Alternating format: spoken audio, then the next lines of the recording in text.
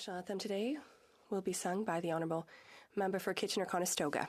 Oh, Canada, our home and native land, true patriot love in all of us command.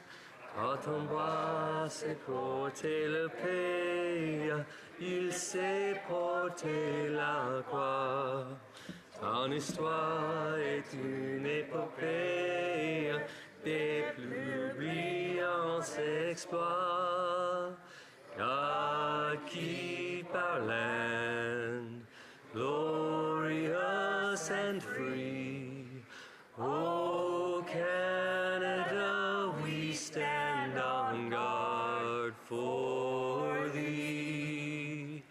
Oh, Canada, we stand on guard for thee. Let the doors be open, que l'on ouvre les portes. Statements by members, déclaration des députés, l'honorable député de Saanich. The Honourable Member for Saanich Islands. It's my extreme honor to take the floor today to pay tribute to someone I knew and loved. But when I start describing his life, I think members will find it extraordinary that such a brave war hero continued to be so busy in his community. Peter Godwin Chance died April 19th at 103 years old. I can't begin to tell you about the exploits as a naval commander in the war, surviving a sinking by German subs, involved in the Dunkirk evacuation, D-Day, and then the Korean War. Over and over again, he served his country and his king with such distinction. But I have to tell my friends in this place that one of the things he said kept him going. He said, when he hit 100, he said, well, longevity is a case of luck and the occasional bout of scotch. But I've also got to say, this was a man who loved life, and he will be missed. The Honourable Member from Markham Unionville. Thank you, Mr. Speaker. May marks Asian Heritage Month, a time to celebrate the contributions of Asian Canadians to our great nation. This year's theme, Preserving the Past, Embracing the Future, Amplifying Asian Canadians' Legacy, highlights the resilience of Asian Canadians over adversity. Canadians of Asian heritage from over 40 countries enrich our society with diverse culture and traditions. These Canadians and their communities have been part of shaping Canada's heritage and identity for centuries. However, the rise in anti-Asian hate crime is alarming and unacceptable. We must unite, condemn racism, and strive for a safer, more inclusive society. Let's stand together, combat systemic racism, and honor the enduring legacy of Asian Canadians. Thank you, Mr. Speaker. The Honourable Member from Elgin, Middlesex, London. Mr. Speaker, when a child becomes sick, the whole family hurts. We know that when families stay together, sick children get stronger. This is where Ronald McDonald House Charities Canada comes in. RMHC operates an essential mission in Canada today as the only national organization enabling access to Canada's pediatric healthcare system. Today is a special day because it is McHappy Day, in which a portion of proceeds from every menu item purchased at McDonald's Canada will directly contribute to supporting RMHC. RMHC houses provide families with accommodation, meals, mental health and wellness programming, peer support, support for siblings, respite, laundry, school, and many other services to take care of the entire family while their child is being treated at a nearby hospital. I have seen the impact of these services where RMHC Southwestern Ontario's house at London Health Services Centre served over 280 communities and over 4,600 families in the past year and allowed families to focus on what matters most, their kids. So today on McHappy Day, support Canadians and support the Ronald McDonald House. Yeah. The Honourable Member from Brampton South. Mr. Speaker, this past weekend I had the pleasure to attending Embrave's second annual Celebrate Gala and the Zonta Club of Brampton Caledon of 50th celebration. Embrave, Agency of End Violence for the past 40 years, has been working hard to radical gender-based violence and provide essential support to survivors of violence. Similarly, for the past 50 years, Zonta Club of Brampton, Caledon has been working hard in the Peel region on gender equality and expanding access to education for women and girls. Mr. Speaker, last week I also met with Shelina Jashani and Sharon from the Safe Center of Peel, a unique center providing support services for Bramptonians to fight gender-based violence, intimate partner violence, and support victims. Mr. Speaker, organizations like these are on the ground doing real work and champion equality and justice. When we empower women today and we create a just, equitable tomorrow and safe place for women, all women. Thank you, Mr. Speaker. L'honorable député, the Honourable South. Mr. Speaker, today is McHappy Day, an annual celebration of giving to support Ronald McDonald House charities. Across Canada, 16 Ronald McDonald houses and 18 Ronald McDonald family rooms give families a place to stay together while their child is being treated at a nearby hospital. I was honoured to announce $9.3 million for the expansion of the Ottawa House, only 167 steps from the Children's Hospital of Eastern Ontario, through our government's Green and Inclusive Community Building program. This funding will more than double the size of the current Ottawa House and help with the future needs of families who have to travel from across Ontario and Nunavut to seek medical care for their children. So today, on McHappy Day, I'm proud to thank McDonald's Restaurants of Canada and Ronald McDonald House Charities for all that they do, Mr. Speaker, to support Canadian families when they absolutely need it the most. Thank you, Mr. Speaker. The Honourable Member for Notre-Dame-de-Grâce, Westmount. Mr. Speaker, I rise today to recognize the work of War Child Canada on its 25th anniversary.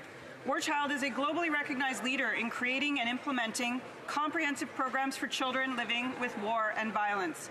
It was founded by Dr. Samantha Nutt in 1999 to address what she saw as significant challenges in the way in which support was being provided to children in areas of conflict. War Child's model of humanitarian action is rooted in collaboration. It is locally driven and locally led. The work to foster the capacity of children, their families, and their communities to develop resilience, self-reliance, and self-determination in overcoming the impacts of violence and displacement. Today, War Child Canada is operational in Afghanistan, Uganda, South Sudan, Sudan, Yemen, and the Democratic Republic of Congo. Please join me in congratulating Dr. Nutt and the War Child Canada team on 25 years of service. Thank you. The Honourable Member from Brandon-Souris. I rise to congratulate Manitoba's very own Jennifer Jones on her legendary curling career. Jennifer was born with a broom in one hand and a rock in the other. Time and time again, she showed us how to win. She saw angles and runbacks that no one else could see, and there was nothing more exciting than watching Jennifer make a miraculous shot to put a double or a triple on the board. A six-time Scotties Tournament of Hearts champion and two-time Women's World Curling champion, Jennifer made Canada proud every time she wore the maple leaf. Her undefeated run in the Sochi Olympics in 2014 to win the gold medal cemented her place as one of the greatest curlers of all time. Jennifer is a tremendous leader and a beacon of inspiration for an entire generation of young women to take up the sport of curling. I would like to wish Jennifer, Brett, Bella, and Skyla all the best for the years to come. Here's to Jennifer, who leaves the curling rink with a rock-solid legacy.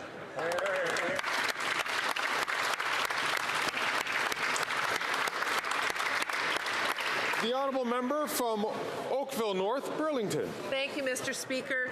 May 5th marked National Awareness Day for Missing and Murdered Indigenous Women and Girls, also known as Red Dress Day. Alarmingly, despite comprising only 4.3% of the population, Indigenous women are 4 times more likely than non-Indigenous women to be the victims of violence, making up 16% of all female homicide victims and 11% of missing women. Since last year, I've been working with my friend, the MP for Winnipeg Centre, to implement a red dress system to rapidly notify the public when an Indigenous woman, girl, or two-spirit person goes missing. I've been honored to take part in the consultations that have been Indigenous-led and informed. I'm also thrilled with the rapid action our government has taken on this, in particular the former and current Minister of Crown and Indigenous Relations, leading to the announcement last week in partnership with the province of Manitoba to implement a regional Red Dress Alert pilot program. Thank you, Mr. Speaker. The honourable member from Milton. Mark DeMontis is one of Canada's leading accessibility strategists. As the Chief Accessibility Officer at the Substance Group, he helps organizations to harness the potential of the 8 million Canadians with disabilities. He has a unique perspective as someone who has experienced life both with and without sight and has over 15 years' experience making brands and organizations more accessible for consumers and workers with disabilities.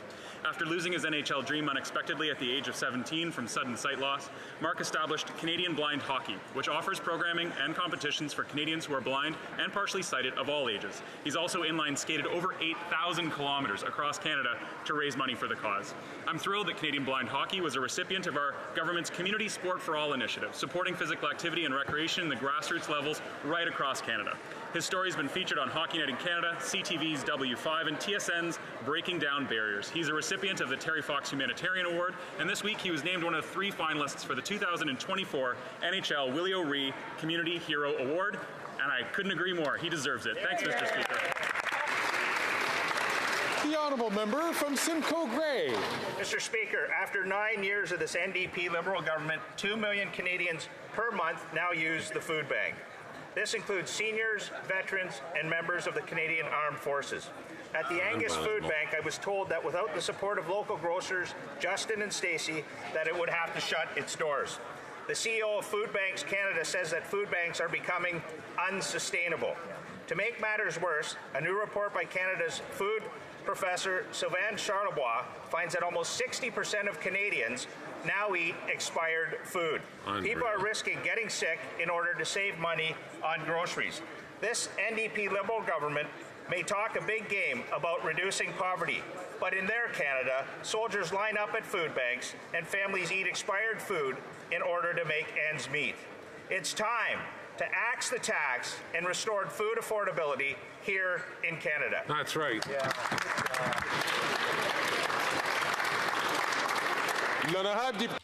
The honourable member for Beauport-Limoilou. Mr. Speaker, once again, I'm going to praise the solidarity and love of the arts and culture of the people of Beauport-Limoilou. Tomorrow, these 2 themes will unite around Jean-François Girard, the man behind Limoilou en vrac and organizer of Limoilou en musique. When it comes to arts and culture, you can be sure that JF is behind the scenes. Tomorrow, the Shaved Head Challenge will be the opening event of Limoilou en musique in solidarity with JF, who has been diagnosed with cancer. Together, we are with you, Jean-François. We all have someone in our lives who has faced or is facing cancer. Jean-François, Dad, my aunts Rosaline, Marie-Lourde, and Nathalie, my uncles Francis and Ghislain, my friends Caroline, Luc, Kirsty, and Patricia, they make up my list. Think of yours. Like Beauport-Limoilou, support research and your local organizations. Jean-François, we are in solidarity with you in chorus and in music. We will win.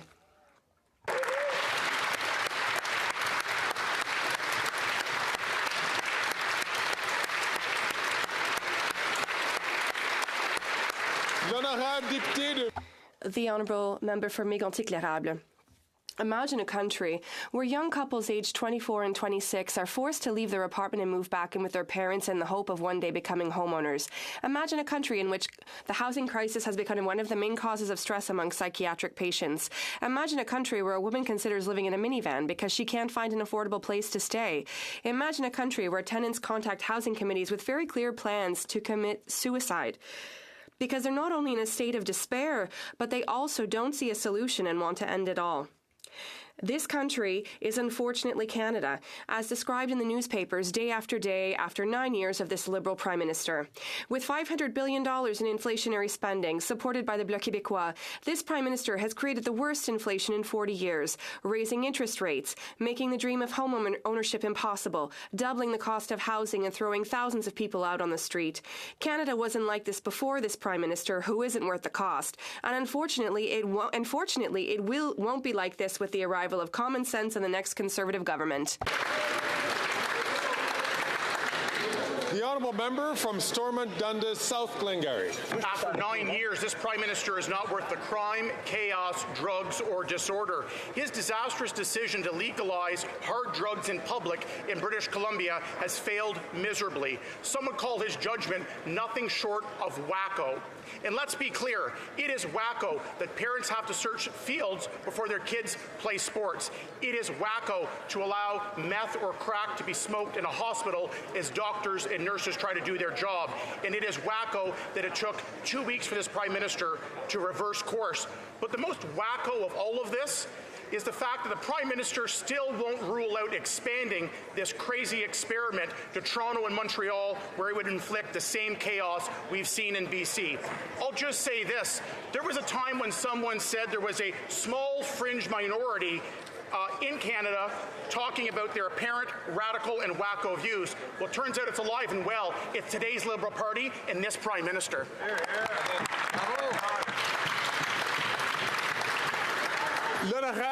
The Honourable Member for Sherbrooke. Thank you, Mr. Speaker. Recently, Sherbrooke writer Mélanie Noël won the Artist of the Year in Estrie Award by the Conseil des Arts et des Lettres du Québec at the Apéro Culture 2023. She received the Judith Jasmin Prize. Her 3 books are touching and delicate and come to life thanks to her writing. And her works are found in 3 albums. Writing for her is a way to carry others away with her stories and her charm. She is a mother and an adventurer, and she draws her inspiration from the small pleasures in life. Melanie will continue to influence and work with a number of individuals. Congratulations for the success that you have found with your writing. The Honourable Member for Day, a day to raise awareness, remember, and honor missing and murdered Indigenous women, girls, and gender-diverse people. It's vital that we hold these people in our hearts and in our minds. But more than that, it's important that we, as legislators, work to implement the calls for justice from the final report of the National Inquiry into Missing and Murdered Indigenous Women and Girls. Le taux d'homicide. The homicide rate for Indigenous women and girls remains 6 times higher than their non-Indigenous counterparts. A year ago, members of this House unanimously backed a motion declaring the deaths and disappearances of Indigenous women and girls a Canada-wide emergency. The recent partnership between the federal government and Manitoba in implementing a Red Dress Alert pilot program to notify the public of missing Indigenous women, girls, Two-Spirit, and gender-diverse people is an important step, but we must and have to do more to end gender-based violence against Indigenous women and girls and gender-diverse individuals. No more stolen sisters, Mr. Speaker.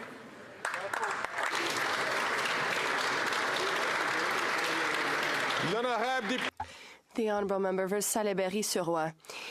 Mr. Speaker, history buffs will remember that on the night of May 7th, 1944, at the height of the Second World War, the frigate HMCS Valleyfield was torpedoed by a German ship, taking the lives of 125 crew members. In a scenario worthy of a blockbuster, the Valleyfield carried a top-secret decoder that allowed the Allies to send each other secure strategic messages. All this history is uncovered, shared, and highlighted by an exceptional man from Salaberry-sur-Roi, Lieutenant Pierre Lefebvre. His passion for naval history led him to erect a monument to the HMCS Valleyfield in 2000, bringing together survivors of the attack for the event. He also founded the Valleyfield Sea Cadet Corps 329. On the eve of his retirement from the armed forces after 46 years of service, I would like to acknowledge Mr. Lefebvre's work and thank him for his involvement in our community. Thank you, Pierre.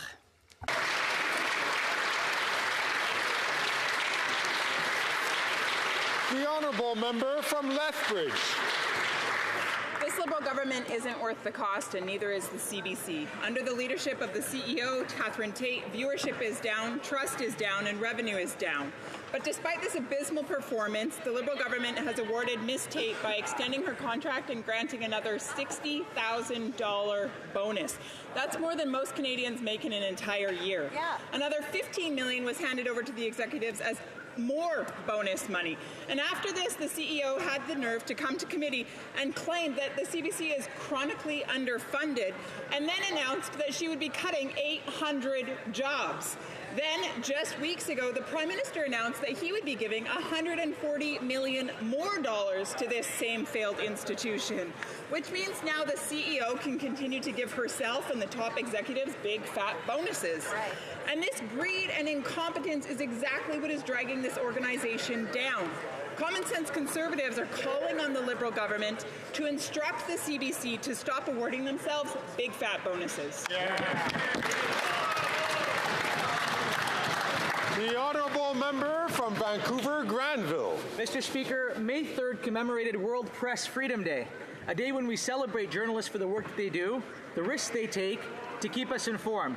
They pay a high price, Mr. Speaker, from attacks by authoritarian regimes to criminal enterprises. Journalists risk life and limb pursuing truth. This year, the price was high. The deadliest year on record, 115 journalists dead in conflict zones, the word press emblazoned on their flak jackets, sharing stories that we need to hear. Hundreds more languishing in jail. While the Leader of the Opposition and others, as we've just heard, boast about putting for sale signs on the CBC, many around the world are putting up gravestones instead. It's a short trip from rhetorical attacks to the press to actual violence.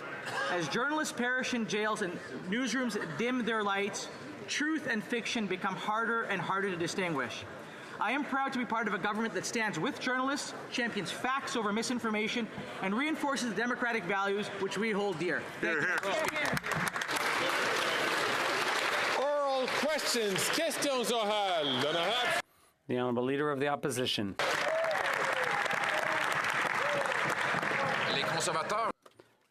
Conservatives have a common sense plan to cut taxes, build housing, fix the budget, and stop crime. And yet, this Prime Minister is not worth the cost. He doubled our national debt, doubled the cost of housing, and tripled it in Montreal, to be frank. The end of the month is approaching, and Quebecers have a lot of anxiety about paying their rent. Will the Prime Minister finally backtrack on his inflationary policies, which might make Quebecers lose their houses and apartments? The Right Honourable Prime Minister. Mr. Speaker, instead of increasing and stoking Canadians' anxiety with misinformation, he should share the real facts. And the fact is that our fiscal position is stronger than other G7 countries. We have the highest credit rating of all countries in the world. We are working responsibly to ensure that the government's assets are used to the benefit of Canadians. We have a comprehensive plan to create housing for all generations. The Honourable Leader of the Opposition. Really? He's accusing me of stoking anxiety among Quebecers. Without me, they never would have noticed that their rent had doubled. If I hadn't mentioned it, does he think Quebecers can't read numbers? He says the economy is not numbers, but rent is certainly numbers. The grocery bill, that's numbers. Will he finally look at the numbers and conclude that he is simply not worth the cost? The Right Honourable Prime Minister. Mr. Speaker, for months and even years, we've been hearing the Conservatives say that Our policy of investing in Canadians is causing the challenges Canadians are dealing with. On the contrary, our fiscal position is the strongest among G7 countries. We are investing and using that strong position precisely to help families that are struggling to get by. We're investing in housing, in healthcare, in dental care, in senior care, in child care. All those investments help Canadians. And the government is at the service of Canadians. The Honourable Leader of the Opposition. Will axe the tax, build the homes, fix the budget, and stop the crime. This Prime Minister is not worth the cost after 9 years. He's doubled the debt, doubled housing costs. He's increased spending by nearly 80%. What did we get for the money? The worst per-person income growth in the entire G7 and the worst mortgage debt of all of those countries. When will he realize that the more he spends, the worse things get? The Right Honourable Prime Minister. Mr. Speaker, the Conservatives have been talking down the economy for a long time now without understanding that Canada has actually the strongest macroeconomic performance in the G7. And our perspective is to put that solid footing of the Government of Canada in service of Canadians by investing in housing, by investing in dental care, by investing in childcare, by investing in the supports that Canadians need in this difficult time. His solution is for governments to invest less in Canadians for ideological reasons, to be there less for people when they need it most. The Honourable Leader of the Opposition. Mr. Speaker, more proof that this Prime Minister is not worth the cost. He tells Canadians they've never had it so good. He doubled the debt, doubled housing costs, forced 2 million people to a food bank. He brags that he spends $87 billion on housing programs, and what did it get us? Got us the worst housing inflation of any country in the G7, the second worst out of nearly 40 OECD countries. Why does he always spend the most to achieve the worst? Right. The Right Honourable Prime Minister. Mr. Speaker, I think Canadians will take no lessons from a former housing minister who was in a government that didn't believe in investing in housing. Obviously, over decades, Mr. Speaker, the federal government had underinvested in housing, and it has led to the challenges we're facing now. That is why we are putting, and have been putting, in service of Canadians since 2017, the solid fiscal position of the federal government to invest in Canadians, to invest in communities, to invest in housing, to help solve this challenge that people are facing around the world that we are solving despite. The Honourable Leader of the Opposition. Mr. Speaker, he's absolutely right that we did not waste the billions of dollars that he's now put into his programs, but here are the results. The average rent for a one-bedroom when I was housing minister was $973, and we built 80,000 apartment units at that low rate when I was minister. Now the cost has more than doubled. Meanwhile, Stats Canada reports that incomes are down $17,000 per family. Why are Canadians making $17,000 less to pay double the price for a home? The Right Honourable Prime Minister. Here's the question Canadians should be asking the Leader of the Opposition. Given that Canada has one of the strongest economic balance sheets in the G7 right now, country for country compared, should we be investing to support Canadians and create housing with that solid balance sheet, or should, as the Conservative Leader is proposing, we cut programs, we reduce investment, and we do less for Canadians? We should be putting the strong fiscal position of this government in service of Canadians. That's what we're doing. That's what he opposes. The Honourable Member for Belleuil-Chambly.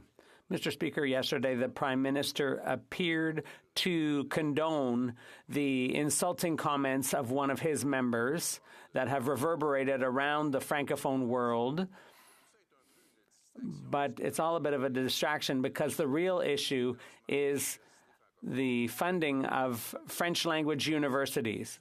So we don't look like barbarians again. Could the Prime Minister call for the resignation of the president of the APF and ask him to apologize to all our partners in the Francophonie, the Right Honourable Prime Minister? I wouldn't like to interfere with the poetic arguments of the leader opposite, but the fact is that it's been known for a long time. It's the word that our member used has been used for a long time. He didn't invent it. Our member didn't invent it. He did apologize and withdraw his remarks. But the fact remains, Mr. Speaker, that we will stand up to protect Francophones all across the country and to defend French in Quebec, but also, and this is something the Bloc would never do and could never do, which is defend French outside Quebec all across the country. Then I have the honourable member for Belleuil-Chambly. Mr. Speaker, there's an expression in Quebec, I can't do anything that he doesn't do himself. So he's doubling down. He's laying it on thicker. He continues to condone comments that make no sense. He's trying to do something. He's trying to joke, but he's not very good at that. Could he simply take responsibility and shut up the clown beside him and call on the president of the APF to step down? The Right Honourable Prime Minister. The Bloc leader's responsibility is simply to pick fights with Ottawa. Our responsibility as a Liberal federal government is to defend official languages all across the country, to defend French in Quebec, but also defend French all across Canada. We will stand up and remain to defend language minorities all across the country. But it shouldn't surprise anyone that the most recent bugbear of the Bloc Québécois is to attack Franco-Ontarians. Everyone knows that they don't like Francophones outside Quebec.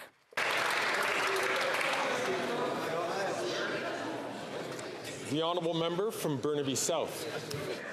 Canadians are struggling to put food on the table, and what are the Liberals doing? Well, they're giving $25 million to Costco and Loblaws. And what are the Conservatives doing? Well, the Conservatives, their leader is too busy whining and dining corporate lobbyists in private dinner clubs. You Democrats have a clear plan. We need to tackle corporate greed. We need to make sure we bring down the prices and stop giving millions of dollars to corporate grocery stores. When will the Liberals, when will the Prime Minister stop giving big grocery a free ride? The Right Honourable Prime Minister. Mr. Speaker, not only are we continuing to move forward on our grocery code of conduct, but we're working on our project to make food more affordable through competition reforms. And now we're creating a national school food program, which is expected to provide meals for more than 400,000 kids a year and save the average family with 2 children as much as $800 per year on grocery costs. We're also ensuring the wealthiest pay their fair share. And indeed, Mr. Speaker, there are measures in the House right now that will crack down on predatory pricing, and the NDP has the opportunity to support us as it goes through this House. The honourable member for Burnaby South. Have the courage to take on corporate greed, which is driving up the cost of food, but we do. As people struggle to fill their fridges, the Prime Minister is giving $25 million to Loblaws and Costco when they're making record profits. What's it going to take for this Prime Minister to understand these big grocery chains are raking in billions? They really don't need the handouts. The Right Honourable Prime Minister. Mr. Speaker, not only are we continuing with the code of conduct for grocery stores, we're also making reforms to competition that should help bring prices down. We also are launching a national food school program that should help 400,000 school kids every year and allow families to save up to $800 per child. There are measures in our fall economic statement before the House now which should do away with abusive pricing, and the NDP can help us get those measures passed. Opposition. Mr. Speaker, the NDP leader was just asking about why the Prime Minister gave tens of millions of dollars in corporate handouts to powerful grocery chains. So the answer, of course, is that he voted to let the Prime Minister do that. Not a single penny of that money could have gone without the vote of the NDP coalition partner. But we learned something else, that this might have been due to the influence of the NDP leader's spokesman and brother, whose company is a lobbyist for Metro. Would the Prime Minister support an investigation into whether or not the NDP leader's spokesman and brother has been unduly influencing the leader of the NDP? The Right Honourable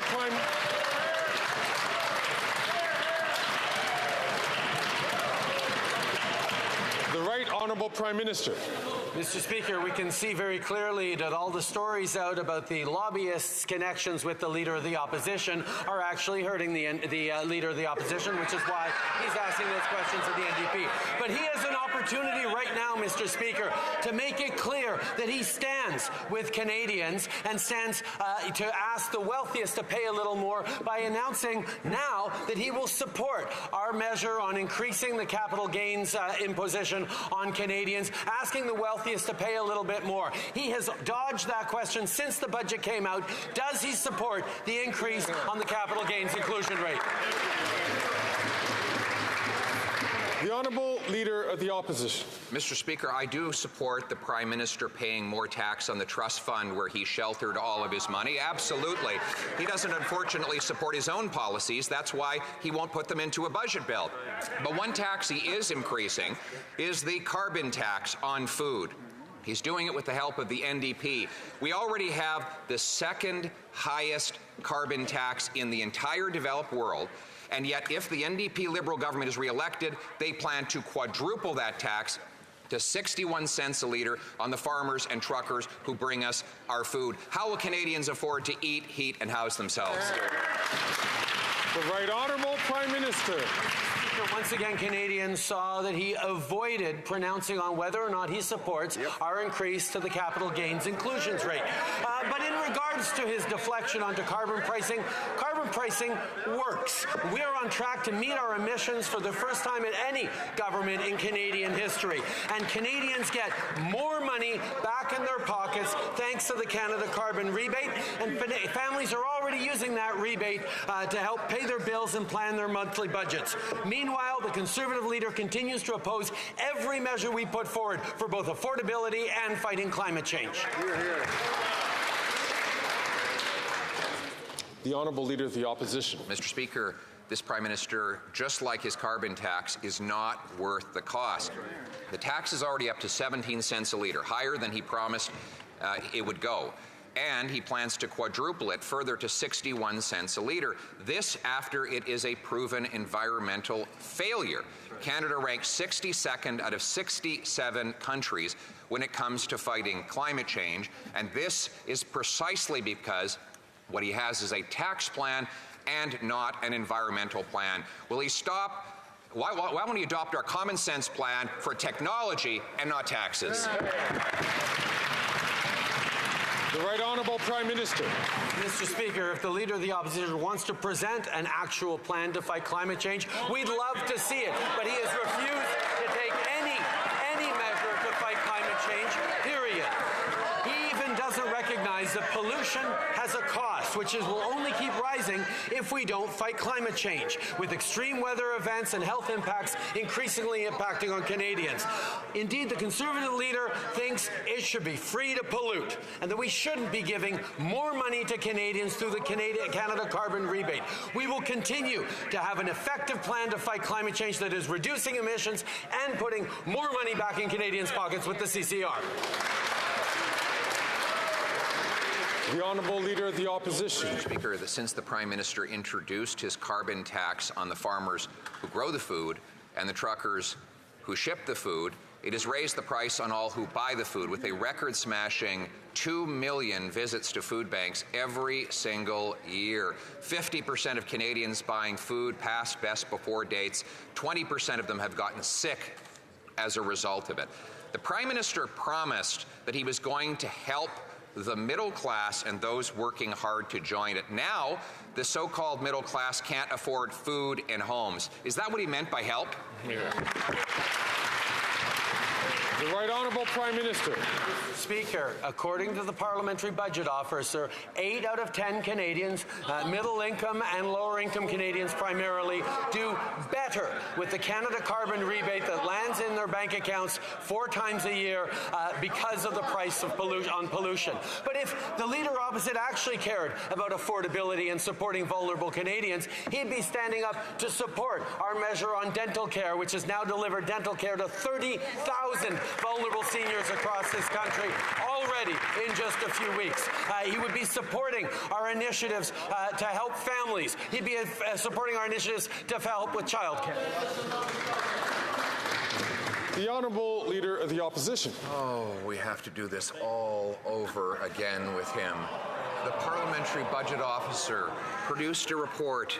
I'm going to read the title so that he can Google it right now, Mr. Speaker. It is called The Parliamentary Budget Officer's Report on the Distribution of Costs and Benefits under the Carbon Pricing Program. He can look at page 3, where every single province that has the tax sees middle-class Canadians and 60% of families paying more in tax than they get back in benefits. Why won't he get to know the facts and axe the tax?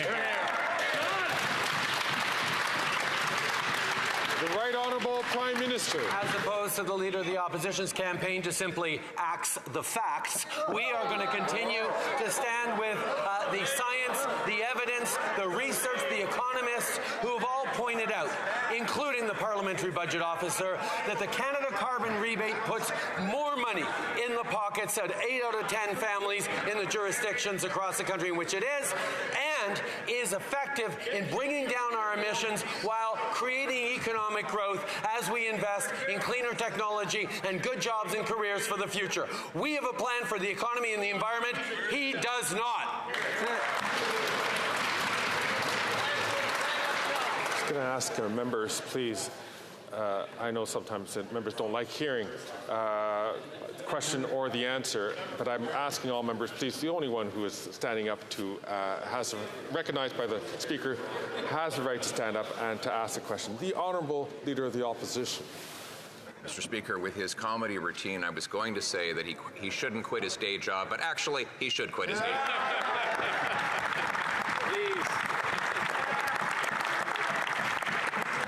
But he shouldn't go into number crunching, whatever his next job is, because he doesn't believe the economy is about numbers. And I don't blame him, because if I had his economic record, I wouldn't want to talk about numbers either. But it might help him to go to the library and quietly study just a little bit. Will he commit to reading page 3 of the Parliamentary Budget Officer's report, which demonstrates Canadians pay more than they get back in the tax? The Right Honourable Prime Minister. Mr. Speaker, the Parliamentary Budget Officer and far many more experts and economists have clearly demonstrated that the money that returns to Canadians through the Canada Carbon Rebate 4 times a year is greater than 8 out of 10 Canadians pay every year with the price on pollution. Those are the simple facts, Mr. Speaker. We will continue to invest in Canadians. We will continue to support with affordability. We will continue to put the best balance sheet in the G7 in the service of Canadians through investments and support, unlike the cuts he's proposing. Hear, hear. The Honourable Member for Belleuil-Chambly. Mr. Speaker, researchers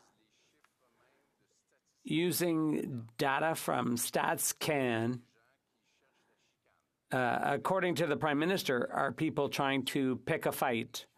But people who insult Quebec and cause the entire Francophonie to ask questions, is he not picking a fight himself and just defending his little buddy?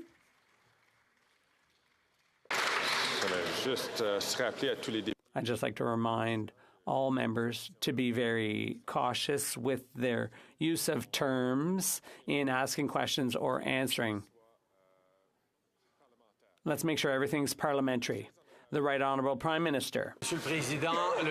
Mr. Speaker, the member apologized and withdrew his use of the term cabron.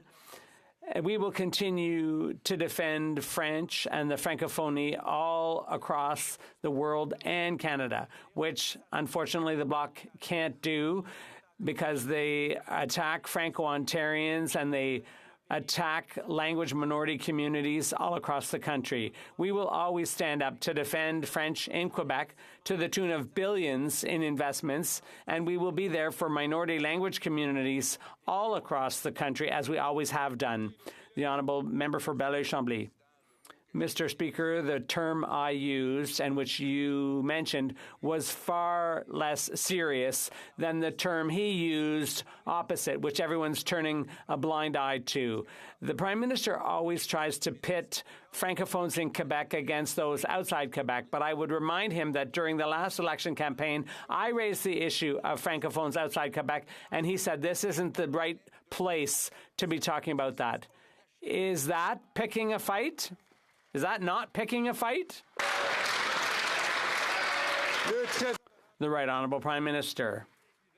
Mr. Speaker, I would be delighted to be able to work with the members of the Bloc in defending French language communities all across Canada. But as you know, French may be doing better.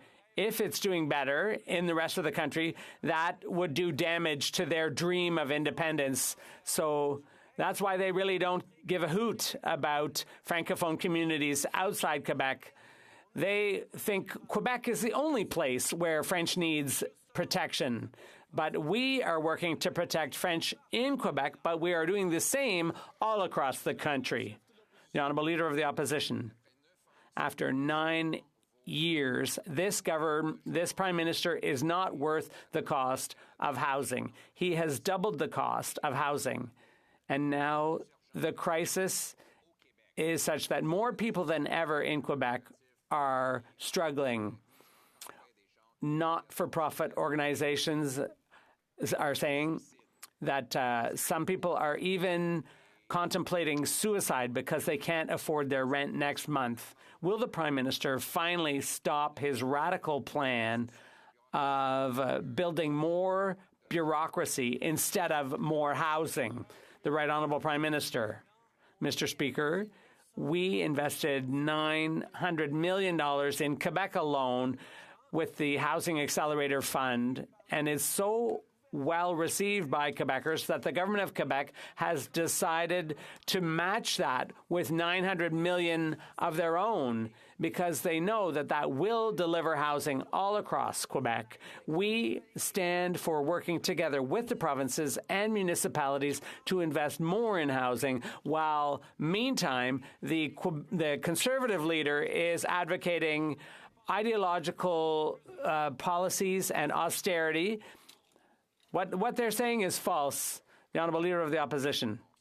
And now he's spending more for fewer houses. It's true that he's spending hundreds of millions, billions, tens of billions. Every year it's a new number, more money for this program or that program. But people don't live by those numbers.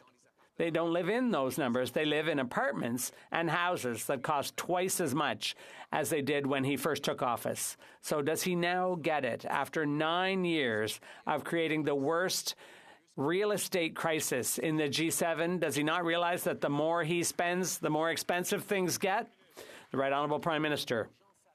Mr. Speaker, people know full well that our investments in housing take years for the effects to be felt.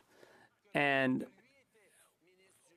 while he was housing minister under the previous government, they spent virtually nothing on housing for 10 years. They made no investments in housing. And now we're supposed to be surprised that in 2015, 2016, 2017, we started to see a housing crisis. It's because they underinvested for too long in housing. We are there to invest in communities and help Canadians out. The Honourable Leader of the Opposition. Mr. Speaker, I celebrated the fact, not admitted the fact, I celebrated the fact that our programs were much less costly and accomplished much more. The average rent was $973 a month, and now it's almost $2,000 a month. It used to take 38% on average for monthly bills, and now it's up to almost 64% of a person's income goes to paying the bills. Will he not admit that it's not just because the programs are expensive doesn't mean they're good, the Honourable Prime Minister? Well, we can see the fundamental choice Canadians will face in the next election. Should the government use Canada's strong fiscal position, the strongest among our allies, should that be put to the service of Canadians to invest in our communities and in housing, or should we cut programs, cut back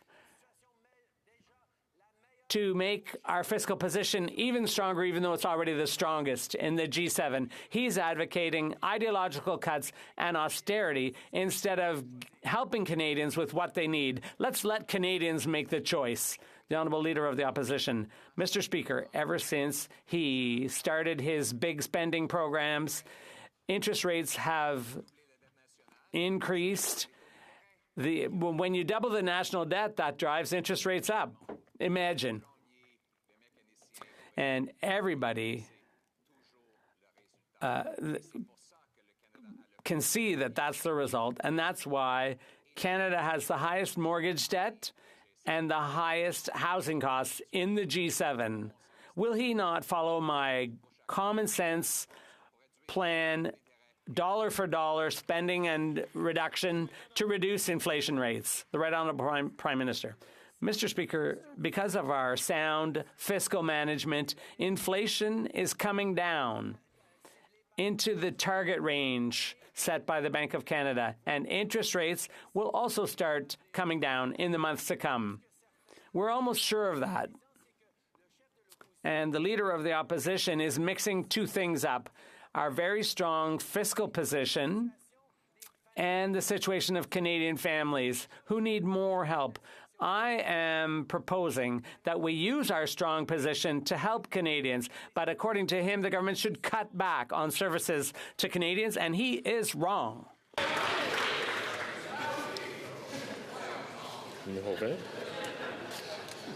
L'honorable chef de l'opposition. Oh, excusez-moi. Yeah, one more. Sorry. You'll forgive me. You'll forgive me. Sometimes the Speaker listens very carefully to the debate and loses his place because he's listening to the substantive arguments which are being put forward by both sides. The Honourable member from Nunavut. Last month, the United Nations Special Rapporteur visited Canada. He confirmed what Indigenous peoples already know, that the right to clean drinking water is not being upheld. The Prime Minister has millions for the Northwest Company, Loblaws, and Costco, but asked Indigenous people to wait for clean drinking water.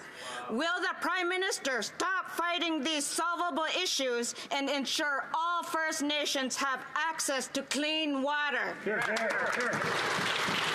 The Right Honourable Prime Minister. Yes, Mr. Speaker, we will continue to end boil water advisories across this country. When we took office in 2015, there were 109 long-term boil water advisories. We have now lifted about 135, 140, perhaps even a few more, Mr. Speaker. We're going to continue to lift long-term boil water advisories in ways that are building infrastructure, supporting communities, and solving this generations-long problem. We are here to continue to work with Indigenous communities on solving these problems in true partnership in building for that long-term future every Canadian and Indigenous people deserve. The Honourable Member from Nanaimo Ladysmith. Mr. Speaker, as the cost of living continues to soar, more people in Nanaimo Ladysmith are barely scraping by. Rent is up, groceries are up, and the number of households living below the poverty line continues to rise. But instead of helping those who need it, the Liberals are handing out $60 billion to the ultra-wealthy. And the Conservatives, well, they will always choose the side of lobbyists and rich CEOs. When will the Prime Minister stop propping up rich CEOs at the expense of those in Nanaimo Ladysmith and across Canada?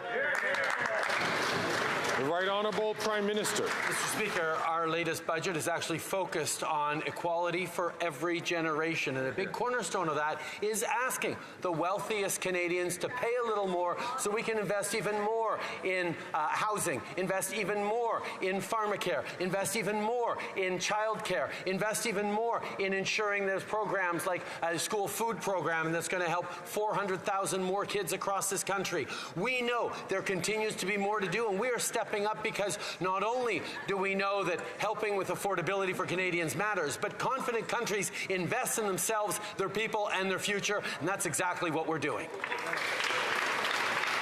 The honourable member from Kitchener South Hespeler.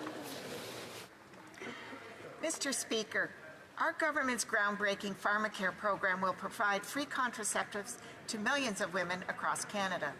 While access to free contraceptives is fundamental for every woman to plan for their future on their time, the Conservative leader has chosen to deny women this basic freedom. Can the Prime Minister tell this House why a pharmacare program that guarantees free contraceptives is so important? The Right Honourable Prime Minister. Mr. Speaker, I thank the member for Kitchener South Hespeler for her question. The Conservative leader opposes pharmacare and our plan to provide free contraceptions on prescription to Canadians, and we all know why. That leader and his caucus's ideological objection to reproductive freedoms is putting all Canadians at risk. Yesterday, the member for Peace River Westlock sponsored an anti-choice petition, and the member for Yorkton Melville has introduced several private members' bills that would serve as a sneaky backdoor to limit women's bodily autonomy. One would think that someone who claims to stand for freedom would be there for women as well, but he's not. The Honourable Leader of the Opposition. After 9 years, this Prime Minister is not worth the cost.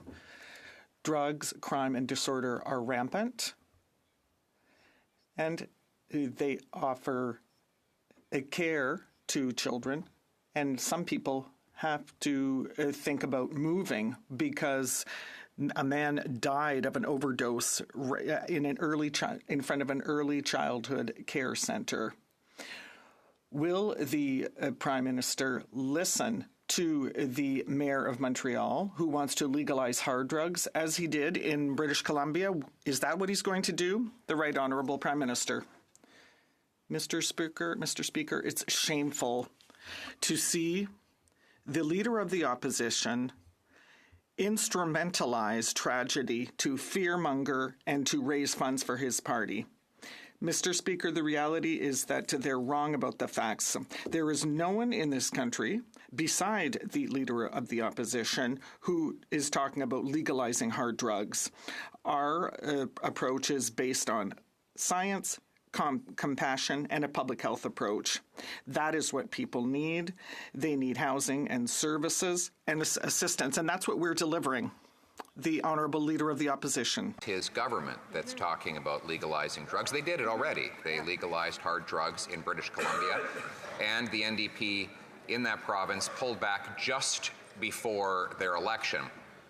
Now, the Prime Minister has in his possession an application from the City of Toronto to repeat the same nightmare in that city.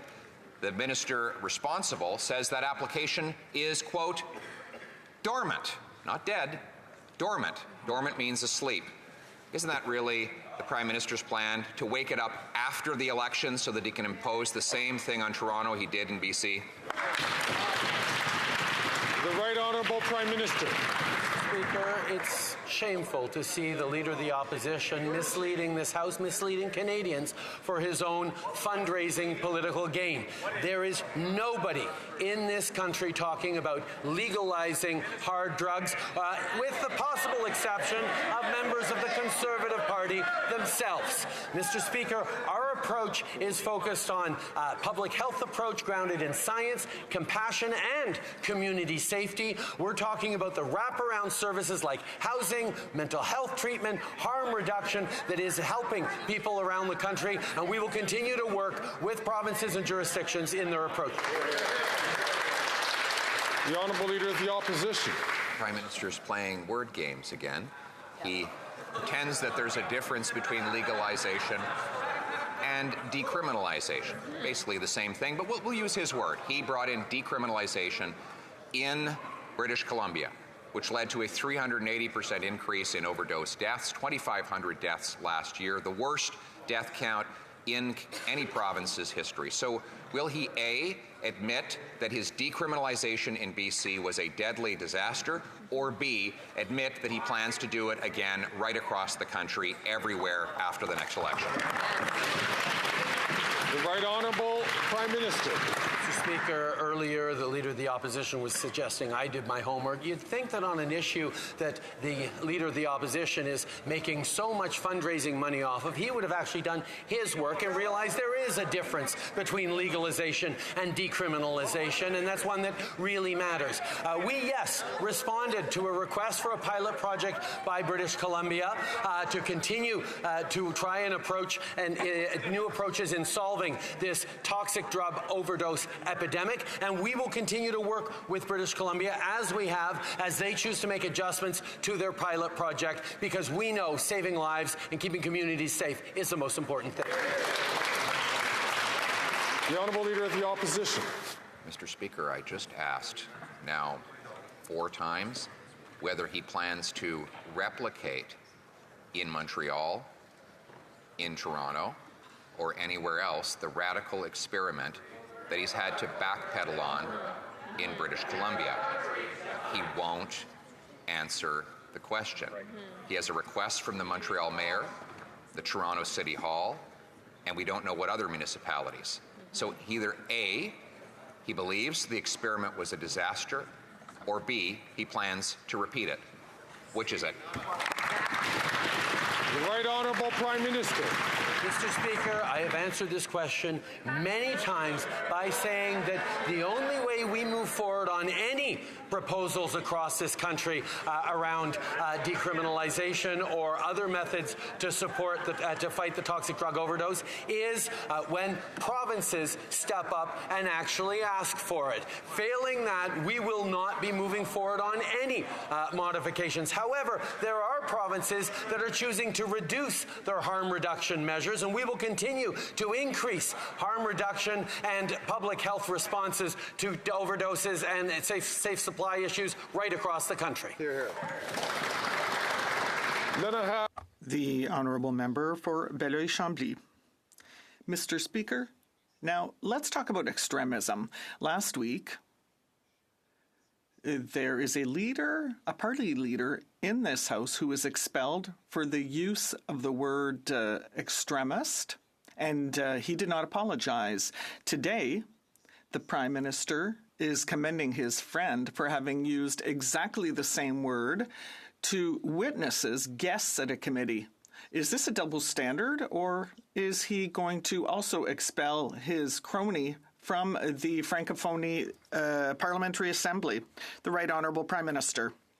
Mr. Speaker, as I said earlier, I expected the member to apologize and withdraw his remarks, and that's exactly what he did. At the same time, Mr. Speaker, we're going to continue to defend the French fact across Canada and in the world with our participation in the Francophonie, with our conviction that not only do we have to protect both our official languages across the country, but we also need to be there to invest in and protect French in Quebec.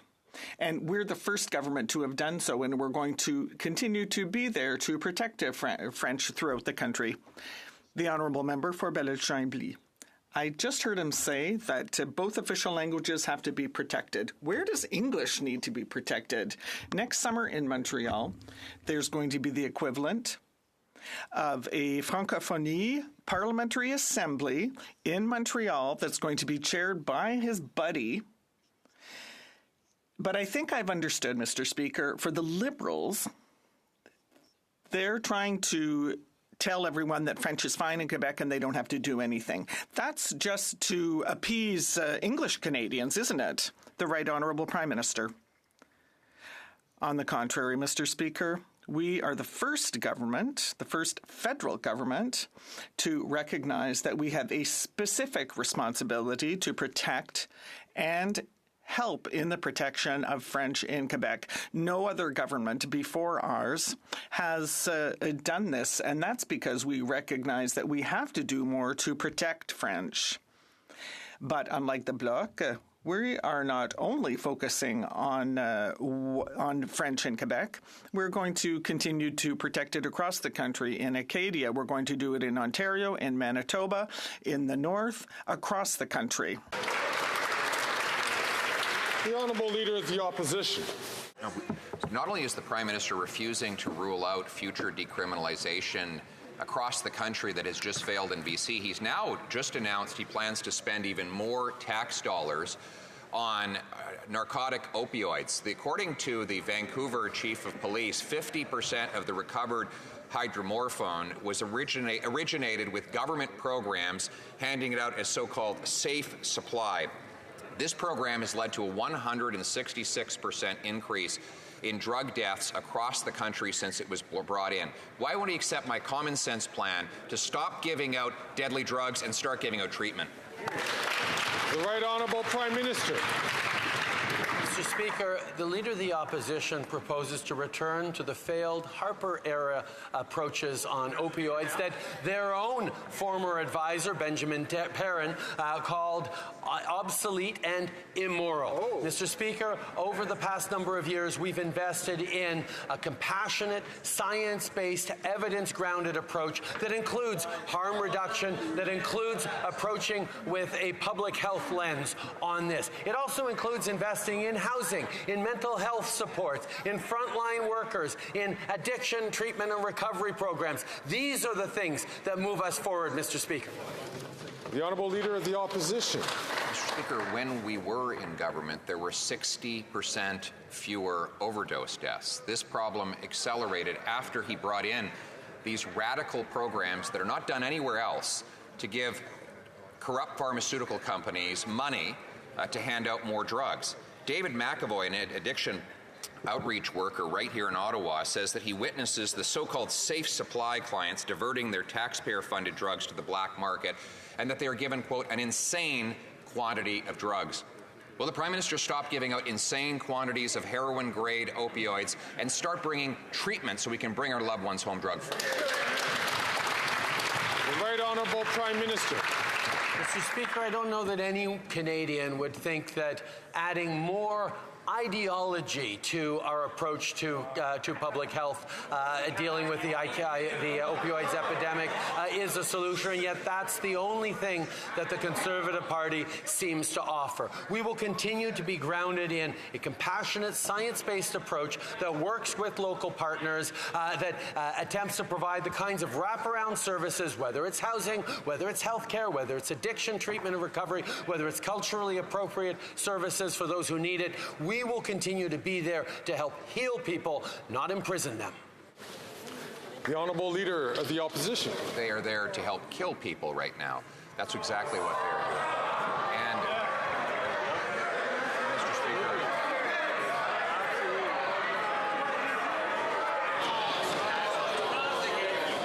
I'm going to... Colleagues, I'll be coming... Colleagues...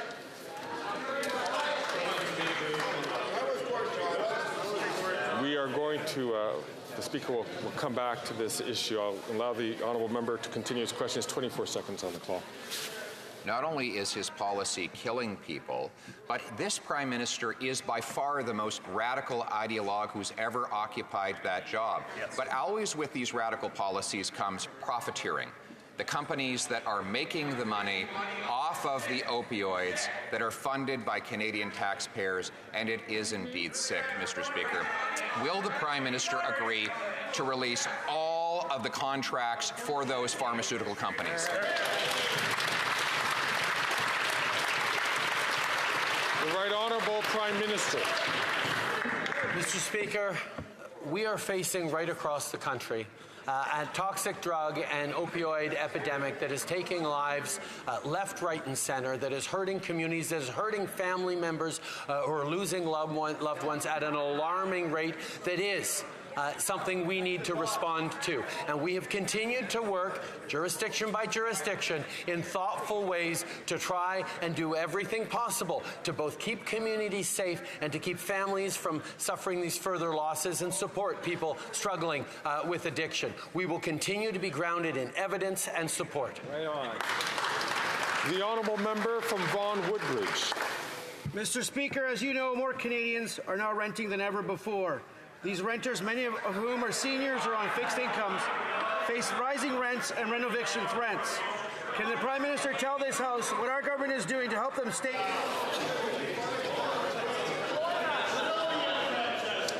Colleagues, I know it is Wednesday. I know that members have come out of caucuses and they're ready to go, but it's really important that we take the opportunity to listen to the questions. Be from the top because the Speaker can't help it. So.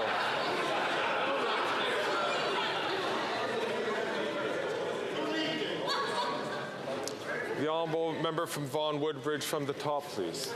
Mr. Speaker, if I can make a point of order. No, the Honourable Member is an experienced member. He knows that there are no points of order during question period. The Honourable Member can raise a point of order after question period. The Honourable Member from Vaughan Woodbridge from the top, please. Mr. Speaker, as you know, more Canadians are now renting than ever before. These renters, many of whom are seniors or on fixed incomes, face rising rents and rent eviction threats. Can the Prime Minister tell this House what our government is doing to help them stay in their homes and enjoy affordable and stable accommodation?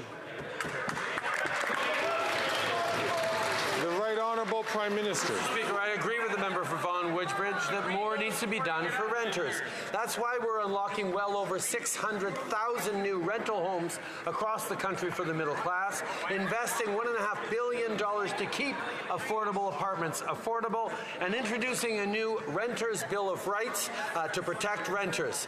The Leader of the Opposition doesn't seem to worry about renters. He was housing minister in a government that pulled out of housing, and now he wants to raise the taxes on apartment construction and continues to delay debate on his own housing proposal because he knows it doesn't measure up. We will not rest until we level the playing field for renters. The Honourable Leader of the Opposition. After 9 years, this Prime Minister is not worth the corporate crime and corruption. According to the Criminal Intelligence Service, there is $113 billion a year of money laundering. That's the equivalent of twice the entire GDP of Nova Scotia. And that money laundering, all of it here in Canada, drives up housing costs, it pays for drugs and stolen cars. Why is it that the Americans had to be the ones to catch TD and charge them with money laundering linked to fentanyl? Why didn't our federal government crack down on that? The Right Honourable Prime Minister. Mr. Speaker, this is obviously a very concerning situation. We're making sure that all the appropriate authorities are properly engaged. We know that we need to continue to invest in our national policing. We need to continue to invest in our intelligence services, and that's exactly what this government has been doing and will continue to do. Unlike the previous Conservative government that cut policing, that cut intelligence services, we will continue to be investing in keeping Canadians safe, in countering the rise of organized crime, and in making sure that people are confident about the future we're growing into. The Honourable Leader of the Opposition. Monsieur le Président. Mr. Speaker, the Liberal member for Glengarry Prescott Russell used crass language to Quebec witnesses who had come to defend the French language. This is not just a Liberal member. He is also the chair of the Parliamentary Association of the Francophonie, in fact, a diplomat representing Canada. He has only one single choice, and that is to resign. Will the Prime Minister call for the resignation of this member to show respect for la Francophonie?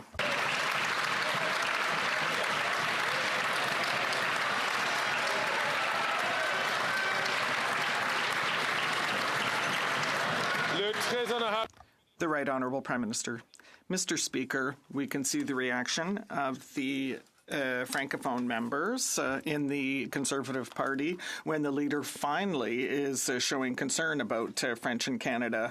We are here to defend la Francophonie. We are here to defend the French fact across Canada.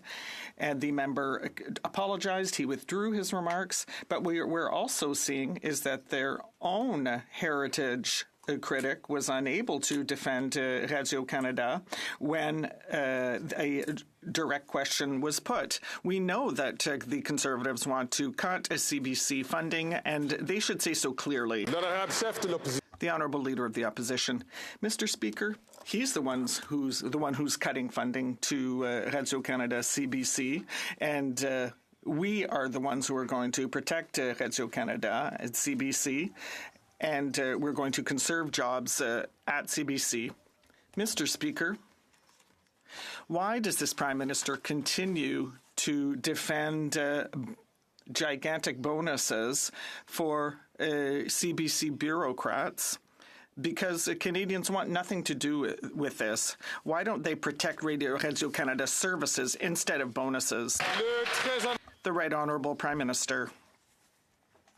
Mr. Speaker, there is no one who speaks French in this country who thinks that the Conservatives are going to defend Radio-Canada. That's a joke. They know full well that the ideological opposition of the Conservative Party to public broadcasters is deeply rooted, and they know full well that the cuts to CBC Radio-Canada are going to come if a Conservative government is elected. And that's why they know that they have to fight the Conservative ideology. But I urge the Conservative leader to say in English what he has just said in French.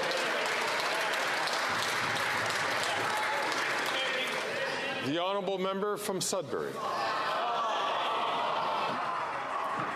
Monsieur le Président. Mr. Speaker, the right to women to decide on their own bodies is a fundamental right. Our government has always defended this right, but the Conservative Party can't say the same. Can the Prime Minister explain to this House why women, and only women, should decide on what happens with their body and on their futures? The Right Honourable Prime Minister. Mr. Speaker, I'd like to thank the member for Sudbury for her question. The leader of the opposition is playing political games with the Canadians' rights and freedoms, and it is clear that he's not going to protect women's rights to abortion. He boasted about using the notwithstanding clause to trample on the rights of Canadians, and women's right to choose should not be debated in this House in 2024, but because of him, it has come up. I hope that tomorrow all of the Conservative caucus will be here in the House for Canadians instead of going out to oppose abortion. Canadian women deserve better. Honourable Member from Edmonton-Griesbach. Our public servants give their very best to serve our country and Canadians every day. But time and time again, the Liberals show them disrespect.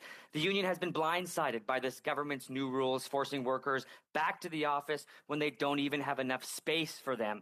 For a government that claims to care about workers, they give zero regard for their well-being. Can this government tell us if they've consulted with the union on these changes, or did they act unilaterally without any respect for workers? The Right Honourable Prime Minister.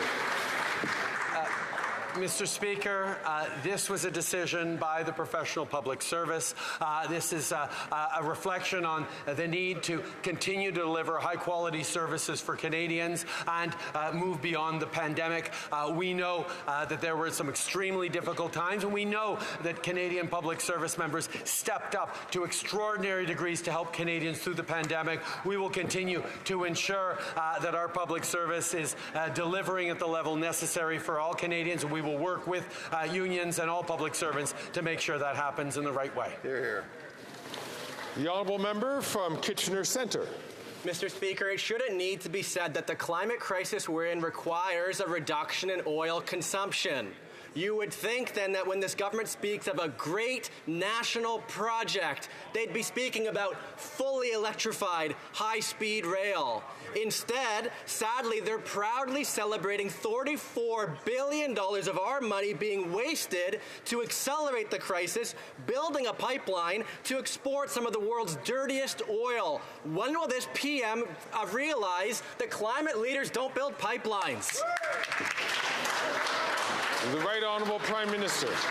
Speaker, this project was in the national interest. It would mean more jobs, more GDP, more capacity to pay for the transformation of our economy to be lower emission, and it is fully factored into Canada's climate plan. With the project now completed, the federal government got the job done, but I'll be honest, it's not in the federal government's intention to continue to operate a pipeline. We look forward to divesting it to partners. Here, here. Well done. And as the end of question period comes, I wish to draw the attention. I wish to draw the attention of members to the presence in the gallery of the Honourable Enrique Manalo, the Secretary of Foreign Affairs of the Republic of the Philippines.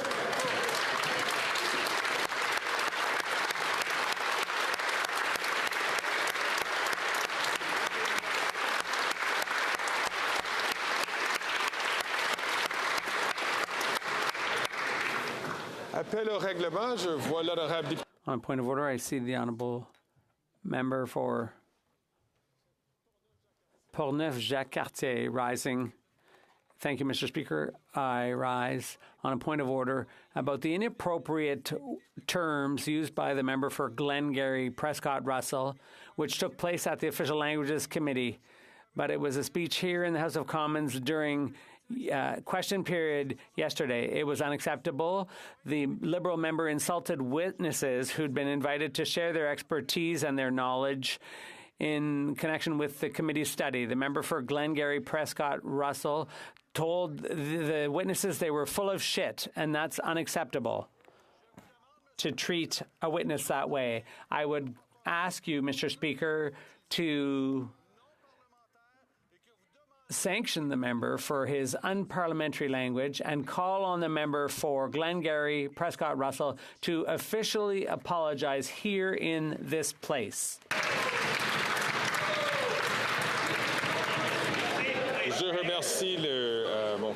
I'd like to thank my colleague for Portneuf-Jacques-Cartier for raising that point, but as he knows full well, the chair can only intervene when members use unparliamentary language here in the House of Commons. We'll have to await the committee's report. It's up to them to submit their report. It being 3:25, the House will now proceed to the taking of the deferred recorded division on the motion to concur in the 8th report of the Standing Committee on National Defence. Call in the members.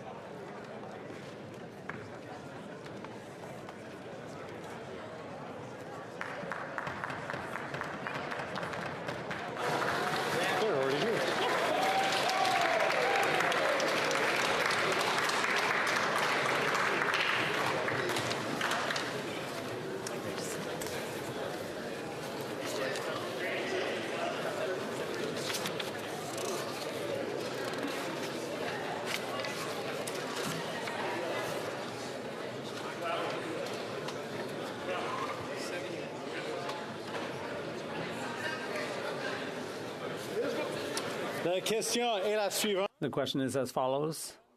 By Ms. Ferrari, moves that the 8th report of the Standing Committee on National Defense, presented on Monday, February 26, 2024, be concurred in. La période de 10 minutes. The 10-minute period for members voting electronically has started, and the House will now proceed to the vote for members participating in person. All those in favor of the motion will please rise. Mr. Schmale. Mr. Schmale. Mr. Bazan. Mr. Bazan. Mr. Kimmich. Mr. Kimmich. Mr. Perkins. Mr. Perkins. Monsieur Deltel. Monsieur Deltel. Mrs. Stubbs. Mrs. Stubbs. Monsieur Paulus. Monsieur Paulus. Miss Lewis, Haldeman Norfolk. Miss Lewis, Haldeman Norfolk. Mr. Barlow. Mr. Barlow. Mr. Moore. Mr. Moore. Mr. Ellis. Mr. Ellis. Mr. Kelly. Mr. Kelly. Mr. Baldinelli. Mr. Baldinelli. Mr. Cooper. Mr. Cooper. Mr. Jennis. Mr. Jennis. Monsieur Berthold. Monsieur Berthold. Mr. Workington. Mr. Workington. Mr. Abultaif. Mr. Abultaif. Mrs. Kuzi. Mrs. Kuzi. Mr. Seaback. Mr. Seaback. Miss Ferrari. Miss Ferrari. Mrs. Block. Mrs. Block. Mr. Viss. Mr. Viss. Mr. Macaulay, Edmonton West. Mr. Macaulay, Edmonton West. Mr. Brassard. Mr. Brassard. Mrs. Goodridge. Mrs. Goodridge. Madame Vien. Madame Vien. Mrs. Roberts. Mrs. Roberts. Mr. Patzer. Mr. Patzer. Mrs. Gallant. Mrs. Gallant. Mr. Shipley. Mr. Shipley. Mr. Muse. Mr. Muse. Mr. Redekop. Mr. Redekop. Mr. Van Patta. Mr. Van Patta. Mr. Waugh. Mr. Waugh. Mr. Steinley. Mr. Steinley. Mr. Calkins. Mr. Calkins. Monsieur Lehoux. Monsieur Lehoux. Monsieur Généreux. Monsieur Généreux. Mr. Genereux. Mr. Genereux. Mr. Mazer. Mr. Mazer. Mr. Gould. Monsieur Gould. Mr. Currick. Mr. Kirk. Mr. Epp. Mr. Epp. Miss Rempel Garner. Ms. Rempel Garner. Mr. Zimmer. Mr. Zimmer. Mr. Kitchen. Mr. Kitchen. Mr. Cram. Mr. Cram. Mr. Tolmie. Mr. Tolmie. Mrs. Wagenthal. Mrs. Wagenthal. Mrs. Falk, Battlefords Lloydminster. Mrs. Falk, Battlefords Lloydminster. Mr. Bragdon. Mr. Bragdon. Mr. Allison. Mr. Allison. Mr. Dalton. Mr. Dalton. Mr. Soroka. Mr. Soroka. Mr. McLean. Mr. McLean. Mr. Weber. Mr. Weber. Mr. McGuire. Mr. McGuire. Mr. Shields. Mr. Shields. Mr. Dowdle. Mr. Dowdle. Mrs. Vecchio. Mrs. Vecchio. Mr. Carey. Mr. Carey. Mr. Vierson. Mr. Vierson. Mr. Ruff. Mr. Ruff. Mr. Fast. Mr. Fast. Mr. Leipert. Mr. Leipert. Mr. Leslie. Mr. Leslie. Mr. Majumdar. Mr. Majumdar. Monsieur Garon. Monsieur Garon. Madame Gill. Madame Gill. Madame de Bellefeuille. Madame de Bellefeuille. Madame Michaud. Madame Michaud. Madame Larouche. Madame Larouche. Madame Posé. Madame Posé. Monsieur Desilets. Monsieur Desilets. Mr. Julian. Mr. Julian. Miss Matheson. Miss Matheson. Miss Idlout. Miss Idlout. Miss Gazan. Miss Gazan. Mr. Green. Mr. Green. Mr. McGregor. Mr. McGregor. Miss Barron. Miss Barron. Mr. Baccarat. Mr. Baccarat. Miss Blaney. Miss Blaney. Mr. Garrison. Mr. Garrison. Madame Hughes. Madame Hughes. Miss Zarillo. Miss Zarillo. Miss May, Saanich Gulf Islands. Miss May, Saanich Gulf Islands. Mr. Morris. Mr. Morris. All those opposed to the motion will please rise. McKinnon Gatineau. Monsieur McKinnon Gatineau. Mr. Blair. Mr. Blair. Mr. Champagne. Monsieur Champagne. Miss Chagger. Miss Chagger. Miss Murray. Miss Murray. Mr. McKay. Mr. McKay. Miss Grove. Miss Grove. Mr. McGinty. Mr. McGinty. Mr. Scarpalagia. Mr. Scarpalagia. Mr. Casey. Mr. Casey. Miss Cara. Miss Cara. Miss Sahota. Miss Sahota. Madame Bibot. Madame Bibot. Miss Jazek. Miss Jazek. Mr. Dollywall. Mr. Dollywall. Mr. Oliphant. Mr. Oliphant. Madame Fortier. Madame Fortier. Mr. Biddle. Mr. Biddle. Mr. Baptiste. Mr. Baptiste. Mr. May Cambridge. Mr. May Cambridge. Miss Dillon. Miss Dillon. Mr. Assassi. Mr. Assassi. Monsieur El Khoury. Monsieur El Khoury. Mr. Hardy. Mr. Hardy. Mr. Johari. Mr. Johari. Mr. Badaway. Mr. Badaway. Mr. Dogood. Mr. Dogood. Mr. Maloney. Mr. Maloney. Mr. Sarai. Mr. Sarai. Mr. Kellaway. Mr. Kellaway. Miss Vandenbeld. Miss Vandenbeld. Monsieur Sanson. Monsieur Sanson. Madame Koutrakis. Madame Koutrakis. Mr. McDonald Avalon. Mr. McDonald Avalon. Mr. McLeod. Mr. McLeod. Monsieur Robillard. Monsieur Robillard. Madame Shanahan. Madame Shanahan. Miss Sidhu Brampton South. Miss Sidhu Brampton South. Miss Hefner. Miss Hefner. Mr. Turnbull. Mr. Turnbull. Mr. Chang. Mr. Chang. Mr. Sarbera. Mr. Sarbera. Mrs. Zaid. Mrs. Zaid. Mr. Rogers. Mr. Rogers. Miss Yip. Miss Yip. Mr. Alday. Mr. Alday. Mr. Louis Kitchener Conestoga. Mr. Louis Kitchener Conestoga. Madame Mendez. Madame Mendez. Madame Lapointe. Madame Lapointe. De retour à Madame Diab. Madame Diab. Mr. McDonald Malpec. Mr. McDonald Malpec. Miss Taylor Roy. Miss Taylor Roy. The House will now wait for the electronic voting period to end before resuming its proceedings.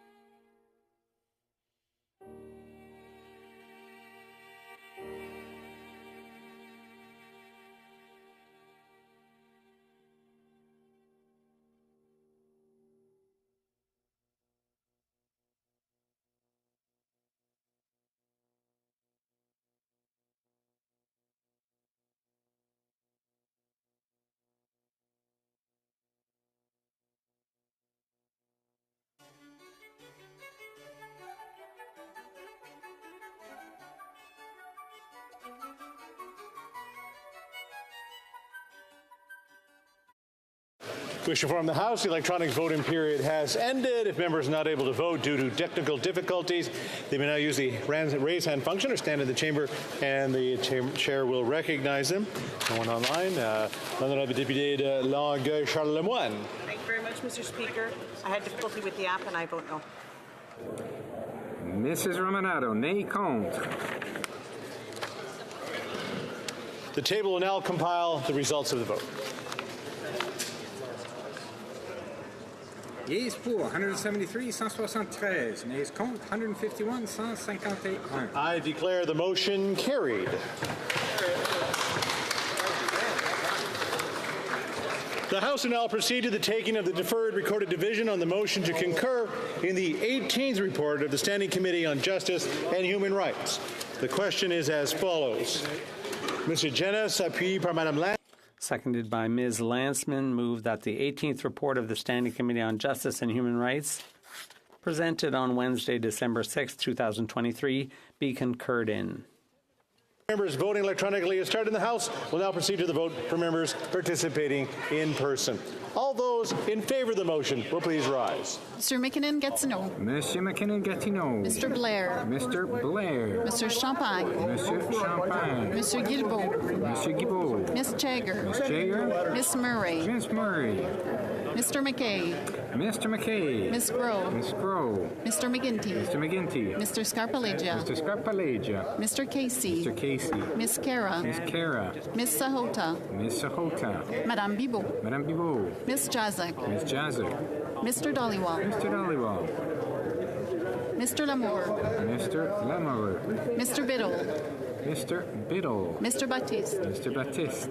Mr. Assassi. Mr. Assassi. Monsieur El Khoury. Monsieur El Khoury. Mr. Hardy. Mr. Hardy. Mr. Johari. Mr. Johari. Mr. Badaway. Mr. Badaway. Mr. Dogood. Mr. Dogood. Mr. Maloney. Mr. Maloney. Mr. Sarai. Mr. Sarai. Mr. Kellaway. Mr. Callaway. Miss Vandenbeld. Miss Vandenbeld. Madame Koutrakis. Madame Koutrakis. Mr. McDonald Avalon. Mr. McDonald Avalon. Mr. McLeod. Mr. McLeod. Monsieur Robillard. Monsieur Robillard. Madame Shanahan. Madame Shanahan. Miss Sidhu Brampton South. Miss Cedar Brampton South. Miss Hefner. Miss Hefner. Mr. Turnbull. Mr. Turnbull. Mr. Chang. Mr. Chang. Mr. Sarbera. Mr. Sorbera. Mrs. Zaid. Mrs. Zaid. Mr. Rogers. Mr. Rogers. Miss Yip. Ms. Yip. Mr. Aldag. Mr. Aldag. Mr. Louis Kitchener-Conestoga. Mr. Louis Kitchener-Conestoga. Madame Mendez. Madame Mendez. Madame Diab. Madame Diab. Madame Lapointe. Madame Lapointe. Mr. McDonald Malpec. Mr. McDonald Malpec. Mr. Carr. Mr. Carr. Mr. Schmale. Mr. Schmiel. Mr. Bazan. Mr. Bazan. Mr. Kimmich. Mr. Kimmich. Mr. Perkins. Mr. Perkins. Monsieur Deltel. Monsieur Deltel. Mrs. Stubbs. Mrs. Stubbs. Monsieur Paulus. Monsieur Paulus. Miss Lanceman. Miss Lanceman. Miss Lewis Haldeman Norfolk. Miss Lewis Haldeman Norfolk. Mr. Barlow. Mr. Barlow. Mr. Moore. Mr. Moore. Mr. Ellis. Mr. Ellis. Mr. Kelly. Mr. Kelly. Mr. Baldinelli. Mr. Baldinelli. Mr. Cooper. Mr. Cooper. Mr. Jenis. Mr. Jenis. Mr. Bertol. Mr. Bertol. Mr. Abultayev. Mr. Abultayev. Mrs. Kuzi. Mrs. Kuzi. Mr. Seabank. Mr. Seabank. Miss Ferrari. Miss Ferrari. Mrs. Block. Mrs. Block. Mr. McCauley Edmonton West. Mr. McCauley Edmonton West. Mr. Brassard. Mr. Brassard. Mrs. Goodridge. Mrs. Goodridge. Mr. Caputo. Mr. Caputo. Madame Vien. Madame Vien. Mrs. Cramp Nyman. Mrs. Cramp Nyman. Mrs. Roberts. Mrs. Roberts. Mr. Patzer. Mr. Patzer. Mrs. Gallant. Mrs. Gallant. Mr. Shipley. Mr. Shipley. Mr. Muse. Mr. Muse. Mr. Redikoff. Mr. Redikoff. Mr. Van Popta. Mr. Van Popta. Mr. Waugh. Mr. Waugh. Mr. Steinley. Mr. Steinley. Mr. Calkins. Mr. Calkins. Monsieur Leroux. Monsieur Leroux. Monsieur Généreux. Monsieur Généreux. Mr. Genereux. Mr. Genereux. Mr. Mazer. Mr. Mazer. Mr. Gould. Monsieur Gould. Mr. Kurek. Mr. Kirk. Mr. Epp. Mr. Epp. Miss Rampel Garner. Mr. Rampel Garner. Mr. Zimmer. Mr. Zimmer. Mr. Kitchen. Mr. Kitchen. Mr. Tolney. Mr. Tolney. Mrs. Wagenthal. Mrs. Wagenthal. Mrs. Falk, Battleford Lloydminster. Mrs. Falk, Battleford Lloydminster. Mr. Bragdon. Mr. Bragdon. Mr. Dalton. Mr. Dalton. Mr. Soroka. Mr. Soroka. Mr. McLean. Mr. McLean. Mr. Weber. Mr. Weber. Mr. McGuire. Mr. McGuire. Mr. Dowdle. Mr. Dowdle. Mr. Vierson. Mr. Vierson. Mr. Ruff. Mr. Ruff. Mr. Fast. Mr. Fast. Mr. Leipert. Mr. Leipert. Mr. Leslie. Mr. Leslie. Mr. Majumdar. Mr. Majumdar. Mr. Jabani. Mr. Giovanni. Monsieur Garon. Monsieur Garon. Madame Gill. Madame Gill. Madame de Bellefeuille. Madame de Bellefeuille. Madame Michaud. Madame Michaud. Madame Posé. Madame Posé. Monsieur Desilets. Monsieur Desilets. Mr. Julian. Mr. Julian. Miss Matheson. Miss Matheson. Miss Idlout. Miss Idlout. Miss Gazan. Miss Gazan. Mr. Green. Mr. Green. Mr. McGregor. Mr. McGregor. Miss Barron. Miss Barron. Mr. Backrack. Mr. Backrack. Miss Blaney. Miss Blaney. Mr. Garrison. Mr. Garrison. Madame Hughes. Madame Hughes. Mr. Angus. Mr. Angus. Miss Cirillo. Miss Cirillo. Miss May Sanishkov Islands. Miss May Sanishkov Islands. Mr. Morris. Mr. Morris. All those opposed to the motion will please rise. No? The House will now wait for electronic voting period to end before resuming its proceedings.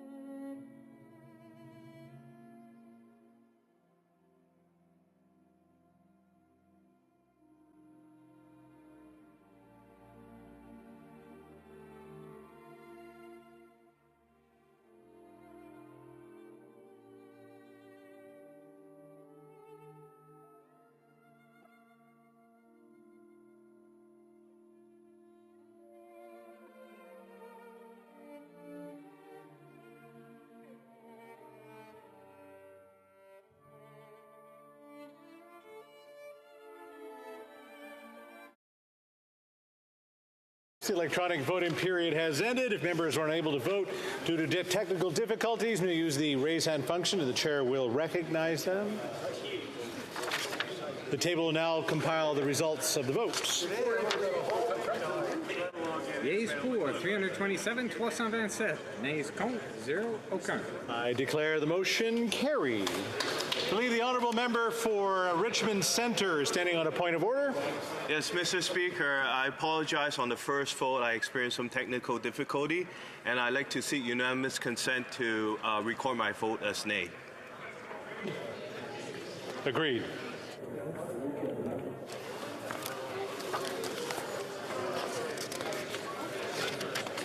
The House will now proceed to the taking of the deferred recorded division on the motion at second reading stage of Bill C-375 under private members' business.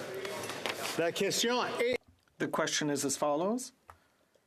Mr. Deltel, seconded by Mr. Soroka, moved that Bill C-375, an act to amend the Impact Assessment Act, Federal Provincial Agreements, be now read a second time and referred to the Standing Committee on Environment and Sustainable Development.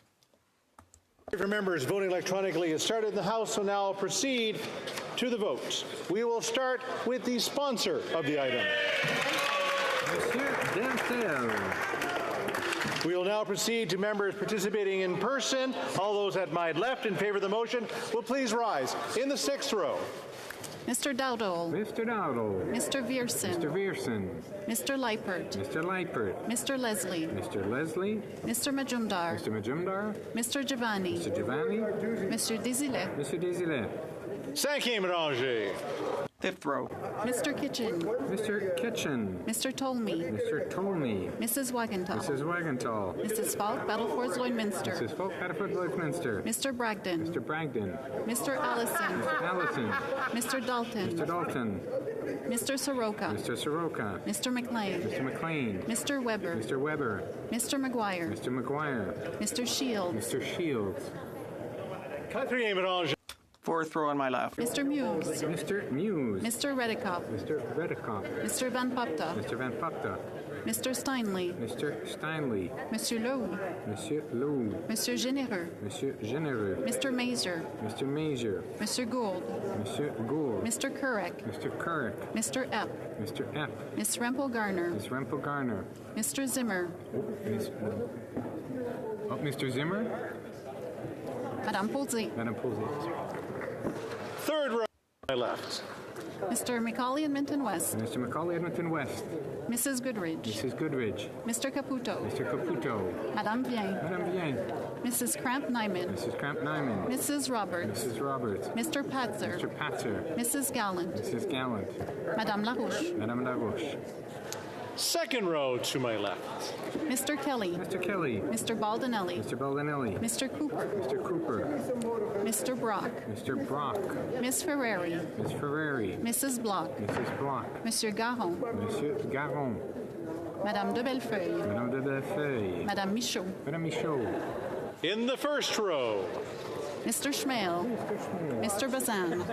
Mr. Kimmich. Mr. Kimmich. Mr. Perkins. Mr. Perkins. Mrs. Stubbs. Mrs. Stubbs. Monsieur Paulus. Monsieur Paulus. Miss Lewis Haldeman Norfolk. Miss Lewis Haldeman Norfolk. Mr. Barlow. Mr. Barlow. Mr. Moore. Mr. Moore. Mr. Ellis. Mr. Ellis. All those at my right in favor of the motion will please rise. In the sixth row. In the fifth row. Fourth row. Third row. Second row. First row. Now, will all those at my left opposed to the motion will please rise. In the sixth row.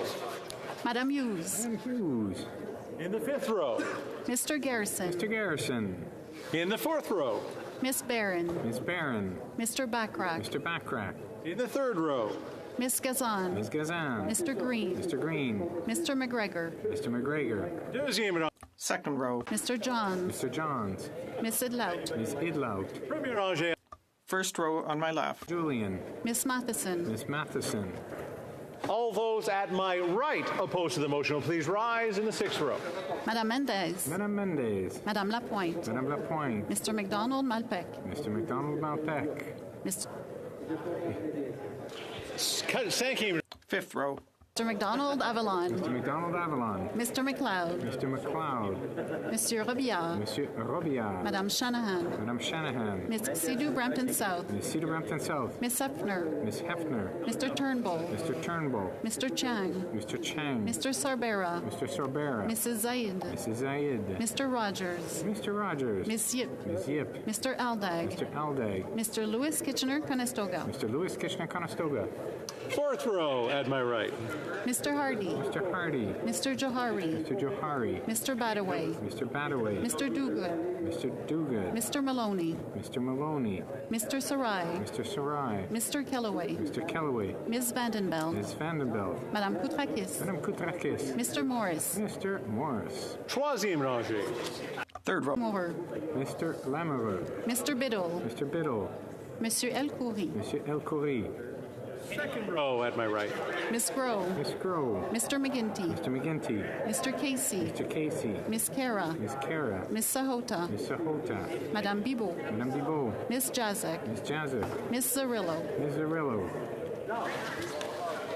In the first row. Mr. Blair. Mr. Blair. Mr. Champagne. Mr. Champagne. Monsieur Guilbeault. Monsieur Guilbeault. Miss Murray. Miss Murray. Mr. Angus. Mr. Angus. The House will now wait for the electronic voting period to end before resuming its proceedings.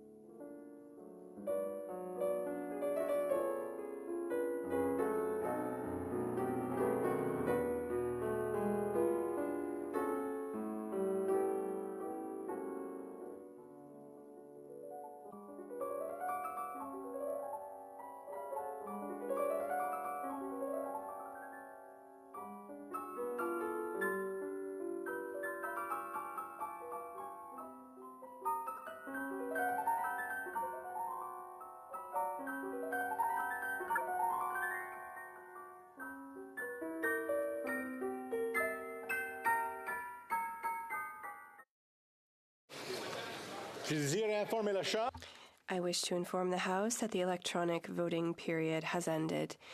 If MPs were unable to vote because of technical difficulties, they must now use the raise hand function, and the Speaker will recognize them. The office will now compile the result of the votes. 150, nays contre, 177, 177. I declare the motion defeated.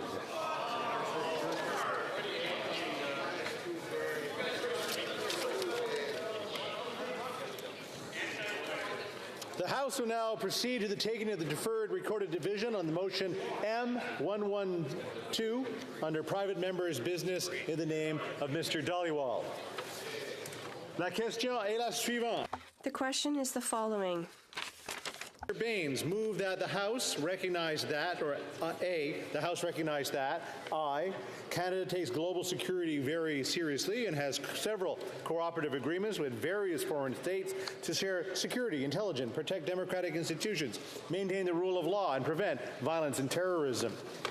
Les événements récents, donc les...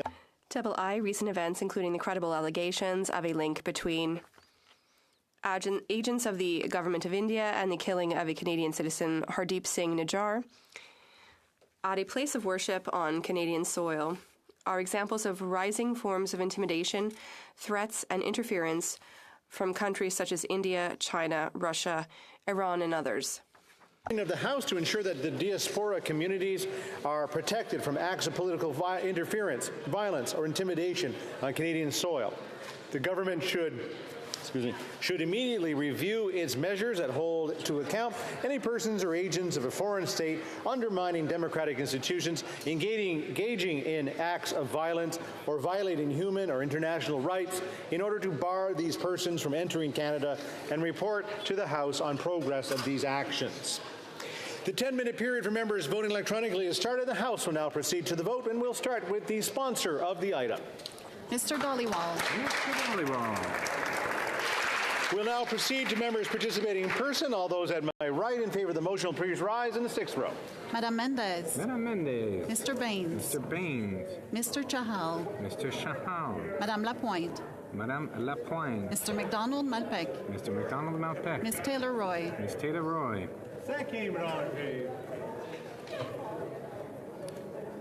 Mr. McDonald Avalon. Mr. McDonald Avalon. Mr. McLeod. Mr. McLeod. Monsieur Robillard. Monsieur Robillard. Madame Shanahan. Madame Shanahan. Miss Sidhu Brampton South. Miss Cedar Brampton South. Mr. Turnbull. Mr. Turnbull. Mrs. Zaid. Mrs. Zaid. Mr. Rogers. Mr. Rogers. Miss Yip. Miss Yip. Mr. Aldag. Mr. Aldag. Mr. Lewis Kitchener-Conestoga. Mr. Lewis Kitchener-Conestoga. Quatrième rangée. Mr. Fourth row. Mr. Hardy. Mr. Johari. Mr. Johari. Mr. Dogood. Mr. Dogood. Mr. Maloney. Mr. Maloney. Mr. Sarai. Mr. Sarai. Ms. Vandenveld. Mrs. Vandenveld. Madame Koutrakis. Madame Koutrakis. Third row. Mr. Lamoureux. Mr. Lamoureux. Mr. Biddle. Mr. Biddle. Mr. Kuzmerchek. Mr. Kuzmerchuk. Miss Dillon. Miss Dillon. Monsieur Elkoury. Monsieur Elkoury. Deuxième rangée. Second row. Miss Grove. Mr. McGinty. Mr. McGinty. Mr. Casey. Mr. Casey. Miss Kara. Miss Kara. Miss Sahota. Miss Sahota. Miss Jazek. Miss Jazek. Miss Zarillo. Miss Zarillo. Première rangée. First row. Champagne. Monsieur Champagne. Monsieur Guilbeault. Monsieur Guilbeault. Miss Murray. Miss Murray. Mr. Angus. Mr. Angus. All those at my left in favor of the motion will please rise in the 6th row. Mr. Dowdall. Mr. Dowdall. Mr. Viersen. Mr. Viersen. Mr. Leipert. Mr. Leipert. Mr. Giovanni. Mr. Giovanni. Mr. Desilets. Monsieur Desilets. Madame Hughes. Madame Hughes. In the 5th row. Mr. Kitchen. Mr. Kitchen. Mr. Tolmie. Mr. Tolmie. Mrs. Wagenthal. Mrs. Wagenthal. Mrs. Falk, Battlefords Lloydminster. Mrs. Falk, Battlefords Lloydminster. Mr. Bragdon. Mr. Bragdon. Mr. Allison. Mr. Allison. Mr. Dalton. Mr. Dalton. Mr. Soroka. Mr. Soroka. Mr. McLean. Mr. McLean. Mr. Weber. Mr. Weber. Mr. McGuire. Mr. McGuire. Mr. Shields. Mr. Shields. Mr. Falk Provencher. Mr. Falk Provencher. Madame Chabot. Madame Chabot. Mr. Garrison. Mr. Garrison. 4th row. Mr. Muse. Mr. Muse. Mr. Redekop. Mr. Redekop. Mr. Steinley. Mr. Steinley. Monsieur Leroux. Monsieur Leroux. Monsieur Généreux. Monsieur Généreux. Mr. Major. Mr. Major. Monsieur Gould. Monsieur Gould. Mr. Epp. Mr. Epp. Miss Rempel Garner. Miss Rempel Garner. Mr. Zimmer. Mr. Zimmer. Madame Vignola. Madame Vignola. Madame Posey. Madame Posey. Miss Barron. Miss Barron. Mr. Backrack. Mr. Backrack. Troisième rangée à ma gauche. Third row on my left. Mrs. Goodridge. Mrs. Goodridge. Madame Vien. Madame Vien. Mrs. Cramp-Nyman. Mrs. Cramp-Nyman. Mr. Patzer. Mr. Patzer. Mrs. Gallant. Mrs. Gallant. Madame Larouche. Madame Larouche. Miss Gazan. Ms. Gazan. Mr. Green. Mr. Green. Mr. McGregor. Mr. McGregor. Second row. Mr. Kelly. Mr. Kelly. Mr. Baldinelli. Mr. Baldinelli. Mr. Cooper. Mr. Cooper. Mr. Brock. Mr. Brock. Miss Ferrari. Miss Ferrari. Mrs. Block. Mrs. Block. Monsieur Garon. Monsieur Garon. Madame de Bellefeuille. Madame de Bellefeuille. Madame Michaud. Madame Michaud. Mr. Johns. Mr. Johns. Miss Idlout. Miss Idlout. First row. Mr. Schmale. Mr. Schmale. Mr. Bazan. Mr. Bazan. Mr. Kimmich. Mr. Kimmich. Mr. Perkins. Mr. Perkins. Monsieur Deltel. Monsieur Deltel. Mrs. Stubbs. Mrs. Stubbs. Monsieur Paulus. Monsieur Paulus. Miss Lewis Haldeman Norfolk. Miss Lewis Haldeman Norfolk. Mr. Moore. Mr. Moore. Mr. Ellis. Mr. Ellis. Mr. Julian. Mr. Julian. Miss Matheson. Miss Matheson. Now, all those at my right opposed to the motion will please rise in the sixth row, in the fifth row, quatrième. Fourth row. Third row. Second row. First row. All those at my left opposed to the motion will please rise in the sixth row, the fifth row, quatrième rangée. Fourth row. Third row. Second row. And first row. The House will now wait for the electronic voting period to end before resuming its proceedings.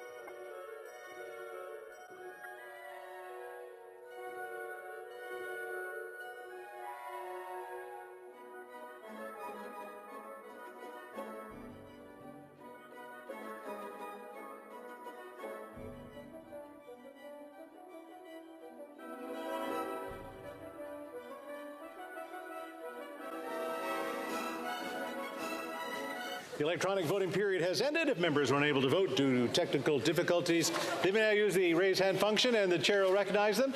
Mr. Batiste. Yes, Mr. Speaker, for some reason my photo could not upload, and so I'm back in here to ask to be able to vote in favor. Mr. Yay pour. Thank you. Anyone else with difficulties? I don't see them. Results of the vote.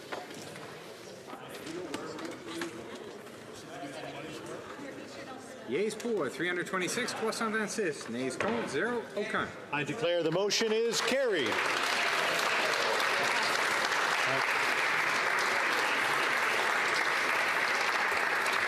The House will now proceed to the taking of the deferred recorded division on the motion at second reading stage of Bill C-270 under private members' business. The question is as follows. Mr. Vierson, seconded by Ms. Rempel-Garner, move that Bill C-270, an act to amend the criminal code, pornographic material, be now read a second time and referred to the Standing Committee on Justice and Human Rights. La période de 10 minutes pour les... The 10-minute period for members voting electronically has started, and the House will now proceed to the vote. Of the item. Mr. Vierson. Mr. Vierson. We will now proceed to members participating in person. All those at my left in favor of the motion will please rise in the sixth row. Mr. Dowdall. Mr. Dowdall. Mr. Leipert. Mr. Leipert. Mr. Giovanni. Mr. Giovanni. Madame Bérubé. Madame Bérubé. Monsieur Désilet. Monsieur Désilet. Madame Hughes. Madame Hughes. Cinquième rangée. Fifth row.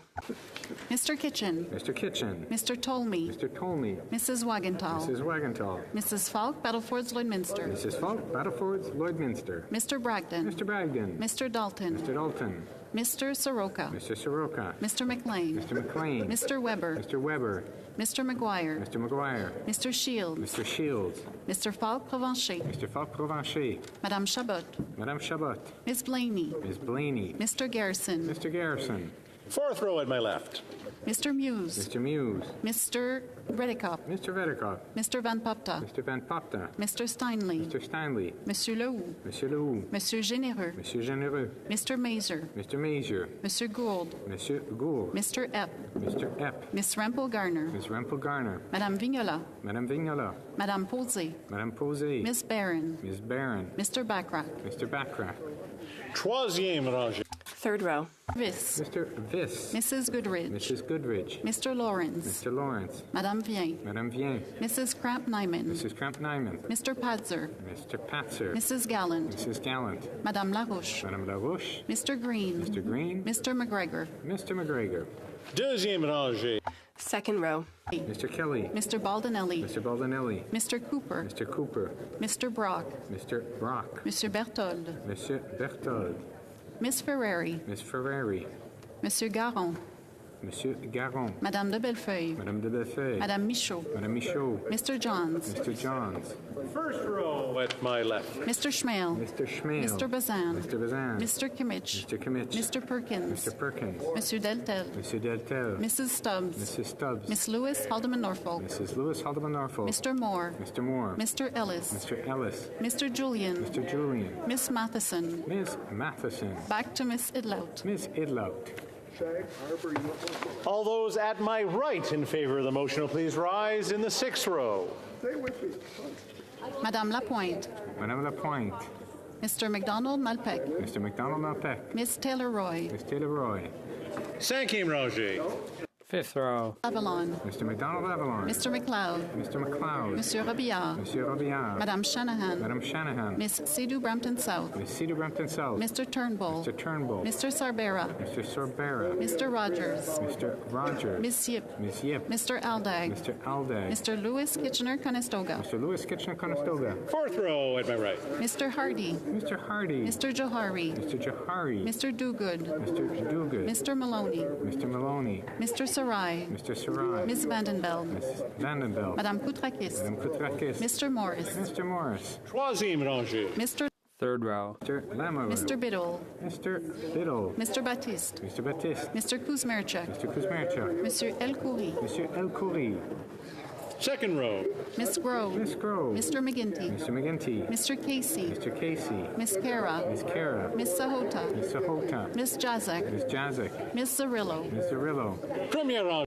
First row. Mr. Guilbeault. Monsieur Guibault. Mr. Angus. Mr. Angus. Now, all those at my left opposed to the motion will please rise in the sixth row, fifth row, fourth row, troisième rangée. Third row. Second row. And first row. All those at my right opposed to the motion will please rise in the sixth row, fifth row, fourth row, troisième. Third row. Second row. And first row. La Chambre attendra. The House will now await the end of the electronic voting period before resuming.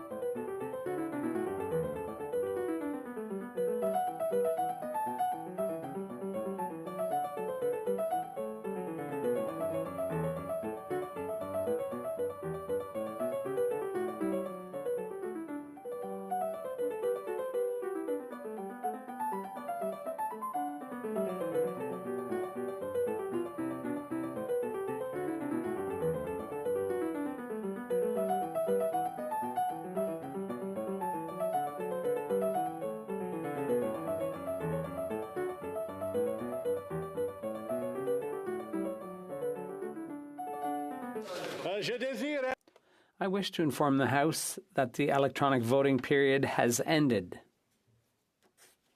If members were unable to vote due to technical difficulties, they may now use the raise hand function and the chair will recognize them. Monsieur le Président, j'ai eu un problème avec ma caméra. J'aimerais que mon vote soit enregistré pour être un oui. Merci. Monsieur Champagne, yay pour. Anybody else with technical problems? No.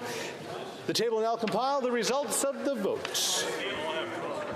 Yeas pour 327, 327. Nays contre, 0, aucun. I declare the motion carried.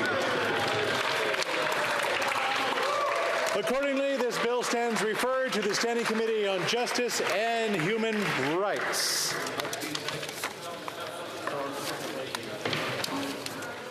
Second reading of this bill.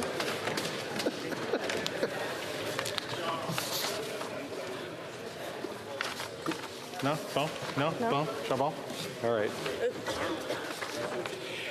Daily routine of business. Affaires courantes ordinaires.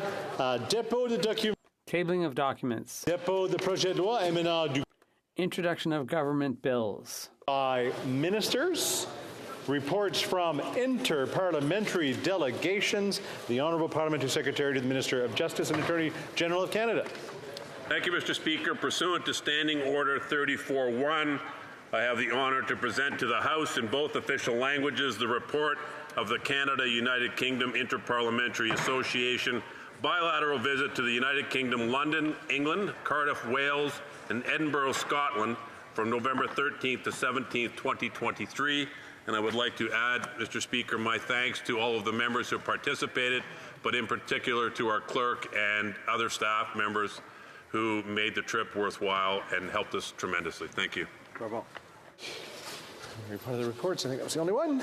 Presenting reports from committees. The Honourable Member for Halifax West. Merci, Monsieur le Président. Thank you, Mr. Speaker. I have the honour to table in both official languages the 23rd report of the Standing Committee on Justice and Human Rights with respect to Bill C-273, Protection of Children, an act to amend the Criminal Code. Committee studied the bill and has decided to report the bill back to the House with an amendment. Merci. Présentation du rapport de comité. Presenting reports from committees. For Winnipeg South Centre. Thank you, Mr. Speaker. Pursuant to Standing Order 104 and 114, I have the honor to present in both official languages the 65th report of the Standing Committee on Procedure and House Affairs regarding the membership of committees of the House. If the House gives its consent, I intend to move concurrence in the 65th report later this day. Thank you, Mr. Speaker. Presenting of petitions, the Honourable Member for Port Moody Coquitlam.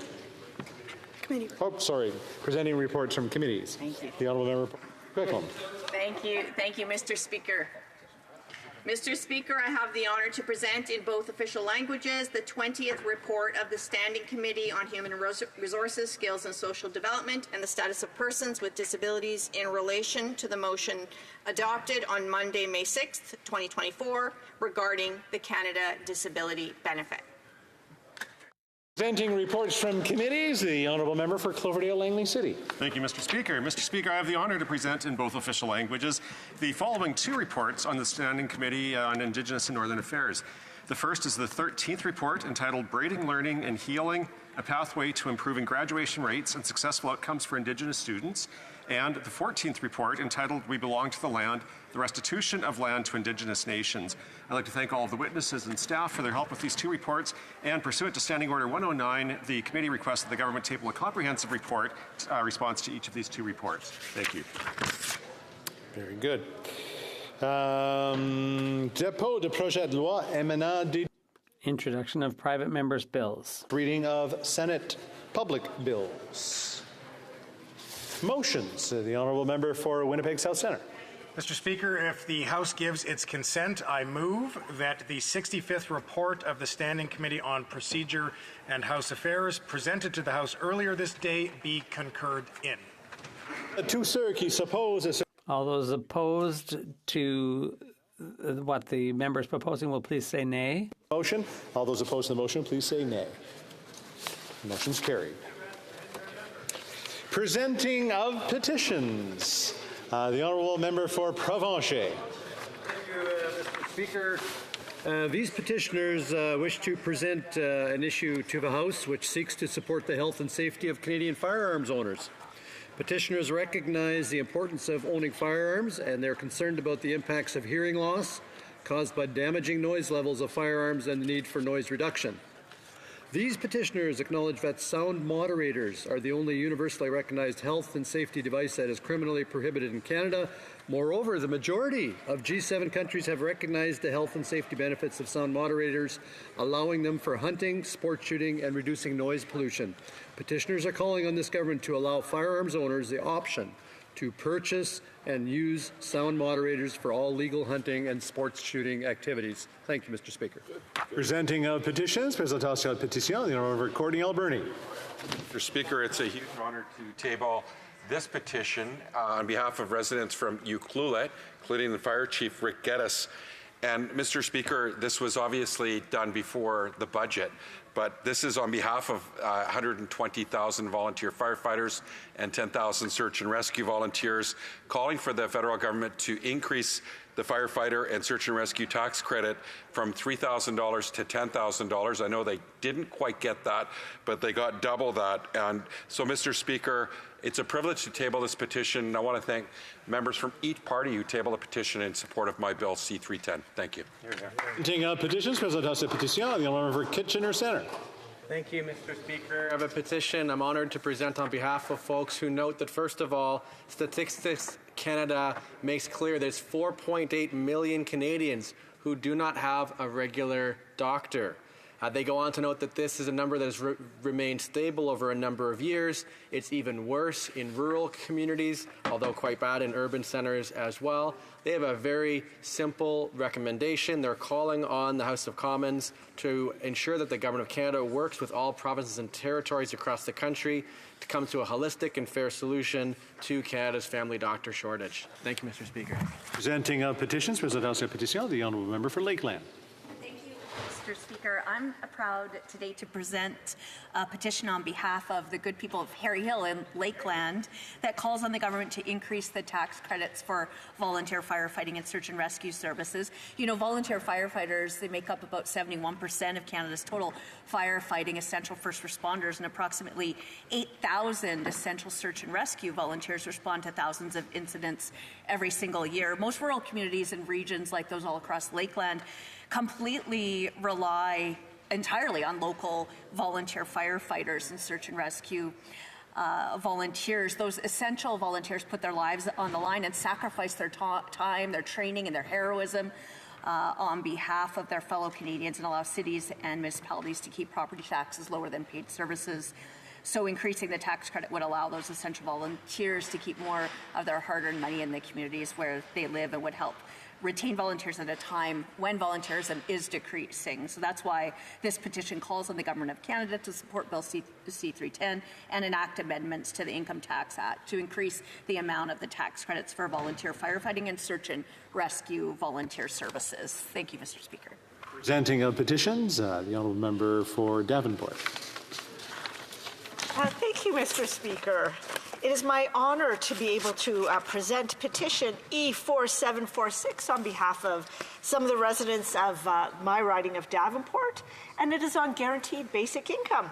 It says the following, whereas Prince Edward Island has brought forward a guaranteed basic income proposal that is supported by the provincial government and would serve as an ideal model for evaluating potential GBI programs and funding mechanisms, and due to the changing geopolitical landscape, today's world is highly unpredictable and unstable. The world of work is also changing with the rise of automation, artificial intelligence, and other technologies. And in order to look at how best to modernize our social safety net to better support Canadians in the 21st century, we, the undersigned Canadians supporting guaranteed basic income, call upon the Government of Canada to implement a national framework for GBI that tests various funding and implementation models and their effects on poverty, inequality, innovation, and labour productivity. Thank you, Mr. Speaker. Presenting petitions, présentation de pétition, the member for Saanich Gulf Islands. Thank you, Mr. Speaker. This petition from residents of Saanich Gulf Islands and beyond concerns the Canada's engagement with the North Atlantic Treaty Organization, otherwise known more familiarly as NATO. The petitioners point out the Minister of National Defence primary responsibility is to protect Canada within its borders, and that the Minister of National Defence is not mandated to engage in wars in other countries or make treaties that encroach on other territories of other sovereign states. The petitioners make the point that the Canadian military does in fact participate in invasions in other countries by being a partner in NATO. They call on the House of Commons to immediately withdraw all connection, cooperation and material support from NATO, from Canada. Thank you, Mr. Speaker. Presenting petitions, Presentation Petition, the honourable member for Kamloops Thompson Caribou. Mr. Speaker, it's always a pleasure to rise on behalf of the people from Kamloops Thompson Caribou, and in this case, in support of a petition that implores this House in brief to pass Bill S-210 from the Senate, and that is the Protecting of Young Persons from Exposure to Pornography Act. As those who've studied this bill and are aware of this bill know, this is age verification to access pornography. Mr. Speaker, it's always a pleasure to rise on behalf of the people from Kamloops Thompson Caribou, and today I am doing so with respect to a petition from the people of Kamloops Thompson Caribou to reverse the religious discriminatory practices and allow chaplains to pray for fallen soldiers during Remembrance Day. So obviously this is in relation to the Department of National Defence's recent changes that essentially make Remembrance Day ceremonies a-religious, if you will. So it's a pleasure to rise on that point as well. Thank you, Mr. Speaker. Presenting petitions, Presentation Petition, the honourable member for Dauphin, Swan River, Neepawa. Thank you, Mr. Speaker. It's always an honour to rise and present a petition on behalf of constituents. Mr. Speaker, I rise for the 36th time on behalf of the people of Swan River, Manitoba, to present a petition on the rising rate of crime. The community of Swan River is demanding their voices be heard. They live in the chaos caused by this Liberal government's soft-on-crime laws, like Bill C-5, that allows criminals to serve their sentences from home. In fact, the Manitoba West District RCMP reported that in 18 months, just 15 individuals racked up over 200 charges. The people of Swan River are calling for jail, not bail, for violent repeat offenders. Mr. Speaker, the people of Swan River demand that this Liberal government repeal their soft-on-crime policies that directly threaten their livelihoods and their community. I support the good people of Swan River. Presenting petitions, Presentation Petition. No, there we go. Questions on the order paper. The Honourable Parliamentary Secretary to the Government House Leader. Thank you, Mr. Speaker. I'd ask that all questions be allowed to stand at this time, please. And notice of motion, productions of paper, the Honourable Parliamentary Secretary. Again, Mr. Speaker, I would ask that all notices of motions for the production of papers also be allowed to stand at this time, please. Agreed? Agreed. Orders of the day. Ordre du jour. Government Bills Commons, resuming debate at second reading of Bill C-69. An act to implement certain provisions of the budget tabled in Parliament on April 16, 2024. We had the Honourable Member for Langley Aldergrove and just got 3 short minutes into his speech, so that means he's got 7 minutes left. The Honourable Member for Langley Aldergrove. Thank you, Mr. Speaker. Indeed, we are talking about Budget 2024 and the Budget Implementation Act. Now, in the budget report, the Liberal government makes a claim that GDP, that's a gross domestic product of our economy, is set to grow by 3.5% this year. Now, GDP is a good measurement because it talks about the health of the economy. And admittedly, 3.5% growth is not bad, if that indeed is what it's going to be, but this is just a forecast, don't forget. However, factoring in unprecedented population growth in Canada, we're 3.5 million people more now than we were in 2019. The statistics look rather anemic. David Williams, Vice President of Policy at Business Council of BC, notes that annual GDP per person in my province of British Columbia is actually shrinking. Per person, GDP has been decreasing steadily under this Prime Minister, and the calculations have been done by economists. It works out to about $4,200 per person. So Canadians are not getting richer despite the optimistic spin that the Liberals and their finance minister are putting on what really is an anemic economic performance. Budget 2024 also announces, once again, like the Liberals have done in every budget since I was elected 5 years ago, that their economic policies will improve Canada's productivity numbers. Now, our poor productivity metrics is a well-known problem, admitted to by our current Minister of Finance. And it works out to this. For every $100 that an American worker produces, their Canadian counterpart pumps about $72 into our economy. So only 72% is efficient. Now, that doesn't mean that Canadians aren't working as hard as Americans. We're probably working as hard or harder than our American counterparts, but we don't have the tools, we don't have the technology, and we don't have the investment to grow the economy. And as America's productivity improves, Canada's is lagging due to mismanagement and bad leadership by the current Prime Minister. Now, his former Minister of Finance, Bill Morneau, in a book that he published shortly after he resigned his position as a finance minister, had this to say. He said that he'd try to get his boss, the Prime Minister, to focus on the problems around Canada's lagging productivity. But Mr. Morneau said that the Prime Minister showed little interest, that the Prime Minister was more focused on wealth redistribution rather than on wealth growth. Looking at the things that grow the economy, like encouraging private investment in innovation and resource development, like strategic tax cuts and deregulation, like getting Canadian workers, new Canadians working sooner, like developing strategies for scaling up our technology sector so that job growth happens here in Canada rather than south of the border in Silicon Valley or Boston or Texas.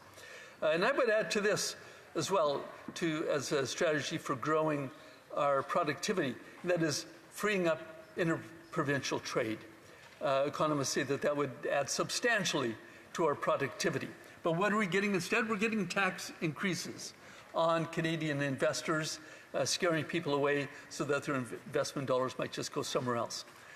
Now, I pointed out that the current Minister of Finance has also commented on this, and she has said recently, and I quote, "Economic growth, business investments, and productivity are an urgent challenge for Canada, if not the most important challenge for Canada." So it sounds like the current Minister of Finance understands this as a challenge for Canada, as did the former Minister of Finance. But in Canada, we have a Prime Minister who admits that he doesn't spend a lot of time paying attention to these sorts of things, to monetary policy, or the impact that his fiscal policy might have on inflation and interest rates. And leadership sets the tone, Mr. Speaker. So what we have here again is lots of promises. Sunny ways are just around the corner. Just believe us this time. But I would say this, that as always, our Prime Minister gets an A for announcements and an F on delivery. Talking about the budget, I also want to just touch on inflation, interest rates, and debt servicing. Under the misguidance of our current Prime Minister, Canada's inflation hit an all-time high. The Bank of Canada had to respond with higher interest rates. Those higher interest rates are having a negative impact on citizens, on homeowners, on businesses, but also on the national economy. With the debt of over $1 trillion now, interest rate payments are over $50 billion a year, more money than Canada transfers to provinces for health care. So, Mr. Speaker, I think I'm running out of time here, so I just want to summarize with this. Struggling families can't afford higher taxes and more inflationary spending that drives up the cost of everything and keeps interest rates high. There used to be an understanding here in Canada, an unwritten social contract that said that if you work hard and you get an education or get on-the-job training, get a good job, get a powerful paycheck, that you could save up to buy a house. Buy that house, maybe pay the mortgage off in 25 years, or if you made a few extra payments early on, 20 years. and then save up for your retirement. It was simple, but it was secure. But under this Liberal government, that dream is all but dead. But to hear the Liberals speak, sunny ways were just around the corner. This time you can believe us. Well, Mr. Speaker, they've been around for 9 years. Promises, promises, but they're not delivering. It's time for the Conservative Party to take over the governing side of this House, to get Canada's economy back on track. It's time to turn the hurt that the Liberals have caused into hope Canadians desperately need. Thank you. Questions and comments? Question commentaire. Point of order. The Honourable Minister of Environment and Climate Change. Merci, Monsieur le Président. J'aimerais demander. Thank you, Mr. Speaker. I'd like to say that pursuant to the order adopted, that the time of adjournment this evening shall be midnight.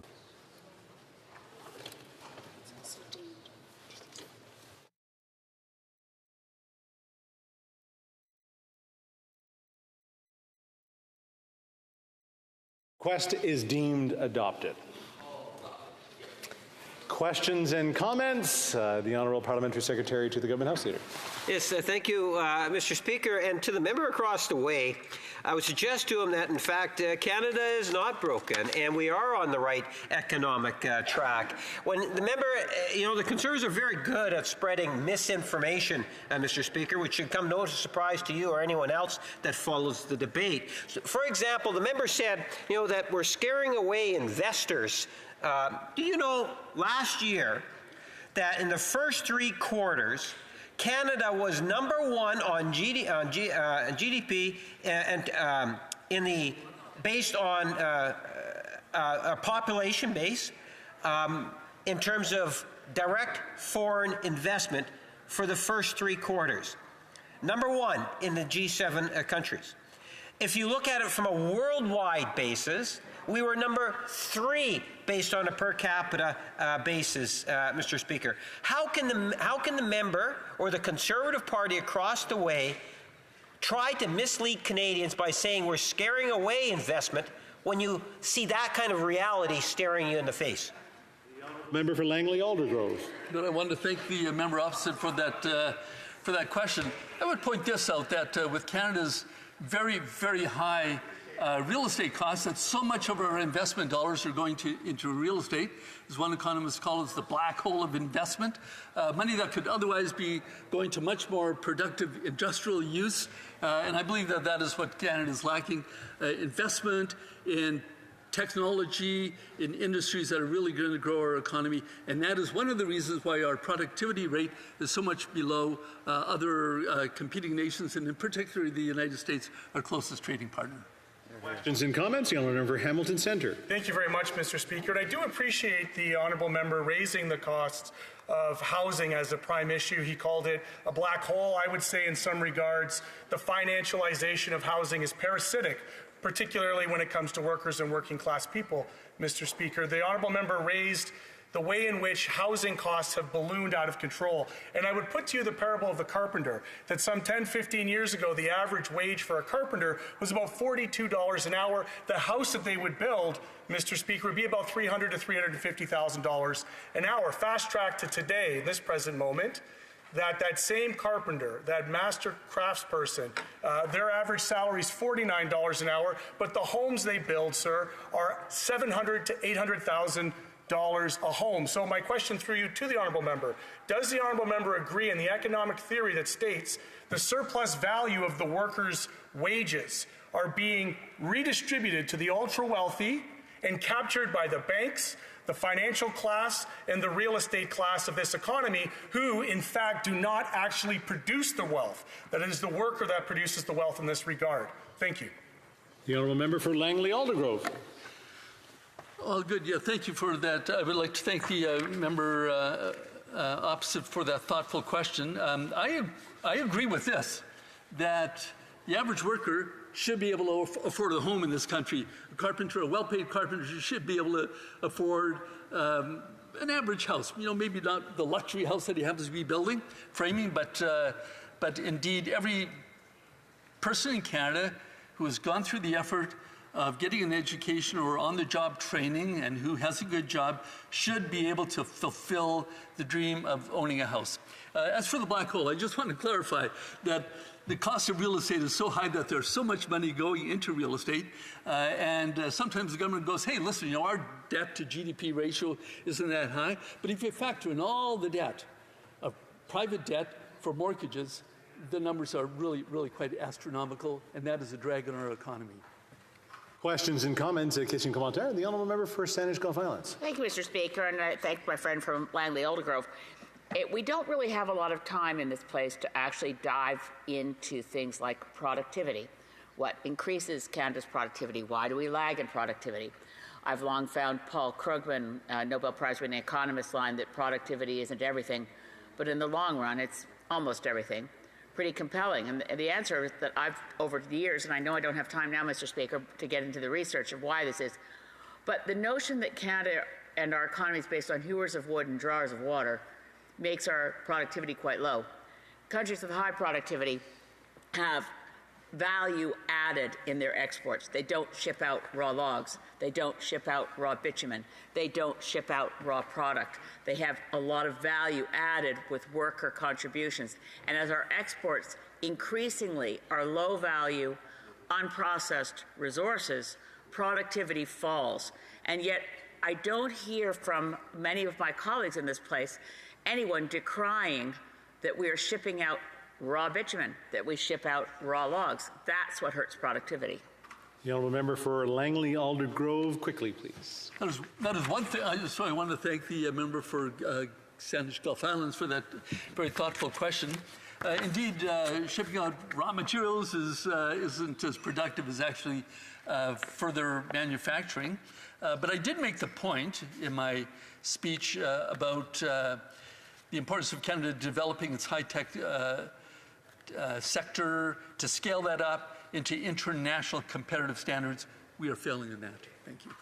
Reprise du débat. Resuming debate. The honourable member for Davenport. Thank you so much, Mr. Speaker. Let me just put on my timer to make sure that I am on time. So thank you for the wonderful opportunity to be able to speak to Bill C-69, the Budget Implementation Act 2024, number 1, on behalf of the residents of Davenport, who I'm so privileged to be able to represent. I voice support for Bill C-69 right off the bat for a very simple reason. I, like many of us here, want a better future for young Canadians who are going through adulthood in a world that is plagued by crises ranging from war and climate change to global inequality and economic instability. Our federal government wants their hard work to be rewarded, as it has been for us. We want them to see and believe that our country can work for them and for their future children. And that is why Budget 2024 is so important. Budget 2024, Mr. Speaker, is our plan to build a more resilient, affordable, inclusive Canada where every Canadian can afford to buy or rent their own home, a Canada where everyday bills aren't a major source of stress, where corporations can no longer take advantage of hardworking middle-class families, and where everyone has a fair chance at a good middle-class life. Passing Bill C-69 is how we'll arrive at that destination. And Mr. Speaker, I'm going to be just focused on maybe 3 key sections of what is a very, very big Budget Implementation Act. But I will say to you that the theme of the overall budget this year is fairness for every generation. While I might be focused a lot on the Gen Z and the millennial generation, there is fairness for every generation in our budget 2024, in our Budget Implementation Act. So the first section I'm going to talk about is cheaper internet, home phone, and cell phone plans. A major part of our plan is making life cost less. Inflation has now been back within the Bank of Canada's target range of for 3 months in a row. Yet more work is needed to help reduce the cost of living, including the cost of services essential to day-to-day life. Last year, we made a commitment to reduce the cost of cell phone plans by 25%, as too many Canadians still pay far too much for their cell phones and the internet, and that's why Budget 2024 announces our intention to amend the Telecommunications Act to better allow Canadians to renew or switch their internet, home phone, or cell phone plans. Through these amendments, carriers would be prevented by the CRTC from charging Canadians extra fees to switch companies. Additionally, they would be required to help customers identify new plans, including lower-cost plans that exist at the end of a contract, and they would also have to provide a self-service option for customers to switch between or end their plans. Together, Mr. Speaker, these amendments would help more Canadians save money by getting fairer prices and paying fewer fees, no matter where they live. Additionally, to ensure that Canadians can keep their expensive devices working for longer, Budget 2024 announces that we will launch consultations this June to develop a right-to-repair framework with the goal of increasing product durability and repairability. On top of saving consumers money, this framework will aim to facilitate a more circular economy by reducing the number of products in landfills, a win-win if I've ever seen one, Mr. Speaker. Now, the next thing I want to talk about, Mr. Speaker, is more affordable and modern banking. So fairness for every generation also means a banking system that is more flexible. We all know that banks charge a multitude of fees, from ATM fees to monthly service fees to non-sufficient funds fees or NSF fees, which are charged when there's not enough money in a bank account to cover a check or pre-authorized transaction. To support Canadians who are struggling financially, Budget 2024 states our intention to introduce regulations that will cap these punitive fees to $10. These new regulations would also require banks to alert consumers when they're about to be charged an NSF fee, provide a grace period to deposit additional funds, and restrict multiple fees for the same transaction and the number of fees that may be charged in every 72-hour period. And I know, Mr. Speaker, that a number of banks are already doing some of these things already, and I think what we want to do is make this uniform right across all financial institutions in Canada.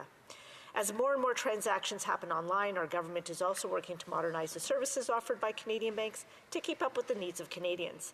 Budget 2024 announces the Financial Consumer Agency of Canada, or FCAC, is in negotiations with banks to secure enhanced agreements to offer modernized $0 per month and up to $4 per month bank accounts that reflect today's banking trends, including more transactions. This would especially help youth and students who are just opening their first bank accounts. And that's not all, Mr. Speaker. Bill C-69 also includes legislative amendments to expand the mandate of the FCAC to supervise Canada's consumer-driven banking framework. Budget 2024 proposes to provide $1 million to the FCAC to support preparation for its new responsibilities and to begin development of a consumer awareness campaign.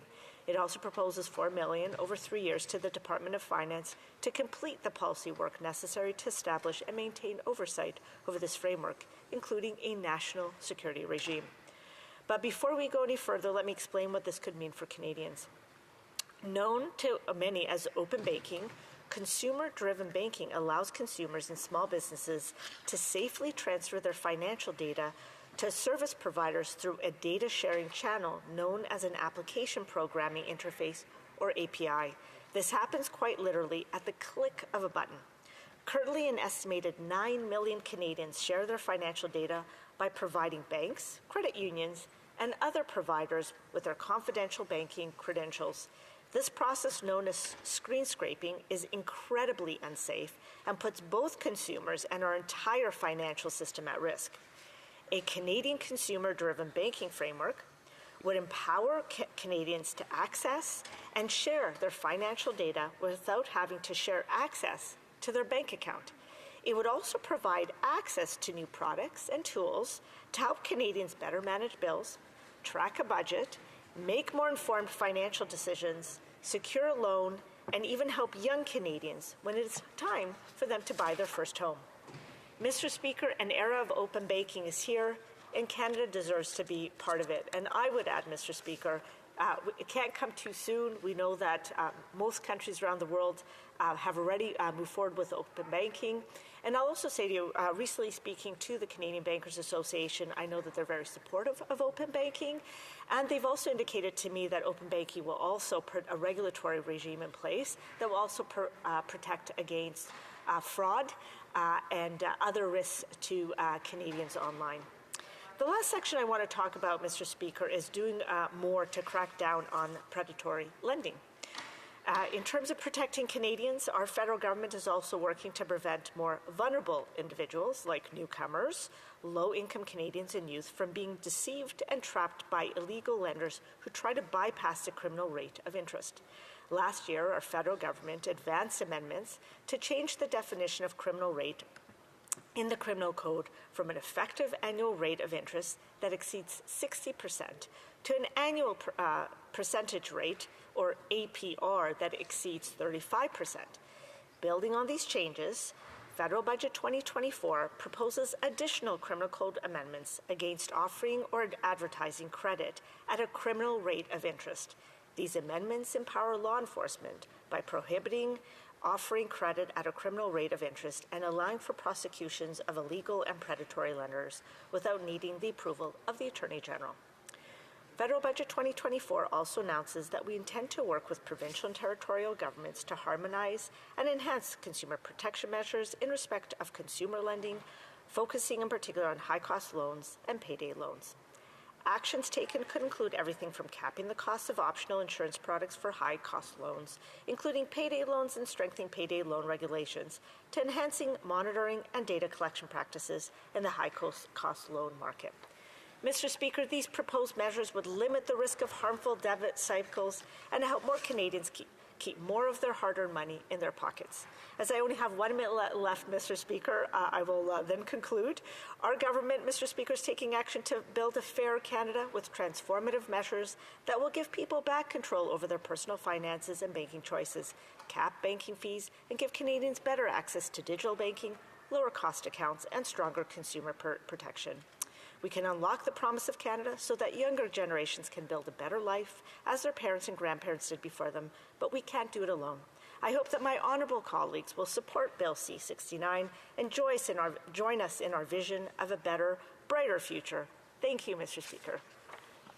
Questions and comments? Question commentaire. The honourable member Northumberland, Peterborough South. I thank the honourable member for her speech and enjoy working with her on the Finance Committee.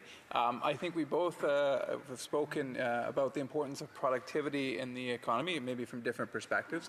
So my question is this for the member.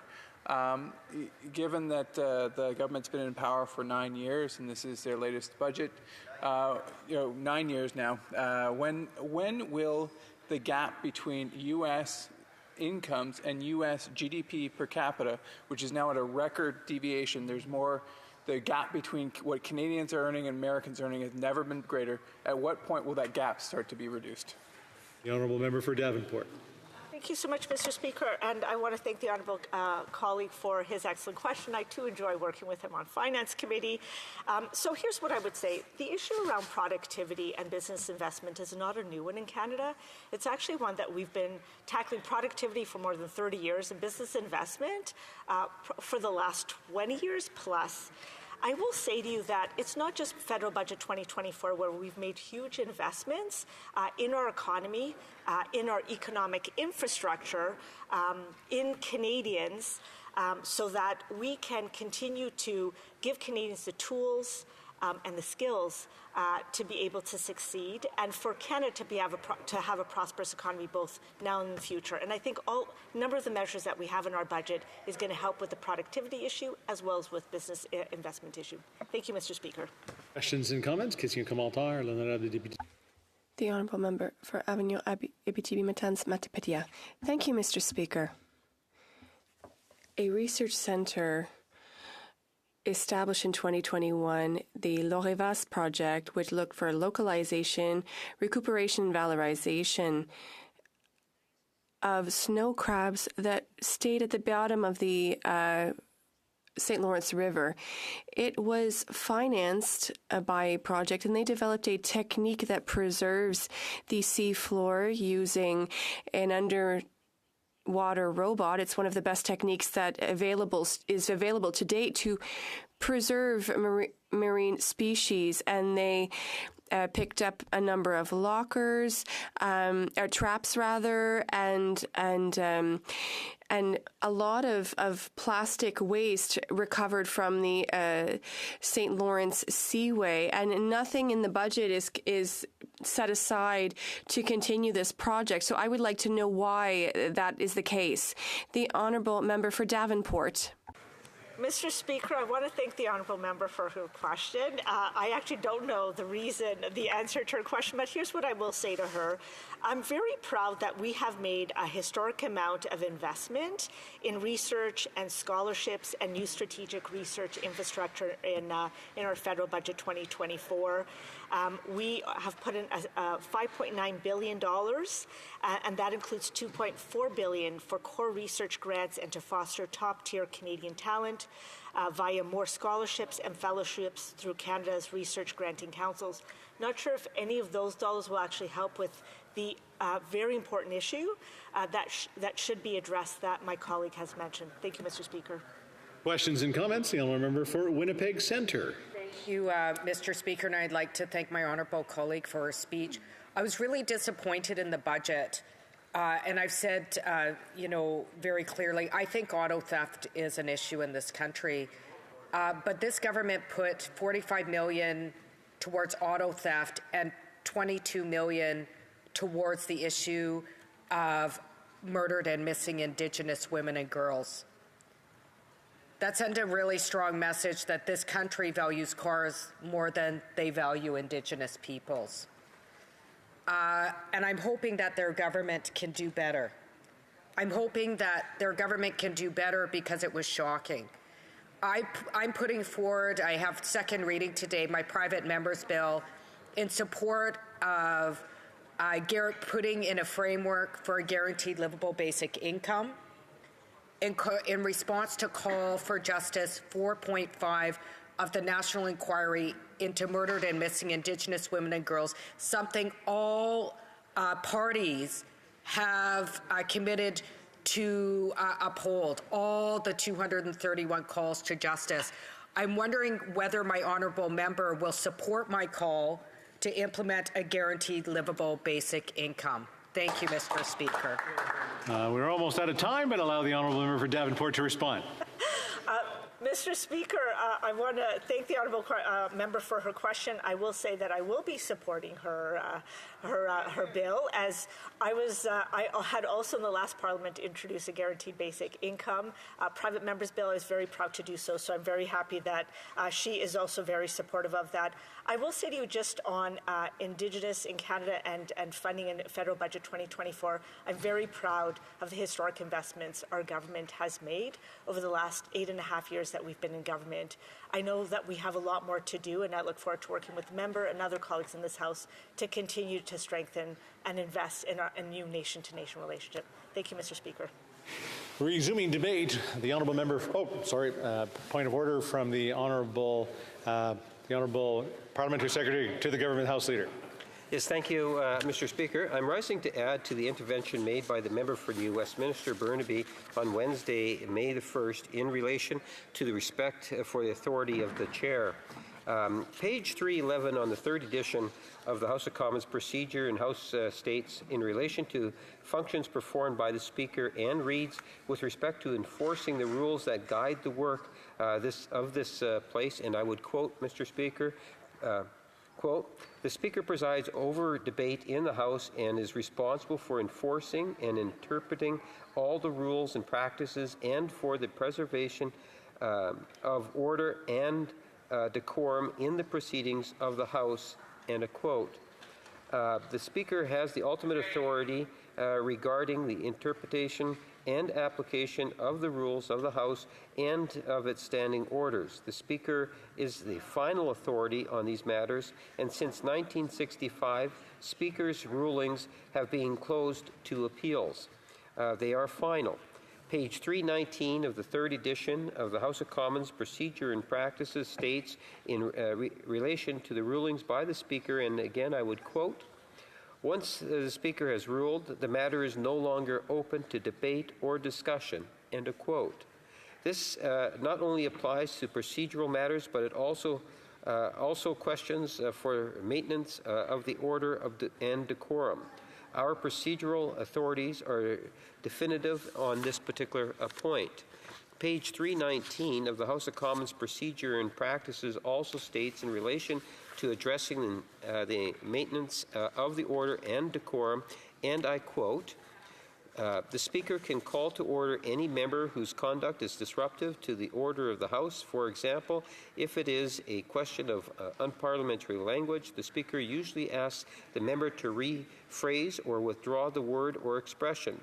If the Speaker has found it necessary to intervene in order to call a member to order, he or she may then choose to recognize another member, thus declining to give the floor back to the offending member." It goes on, Mr. Speaker, the most severe sanction available to the Speaker for maintaining order in the House is naming, a disciplinary measure reserved for members who persistently disregard the authority of the chair, end of quote. Fellow colleagues, it is both unusual and unfortunate that the Speaker has had to invoke this sanction. We need to be mindful that these extreme situations do not become normalized in our proceedings.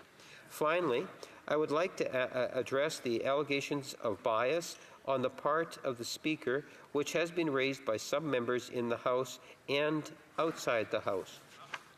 Page 323 on the third edition of the House of Commons Procedure and Practices states on the impartiality of the chair, and I quote, "Reflections on the character or actions of the Speaker, such as an allegation of bias, could be taken by the House as breaches of privilege and punished accordingly. On 2 occasions, newspaper editorials were found to contain libelous reflections on the Speaker and were declared by the House in one instance to be a contempt of its privileges and in the other a gross breach of its privileges. In 1981, a minister complained that remarks directed to the Speaker Sauvé by the Leader of the Opposition constituted an attack on the former's authority and impartiality. The following day, the minister rose on a question of privilege, calling for the matter to be referred to the Standing Committee on Privileges and Elections. However, the Leader of the Opposition withdrew his remarks and the matter was taken no further." End of quote. Despite this clear precedence, we have seen many recent examples of Conservative MPs engaging in exactly this conduct, including numerous tweets that can be found on X from April the 30th. In one day alone, the Leader of the Opposition referred to the Liberal Speaker. The member for Edmonton Manning also referred to the Liberal Speaker and stated that the Speaker is doing the Prime Minister's bidding, and so on. The member for Edmonton West stated, "the shamelessly partisan Liberal Speaker." The member for Kelowna Lake Country referred to the Liberal Speaker, and she repeated this in a video that she also posted on X. This is something that shouldn't necessarily be clapped from across the way, I would suggest, Mr. Speaker, I must say. Also, on April the 30th, the member for Sturgeon River Parkland tweeted, quote, "the partisan Liberal Speaker," end of quote. The member for King Vaughan also referred to the, and quote, "Liberal Speaker." The member for Leeds and Grenville, Thousands Islands and Rideau Lakes referred to, again, the Liberal Speaker in a video on X and said that the government is being protected by a Speaker who is obviously biased to ensure that they have the protection from accountability and questions. End of quote. And finally, on that same day, the member of Northumberland, Petersborough South, stated, the Liberal chair, Furthermore, Mr. Speaker, on May 1st, the member for Stormont, Dundas, South Glen, Derry stated, quote, how partisan the Liberal Speaker was yesterday. In a tweet, while the member for Lethbridge referred to the Speaker's partisan decision in May 2nd post on X. Members need to be mindful that the actions of the Speaker must not be criticized in a frivolous manner. This is not only undermines the authority of the chair, but it also the authority of this chamber. Page 323 of the third edition of the House of Commons Procedure and Practices states, and I quote, the actions of the Speaker may not be criticized in debate or by any means except by the way of a substantive motion. On December the 15th, the House Leader of the official opposition moved a substantive motion regarding the conduct of the Speaker. This motion did not find consensus, and as such, the matter is closed. But despite this, Conservatives continue to ignore the rules, ignore the precedents, and openly criticize the Speaker, which is very serious. The Leader of the Opposition wants to declare himself to be above the law by vowing to take away the rights of Canadians through the abuse of the Notwithstanding Clause. He also wants to destroy any institution that gets in his way, and that includes the House of Commons. While the official opposition wants to destroy our institutions, we will continue to stand up for them. I urge the Speaker to reflect on the behavior of members of the official opposition. And one only needs, Mr. Speaker, to reflect in terms of the reaction as I was reading this particular very important address on the issue. I thank the honourable member for the input. I believe the honourable member Calgary-Nose Hill is rising on the same point of order.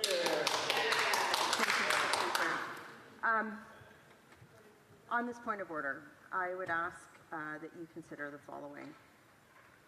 Many times, people of all political stripe in this place will raise concerns about the term misinformation or something's happening with misinformation. It's actually a serious problem. But we cannot characterize misinformation as language that is used to criticize government policy. And that's often what happens with this government, is they try to characterize the word misinformation as language that criticizes the government. So when we talk about decorum and we talk about use of language, we have to be very careful in not defining parliamentary language or unparliamentary language as language that is used to hold the government to account. I understand that the government might not like being held to account. However, it is the job of the official opposition, as the standing orders lay out, for us to do that. So I'd ask you to consider that. As to my colleague, the other point that he made about the Speaker, it is fact that the Speaker of the House of Commons made a video in his parliamentary robes that was shown at a Liberal Party convention. Much contention erupted in this place over that. So it is incumbent not just on people in this place to maintain decorum in their relationship with the Speaker, it is also incumbent on the Speaker to maintain neutrality in this place as well. And the appearance without failure, and I would also say that it's the role of the Speaker to bring the light, not the heat, to the House of Commons. Those are all things that I would hope that the Speaker would consider when responding to my colleagues' rather inflammatory comments. Thank you, Mr. Chair. Well, thank you for the further update. The honourable member for New Westminster Burnaby, I believe, on the same point of order.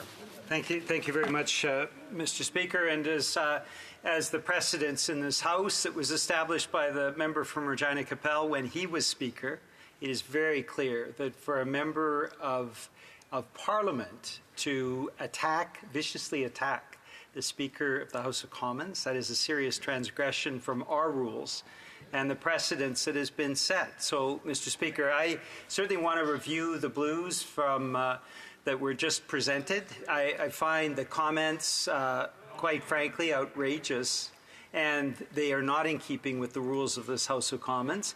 Mr. Speaker, in the past, when there has been that serious transgression, it has been incumbent on those members of Parliament to rise in this House and to apologize to the Speaker. That has certainly been the process that we have undergone in the past when there have been these kinds of transgressions. Certainly the members that have been cited could help their situation because, of course, they have the option of deleting these social media posts and apologizing to the House. But, of course, the Chair has the ability to ask for those apologies, and I would ask you, Mr. Speaker, to consider that as you're looking at what has been clear precedent set in this House in the past, that you cannot attack or insult the Speaker of the House of Commons elected by all members of Parliament. Thank you. I thank the honourable members for their further input. Resuming debate, the honourable member for Grand Prairie, Mackenzie. Well, Mr. Speaker, it's been said that the definition of insanity is doing the same thing over and over and over and over again and expecting a different result. Well, this bill is a combination of the worst features of past Liberal budgets over the past 9 years. It's more out-of-control spending, more massive deficits, higher debt, higher interest payments, and more waste. After 9 years of these Liberal budgets, everyone agrees that Canada is a mess. And listening to the Prime Minister over the last few weeks, we've heard him said just how broken he believes that this country has become since he's become the Prime Minister. His admissions have been frank. He has said that Canada is no longer fair for Canadians. And I'm quoting, he said, "Life sucks under his leadership." He has said it used to be that the deal was if you worked hard at a good job and you could afford a home. That doesn't seem to be the case anymore. He's talked about the hardship that he has caused. And I'm quoting again, "In today's Canada, more people are renting than ever before, and that number is growing to double the rate of those who can buy a new home compared to a decade ago. Nearly 2/3 of young Canadians rent their homes, and they spend a greater share of their income on housing than other generations."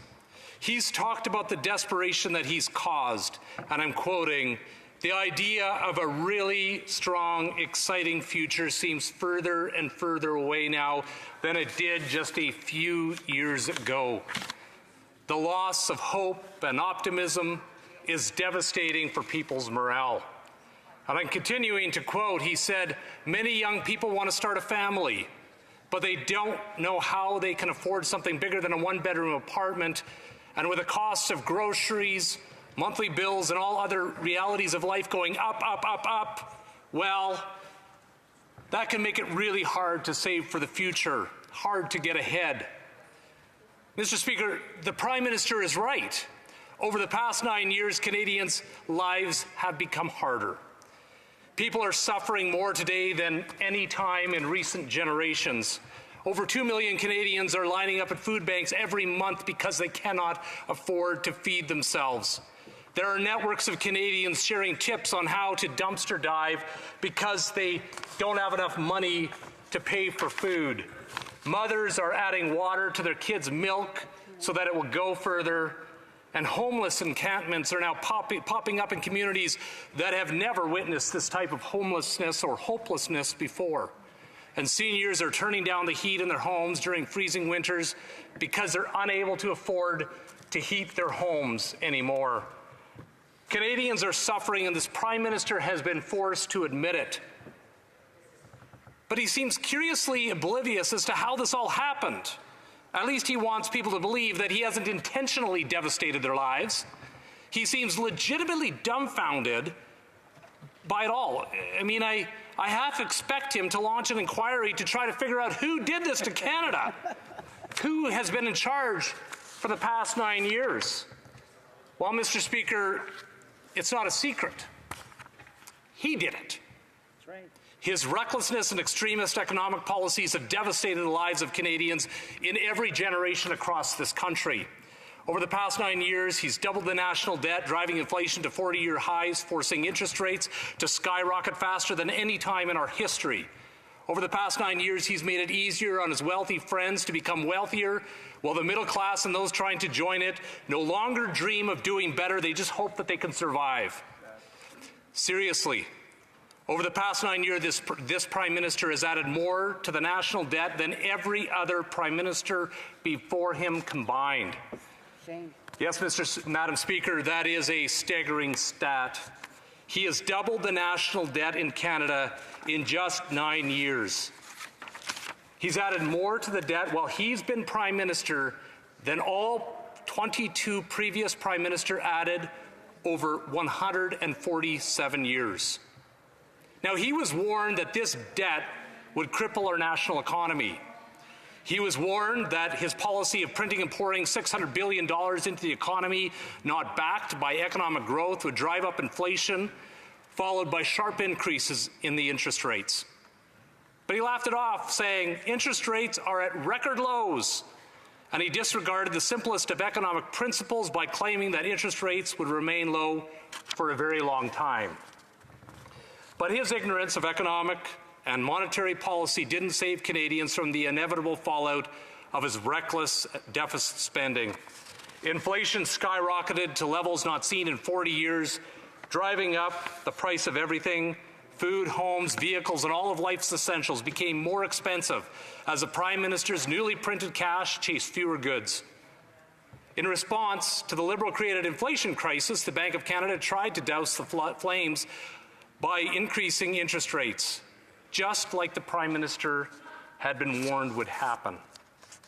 Rates shot up faster than any time in our history. These higher rates forced some families out of their homes.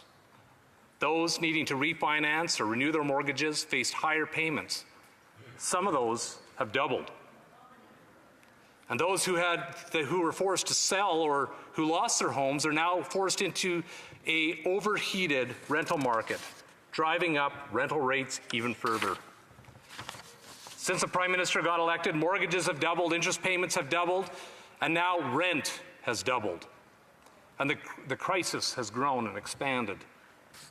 And then, like he promised, everyone is paying higher interest rates. Everyone who has a student loan, small business loan, line of credit, or has any loan of any type is now paying the price for the Prime Minister's extremist and lazy economic policy.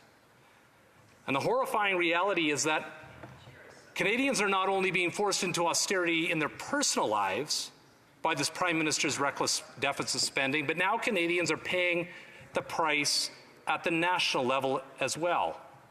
Higher interest rates on the national debt, a debt that's now twice the size from when the Liberals took office. The devastating information found in the Liberals' budget document that was just released a couple of weeks ago is the revelation that Canadian taxpayers are now paying more in interest payments on the national debt than they are on health care. For all Canadians, that's the cost of running up the national credit card way past the max. As a matter of fact, put a different way, every penny that is collected in the GST in every transaction across this country is now being sent to wealthy bankers and bondholders for the interest on this Prime Minister's destructive debt. And the devastating news that's found in the budget documents is that the Prime Minister now intends to add $300 billion more in binge borrowing. The Prime Minister said that under his leadership, the wealthy are getting richer while regular Canadians are being left behind. Madam Speaker, he's right. The waste of taxpayer money by this government, but the Prime Minister's bankers and bondholders, his buddies that are the bankers and bondholders, aren't the only ones getting rich under his leadership. The Liberals have opened the floodgates of the public treasury to the consultant buddies as well. They are now handing over $21 billion every year of borrowed money to these guys for projects. We'll have 1 minute for debate the next time this matter is before the House, plus his questions and comments. It being 5:30, the House will now proceed to the consideration of private members' business as listed on today's order paper. Orders of the day. Orders of the day, private members' business. Second reading of Bill C. 223 National Framework for a Guaranteed Livable Basic Income Act in the name of Ms. Gazan.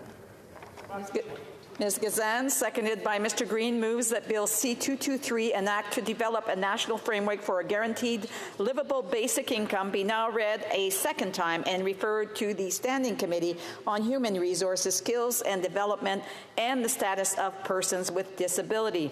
Debate. The honourable member for Winnipeg Centre. Thank you so much, Madam Speaker. I rise today to urge my colleagues to support Bill C-223, an act to develop a national framework for a guaranteed livable basic income. This bill, in fact, addresses many of the critical issues that we're facing today. And I hope my colleagues will join the NDP in voting in favor of this bill and moving it to consideration at committee.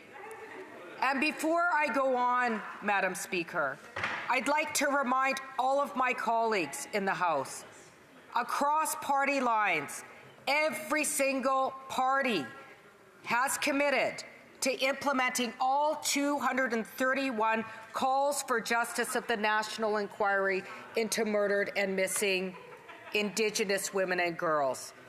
One of the most key key calls to justice that is being advocated for to end the ongoing genocide against Indigenous women and girls is Call to Justice 4.5 to put in place a guaranteed income for Indigenous peoples and all other Canadians.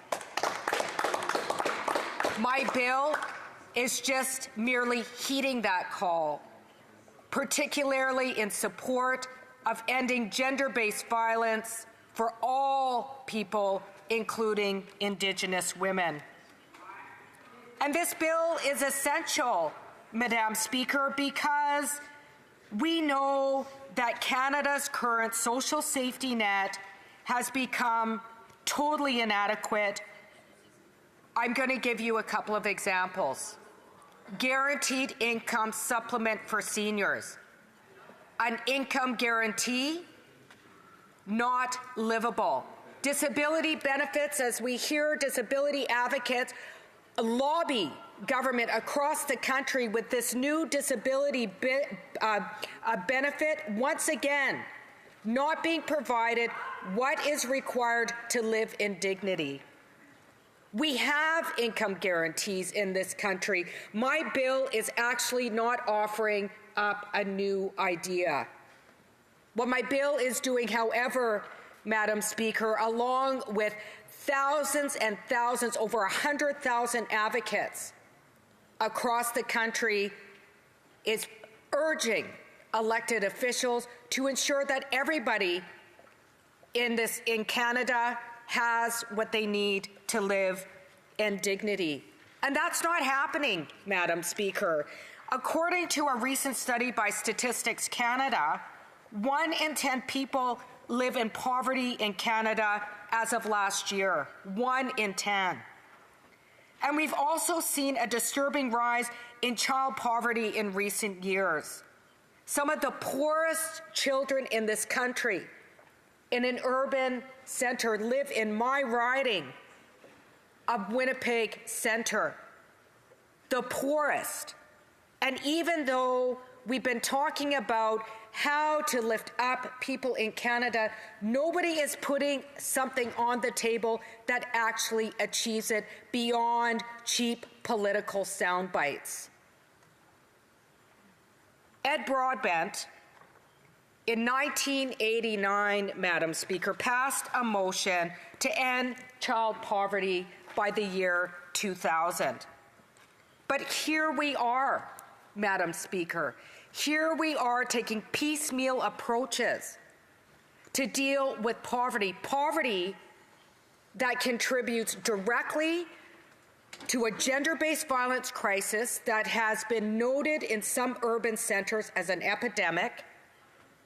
And we talk about families struggling to buy food, yet since 1989 and Ed Broadbent calling for the eradication of poverty in the year 2000. Now in 2024, growing equality is increasing as we see growing disparity between the ultra-rich and those that are just barely making ends meet, if they actually are. We are actually, Madam Speaker, seeing a rise in the first time people become unhoused, families rolling onto the streets. Why?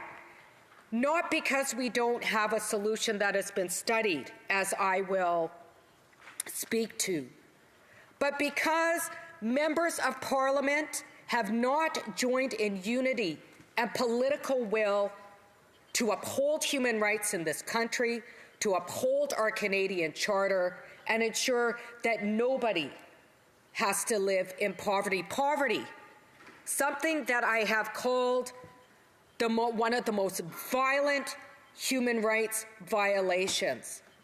And we want to talk about a mental health crisis? We want to talk about a mental health crisis in this country? We have one. And I can tell you, when you don't provide people with their basic human rights, housing, as my colleague from Nunavut brought up today, access to clean drinking water, food security, the ability to know that the next day that you will be able to survive, that is bad for your mental health. And what is it guised in this House? As I hear lately, this visceral, cruel rhetoric around people struggling, particularly those with addictions, poor bashing people that are already down, instead of talking about comprehensive solutions to lift people up. And it's for these reasons, Madam Speaker. It's for things that I see every day on the streets of Winnipeg Centre and around the country. The wonderful people that surround me, human beings living in encampments that are my constituents, whom I visit and have relationships and respect. This is the reason I put forward this bill, because if we are going to complain about people living in encampments, if we are going to complain about people living with, struggling with mental health, if we are going to talk about issues around ending gender-based violence, I don't want to hear about it in this place anymore unless people are willing to do what they need to do to make sure that people can live in dignity. And in cases of violence, should they choose to leave, that they actually have the financial resources to do so, and should they choose to be able to have a guaranteed livable basic income in addition to other programs and supports meant to meet specific and special needs, as my bill stipulates, like affordable housing with rent geared to income, like extra benefits for persons with disabilities so that they have what they need to pay for extra costs, medication, things to help them physically should they need, in addition to. So I'm offering us an opportunity, Madam Speaker, to do the right thing. I'm offering us an opportunity to do the right thing and lift people out of poverty, including the number of children in care in my riding that age out of care and at age 18 get dropped off at the Salvation Army without income, without housing. And we wonder why things are the way they are today. And then I have to listen to the Conservatives, even though, as a teacher, I know that families and children have been struggling with hunger longer than the last 10 years.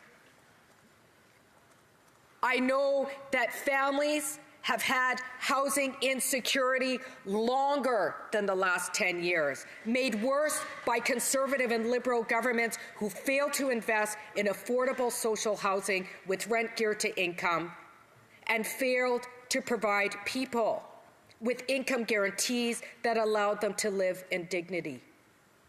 But we can do better, Madam Speaker. And that's why I put forward this bill, which would be provided for anybody over the age of 18 or over the age of 17, students, refugee claimants, temporary foreign migrant workers, kids that would age out of care into income security and housing, seniors in my riding that are currently on the verge of being houseless, would provide them what they need, especially women,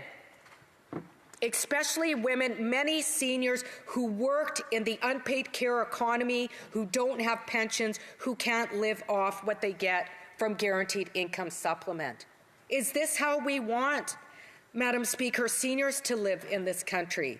Is this how we want, Madam Speaker, children to live in this country? Is this how we want the disability community to live in this country because we turn a blind eye to human rights violations, turn a blind eye to gender-based violence, turn a blind eye to ageism, targeting primarily women? And we don't have to. So a lot of people ask, well, this is going to cost a lot of money. Why would you implement a guaranteed livable basic income? We have inflation right now. It's out of control. But let's talk about the high costs of poverty. And I want to talk about specifically the Dauphin study in Manitoba that an NDP government put forward in the 1980s. And what they found was folks that participated in the program had higher rates of graduation, mental health improved, and in fact, although there's a lot of myths that have not been proven in research ever, that people stopped working, what they found was that they saved in healthcare costs.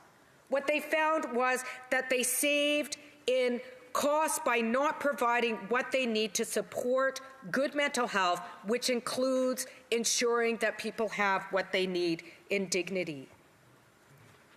So research in terms of a lot of myths around guaranteed income don't add up. In fact, the Government of Ontario in 2017 launched a basic income pilot that provided 4,000 low-income people with cash transfers to help with their cost of living. Observers found that work placements and community involvement actually increased, not decreased. School retention improved. Health outcomes, especially mental health, were more positive, as reported by program recipients, affirming the findings from the study in Dauphin in the 1980s. And it is not like Canada would be the first. In fact, there's countries around the world that have implemented a guaranteed livable basic income where people feel the happiest and in fact have growing economies. So I don't want to hear in this House about costs of living. I'm tired of hearing poor bashing and bashing people with addictions in the most grotesque, pathologizing, stereotyping terms. I'm so tired of governments talking about lifting people up when we have something before us that is a good economic policy and in fact is a cost saver. If we do not have the political will, Madam Speaker, to implement a guaranteed livable basic income, I question our commitments as parliamentarians to eradicate poverty in this country. I question our commitment as parliamentarians to do what every single pretty much, and I say pretty much because I haven't talked to every single one, but every single women's organizations that deals with violence has stated very clearly, we need a guaranteed livable basic income now.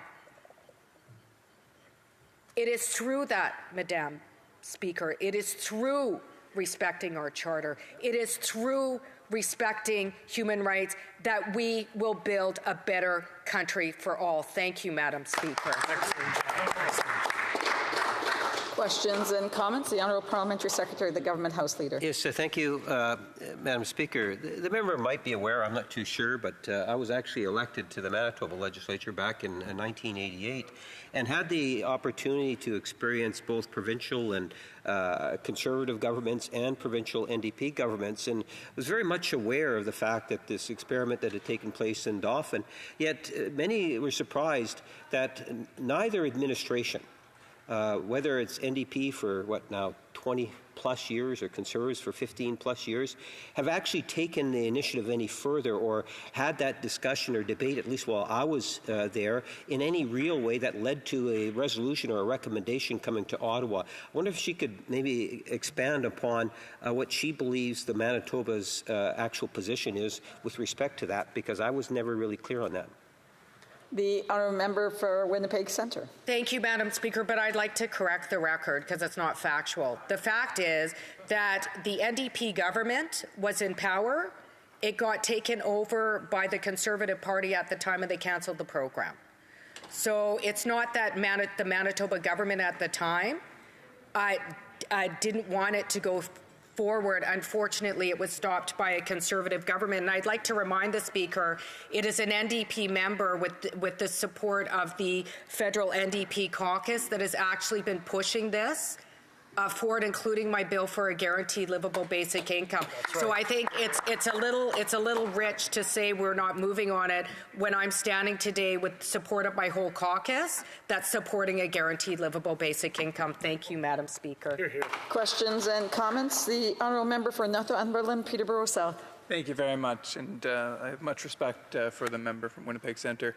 My question is this. So currently in place, there are a number of places in the Income Tax Act where individuals who earn less than $30,000 pay more than 50% in income tax and clawbacks.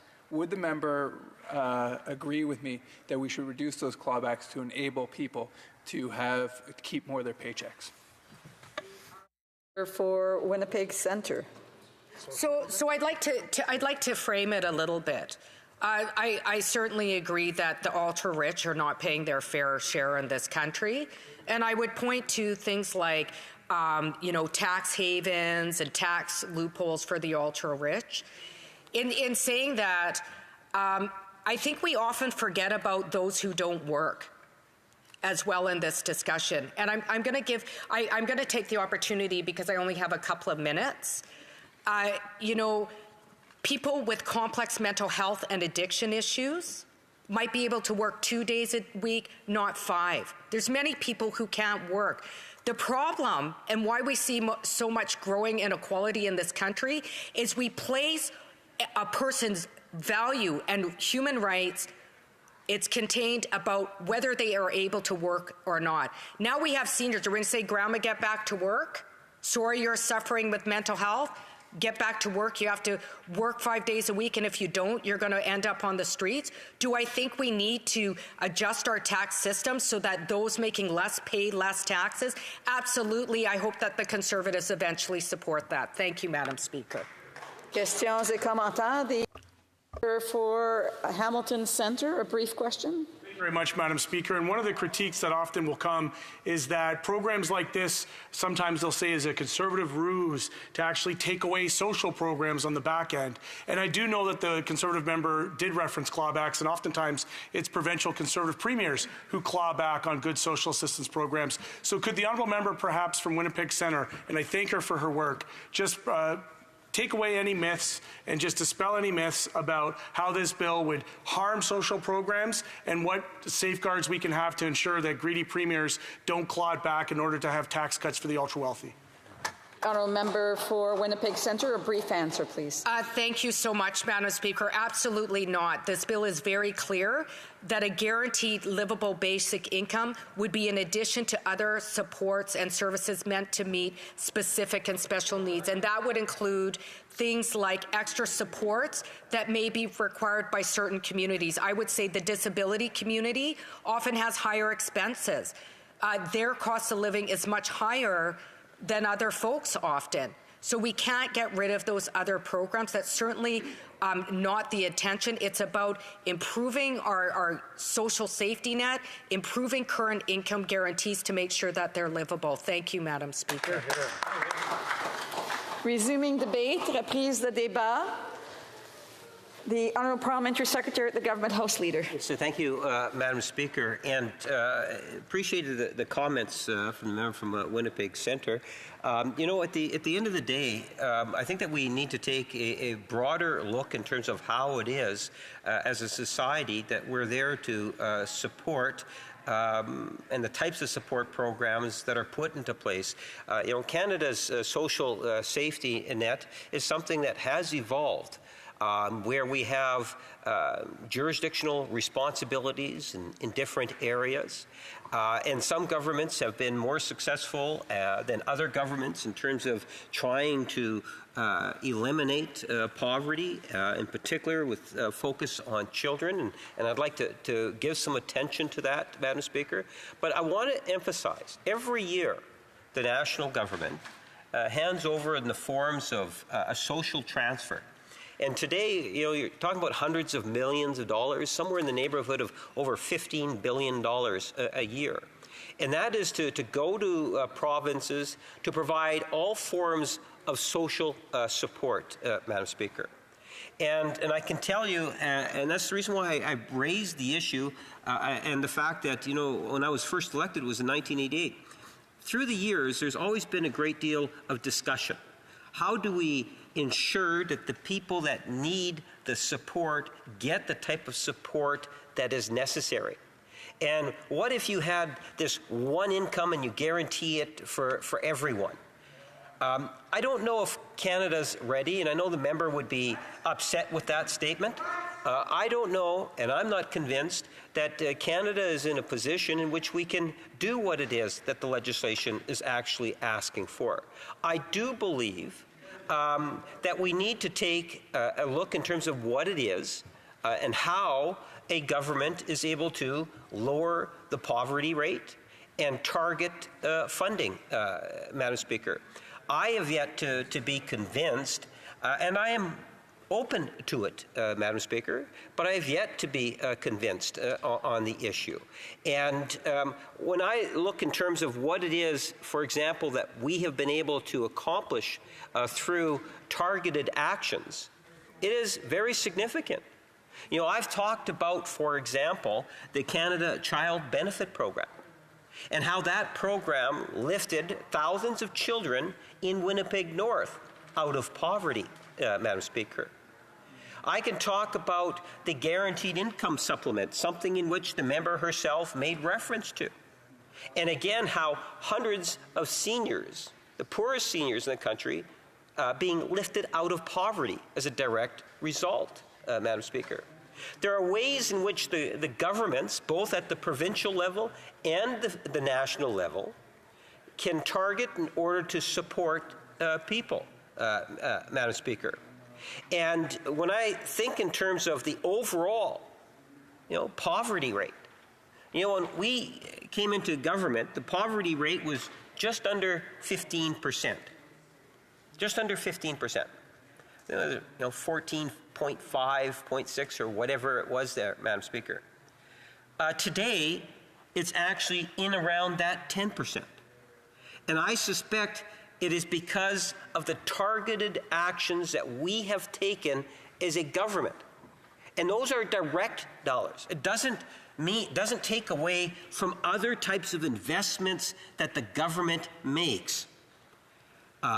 So, for example, I was very proud of the fact when we came up with a $200 billion commitment towards health care.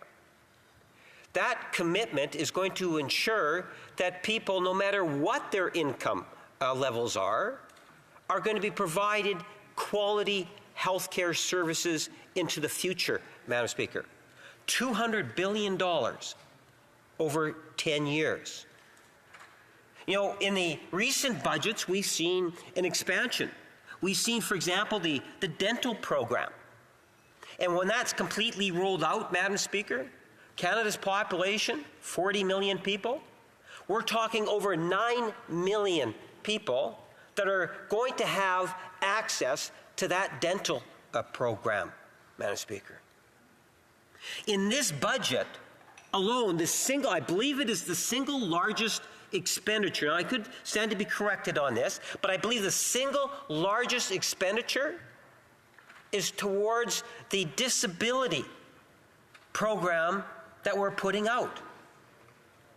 And, you know, we look at it as a very important first step.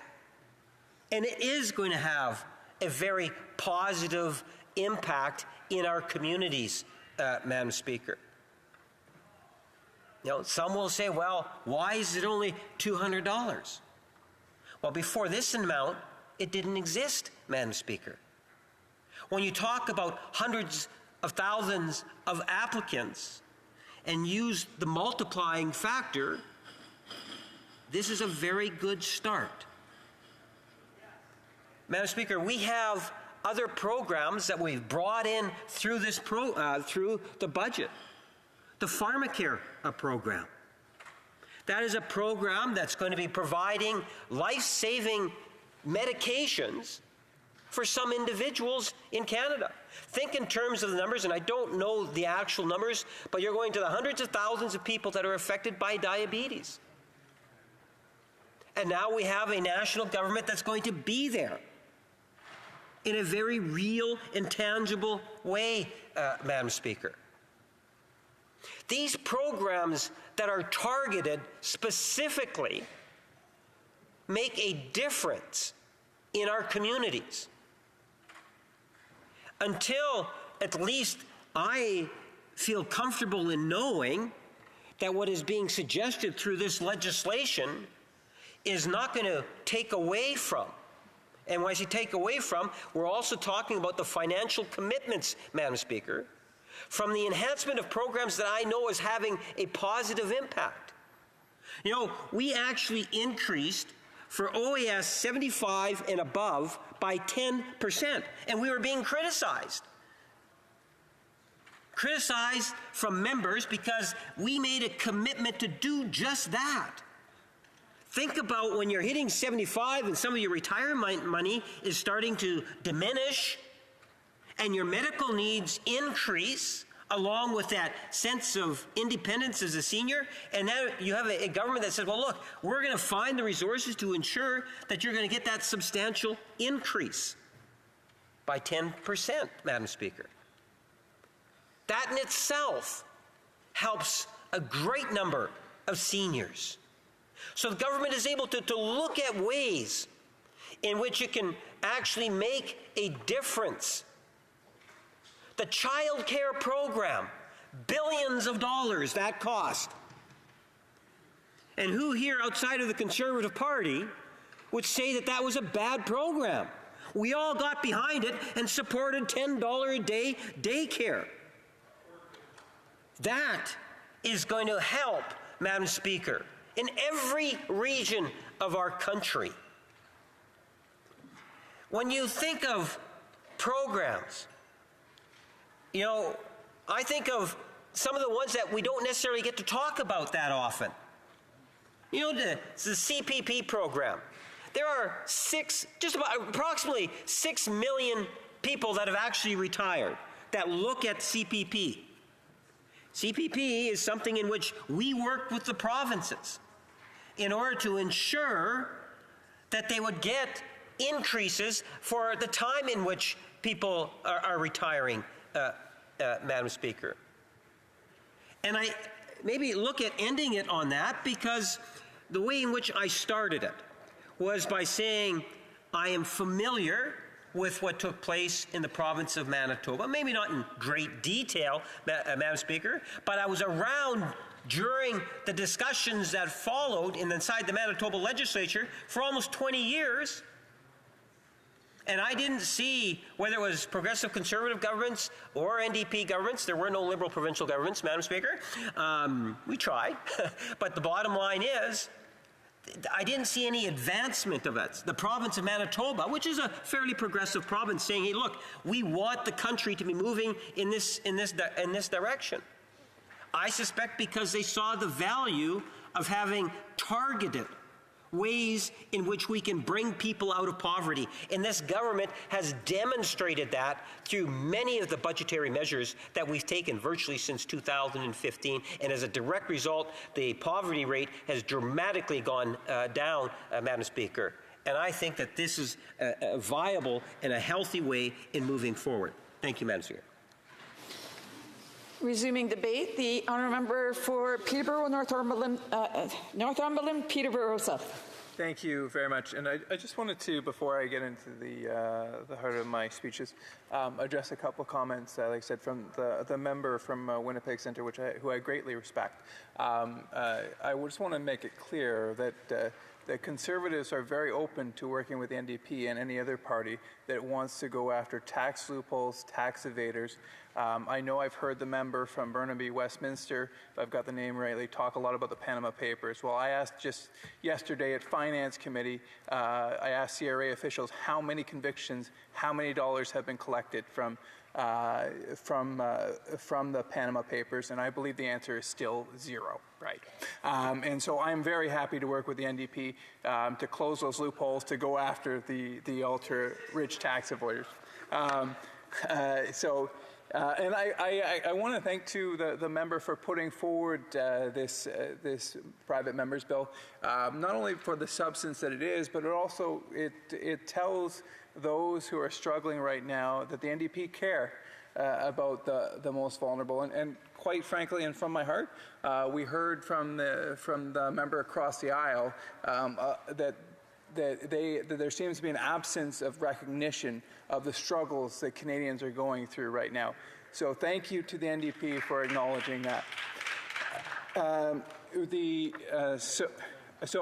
But I want to talk. I want to talk about the affordability crisis. I know my NDP friends probably won't be as happy about these remarks, but I do, because I think it is the important context that surrounds all of where we are today. Specifically, I want to talk a little bit about productivity and where we are as an economy, because ultimately it is the economy that will drive the wealth of the nation. If we have a strong economy, a productive economy, we will be wealthier as a nation. And we can certainly have arguments about how we divide that pie, and certainly the NDP have contributed greatly since their existence over and had meaningful discussions about how we split that pie. But I think it has to be said and stated unequivocally that growing that pie is a good thing. And quite frankly, we haven't seen that pie growing. Over the last decade, we've seen almost zero GDP per capita growth. And what that means is that we are facing a lost decade here in Canada. Our GDP per capita has grown by, the actual number is 4.73%. Contrast to the United States, which is nearly 50%. Their economy is growing 10 times as fast as ours over the last 10 years. Strong productivity will lead to higher wages. And like I said, we can certainly have discussions with the NDP about making sure that we have framework in place, such as competition that I know the NDP have been outspoken on and that we agree upon, and other framework to make sure that pie is divided equally. But we also have to talk about increasing that pie, because if that pie shrinks, the reality is, and this is not me saying, this is expert, this is economists, it will be the most vulnerable who suffer the most. And just going on that, just talking a little bit about the recently Carolyn Rogers, who's deputy governor of the Bank of Canada, talked about in her now famous speech, the break glass on productivity speech, about the impact and corrosive impact of a lack of productivity. One, it hurts inflation, because an economy that can produce more goods and services simply by virtue of that reduces the cost of everything. You can think of this as the basic rules of supply and demand. If in fact an economy produces more goods, the cost of those goods go down, the effect of inflation is decreased. She went on to say that the level of productivity in Canada's business sector is more or less unchanged from 7 years ago, as I talked about. Further, back in 1984, the Canadian economy was producing 88% of the value generated by the U.S. economy per hour. That's not great. But by 2022, Canadian productivity had fallen to just 71% of the United States. Over that same period of time, Canada has also fallen behind our G7 peers, with only Italy seeing a larger decline in productivity relative to the United States. Canada's productivity has fallen for the past 13 quarters. That's incredible. For the past 13 quarters, our productivity. And productivity is a fancy jargon economist word, but really all it means is our ability to make goods and deliver services. Are we making goods more efficiently, more effective? And certainly, imagine those last 13 years. We've seen tremendous innovation, the rise of digitalization, even now the beginnings of artificial intelligence, and yet our productivity in Canada has not increased over the last 13 years. A study published by the Fraser Institute found that from 2014, business investment per worker declined by 20%. And that's it. So that's a bit of the story too, is the fact that we are not attracting, maintaining investment here in Canada. And part of that, and I know what my NDP friends, because I had the pleasure of, I guess I can say his name now, he's not here, Daniel Blakey, and Mr. Blakey would go on and talk about the fact that the lack of competition was driving the lack of corporate spending. And I don't disagree entirely with that thesis. In fact, I think that's an area where the NDP and the Conservatives can actually work together. But what we can't do is we can't bring uncertainty into the markets. We can't overly restrict or unduly regulate businesses as well, because if we shrink their resources, we'll shrink the ability that they have to invest in our workers.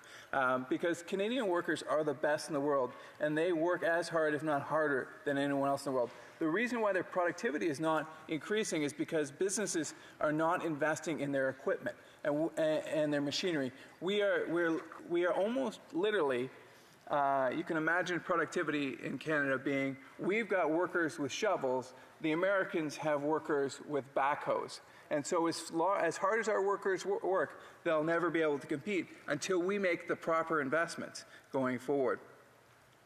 Over the past 5 years, productivity in the business sector has fallen 0.3%, while it has grown by 1.7% here in the U.S. So that's our problem. Longer term, the OECD projects Canada to rank dead last amongst the OECD members in real GDP growth out to 2060. Canada's 10-year average in GDP per capita is at its lowest level since the Great Depression. Cumulative growth has been about 2% in Canada versus 12% in the United States. A lack of productivity has real-life consequences. Unfortunately, we hear over and all it's the same solutions put, and I'm not talking about the private members bill, but across the aisle we hear the same solutions over and over again. It's more taxing, it's more spending, it's more taxing, it's more spending. Every time I hear this rhetoric, I always have in my head the great line from Winston Churchill that says, "I contend for a nation to try and tax itself into prosperity is like a man standing in a bucket trying to lift himself up by the handle." These Liberals seem hell-bent on taxing prosperity, taxing productivity, taxing investment, and making anyone who wants to dream of succeeding in this country feel like they want something bad. But we need prosperity, and we need achievers, and we need success. Certainly, as I started out my speech, we need to make sure that all Canadians pay their fair share, and Conservatives have been clear and unequivocal on that point. But we also need to recognize those exceptional individuals who start from nothing, pull themselves up by their own bootstraps, make a success of it, create jobs, create wealth, and create prosperity, not just for themselves, but for our communities.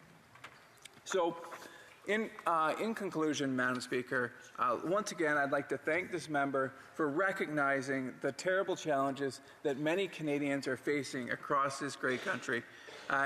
What we really need in Canada is to bring back prosperity to this land through greater investments by our businesses, through an entrepreneurial spirit, through renewal, through rewarding success, and looking forward with optimism and to future prosperity. Thank you very much.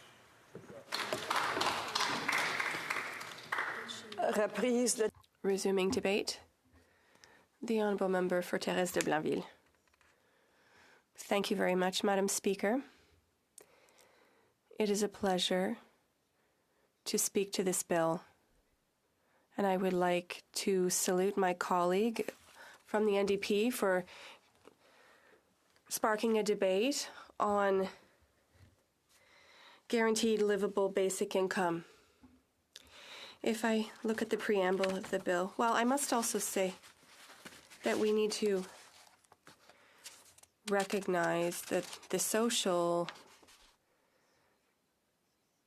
question raised in our society is, it's to guarantee to any individual a livable basic income.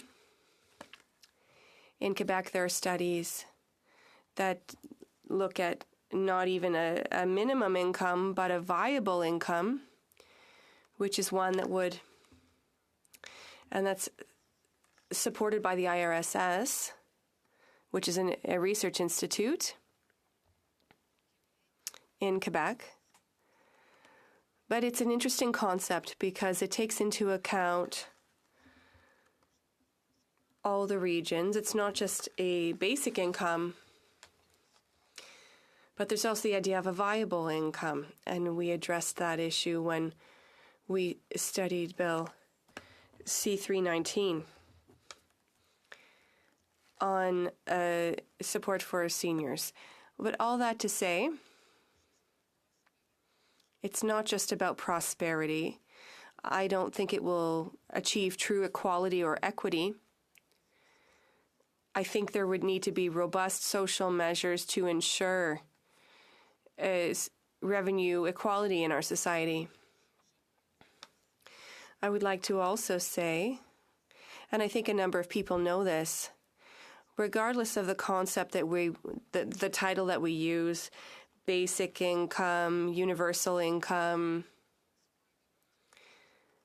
it's not a debate just on the left. The right has used it as well.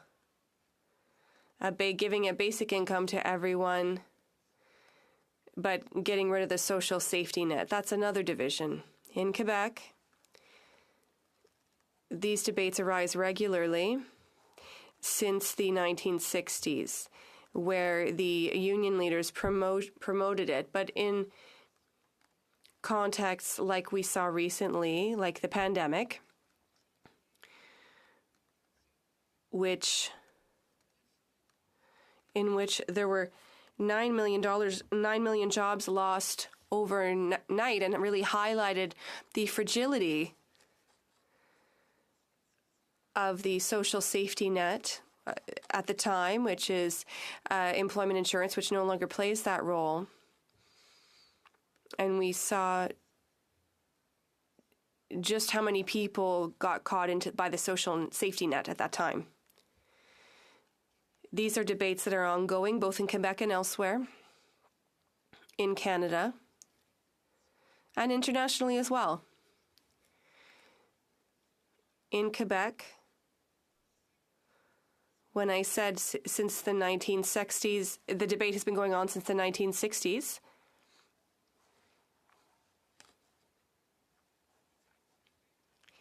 The sheets are making a lot of noise for the interpreters, so if we could minimize that noise, please. It's quite loud. I will set aside my sheets, and I just wanted to let you know because it's surprisingly loud. Well, you did.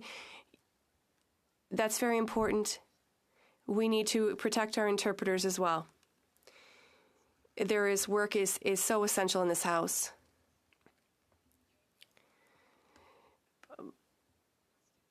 But the hitch in what was raised by our colleague is that social safety nets are built and social programs are built in such a way that they don't fall under Ottawa. They're under provincial jurisdiction. That's one of the basic principles of this. It can help other social programs and ensure that that vulnerable people don't slip through the social safety net. What social programs would this basic income replace? We have a lot of strong social programs in Quebec. And I think that we're not debating this issue at the right place right now.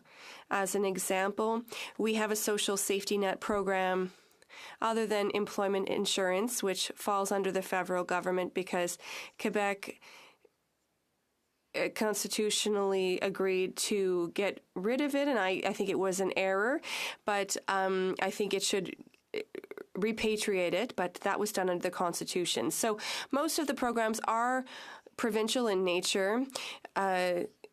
For example, the child benefit, the disability benefit, and others. And recently in Quebec,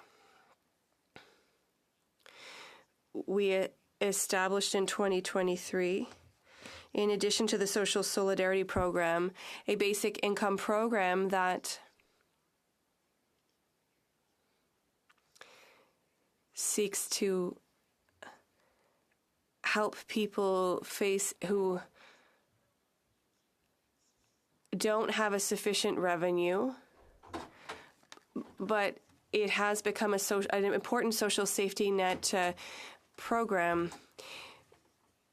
There is universal childcare in Quebec. It's a program that's part of the social safety net that is available to everyone. And for families or parents that pay into the Social Solidarity Fund, there is no contribution. So we want to ensure that there is this social safety net for solidarity. There need to be major social programs. And in Quebec, I think that we have demonstrated that social programs underpin this, particularly for people who are the most vulnerable, who need assistance. So all that to say that these social programs are the responsibility of Quebec, and that is constitutional. So including a guaranteed livable basic income program nationally in Canada would be like saying that we would transfer Quebec social programs to Canada. And that's a no for us. That would be unconstitutional. And I don't think it would be a good idea, and I'll explain myself. In the social safety programs in Canada, if we look at the EI system, it is no longer a social safety net. It has become an insurance program where 6 out of 10 workers who pay in don't have access to funds, where the self-employed don't, or gig workers, namely a lot of young people and women, don't have access to it. And when it was established, it was a social safety net. When the worst happened to us, that is losing one's job. So I think that we need to strengthen this social safety net. We talked about the guaranteed income supplement. Well, the GIS is a social pension. It's the old age security, because the federal government, for the old age supplement, doesn't rank very well compared to other OECD countries in supporting seniors. And to compensate for that low income, they have the guaranteed income supplement. Ideally, they shouldn't need a guaranteed income supplement. When someone reaches the age of 65, their old age security should be universal and should be strengthened and increased from the age of 65. But these aren't choices that the government is making. And furthermore, because these aren't federal jurisdictions, you just have to look at other social safety nets like health or education, which also fall under the jurisdiction of Quebec. And in health, federally, in the federal spending power, you know that the agreement that was signed at the time when Canada and Saskatchewan and all of the provinces and Quebec, they equipped ourselves with health acts, which would guarantee medical, universal, free medical care. The agreement at the time was that the federal government would fund 50% of health care. And we're far from that now. Over time, it has eroded to barely 25% that the federal government is funding. Will we trust the federal government to administer our social safety network programs in Quebec? The answer is no, because there are many examples. We see this with the disability benefits. We saw that in the budget, the objective set will not be met. Your time is up. In fact, I gave you a little extra. Sorry. Resuming debate. The honourable member for Hamilton Centre. Thank you very much, Madam Speaker. You know, there are few opportunities to rise in the House that give me the type of honor for which I've been bestowed to speak alongside my incredible candidate, my incredible colleague and seatmate from Winnipeg Centre on this particular issue. There are few topics that I could speak to that connect more with the material conditions for people in Hamilton Centre. I can tell you, Madam Speaker, that New Democrats come to our politics honestly. We come to it by viewing and watching and observing and many times experiencing the struggles, the poverty, the abject conditions that people are faced into, the legislative poverty. Watching people suffer in my city has radicalized me over the years, Madam Speaker, because there's this notion that for some reason it's always been done this way, there's no alternative, it always has to be this way, that we have to be in this zero-sum economy of winners and losers, and that the concentration of wealth and prosperity in this country always has to be distributed to the top. And when we look at what's before us, this bill for a guaranteed basic livable income, for a time we have a moment here, and we heard it from even the Conservative members who spoke on this bill, admit that there is an opportunity to put this bill to second reading, to begin to have a discussion about how we can lift people truly out of poverty, to raise the material conditions for people.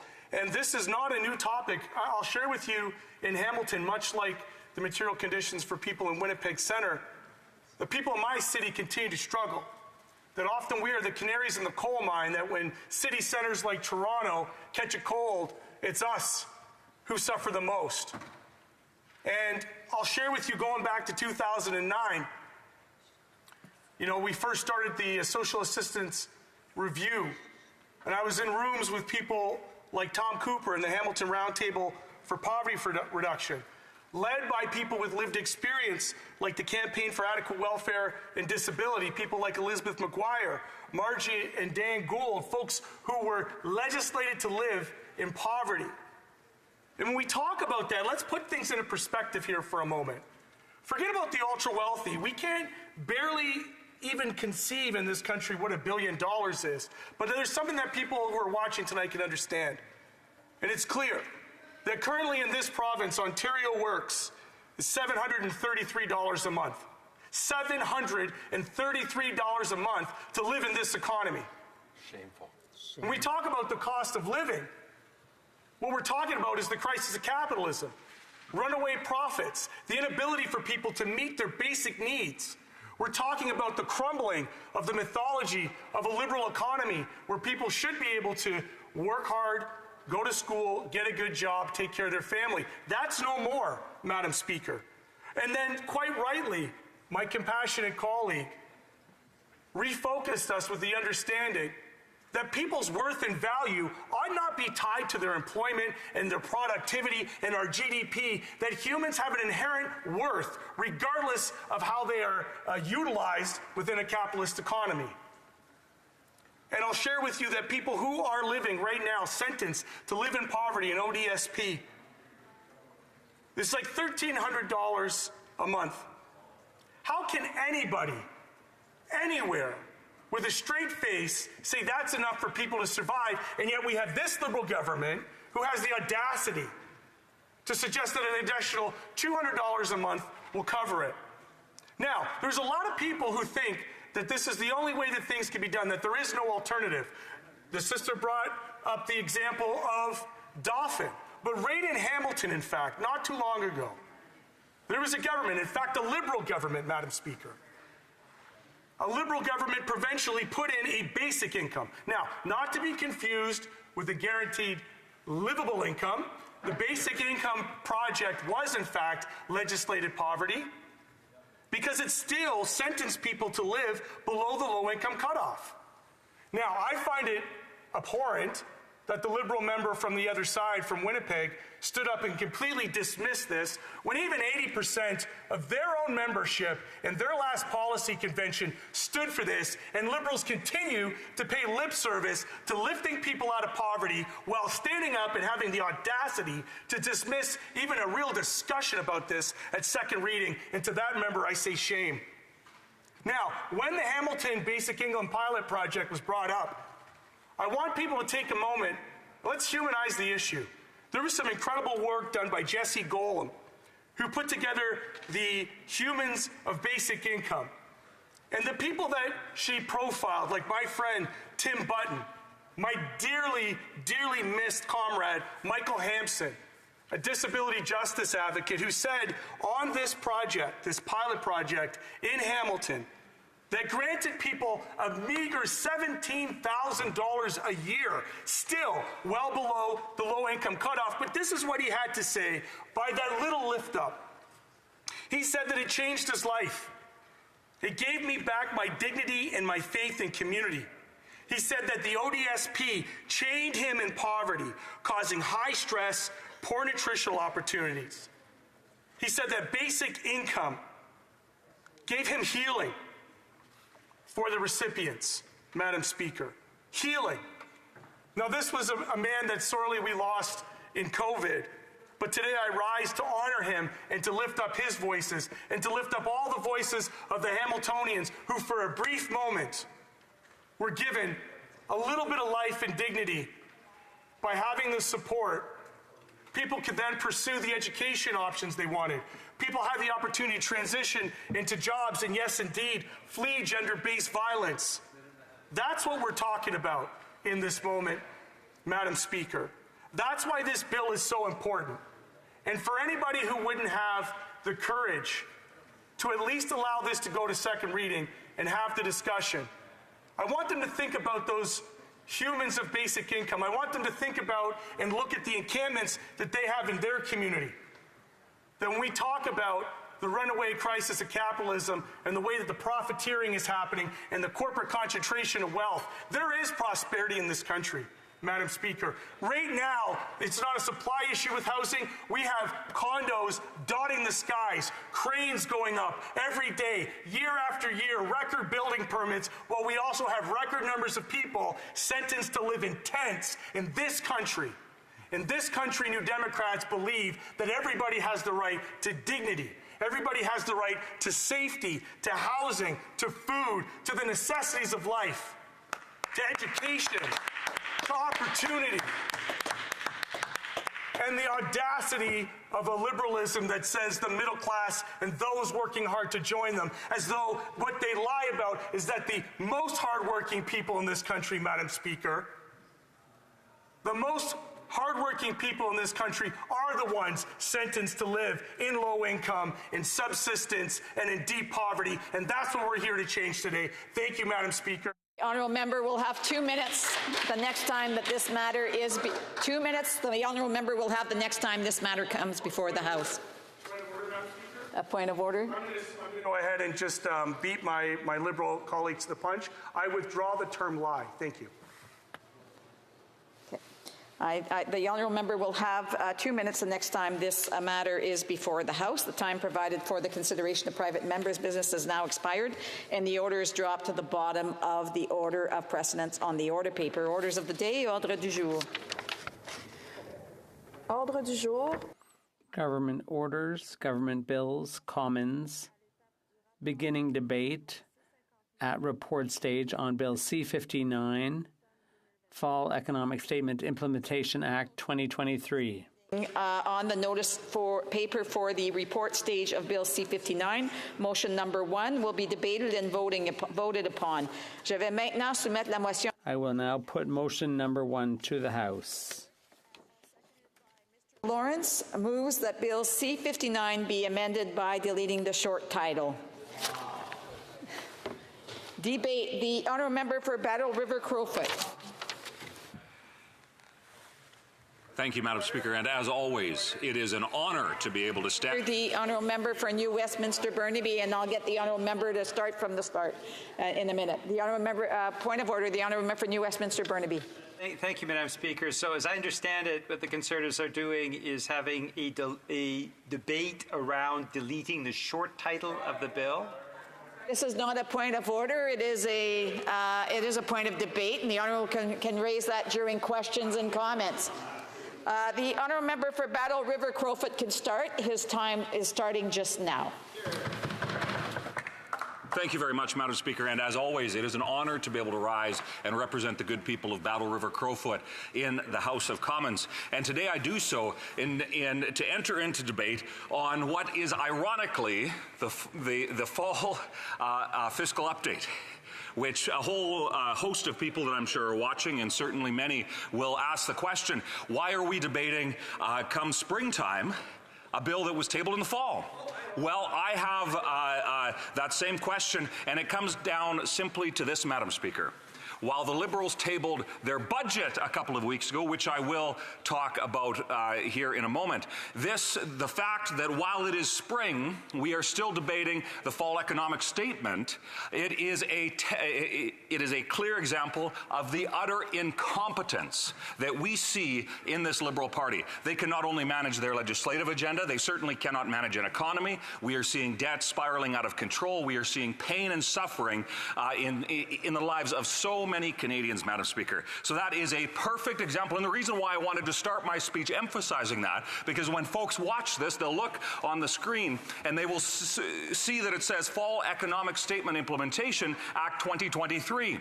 Yet here we are debating the budget after and earlier today also debating the Budget Implementation Act 2024. Madam Speaker, highlighting the true incompetence and inability for that Prime Minister, those Liberals, and their coalition partners that prop them up come storm or sunny day.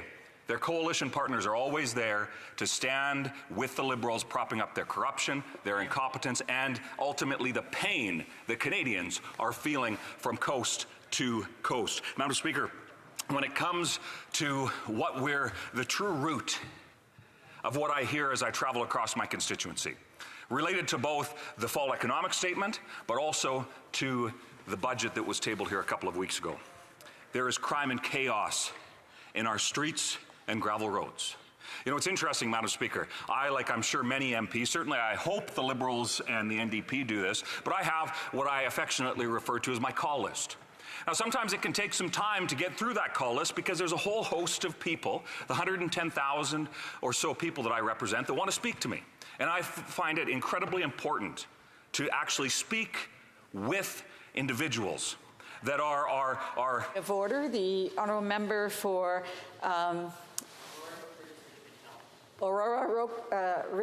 Aurora, Oak Ridges, Richmond Hill. Sorry, it's just. Thank you, Madam Speaker. Yes. I'm just questioning the relevance of this speech to the motion that was put forward, which is to delete the short title of the act. And I have a hard time trying to connect this to delete. Obviously, the honourable member recognizes that there is some leeway during speeches. However, I do want to remind members to make sure that they are actually speaking to the bill that is before the House. So their speech should actually be in reference to that. Is there another point of order? The honourable member for New Westminster Burnaby, or he's just standing, leaving? Okay, so no, the honourable member Battle River Crowfoot. Madam Speaker, you know, I find it so interesting. You know, I was just talking about, as I was speaking to my constituents, and that member from Aurora, Oak Ridges, Richmond Hill, that she would suggest that somehow the pain that Canadians are experiencing is not relevant to the discussion in this place. It is that ignorance, it is that truly being so utterly out of touch that it's almost difficult to find words. And why, Madam Speaker, I would suggest that she take notes when it comes to what I'm describing. And that's the actual need to speak to our constituents. The very basis of why this place exists is because we are to be representatives of the people, not elites that are imposing their vision upon a populace that don't have a say. No, Madam Speaker. Those are days gone by, and while that may be the pursuit of that member and so many members of the Liberal Party, that is an absolutely unacceptable attitude to have for a member of the House of Commons, a place where the common people should have a voice. And, Madam Speaker, I would suggest... Order. I want to remind the honourable member, his comments are actually almost speaking about the individual itself, and I just want to remind members that they should be talking. They can debate about the government policies, about the party itself, but they shouldn't be attacking individual members. So I want to caution the honourable member on some of the comments that he has made, because it's actually attacking the individual member.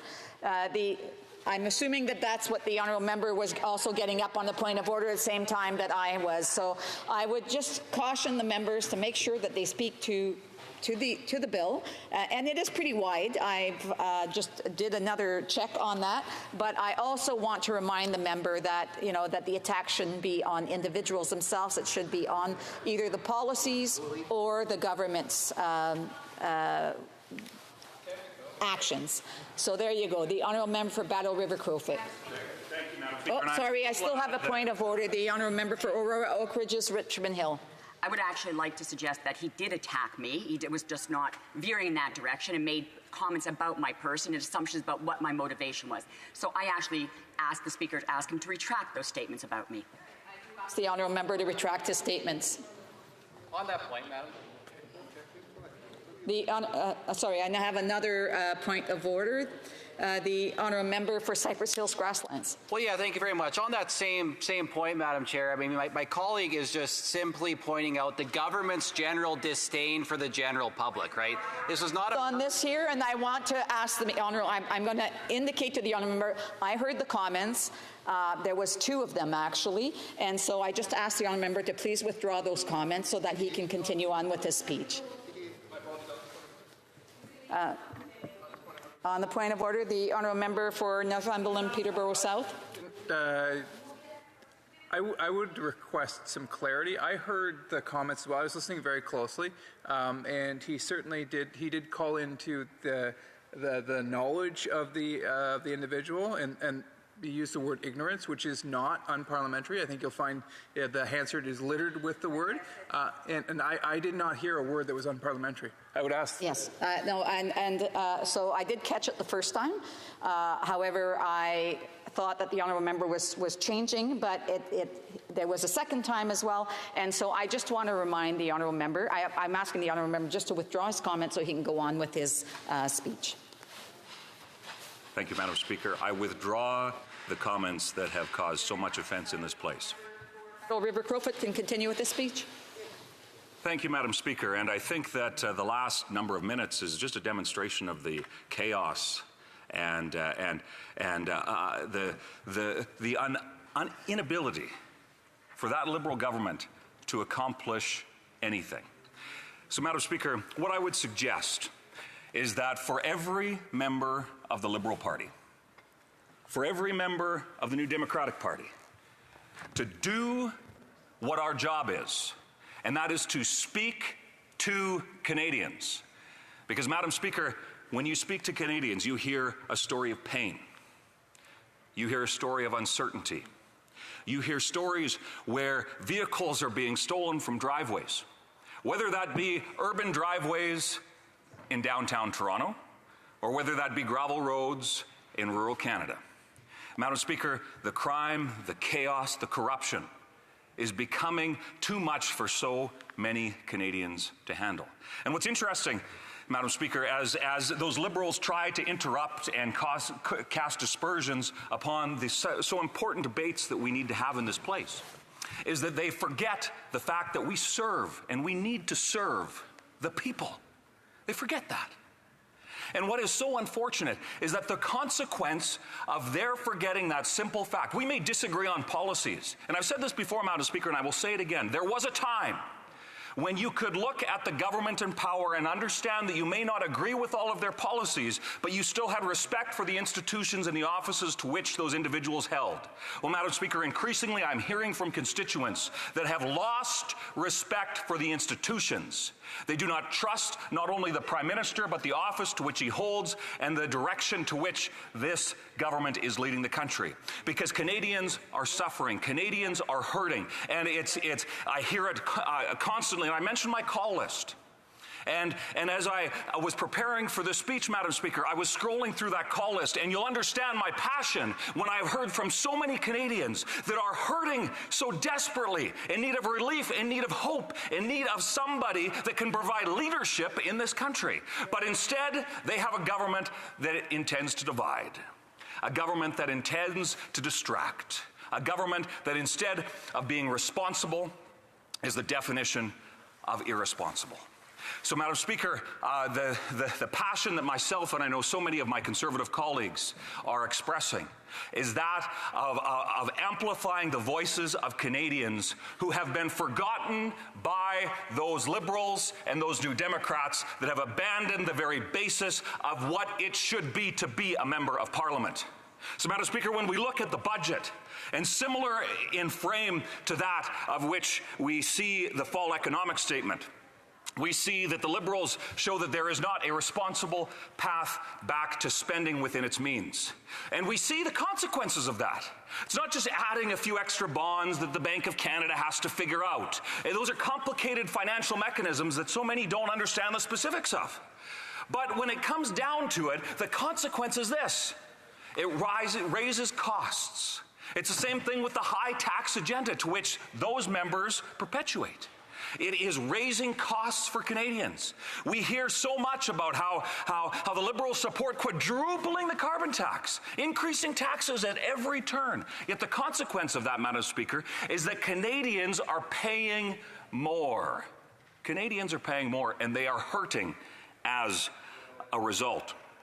Madam Speaker, we see that there has been a complete and utter abandonment of common sense within this place, and the result is that the country is moving in a direction that certainly Canadians did not vote for. You know, it's interesting, Madam Speaker, as I, like so many MPs, travel across the country, whether that's in airports in my commute across the country, or whether that be the messages that we get when folks are watching the proceedings in this place. And increasingly, Madam Speaker, we hear how they including some individuals that have shared that while they voted Liberal or New Democrat in the past, they won't do it again, because they see how what they were told is not what is being offered. And the clear proof of that is exactly what we have before us in both the fall economic statement and the budget that was debated earlier today.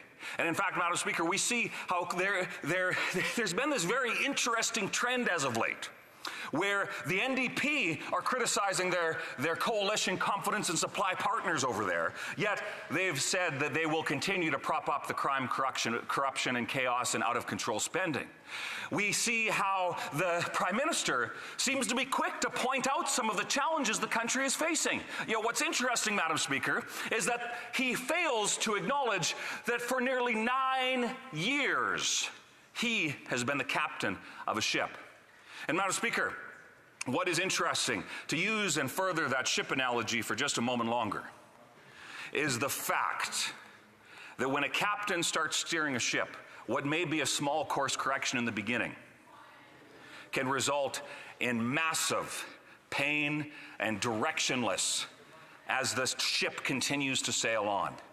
When you do not take responsibility for the maintenance of that ship, it begins to fall apart. And while the captain standing at the wheel can blame everybody but himself, the buck stops at the top. The buck stops with the one who's in charge. And what is so interesting is the Prime Minister has, as of late, had these revelations that Canadians are hurting. And I agree with him on that. But here's the reality. It is the policies of that NDP Liberal coalition that have caused so much hurt. So then so often, Madam Speaker, we hear from the other side, and many Canadians say, well, what would the Conservatives do differently? Well, Madam Speaker, we have a record that we can be proud of, shepherding the country through incredible financial difficulties while understanding fiscal responsibility. We have so much potential that exists in terms of the ability and the hope of the future of this country. So, Madam Speaker, I look forward to being able to respond to some questions here, because when it comes to the future of our country, the future is bright, but it seems that the solution needs to include getting rid of that. Yeah. So I just want to bring it back to the original question, and the motion is that the bill see fit to be amended by deleting the short title. I'm not sure that the honourable member actually got to the actual motion as to why the title should be deleted or why not, but I want to remind members to be speaking on the motion as well. And so questions and comments, questions et commentaires. The Honourable Parliamentary Secretary, the Government House Leader. Madam Speaker, I guess the member could be excused in the sense that he's the one that brought in the motion. And at the end of the day, it's truly amazing how the Conservative Party really knows no shame. Think about it, Madam Speaker. The member himself that moves the motion is criticizing the government because we're not getting this legislation passed, because it's a false economic statement. Well, duh. Who do you think's preventing it from passing? The Conservative Party of Canada, Madam Speaker. How are they doing it? By bringing in silly motions that the member just introduced, even though he didn't even talk about it, Madam Speaker. Can the member explain to Canadians how it is they can justify filibustering legislation and then blaming the government because we're not stopping them from filibustering fast enough? River Crowfoot. Madam Speaker, I'm so pleased to have the opportunity to respond to that question from the member whose word count certainly is the only thing that he can point to as being successful in terms of his service in Parliament. But let me simply suggest this. Madam Speaker, when it comes to the very root of what we're talking about, it is the government that controls the legislative agenda. They are quick to blame everybody else for their failures when it's that member himself have, on a number of occasions, moved amendments similar to this with the defense that there was important things that needed to be discussed. So when they do it, it's legitimate. When we do it in order to make sure the voices of Canadians are heard, it's somehow filibustering. Well, Madam Speaker, let me be crystal clear. Never in this place Is it wrong to bring up the pain and the suffering that Canadians are facing? Because, Madam Speaker, we have to offer hope at a time when people feel hopeless. And certainly the solution is a change in government because they're tired, corrupt, and certainly out of ideas. And this full economic statement and the budget that we debated earlier today are clear proof of that. Questions and comments? The honourable member for Don Valley, Kingsway. For Vancouver Kingsway. Thank you. Well, my honourable colleague brought up the Conservative record. He said it's something that could be pointed to so Canadians could get an idea of what they could expect from a future Conservative government. So I had the benefit of actually being in this House from 2008, 2015, and my honourable colleague said that the Conservative government stewarded this country through tough economic times. Well, what he didn't tell people is that the Harper government ran 7 consecutive deficits in a row, only claiming to balance the budget in the 8th year, which happened to be an election year, and that turned out to be a deficit budget as well. So they didn't balance the budget in a single year of the 8 years of the House. So I'm wondering, is it the case that Canadians can expect similar behavior from a future government of consecutive deficits, although they promise to be fiscally prudent? For Battle River Crowfoot. Yeah. You know, how ironic is it, Madam Speaker, that you have a member of the NDP that will, seemingly there is no promise that they can break that would force them to renege on the pension and supply agreement that they seem so bent on keeping with those corrupt Liberals. Madam Speaker, I'm proud of the Conservative record. I'm proud to stand and represent my constituents in this place. And he asked about what Conservatives would do. Well, Madam Speaker, I'll be crystal clear on that as well. Conservatives will axe the tax, build the homes, fix the budget, and stop the crime, because that's what Canadians are asking, and it's time that everybody in this place pay attention. Questions et commentaires? Questions and comments? Cypress Hills Grass. No, excuse, l'honneur. Apologies. The honourable member for Rimouski-Neigette-Témiscouata-les-Basques. There too, but it's not.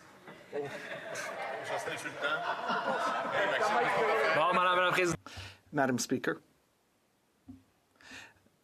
there's been some joking. Point of order, the honourable member for Drummond.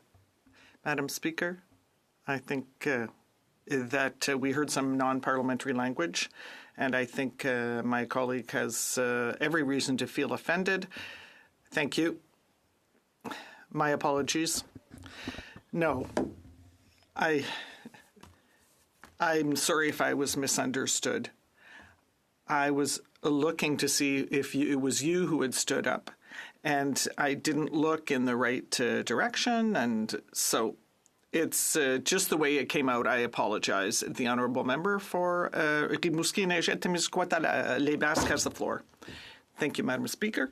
I'm going to go down in history, but maybe not for the right reasons. Madam Speaker, it's a miracle. The Conservative Party is now the Conservative Party, the party that looks after families and the middle class. This is very sudden. I'd like to ask my colleague, in the bill we're discussing right now, it's the fall economic update. Madam Speaker, according to the last budget, there's a tax credit for the energy sector that to the tune of some $20 billion. The Conservative Party hasn't said anything about that. But I'd like to ask my colleague if he's proud that his party is supporting a $20 million tax credit that, whereas that money could go to the middle class and be much more helpful. That's my question, Madam Speaker, to my colleague, because he's simply avoiding talking about it. The money is there, but instead it's going to the oil patch, which really doesn't need it. You know, Madam Speaker, I am proud to represent the heart of the Canadian energy sector. In fact, specifically, we think about 2.5% of Canada's economy, of which contributes to the equalization that benefits that member's province specifically. But, Madam Speaker, let me suggest this. A prosperous Canada benefits everybody. For a member of a party that claims to stand up for jurisdictional rights and responsibilities within this country, I would suggest that they adopt an attitude that encourages prosperity and economic advancement, as opposed to trying to bankrupt part of the country that would have not only a devastating effect on the people that I represent, but the entire country. So, Madam Speaker, instead of punishing people, let's build a country that actually builds a prosperous future for all Canadians. That's how we make a rich middle class in this country. It's regrettable that we have a coalition amongst three left-leaning parties that refuse to do so. I just want to again apologize. Je pensais que c'était un... I thought it was a Conservative who was rising, and I just wanted to make sure that I had recognized all the parties. I apologize for that. Reprise de débat. Resuming debate. Leader of the government in the House of Commons, and again, I just want to reiterate that please stay within that motion. I know it's large, but please mention the motion every once in a while. The Honourable Parliamentary Secretary, the Government House Leader, and then that way we can avoid points of order. Well, Madam Speaker, I can assure you I will remain very relevant. In fact, the person that moved the motion... Another point of order. The Honourable Member for...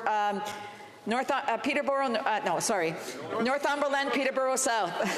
I believe if you look deep in the recesses of Boston Gagnon, you'll say if you get over 10 million interventions, you're cut off. Okay, I'm not sure that, I don't think that was, I know that that's not a point of order. I think the Honourable Member should maybe mention a standing order next time. The Honourable Parliamentary Secretary, the Government House Leader, your time starts now. Thank you, Madam Speaker. You know, it's truly amazing when you have the Conservative Party of Canada, many would call it the Reform Party, because it is, for all intents and purposes, Madam Speaker, more of a Reform Party than it is a Conservative party. And let me try to explain to those that might be attempting to follow the debate. We're talking about the fall economic statement, something that was introduced late last year. And the Conservative member that moved this motion is criticizing the government for taking so long to get this legislation passed. It's truly amazing. You know, it's the Conservative Party that's preventing the legislation from passing, Madam Speaker. They're preventing it by filibustering the legislation. And today is an excellent example. What is the member actually moving? He's moving a motion to delete the short title of the legislation. What is the short title of the legislation? It's the Fall Economic Statement Implementation Act 2023. So it's a relatively large piece of legislation, and this member, I hope, didn't require AI assistance this time around, comes up with an amendment to delete that short title, Madam Speaker. And then he says, you know, by not doing this, not passing this legislation, it has a consequence. Well, the member is somewhat right, even though doesn't admit to the Conservative Party or the reformers in the Conservative Party are the problem in terms of why it's not passing. And many of them are rural members of Parliament. Within this legislation, Madam Speaker, is action that will actually double the rural top-up for the carbon rebate. That means the reformers across the way, the Conservative Party, is in fact taking and keeping money away from rural communities in Canada because they made the decision that they don't want this legislation to pass, Madam Speaker. And to amplify that, they bring in a silly motion meant for one purpose, and that's purely obstruction. Then the member talks about, well, you know, who are the Liberals talking to? And he's being critical of some of my caucus colleagues. Let me frame it in a different way. After all, the member himself said, and I quote, well, the buck stops at the one who's in charge, implying the Prime Minister. Let me reverse this on the member opposite. He's trying to say who we're talking to versus who they're talking to. So let's talk about the leaders. The leader, the Prime Minister of Canada, comes to Winnipeg one day and we're talking about childcare. Comes out to Stanley Knowles School in my own riding. And we talk about the importance of childcare, $10 a day childcare. What's wrong with talking to childcare workers, Madam Speaker? The next time he comes down to Winnipeg, we're at the Grace Hospital in Winnipeg, and we have the Premier and the Minister of Health, and we have the Federal Prime Minister and the Federal Minister of Health. And they're talking about the $200 billion transfers for generation of providing services in healthcare on issues such as mental health, family doctors, and so forth. And we're surrounded by the real VIPs, the healthcare workers that were there. And these are the ones that we're listening to, Madam Speaker. In fact, the last time he came down to Winnipeg, we met again with the Premier and the Minister of Housing provincially. We had the Mayor of Winnipeg, and along with the Prime Minister was the Minister of Housing, and we talked about the issue of housing. And again, we had stakeholders that were there. So when you think in terms of the budget or the fall economic statement, what you will see is that these are reflections of what Canadians are telling us, Madam Speaker. Whether it's the individual member from Avalon, to myself, to the member from Surrey. We bring the ideas and the thoughts that constituents and Canadians are telling us, and we bring it here into Ottawa, and the budget and the fall economic statements are a reflection of Canadian values and what they are. Sorry, I have a point of order. The honourable member of Battle River Crowfoot. While I am concerned that no other Liberal seems to be allowed to speak, I would ask for a quorum call, because certainly on an issue as important as this, I would hope that we could find quorum in this place. I think, is there, sorry, before, just give me 1 second here before I go to the point.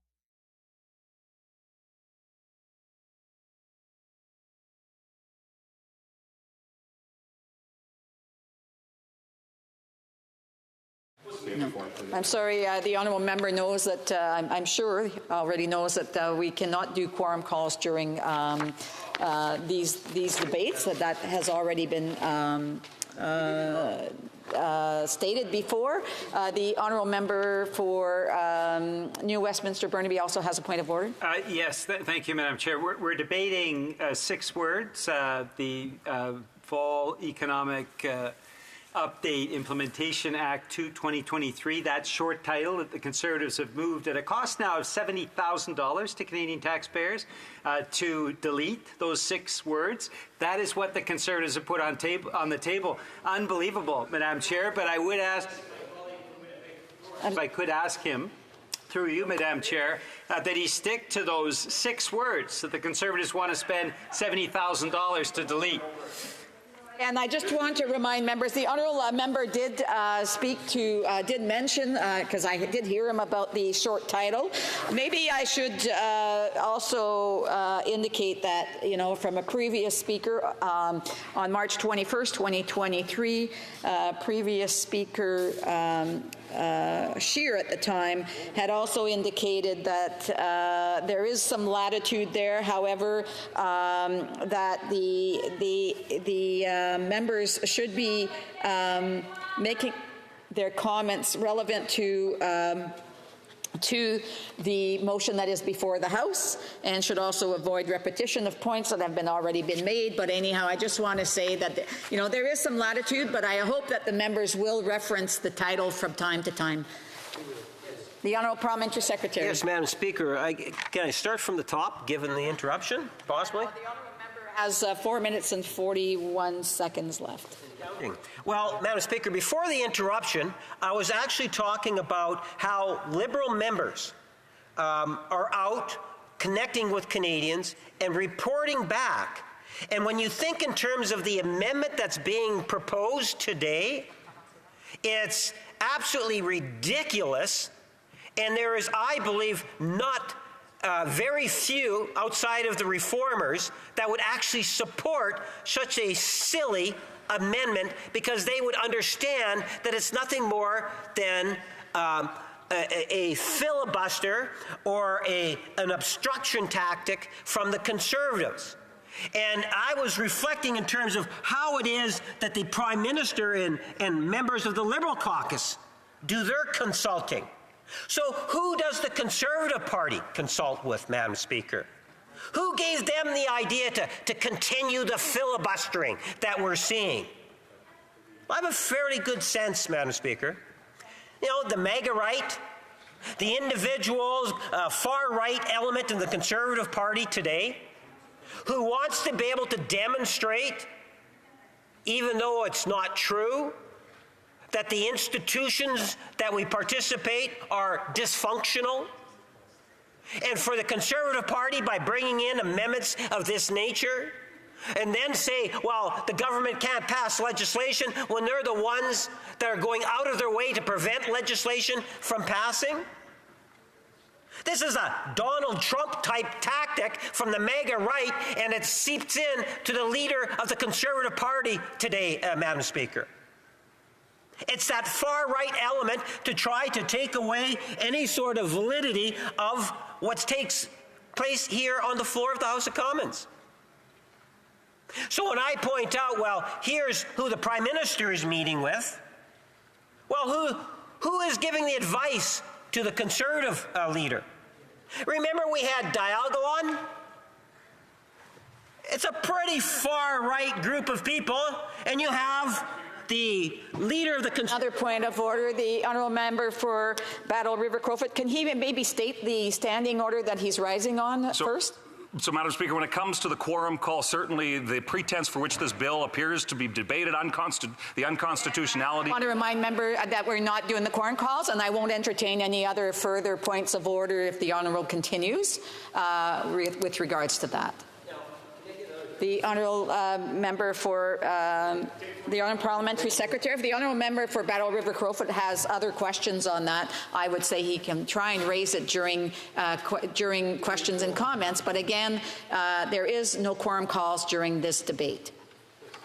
Let's be clear. The honourable parliamentary secretary. It's unfortunate, and I know it might please the member opposite, and maybe some of those Conservatives in the back room. They don't like necessarily hearing the truth, so then they stand in here to try to disrupt debate, which I find is really unfortunate. Quite frankly, I think that I should be allowed to start from the beginning, Madam Speaker. But having said that, Madam Speaker, I would suggest to you that the Conservative Party and their attitude, and where are they're getting their mandate from?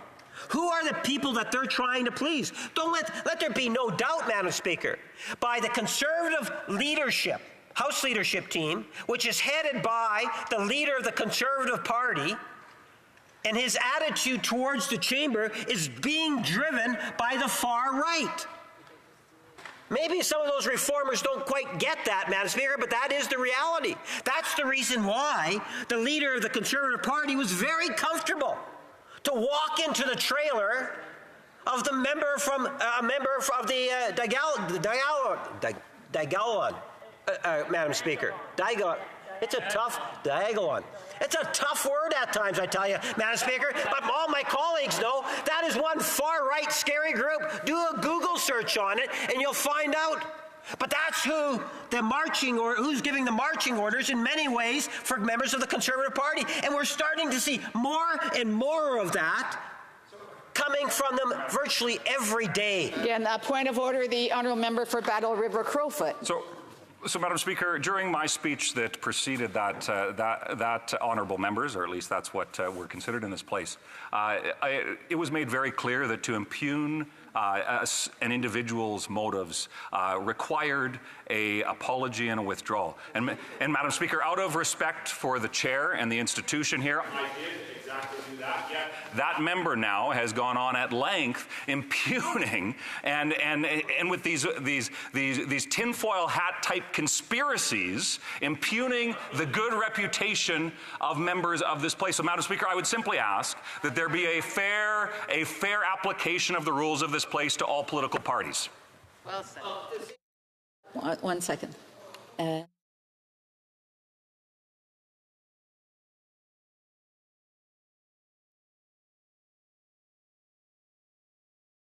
On the same point of order, but I just want to indicate, I'm sorry I hadn't missed. I heard it, but I didn't see who it was directed to or how it was directed. So I'm just going to look into that and come back to the House if need be. But I do want to remind members to try to keep their speech directly to the motion that's before the House, which is on the short title. And I would just remind the Honourable Parliamentary Secretary of that as well. The Honourable Parliamentary Secretary on this point of order. Yes, Madam Speaker, I think that it's highly inappropriate for members to continue to stand up on a point of order on just a 10-minute speech. I don't know how many points of order that have been there.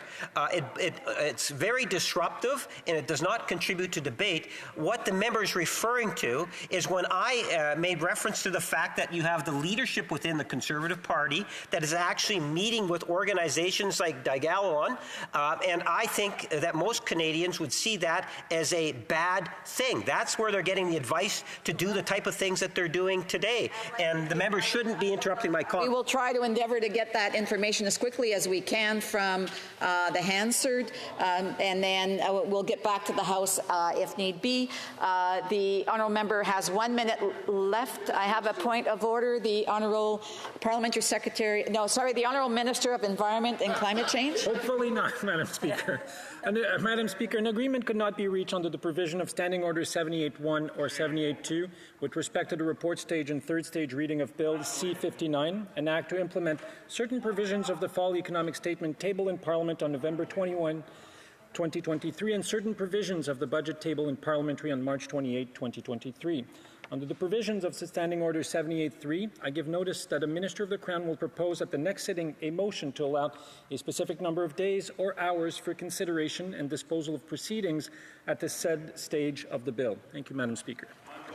Resuming debate, the Honourable Parliamentary Secretary has 1 minute to finish wrap up. Well, Madam Speaker, maybe a good way to conclude this is to say the leader of the Conservative Party is behaving like an individual that's standing on a corner and he gives a child, let's say, $1 to go and buy a chocolate bar. And every time the child takes a step, he sticks out his foot and he trips the child. And he starts to wonder, why isn't the child getting anywhere? It's because the leader of the Conservative Party continues to prevent things from happening.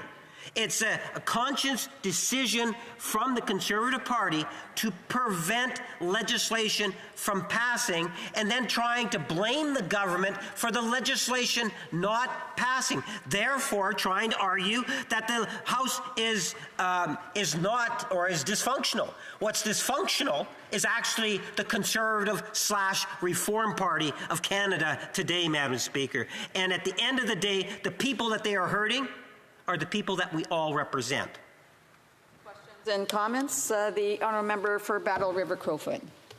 Thank you very much, Madam Speaker, and I'm pleased to be able to ask that member. I find it interesting, again, just to highlight the hypocrisy that exists on that side. When he was interrupted by one of his cabinet ministers, an extremist, formerly a convicted criminal, he didn't complain about that interruption, yet he certainly doesn't like the interventions of members from the Conservative side, because the fact is this: Liberal members and their cohorts in the NDP want an audience, not an opposition. The facts are this: Canadians are hurting. Canadians are demanding change. They're demanding common sense. Yet under these Liberals, there is untold pain and suffering from coast to coast to coast. So, Madam Speaker, instead of that member who goes on at length in this place, saying many words without saying hardly anything of substance, Madam Speaker, I would ask him to reflect upon the serious job we have, which is to represent Canadians, because certainly Canadians are hurting right now, and I would sure like him to at least acknowledge that fact. The Honourable Parliamentary Secretary. Yes, Madam Speaker, we have acknowledged the needs of Canadians day in and day out, and that's the reason why we bring forward the budgets that are a true reflection of what Canadians' expectations are. And we recognize that. What I would suggest to the member opposite, in fact, to all the Reform Conservatives over there, that they need to look at a mirror and ask them the question: And the simple question is that they were also given a mandate. That mandate was not just to filibuster and kill every aspect of legislation that tries to come through the House of Commons. They also have a responsibility, Madam Speaker, and there are consequences to their actions that they take place, Madam Speaker. And I would not have a problem at all in debating that member or any member of the Conservative Party to see in front of a public school classroom where we can actually debate the behavior of the Conservative Party, the irresponsible behavior of the Conservative Party, and how that behavior is hurting Canadians in every region of our country. Questions et commentaires. Questions and comments. The Honourable Member for Joliette. A question for the Honourable Parliamentary Secretary. We just saw the Minister of the Environment that announced there would be a gag order on this bill, this 550-page omnibus bill. That is the Budget Implementation Act for last year, the Fall Economic Statement, but the government has dragged its heels before bringing it before the House. The government has poorly organized its time, and now we are in the month of May, and we're sitting till midnight, and we have limited time to debate as important a subject as this one. Does the Honourable Parliamentary Secretary agree that the government has been poorly managing its priorities?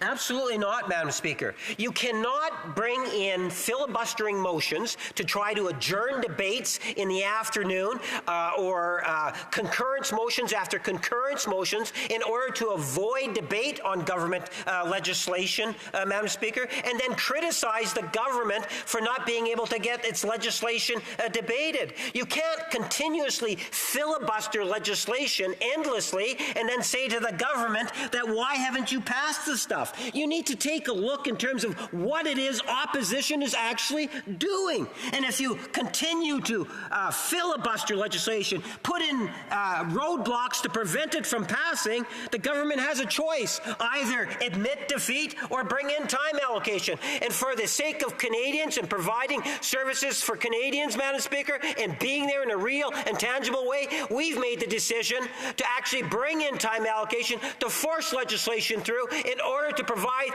the resources that Canadians need in every region. Thank you, Madam Speaker. Time for a brief question. The Honourable for New Westminster Burnaby. Madam Speaker, so the Conservatives had the opportunity to move something substantive tonight. What they moved was to delete the Fall Economic Statement Implementation Act 2023, the 6 words of the short title. They are now costing, Madam Speaker, through the course of this evening, $400,000, nearly $500,000 in taxpayers' money running while they are debating, and that's what they decided to move, was to delete the short title. It's embarrassing. It's unbelievably wasteful. I wanted to ask my colleague, why do Conservatives love wasting money so much? The Honourable Parliamentary Secretary, a brief answer, please. Well, Madam Speaker, that's one very good example. Let me cite another example, Madam Speaker. Do you know the Conservative Party, on a piece of legislation in committee, they moved over 20,000 amendments. 20,000 plus amendments to one piece of legislation. Now, they didn't figure it out themselves. They used AI, of course. But the point is, they will do anything to prevent legislation to pass, even at the cost of providing something worthwhile for Canadians, sadly. Resuming debate, reprise de débat, l'honorable. Resuming debate, the Honourable Member for Joliette. Thank you, Madam Speaker. I will ask you to start again. They want to continue the debate with the Honourable Parliamentary Secretary. Please take it out. The Honourable Member, l'Honorable Député de Joliette. The Honourable Member for Joliette.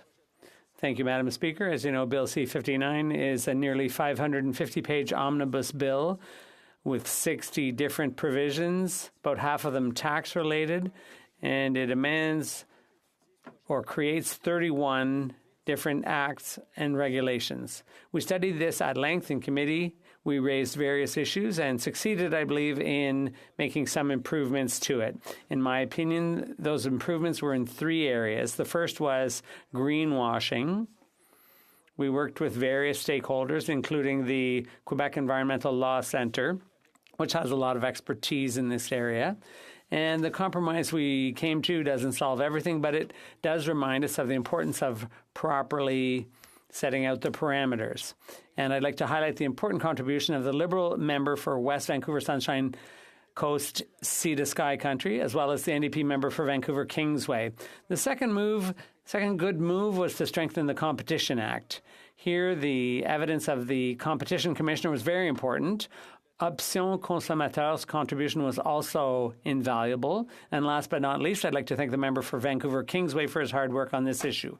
Unfortunately, we ran out of time to put the commissioner's analysis to the department's senior officials, and that forced us to make some difficult choices.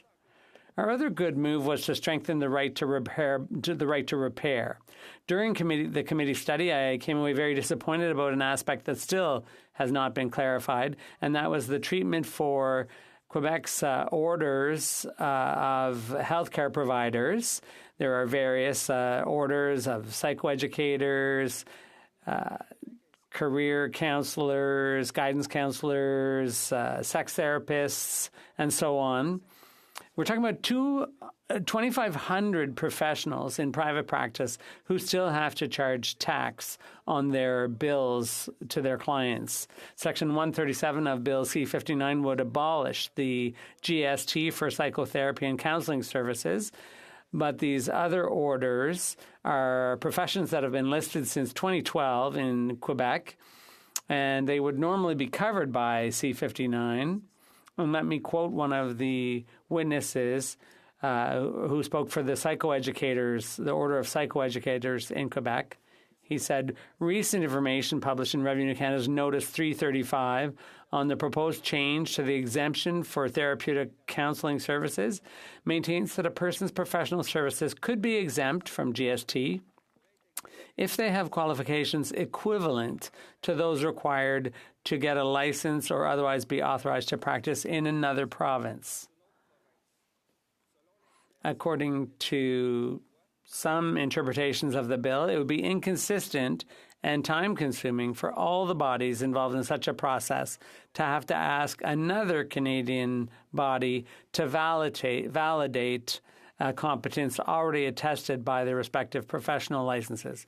In its current form, the bill would require members of Quebec's professional orders to ask a regulatory body in a province that regulates the profession of therapeutic counseling, as is the case in New Brunswick, Nova Scotia, and PEI, whether they have the qualifications equivalent to professionals in the province in question.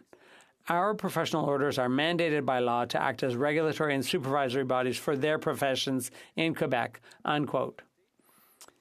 In committee, the department told us that these Quebec professionals would not have to charge GST and that they would be covered by the bill.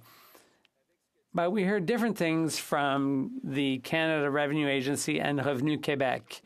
We tried to clarify the bill along those lines, but to no avail. I sincerely hope that Quebec professionals will not be excluded from this provision. So, Madam Speaker, that's a summary of some of the work we did in committee. Since the bulk of C-59 was adopted by a majority in committee, we find ourselves with the improved text at report stage. But still at this stage, C-59 has some good things and some bad things in it. But there are still two reasons why the Bloc would oppose this bill. $30.3 billion in subsidies to the oil patch in the form of tax credits when those companies don't need those handouts. And then there's the creation of a federal department for municipal affairs called the Ministry of Housing, Infrastructure and Communities, with the Department, rather, of Housing, Infrastructure and Communities, which will just lead to more squabbles and interference in provincial jurisdiction and more delays.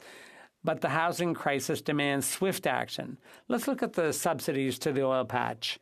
On April 30th, the Parliamentary Budget Officer, or PBO, published a study indicating that the latest budget would result in a shortfall of $39 billion by 2029. And it also provides for $61 billion in new spending, including tax expenditures, and $22 billion in new revenues, mainly capital gains. Bill C-59 alone contains over $30 billion in tax handouts to oil companies. Roughly half of this is for them to spend money on carbon sequestration. The other half is for them to use nuclear power to extract tar from the tar sands. This represents more than 80% of the $39 billion shortfall identified by the PBO.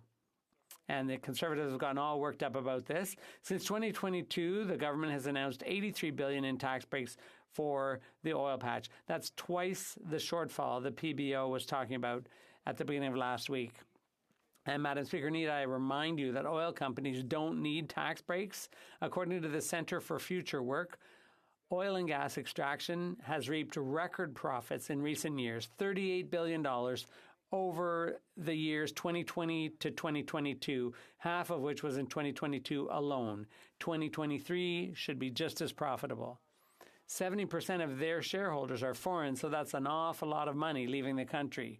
In the last two budgets, the government announced its intention to introduce 6 tax credits largely aimed at oil companies, which, according to information provided by the Department of Finance, will total a whopping $83 billion by 2035.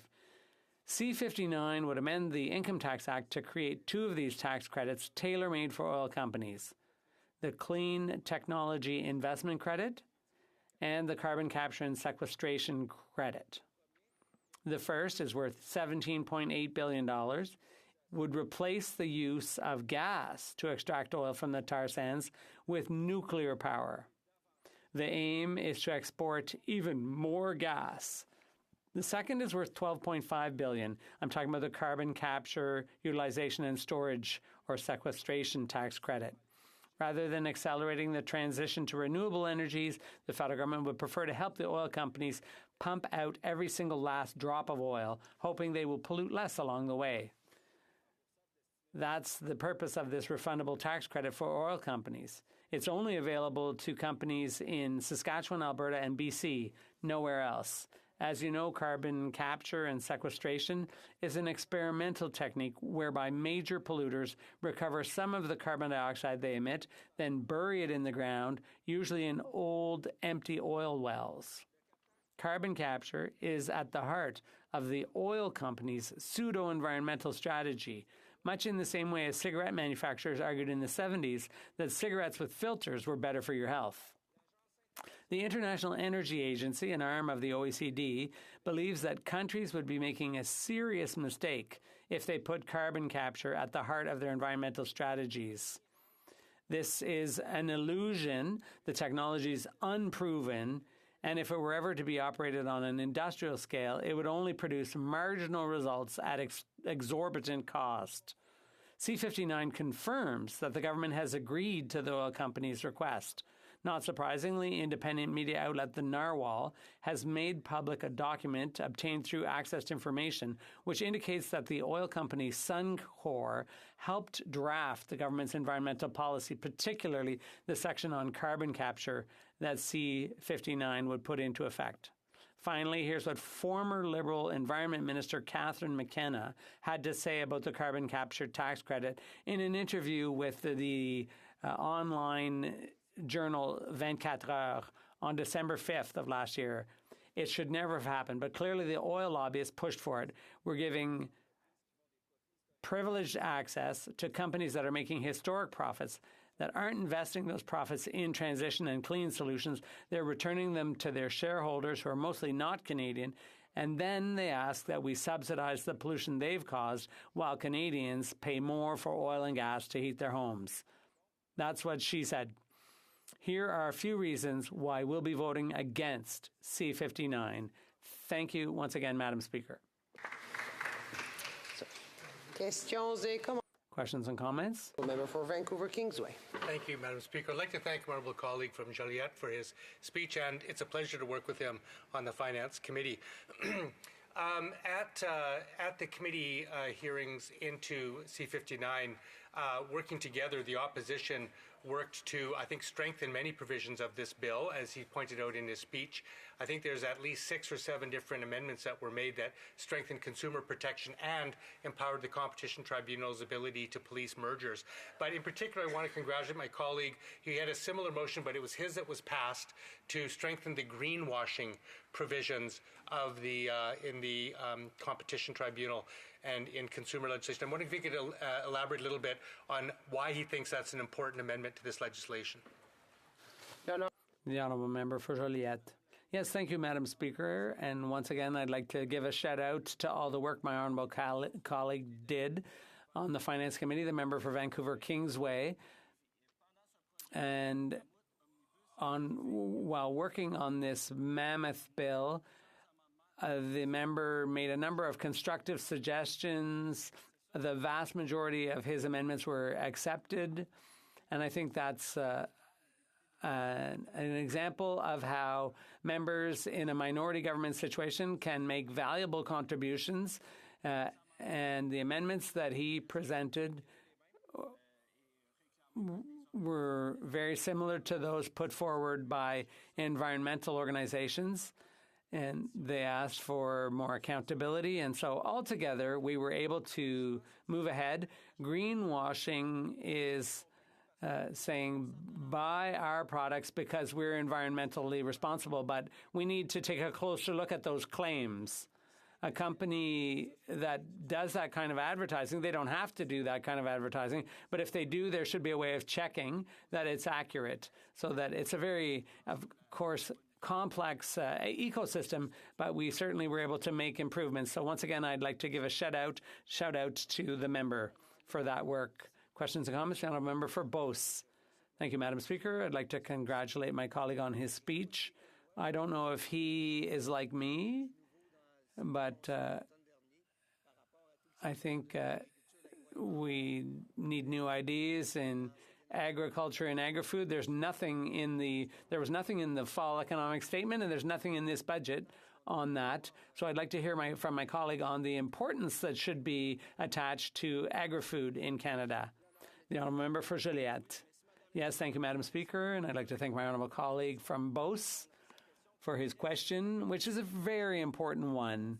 Every year in the bloc, we make our requests for the budget and the economic statement, and together with my colleague, the member for Berthier-Masquinongé, who's our agriculture critic, we always have requests on behalf of agriculture. And especially with climate change and droughts and floods and so on, farmers need help. They need support. So we made some claims of the finance minister. We did that together. And we put those requests to the finance minister. Is this government listening to farmers and agri-food? I think they need to listen a little closer because it's the most key industry in the economy. There is no country without the farmers. Thank you. Questions and comments? The Honourable Member for Châteauguay-Lacolle. Thank you, Madam Speaker. And I, too, greatly valued my colleague's speech. I found it very interesting that members of the Finance Committee it was great that we were able to work all together. And I think that's wonderful. And it's great that the amendment was adopted, the amendment proposed by the bloc member. But in his speech, he said he's going to be voting against C-59. I'd like to know a bit more why, and I'd like to get an answer about this evening's debate. Is he for or against the short title in this motion?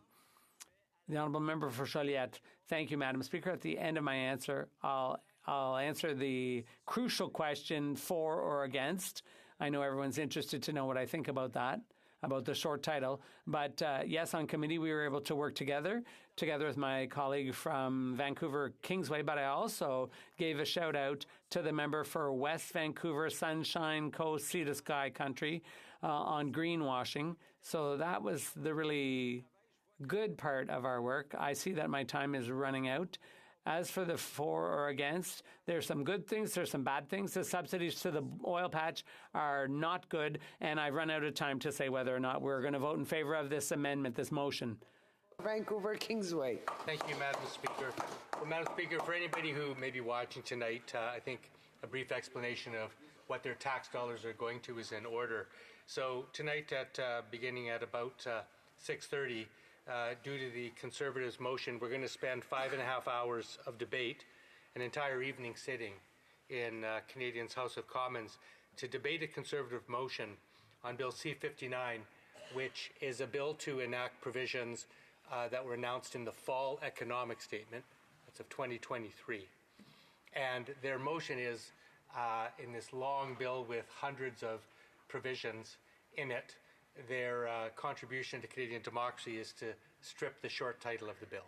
Shame. I think we've already heard that this has necessitated a late sitting of the House.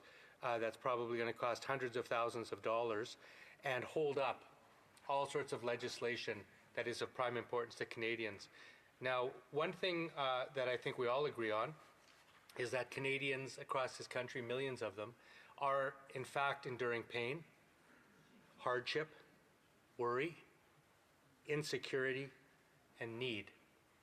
And Bill C-59, while not perfect and certainly with a fair number of problems and omissions, does contain a number of important measures that will address those needs in a myriad of ways. So while the New Democrats are working constructively as an opposition party to move that legislation forward so that Canadians can get the relief that they need, the Conservatives are holding that up. So when the Conservatives claim to care about the needs of Canadians who are struggling with economic uncertainty, they're going to have to explain to Canadians why they're holding up the very measures that are contained in legislation before this House that will help ameliorate those needs. I also want to say a few things about the business community in this country. I sat through, on the Finance Committee along with my colleagues, testimony for 20 hours hearing Canadian stakeholders comment on the provisions of this bill. And when they did so, there were two very clear statements that were made to us repeatedly by Canadian business. Number one, they wanted this bill passed quickly. And number two, they wanted certainty. As I'll talk about in a moment, this bill contains a number of measures that will provide important tax incentives and tax credits to stimulate business activity, and businesses across this country are waiting for this. They are actually holding their investments. They are holding up creating jobs. They are holding up purchasing machinery and equipment and research and technology until this bill is passed. And so what is the Conservatives' reaction to this? Hold the bill up. Now, if that's the Conservatives' concept of common sense, I don't think I share the same definition. Now, I just want to talk about some of the important things in this bill. One of the things in this bill is a measure to implement the NDP's dental care plan.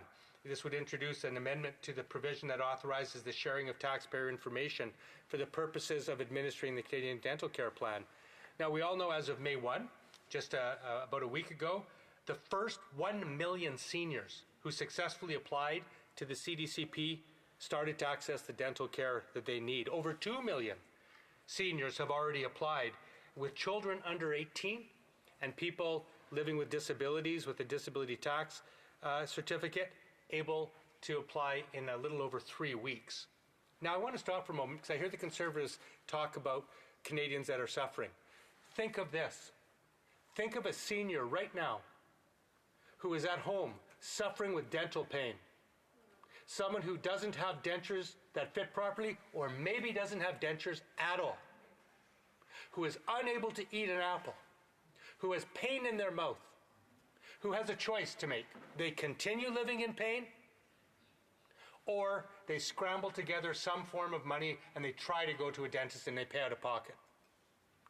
Yet the Conservatives say they care about people who are suffering economically and are holding up this legislation that will help get the CDC pay in place so that senior can go to the dentist and have her or their needs paid.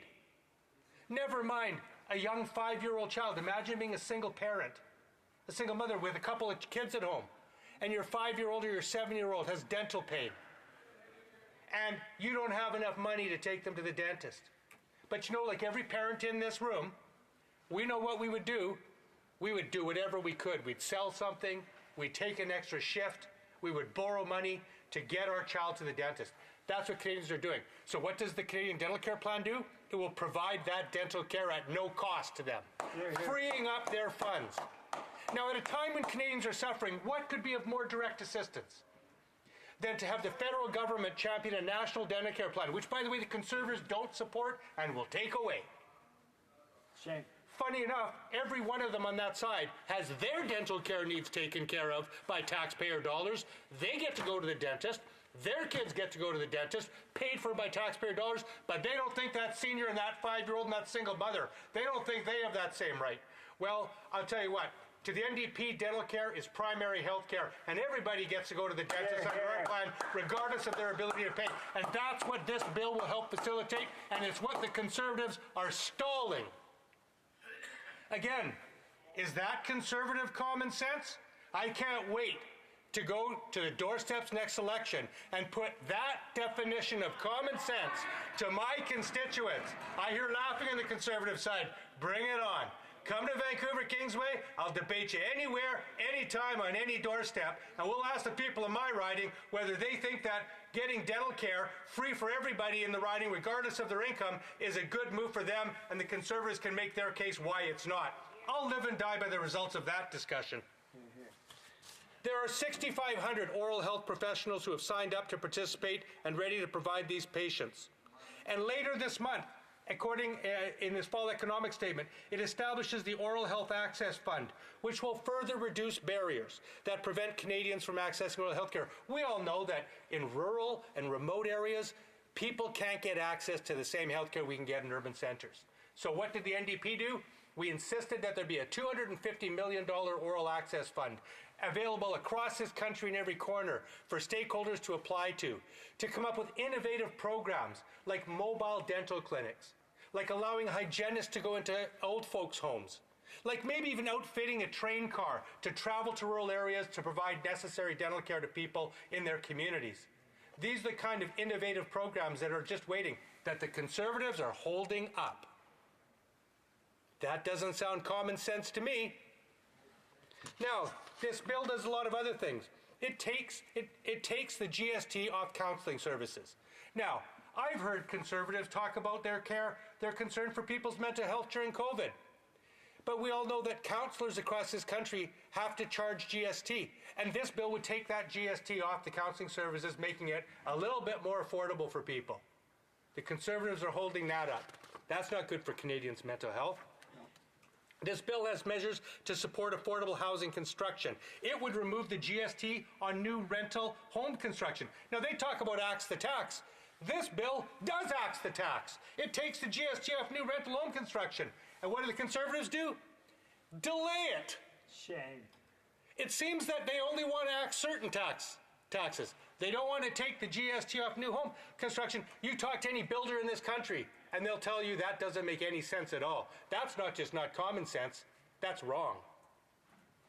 There's measures to support workers in this bill by introducing labor requirements to ensure Canadian workers benefit from Canada's Clean Economy Investment Tax Credits that would require job sites to hire union wages and provide apprenticeship training by requiring a minimum of 10% apprentice positions on every job site to get a tax credit. That's not only good for working families, but it's also good for young people to get more people into the trades. Now, the leader of the Conservatives claims to care about working people. This is a direct, explicit provision that will help working families and help create more trades. What are they doing? Stalling it. Shame. Tonight. Is that common sense? Not at all. Now, I want to just talk briefly about some of the amendments that we made that help protect consumers and will help strengthen the Competition Tribunal's ability to prevent unhealthy mergers in this country, which is bad for our economy. The NDP got 6 different amendments passed to this bill, things that would allow have more honesty in pricing. It will put the onus on sellers who claim false prices to prove why those prices are accurate. It will help the Competition Tribunal police mergers by making an assumption that any merger that results in market share over 30% will presumptively be bad for competition and reverse the onus. These are amendments asked for by the Competition Tribunal themselves. The NDP used our power in this Parliament to get those things done. I ask, what have the Conservatives done? I think we know tonight. What are they getting done? They're stalling. And that's not common sense. Questions and comments. The Honourable Member for Sherwood Park, Fort Saskatchewan. Thank you, Madam Speaker. This member is really struggling to understand what common sense is, and I see that struggle. But let me help explain, hopefully, and elucidate what we mean by common sense. In the Conservative Party, we don't want to see the government take more of people's money and decide how to spend it for them. We think people should be able to keep more of their own money and decide what they want to do with it. Now, the NDP sees that people are struggling because of high inflation, high taxes. But their solution is to have the government pay for more things. Say, well, we're going to give you this for free, and we're going to give you this for free, without appreciating that the money for those quote-unquote free things actually comes from somewhere. It comes from taxpayers. So people have to give more money to the government, which are then used for all these, in some cases, good things that the NDP is talking about. But wouldn't it be better if people who are struggling could just keep more of their own money instead of it being funneled through a government bureaucracy that decides where it goes? Wouldn't that be common sense? I think so. The Honourable Member for Vancouver Kingsway. Well, thanks to my honourable colleague. I mean, he should know about free things for government because he gets free dental care. Yeah. And so do his children. Yeah. I don't see him giving that back. Yeah. I haven't heard a Conservative give back their free dental care yet. And by the way, dental care, of course, isn't free. It's paid for. But we believe on this side of the House that collectively, by pooling our resources, we can make sure that every person can get access to primary health care. It's the foundation of our Canadian healthcare system. So I think that's a wise expenditure of money. But more to the point, I've already gone through a couple of examples where this bill, C-59, does return money to taxpayers.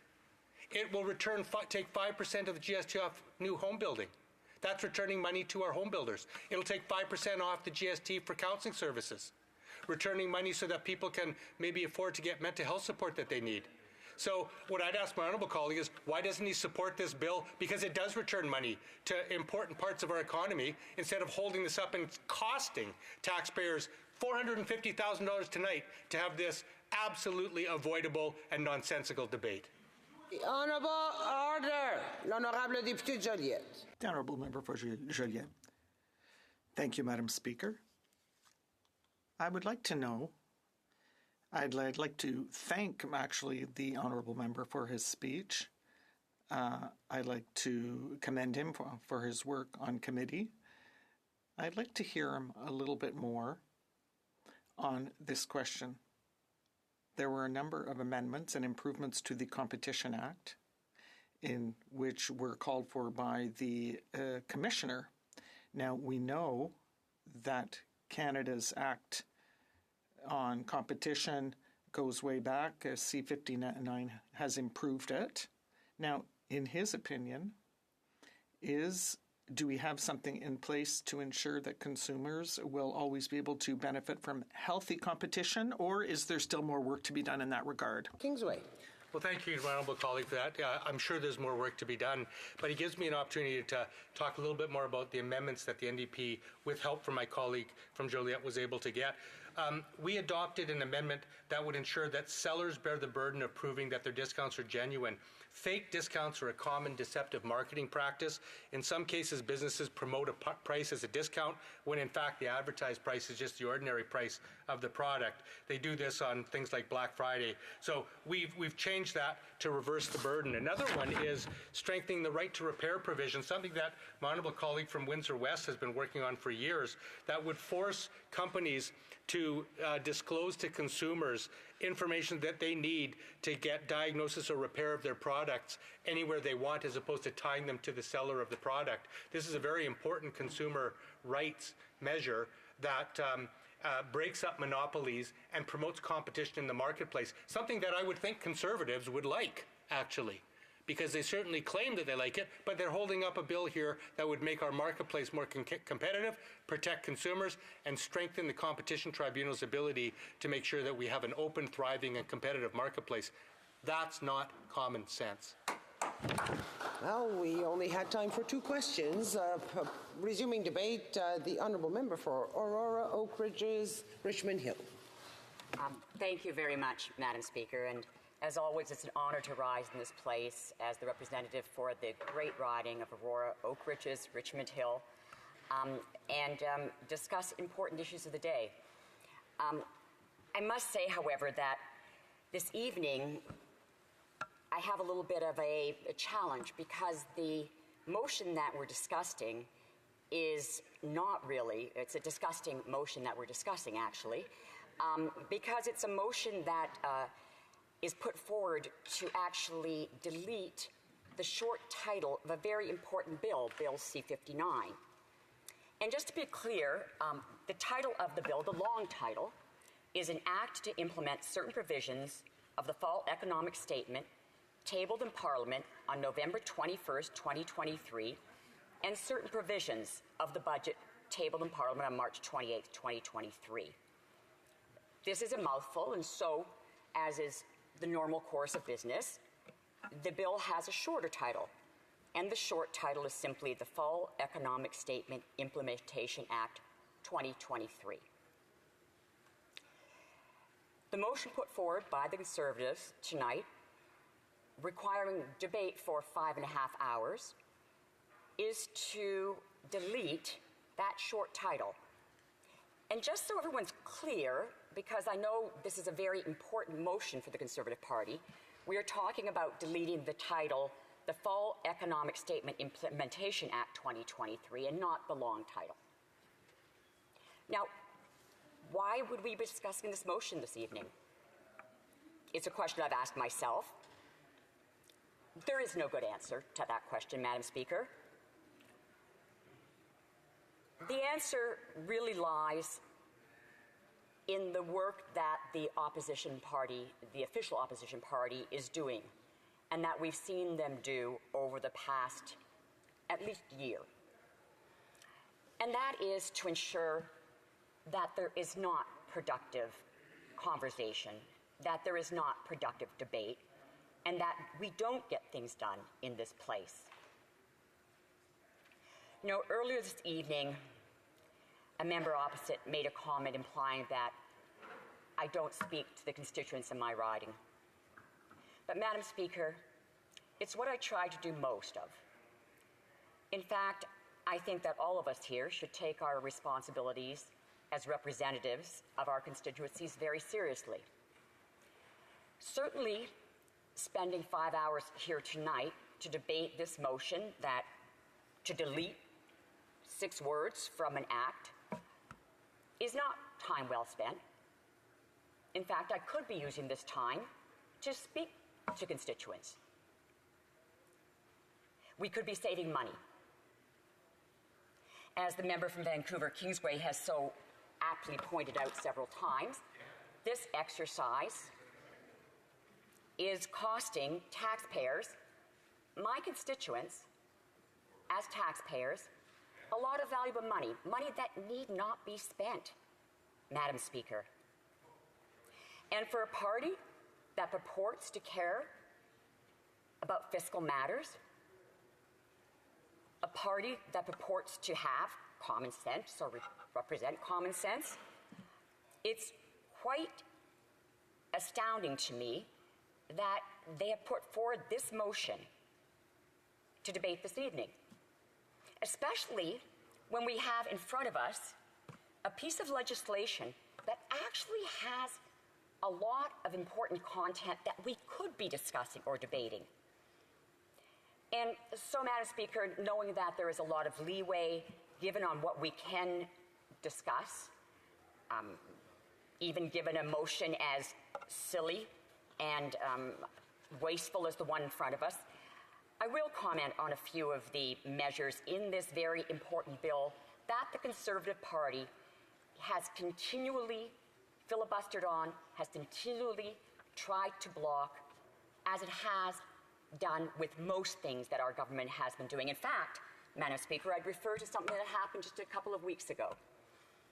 And as chair of the Women's Caucus, I was actually very discouraged to see the chair of the Standing Committee on Women, on the Status of Women, removed. And Madam Speaker, I do not sit on that committee, but I spoke to every member of the committee. And to a person, they felt that the work being done by that chairperson and by the committee, collaborating very well to get things done, to get important things done for the women of Canada, that chairperson was removed simply because she was allowing things to be done, constructive work to be done in this place, Madam Speaker. And to a person, that committee is saddened by the fact that this member has been removed from her position. And Madam Speaker, the reason I mentioned that in relationship to this very important motion that was put forward to remove the short title of this act is that this is another example of how the opposition party is trying to block, delay, stall any good work that is being done in this place. And let's look a little bit at what this bill contains and what is being held up by this wasteful motion that the Conservative Party has put forward. You know, we've heard a lot about how Canadians are struggling. And in my riding, when I speak to my constituents, I hear how people want relief, and in particular, on the cost of food. Madam Speaker, I sit on the Standing Committee on Agriculture and Agri-Food, and I was part of the study that looked at addressing stability in food prices given the recent increase in them. And a lot of the recommendations that came up from witnesses, Madam Speaker, were regarding competition in Canada. The need for increased competition, the need for improved competition. And this bill, C-59, which we can still refer to, I think, by its short form title, the Fall Economic Statement Implementation Act 2023, has many measures that are being blocked now to do just that, to modernize our Competition Act, to give it more teeth, and to ensure that it can fight against the practices that have been occurring that have increased food prices in Canada. And Madam Speaker, one of the other things in this important bill is support for adoptive parents, including surrogates, with a 15-week shareable employment insurance adoption benefit. And I know, Madam Speaker, that to many families this is a very important measure. My husband and I are adoptive parents. And I know that when you bring a child into your home, especially an older child, that having that time to spend where you can just be with that child and not worried about other things is very important. And while I'm not a child psychologist, I read a lot about adoption before we adopted our children, two of our children, and it does make quite a difference. And I think that this is a very important measure that many parents, many families would benefit from. And for myself, as someone who has experienced this, to see a party opposite wasting our time tonight talking about removing the short title of a bill in order to obstruct it, in order to delay it, when I know there are parents like myself out there who would very much like those 15 weeks to spend with their adopted children, I feel is reprehensible. Madam Speaker, there's also been a lot of talk about affordability and the effect of the pollution pricing regime on Canadians. And we know that in rural areas, and I've heard this because I have some constituents that live in a semi-rural area, that there aren't always the same options. And so the rebate that is being given back to Canadians, a rebate that gives back more money to 80% of our families, is being adjusted to ensure that Canadians living in rural areas receive more, that they get a 20% top-up on the rebate that's given to other families. Madam Speaker, I know that members of the party opposite often speak about our rural ridings, about people living in rural areas, the importance of agriculture, and I share that. And so how, in good conscience, can they talk about this? And so, Madam Speaker, I conclude by saying that there is a lot of important things we could be doing. And when we have to go to questions and comments, the honourable member is not in his seat. The honourable member for Fort McMurray Cold Lake. I will get to you. Thank you, Madam Speaker. I really appreciated some of the aspects of the speech from the member opposite. But I found it really rich as she was talking about the importance of passing this legislation for the 15 weeks of benefits for adoptive parents, because that is precisely what the Liberals took from my colleague, the member from Battleford Lloydminster's private members bill, that they chose not to use and they voted against and then decided to put it into their own bill. And had they simply passed that bill when it was brought forward, it would already be law and families could already be benefiting.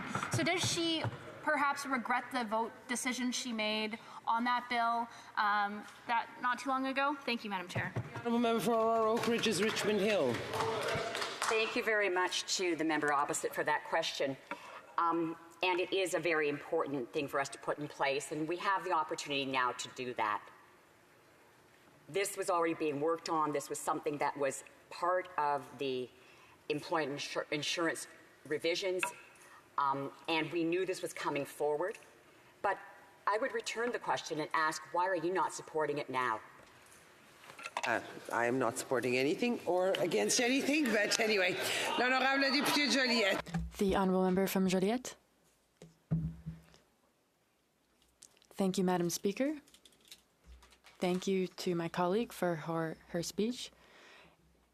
There was a over $17 billion tax credit that was going to help oil companies reduce their emissions and install small nuclear reactors.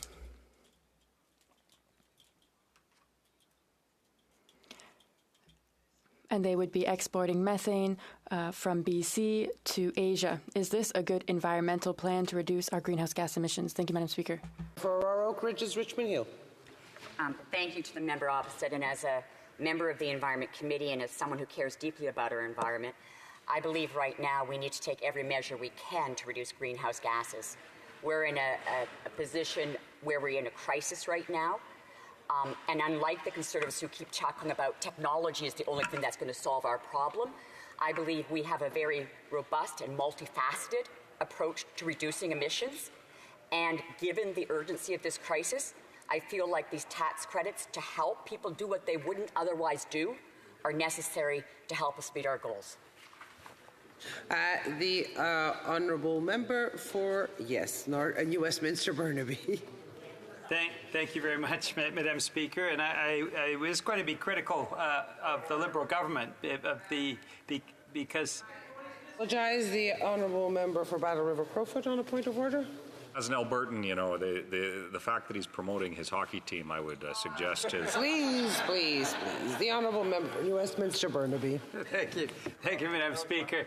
So the Liberals have continued the infamous Harper Conservative tax treaties. It cost us over $30 billion each and every year. I mean, the Conservatives splurge, and it's simply the Liberals should have reined that in. They have chosen not to, which means, of course, that many of the other things the government could be could be doing aren't being able to be done. But I wanted to ask the member to comment on this more conservative splurging tonight. We have 6 words that they're trying to delete, 6 words in the bill that aren't substantive at all. The cost to taxpayers tonight will be nearly $100,000 for each of those words. Conservatives seem to spend like drunken sailors when they have the ability, and tonight they're holding this Parliament up, and it costs us $70,000 a year, $70,000 an hour for this 6-word debate. I wanted to ask the member what she thinks her constituents would think of the Conservative waste tonight of $500,000. That's the clerk. The honourable member for Aurora Oak Ridges, Richmond Hill. Yes. Thank you to the member opposite and to the Speaker for that question. And I would say that the hypocrisy that we're seeing right now is unfortunately not surprising. The common sense, I don't see at all in spending this much time debating a motion that wants to remove 6 words from the title of a bill, a very important bill. As I said earlier, there are many important things we could be debating, and I know that many constituents in my riding are questioning what exactly this reform/conservative/Diagolon party is actually standing for, and are questioning whether or not they have any right to be here. Thank you. Resuming debate, the honourable member for Simcoe North. Thank you very much, Madam Speaker. It's always a pleasure to rise in this chamber. Before I start my remarks on the bill, I seek the Chair's indulgence just for a minute. I was notified earlier today that a dear friend of mine and former colleague named Matt Vicari had passed away, succumbed to cancer. He leaves behind him 2 children, a wife, Heather. Matt and I worked very close together at Canada Life. I know a number of people at that organization are very upset and sad, and of course his family. Matt was a wonderful human being, as someone who was full of energy and always had a positive attitude, and so it's with a heavy heart that I extend my condolences to his family for their loss, and for all of those people who worked with him and knew Matt, a very wonderful human being. So thank you very much. It's a pleasure to speak to any financial legislation that the government brings forward, and I know there's a lot of debate tonight about the short title and some words, but the truth is that we're talking about a bill that is going to increase the energy costs for Canadians. And what do I mean? In C-59, the Eiffel restrictions will impose an additional cost on public utilities in this country. And we had witness testimony at the Finance Committee from a public utility in Nova Scotia that said this bill will directly increase the energy costs of ratepayers in Nova Scotia.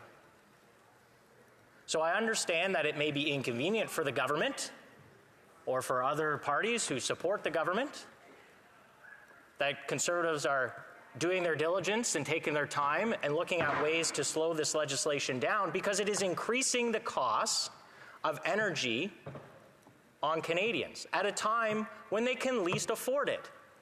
Wisdom has been chasing this government for a long time. It just hasn't caught up with it yet.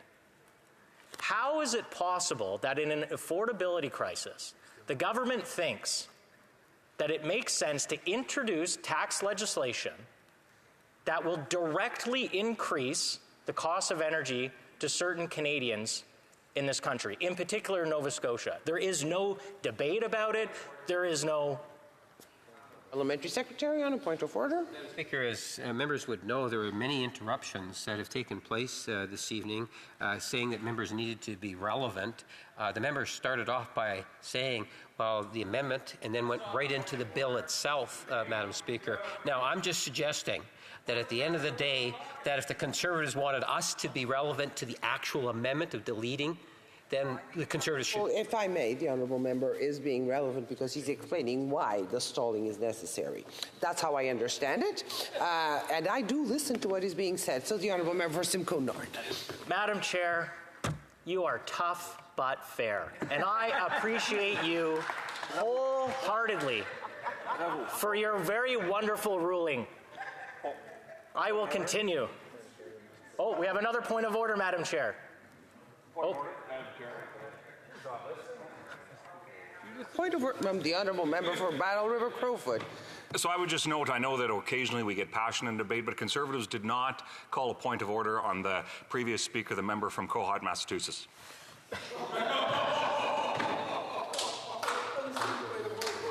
Okay, I really do not think that's an appropriate point of order, and I would actually like the honourable member to be a little more prudent in the way he accuses colleagues of where they are or not. The honourable member for Simcoe North. Very proud to be from Simcoe North, Madam Chair. Thank you very much. So, as I was mentioning, at a time when Canadians are facing an affordability crisis, the government's stated policy objective is to make energy more expensive. We are the only country on the planet who has increased the cost of energy through direct carbon tax increases, and now also through an indirect increase through increasing or imposing additional taxes on public utilities, which is commonly referred to as the Eiffel restrictions. So, Madam Chair, it's with great pleasure that I speak on this bill tonight, especially on the short title. I think we could think of many better titles for this bill, including "The Government of Canada wants you to pay more." The Government of Canada doesn't think you pay enough for energy. The Government of Canada is just out of ideas. Those would be far better titles for the bill, Mr. Speaker. It's great to see you in the chair this evening. We'll be speaking later on a point of privilege, I suspect. There was some competition provisions in this bill, which also raised some concern. Now, the government has made very significant and substantive changes to competition policy in the last 3 budget bills. Each time, interestingly enough, the government says, these provisions are the provisions that are monumental, never seen before have we made these great changes to the competition policy, only to a few months later bring in some more changes. Now, I say that because they've had lots of time to think about what they would do with competition policy.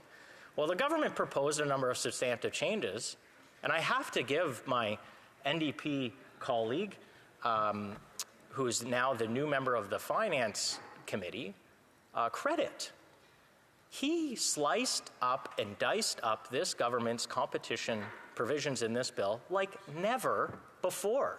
In fact, it is actually embarrassing. The government should be embarrassed that the competition provisions that it put forward in C-59 were completely redrafted by its coalition partner. The government's had multiple months and years to think about the provisions it wants to change. When it finally says, we have the best changes, they get absolutely railroaded by their supply and confidence partner. That, Mr. Speaker, should be embarrassing for the government. That is why we're here debating this bill. That's why we're here debating the title. If you want another title for the bill, as I said, this is the government, we're out of ideas. How about, we think you can pay just a little more? That's what the bill should be called, because energy bills are going up for people in Nova Scotia as for this bill. In addition, the number of drafting errors in this bill, Mr. Chair, are significant. There was a provision called dividend reduction rules. As soon as the budget bill was tabled, some smart individuals said, geez, I don't think the government understands how this is going to affect individual life insurance policyholders. Maybe somebody should call them and give them a lesson. It took 8 months for them actually to explain how a particular life insurance product worked, participating whole life insurance. Now, they eventually brought in a significant amendment to fix it. That's why this bill was delayed. This bill was delayed because all of the drafting errors in the bill, and they didn't even understand how these significant changes would affect the cost to Canadians. These are the reasons for which we are trying to delay the bill. The government doesn't even have a sweet clue about what some of these amendments do. And now they say, oh, we have to pass the bill because the investment tax credits. The market's asking for them. Well, guess what? We can pass the bill tonight if the government wants, and no one can use the investment tax credits because the CRA and Natural Resources Canada still haven't put out the required guidance that will be required for companies to take advantage of the investment tax credits. If the government was so serious about getting this bill passed, they would have all of their homework done. And they don't. Maybe the dog ate it. I don't know what the excuse is, but this government is not ready. They're out of ideas. It was them who chose to delay this bill to now. It was them who had all of the drafting errors in the bill. It is them who's decided to make energy more expensive in this bill. They tried to make, indirectly, life insurance products more expensive in this bill, but realized 5 million Canadians would have to pay more for their life insurance product because they were trying to find revenue somewhere and tax the big banks more and tax financial institutions more, not realizing that those costs for that product are passed directly to consumers. So I'm very, very pleased to speak against the short title of this bill if it means that we can keep energy costs lower for some Canadians just a little bit longer. So, Mr. Speaker, I welcome the wonderful questions from my partner, the member from Winnipeg South? Winnipeg North, who I'm sure always has a zinger. Thank you very much, Mr. Speaker. Questions et commentaires. Questions and comments, the Honourable Parliamentary Secretary. But I'm sure that he can imagine that people that might be following the debate, where the Conservatives are like a fish out of water, they're flipping, flopping all over the place. This member here says that they want to hold up the bill. They don't want the bill to pass. He's prepared to admit that it's the Conservative Party that just doesn't want the bill to pass, and that's why they're holding it up. And yet the person that moved the motion that he was actually debating was saying, well, the government can't pass its legislation. Mr. Speaker, does he not see there's inconsistency even in the discussions that are taking place amongst the collective Conservative mind or reformers across the way? The honourable member.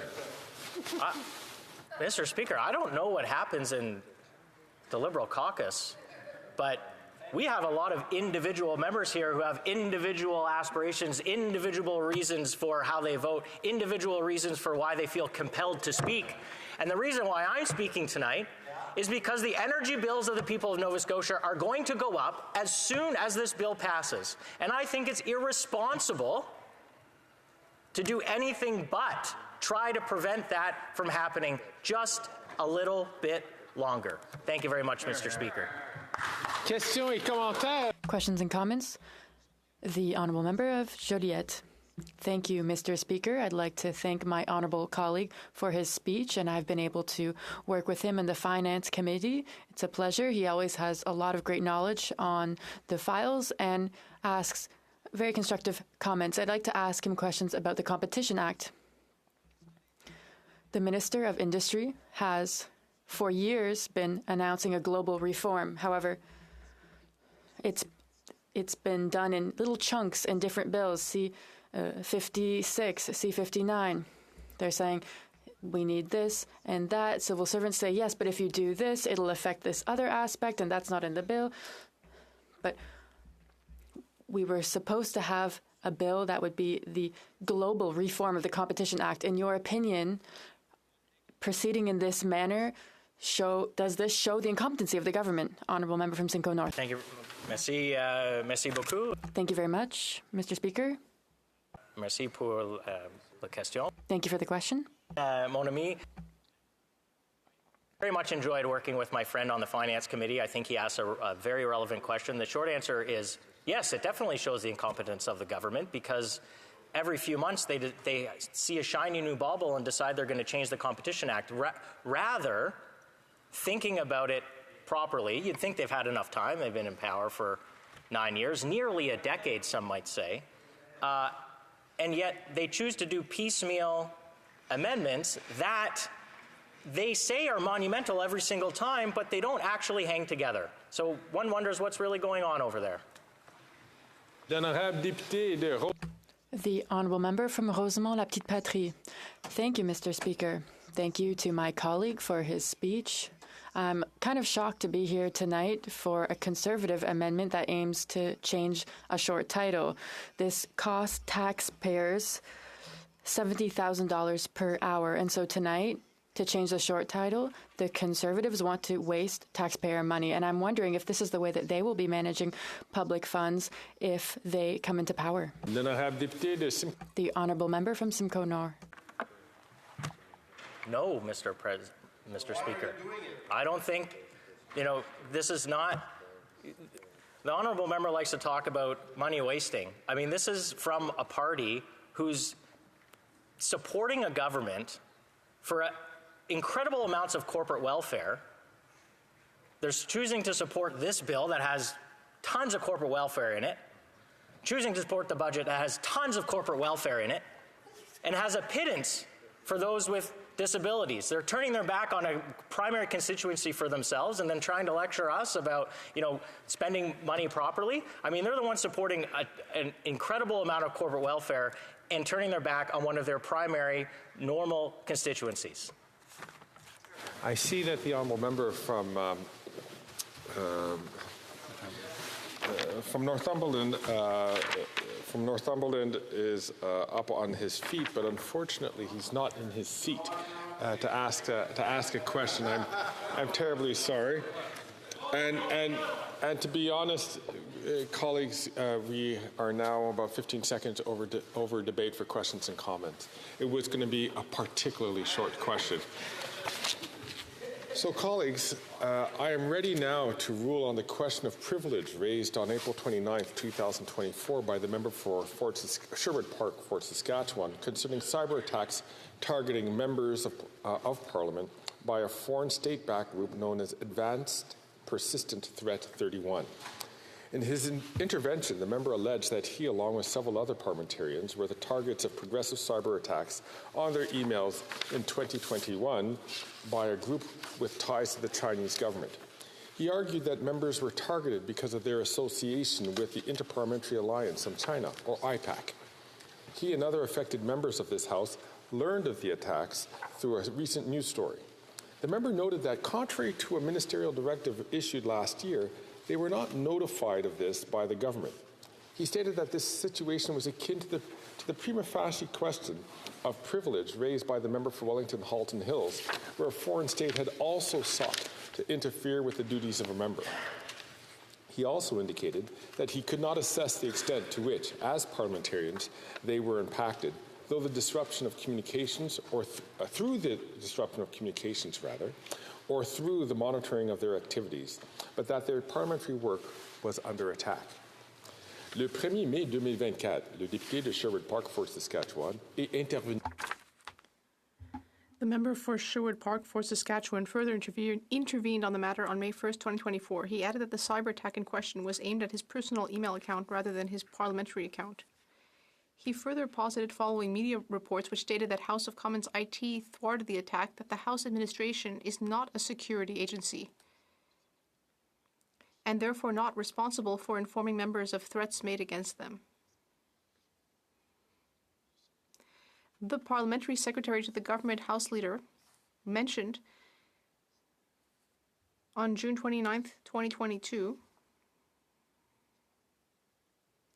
or rather mentioned that the Communications Security Establishment, CSC, was advised by the FBI on June 29, 2022 of cyber threats targeting Canadian parliamentarians who are members of the IPAC.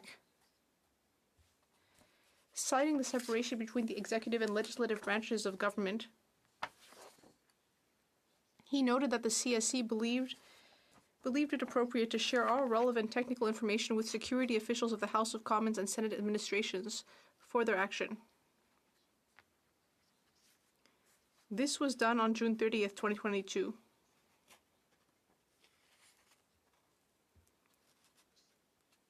The parliamentary secretary also pointed out that given the evolution of security procedures and in consideration of the concerns of members, a ministerial directive was issued in May of 2023 requiring the Canadian Security Intelligence Service, CSIS, to inform parliamentarians of threats to their security where possible. He concluded by stating that, had the threat occurred following the imposition of the ministerial directive, security agencies would have proactively informed the affected members of the situation. Finally, the member for Scarborough-Guildwood and the member for Humber River-Black Creek, also presumed targets of the attack, rose in support of the question of privilege from the member for Sherwood Park, Fort Saskatchewan, expressing their concerns in the matter. In raising his question of privilege, the member for Sherwood Park, Fort Saskatchewan, brought forward two specific concerns. First is the attempt by the People's Republic of China to interfere in the work of parliamentarians, and second is the lack of notification provided to members of this attempt. The Chair will deal with these two issues separately, starting with the latter. In accordance with the processes in place at the time, the House administration was advised by relevant Canadian security agencies of the risk associated with potential attacks, and appropriate measures were taken to ensure that they would not impact our system, more specifically to our parliamentary work. Members will appreciate that the processes and the protocols to manage the cybersecurity of the House by its administration and by the government has evolved considerably since then. The Chair has no reason to doubt the commitment of the government through its ministerial directive of May 2023 that members will be advised of threats by CSIS as much as is reasonably possible to do so, bearing in mind various security considerations. It should be noted that the attempt in question and the sharing of the relevant technical information occurred well before the directive was in place, and that the matter was dealt with in accordance with the processes and protocols in effect at that time.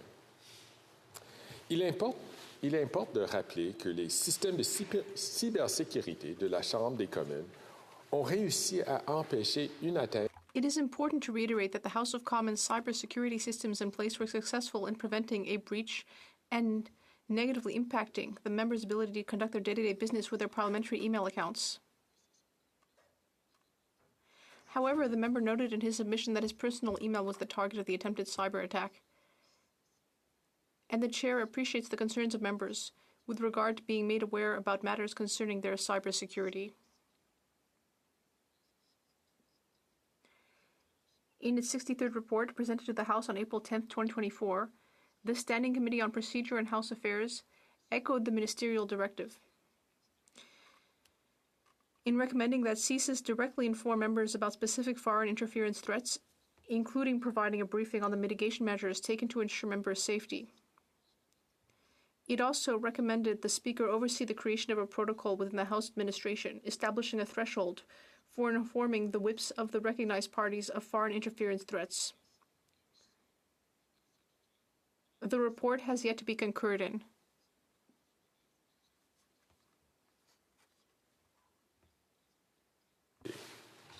The Chair will now turn to the matter of the attempted interference by the PRC. As a member for Sherwood Park, Fort Saskatchewan noted in his submission, the matter bears similarities with the question of privilege raised by the member for Wellington Halton Hills on May 2, 2023. That case involved various alleged acts of intimidation linked to the PRC towards the member and his family. Those acts came in retaliation for political positions taken by the member in the course of parliamentary proceedings. The matter was found to be prima facie.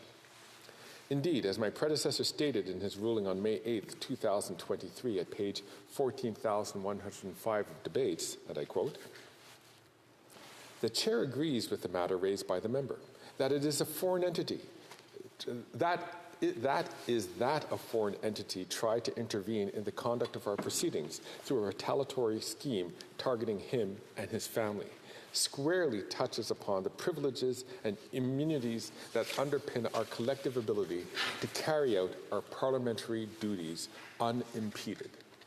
Unquote. At the time, the matter was referred to the Standing Committee on Procedure and House Affairs. Had the question of privilege by the member of Sherwood Park, Fort Saskatchewan, been raised while the study was underway, the chair would have been inclined to suggest the committee consider it as part of that study. This is exactly what occurred when the former member for Durham raised a question of privilege alleging intimidation. At the time, my predecessor stated on May 31st, 2023, at page 15,066 of the debates, quote, "Given that the Standing Committee on Procedure and House Affairs has already been instructed to investigate the matter of foreign interference, the Chair believes that it is the appropriate forum for further discussion of this issue." Unquote. In the case currently before us, it is clear to the Chair that an attempt to hack parliamentary emails of several members by a group with ties to the PRC occurred. This is of great concern to the Chair, and indeed should be for all members. While the attempt was thwarted, it is understandable that a lingering effect on impacted members remains. En effet, comme mon prédécesseur l'a fait remarquer. Indeed, as my predecessor noted in his ruling on May 8, 2023, a threat, whether successful or not, may still be seen as interfering with a member in the discharge of their duties. Exercice de ses fonctions. Comme il est indiqué à la page 109. As stated in House of Commons Procedure and Practice, 3rd edition, at page 109, and I quote, "In order to find a prima facie breach of privilege, the Speaker must be satisfied that there is evidence to support the member's claim that he or she has been impeded in the performance of his or her parliamentary functions, and that the matter is directly related to a proceeding in Parliament." Speaker Jerome observed in a 1978 ruling that society demands much of members, but not all demands strictly impose a parliamentary duty.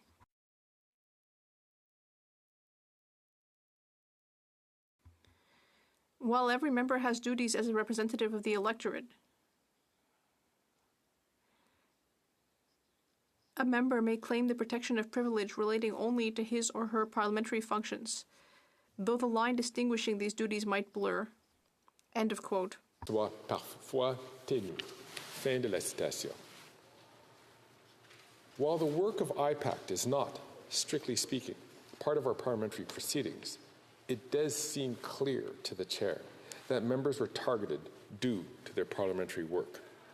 Even if the attack was directed against a member for Sherwood Park, Fort Saskatchewan's personal email account, it seems that this was an attempt to interfere in his and in other members' parliamentary duties, and that such interference could have the effect of impeding measures. As the procedural boundaries of parliamentary functions can evolve over time, the Chair and all its members might appreciate guidance respecting these matters. While the Chair is bound to consider this question of privilege based on its own merits, it must also bear in mind broader considerations. Protecting the security of members, whether physical or cyber, is of course essential to the functioning of the House. Cybersecurity attacks to our systems have multiplied over the recent past, and there are no indications that they will stop or even diminish. Not every attempt to interfere with or hack into our systems will necessarily be the subject of a question of privilege, as this is, unfortunately, a recurring problem. Let me repeat that, because I missed a key word in that sentence. Not every attempt to interfere with or hack into our systems will necessarily be the subject of question of privilege, as this is, unfortunately, a recurring problem. However, there might be a benefit to the House to decide how to tackle this issue more generally in order to clear the air and establish a way forward. On this basis, the Chair finds there to be a prima facie question of privilege. Accordingly, I invite the member for Sherwood Park, Fort Saskatchewan, to move his motion. The honourable member from Sherwood Park, Fort Saskatchewan. Mr. Chair, before I begin my remarks, if you can just give me some guidance. I have the text of the motion here. I have a seconder, the member for Perth Wellington. Do I provide the text to you at this point or at the end of my speech? I will seek guidance myself on this matter. So, to the honourable member, you can read the motion, then it will be provided to me, to which I will, as the chair, will read it, and then you can start your motion. Thank you, Chair. I then move, seconded by the member for Perth Wellington, that the prima facie contempt concerning the People's Republic of China's cyber attack against members of Parliament be referred to the Standing Committee on Procedure and House Affairs. Mr. Jennis, seconded by Mr. Nader, moves that the prima facie contempt concerning the People's Republic of China's cyber attack against members of Parliament be referred to the Standing Committee on Procedure and House Affairs. Mr. Jennis, Mr. Jennis, seconded by Mr. Nader, moves that the prima facie breach of privilege concerning the People's Republic of China's cyber attack on members be referred to the Standing Committee on Procedure and House Affairs. Debate. Member from Fort Saskatchewan. Thank you very much, Mr. Speaker. And I'm always grateful for the opportunity to address the House. This is indeed a very grave matter. It's grave for me personally and for the members affected, and it's obviously a grave matter in terms of its substance. We are living through a time where there is a proliferation of foreign threats in a context which can only be described as a new Cold War. Intensifying competition between the free democratic world, of which we are a part, and the authoritarian revisionist world, which threatens our democratic values and which seeks to overturn the established international rules-based order. And the core tactic used by our strategic adversaries in this new Cold War is foreign interference. An old tactic, but one that has particular relevance and can be done with much greater ease in the modern world. Now, speaking about foreign interference, I wanted to start with perhaps one of the oldest texts on the subject. This is from The Art of War by Sun Tzu. Sun Tzu said, "In the practical art of war, the best thing of all is to take the enemy's country whole and intact. To shatter and destroy it is not good, so too it is better to recapture any army entire than to destroy it, to capture a regiment, a detachment, or a company entire than to destroy them. Hence, to fight and conquer in all your battles is not supreme excellence. Supreme excellence consists in breaking the enemy's resistance without fighting." And he says later, "The skillful leader subdues the enemy's troops without any fighting. He captures their city without laying siege to them. He overthrows their kingdom without lengthy operations in the field. With his forces intact, he will dispute the mastery of the empire, and thus, without losing a man, his triumph will be complete. This is the method of attack by stratagem." Madam Speaker, a very old text, but it underlines what foreign interference is all about. It is about the attempt to take control of other societies, other countries, without fighting, but nonetheless to take away their sovereignty, their independence, their freedom, and to be able to direct their affairs. Sun Tzu points out, of course, that for a country that wishes to take over or occupy another place, it is preferable that they are able to do that without fighting. I think we see throughout the history of warfare or conflict among nations the attempt to swallow nations whole without having to fight. And of course, without this avoids the carnage of war, but it is nonetheless destructive to the freedoms of the people who lose their sovereignty as a result. So when we think about threats to our country, they do not just manifest themselves in terms of violence and carnage, they manifest themselves in terms of the attempts of foreign powers to take away our freedom, to take away our sovereignty without fighting. To paraphrase Sun Tzu, to swallow them whole, Madam Speaker. This is what foreign interference is all about. To gradually take control and shape the directions of decisions in our businesses, in our academic institutions, in our schools, at the municipal, provincial, territorial, and national level. We see this time and time again. This has been the subject of much discussion in this place and beyond.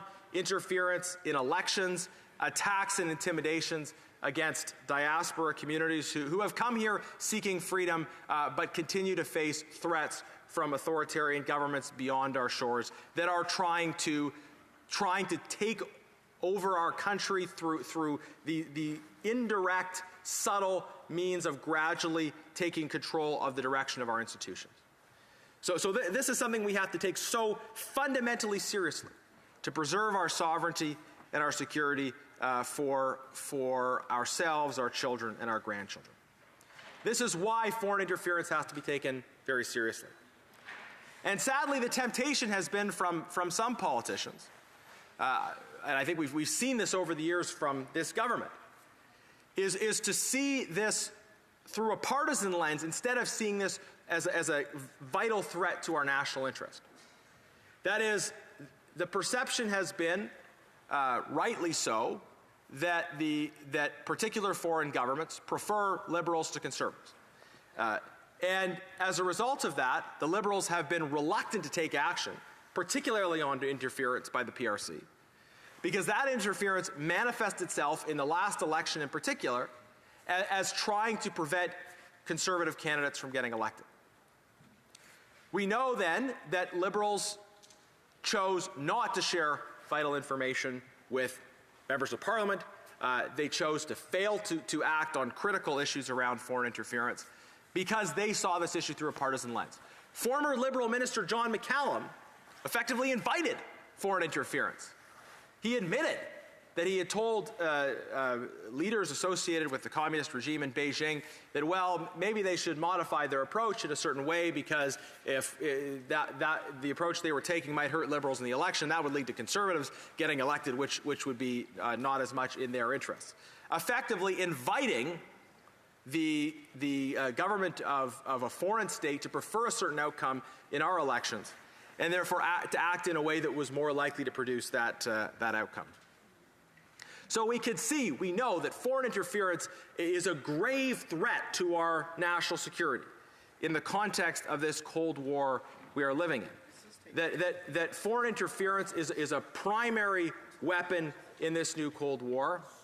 And we've seen time and again how liberals have been reluctant to take this issue seriously, and a big part of it has been the reality that liberals have benefited politically from foreign interference. But I think what we're now seeing is an awakening in our country around this issue.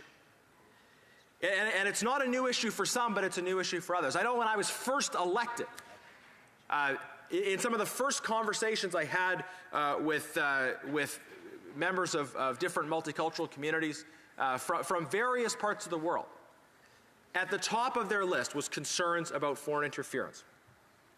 Because when members of our Canadian family have family members that are overseas, when they travel overseas for various reasons, they can feel these threats to their family, to themselves, to other aspects of their life, much more acutely than people who don't have the same kind of connections in other places. So we were warned, and I know if I was hearing those things, that members of other parties were hearing those concerns as well. We were warned from diaspora communities about the grave ongoing threat of foreign interference. And yet this government has failed to act on it after 9 years. So this is the context that brings us to this important question of privilege. Now the material facts are on the record. I will review them and comment on some further aspects of this particular case, because this is what brings us to this question of privilege that the Speaker has ruled on, and that I hope now will go to the Procedure and House Affairs Committee for further study. So, Madam Speaker, I was targeted, along with 17 other Canadian parliamentarians in 2021. I was targeted because of my involvement in an organization called the Inter-Parliamentary Alliance on China. The Inter-Parliamentary Alliance on China is a global network of legislators. It includes people from the left, from the right, from other places that are not on the spectrum and from everywhere in between. It includes legislators in most, if not all, of the world's continents, and we work collaboratively in the context of this new global Cold War to protect democratic values and to protect the things that, despite our political and geographic differences, that we share in common. A commitment to freedom, democracy, human rights, and the rule of law. And it has been a great honor of my career to be a co-chair with IPAC. And it is in a way an honor to the work being done by IPAC that it has been marked out as a target by the PRC. I can share a particular anecdote. I remember the first meeting that I participated in IPAC. We received a presentation with demographic data relating to what was happening in East Turkestan. East Turkestan, a place where we have now recognized people face genocide, but it was at a time when that recognition had not yet taken place. And when I saw the data, it was clear to me that this had all the hallmarks of genocide. So coming out of information that I received from IPAC, I was able to work with colleagues to facilitate hearings that took place at the Subcommittee on International Human Rights, which led to the determination by that subcommittee that Uyghurs were subject to genocide. Subsequently, in response to a motion from the member for Wellington Halton Hills, this Parliament unanimously, without the Cabinet, but parliamentarians who voted unanimously, recognized that Uyghurs were subject to a genocide and continue to be subject to genocide.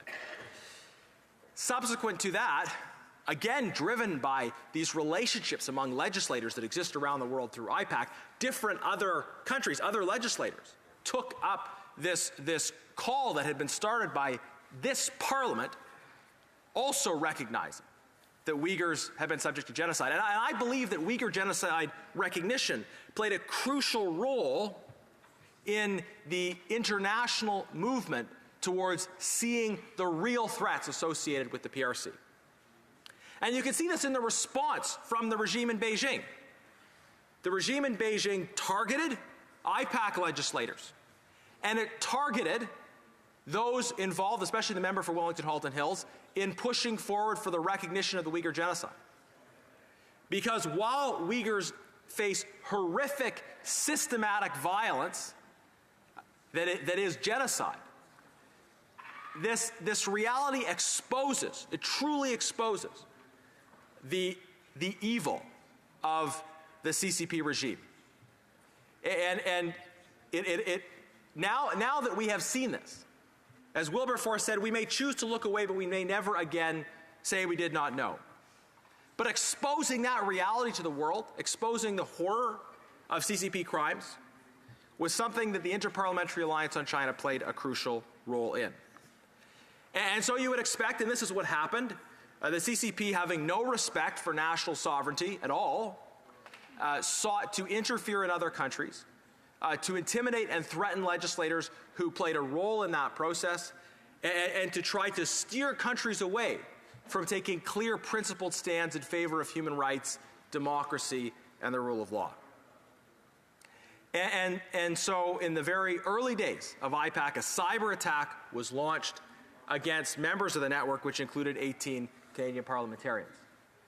That attack, in most cases, targeted parliamentary accounts. In my case, and I believe in the case of a number of other members, certainly in my case, my personal email was attacked.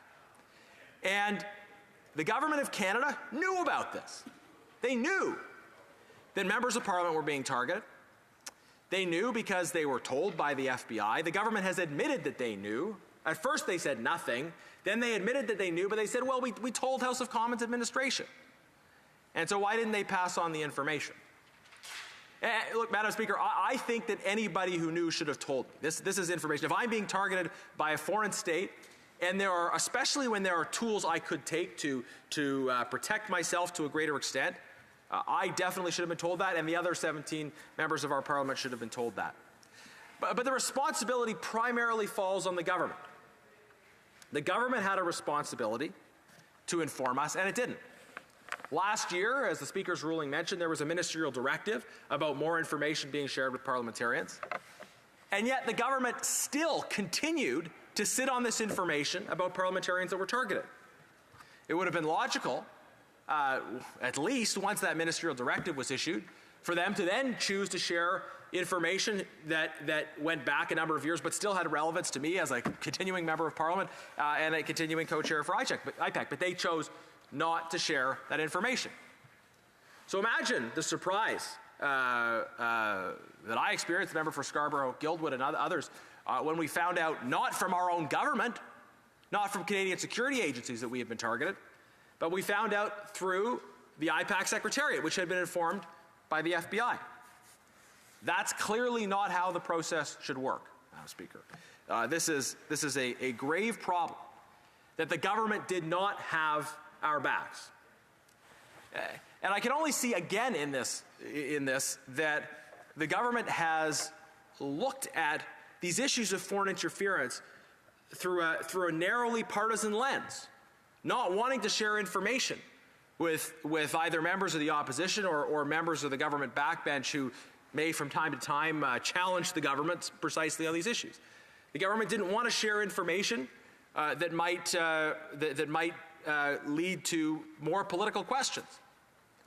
The government wanted to keep that information secret, and I think also they wanted to downplay concerns about foreign interference, because those questions about foreign interference inevitably come back to uncomfortable questions about the government, about things the government has done, about things the government has tolerated, about relationships the government has allowed to persist and relationships that the government has used in pursuit of their own political advantage.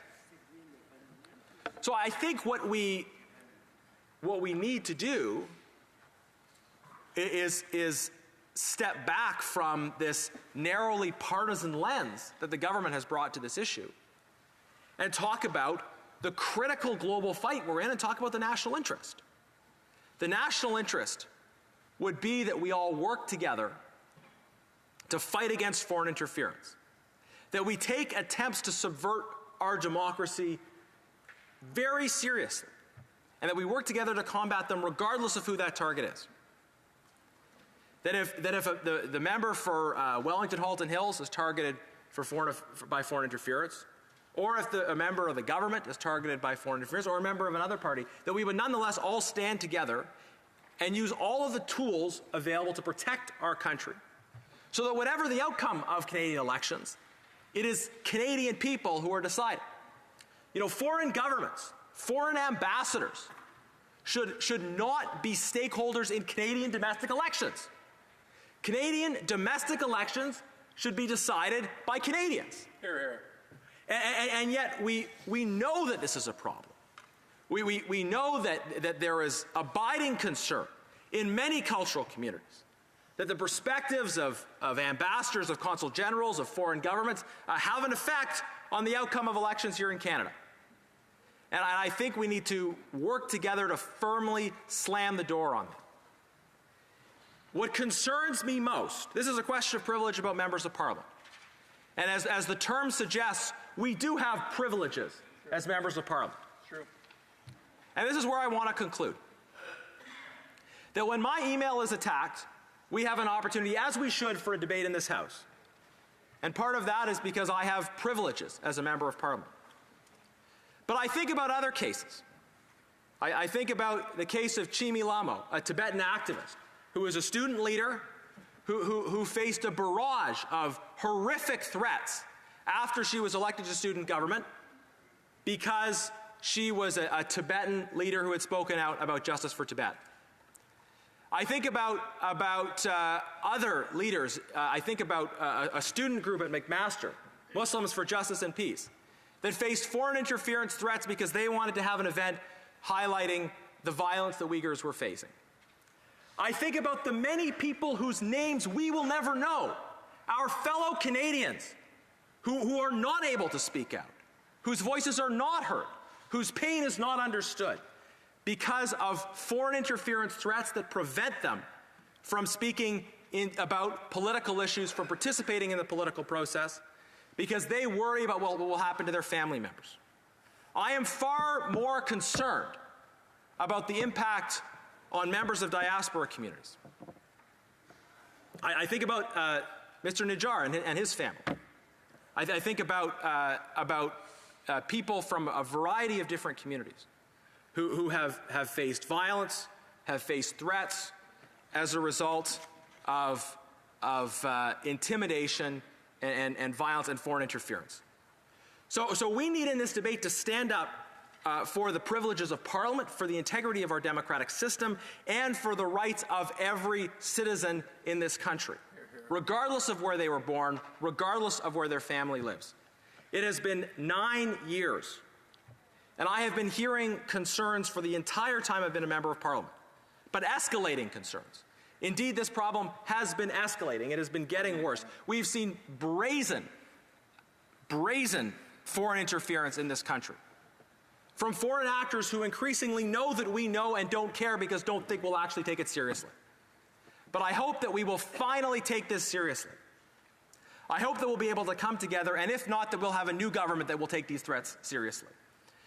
Because in the context of this new global Cold War, the national interest, the building of a strong multicultural democracy requires us to ensure that democratic decisions in Canada are made by Canadians, that legislators and also everyday citizens are free from foreign interference. So, Madam Speaker, I thank the Speaker for his ruling. I look forward to this debate, the issues it will raise, and the work that will be done at PROC. Thank you very much.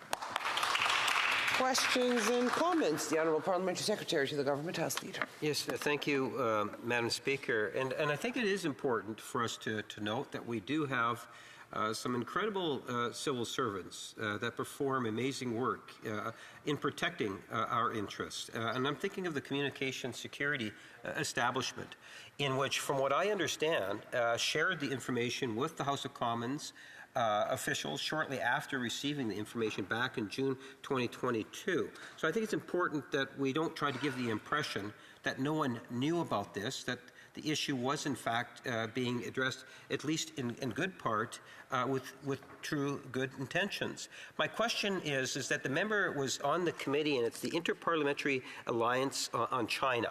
I don't know how often the committee meets or anything of this nature, but did the committee not ever discuss the issue that the member raised as a privilege? Maybe you can just give us some background in terms of the feedback he's had from other committee members, because I believe it's a certain number of countries. I'm not too sure about the association. Maybe you can tell a little bit more about the association and what discussions they've had on this issue. Honourable Member for Sherwood Park, Fort Saskatchewan. Thank you, Madam Speaker. There's two parts to what the member said. In terms of the government's assertion that they informed House of Commons officials, what I can say is that there were 18 members of Parliament who were targeted by a foreign hacking attempt, that the Government of Canada knew about it, and that at no point until the last few weeks did the members of Parliament who were targeted find out about it. And the government's defense is to say, well, we told some other people, right? Well, that's great, but you didn't tell the people who were affected.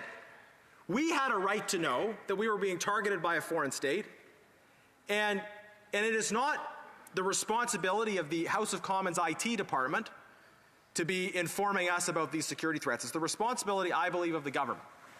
But what I can say for certain is that the government did not inform us, did not insist that we were informed, provided no assurance that we got the information. And that is fundamentally unacceptable. If I become aware of something that is very significant to the life of the member for Winnipeg North, and I don't tell him about it, but I go tell the member for Northumberland Peterborough South about it, and then later it comes out that I didn't provide this vital information, and I say, well, okay, I didn't tell the person affected, but I told somebody else about it. I think we would all understand that that was ridiculous. What was crucial here is that the 18 members of Parliament who were targeted by a foreign state did not receive information that the government had about threats to us. And we could have used that information to protect ourselves and to challenge our system on further steps that needed to be taken to protect from... Questions and comments, questions et commentaires, l'honorable. The Honourable Member for Joliette. Thank you, Madam Speaker. This will just be a comment. I'd like to thank the Honourable Member for Sherwood Park for Saskatchewan for the question of privilege. I commend the decision of the Speaker, and I commend the motion that is currently under debate. Like the honourable member has mentioned, there are 18 elected representatives, including himself, that were targeted by foreign powers because they are members of this House. And so we have foreign powers who are interfering through dubious manoeuvres, which is unacceptable. I understand that the members were not immediately informed when the government and official authorities got the information. We have to make sure that we have a mechanism in place through government or through the Whip's office so that in the future this crucial information can be sent to relevant members of Parliament. I would like to remind my colleague that CSIS keeps reminding us Canada and provinces are laggards when it comes to fighting against foreign interference, and so this has to change. So, for this motion, we will support the motion. We want the issue to be debated as rapidly as possible as an element of priority at the Proc Committee. And to finish, Madam Speaker, I would like to remind everyone that democracy is fragile. We have to protect it, we have to take care of it, and we have to allow it to flourish. Thank you, Madam Speaker. The Honourable Member for Sherwood Park, Fort Saskatchewan. Speaker, I thank my colleague for his intervention. And I will pick up with where he ended, which was recognizing the fragility of democracy and freedom. Many of us have lived in this country for our whole lives, and I have as well. And we've never known anything other than the kinds of freedoms we have in this country. But I'm struck when I travel to other places. It struck me especially when I visited Ukraine in 2016, the 25th anniversary. And of course, it's more acute now, the sense of the fragility of freedom. But even then, many people, everyone over a certain age, remembered a time when they didn't have their freedom.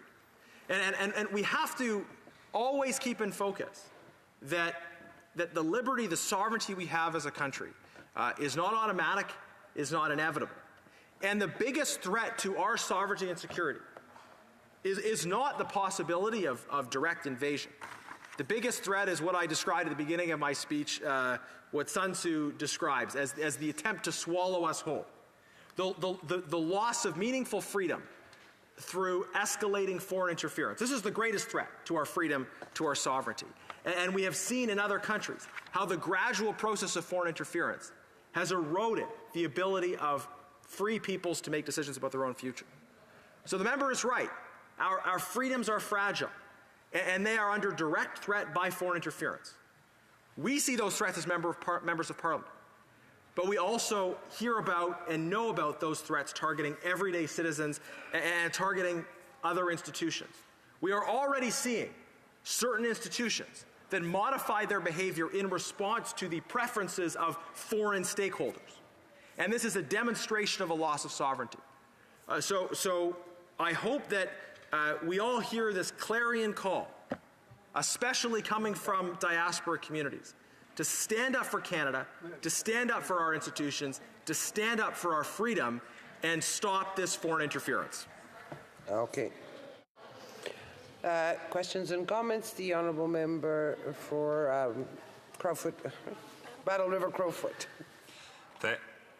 Thank you very much, Madam Speaker, and I appreciate both the motion and the interventions that my colleague made in initially bringing up this question of privilege and in the speech that he just made. So I think there's the impacts that this has on the lawmaking and legislative authority. But what signal does it send? That there has been a lack of response, that there was not appropriate awareness brought to parliamentarians. What message does that send to diaspora communities, especially when it comes to the actions of the PRC, the communist dictatorship in Beijing, and how that affects on some incredibly sensitive issues that certainly transcend political parties in this place. This is not simply a conservative issue. This is something that has affected members from multiple political parties, and how that affects diaspora communities and their ability to be free and active players in Canadian democracy. I'm wondering if my colleague from Fort Saskatchewan, Sherwood Park, Fort Saskatchewan, could expand on that impact. The Honourable Member for Sherwood Park, Fort Saskatchewan. Thank you, Madam Speaker. What message does it send? These events suggest, yet again, that when people are victims of foreign interference, the government does not have their back. And sadly, this is something that I have heard time and time again from talking to Canadians who are impacted by foreign interference outside of this place. We had a vote today on listing the IRGC as a terrorist organization. I can recall a press conference we hosted on Parliament Hill with a young man whose wife was murdered when Flight PS752 was shot down. He faced threats from the IRGC when he started to speak out about these events. And I've spoken to many others who've been affected by foreign interference, and they've been frustrated by trying to report what they've experienced and by being passed back and forth between different agencies, by being given the runaround, by not being given the information they need.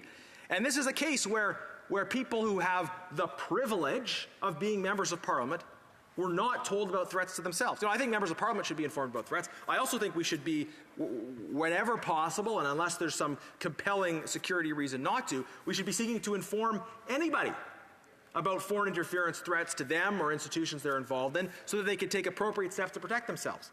And we need to have their backs, whether it's a member of Parliament or a student leader or an everyday citizen who's afraid of going to a protest. We need to have the backs of our citizens who are worried about foreign interference so that they know that they can speak and advocate based on their own convictions regardless of what a foreign state thinks about it. Resuming debate, the Honourable Parliamentary Secretary to the Government House Leader. Yes, thank you, Madam Speaker. First, to be very clear, this Prime Minister and this government from day one has taken the issue of foreign interference very seriously. And the responsibility of governing and doing whatever we can in a cooperative way is something in which we have been doing now for years. Let me give some very clear facts in terms of the incident that's ultimately being referenced today.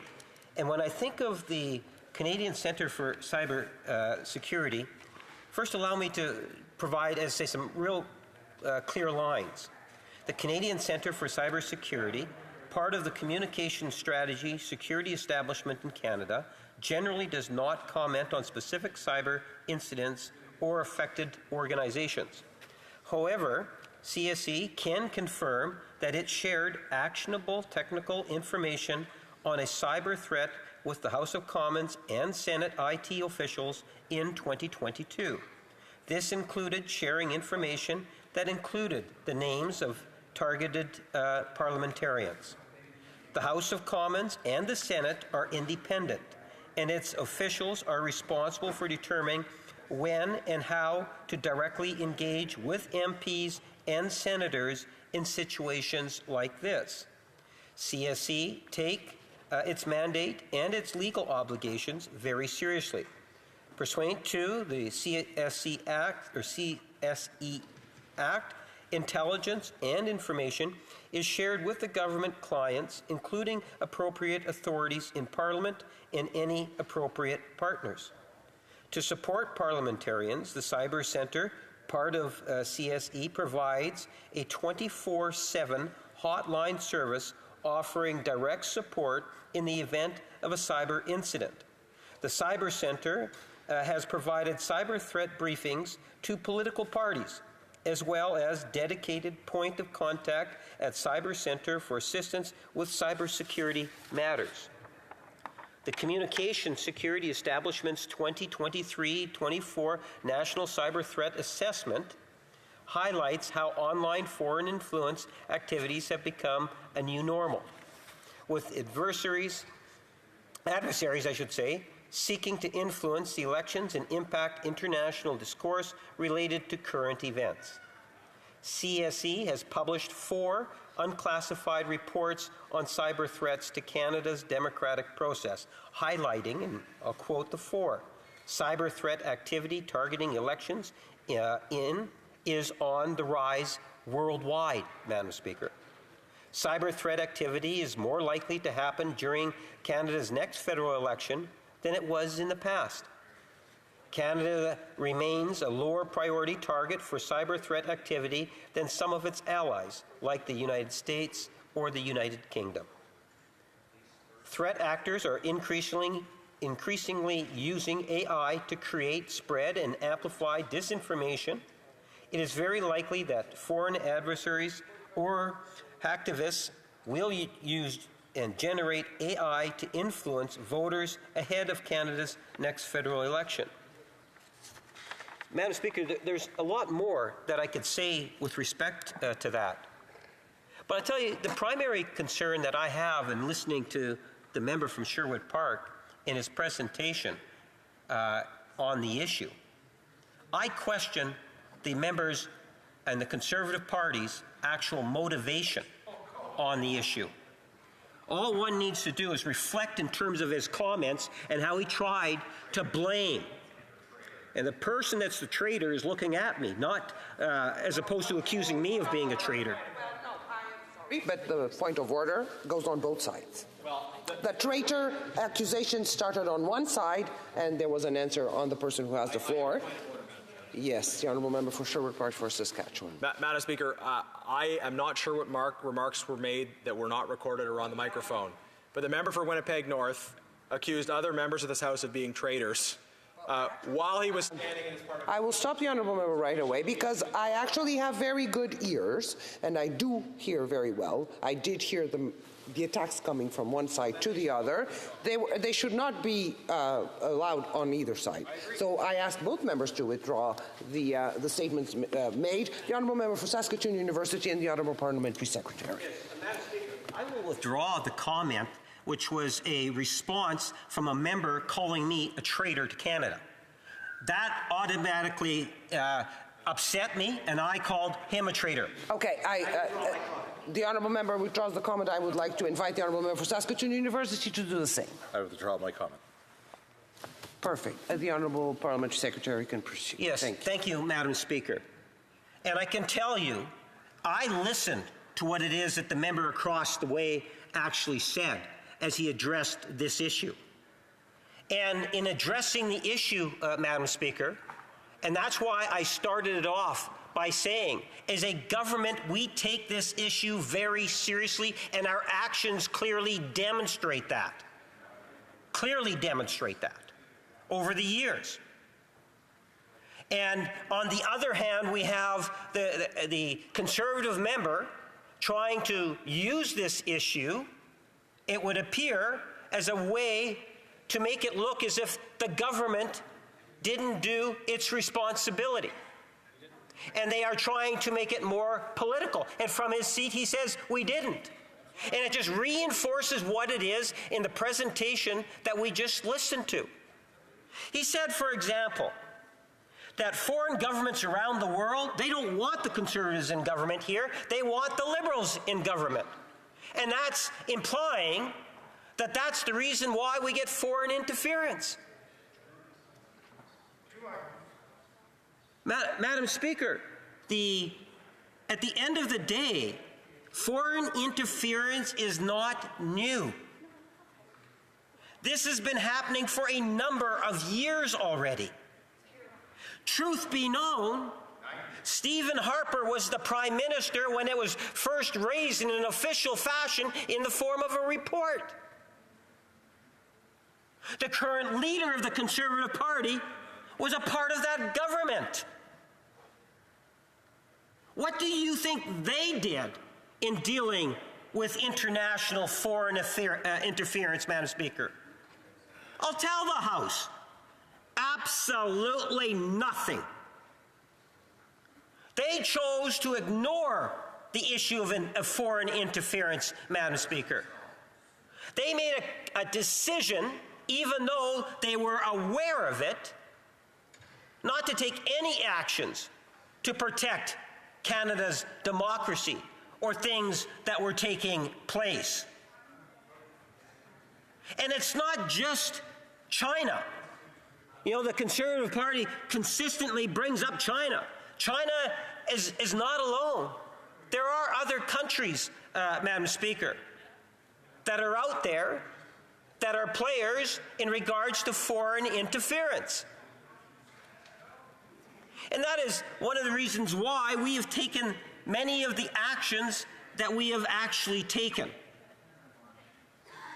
Things such as having a special individual brought to the House to investigate and report back, to ultimately having a public investigation into the matter with a report back, Madam Speaker.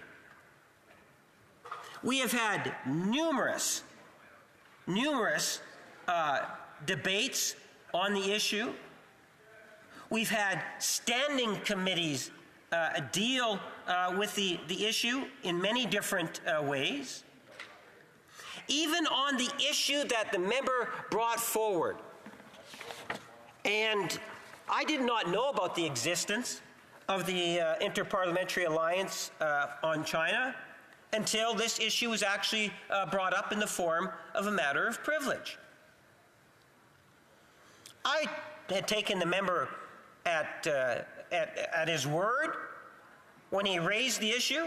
I know members of the Liberal caucus did also, Madam Speaker, because we even had two of our members, from what I can recall, that stood up and also expressed concerns.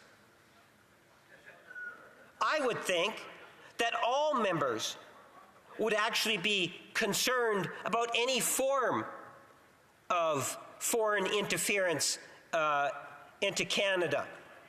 I would think that it would cross all political lines that are drawn here in the House of Commons, Madam Speaker. But I can tell you I have not witnessed that. Based in terms of the questioning on the issue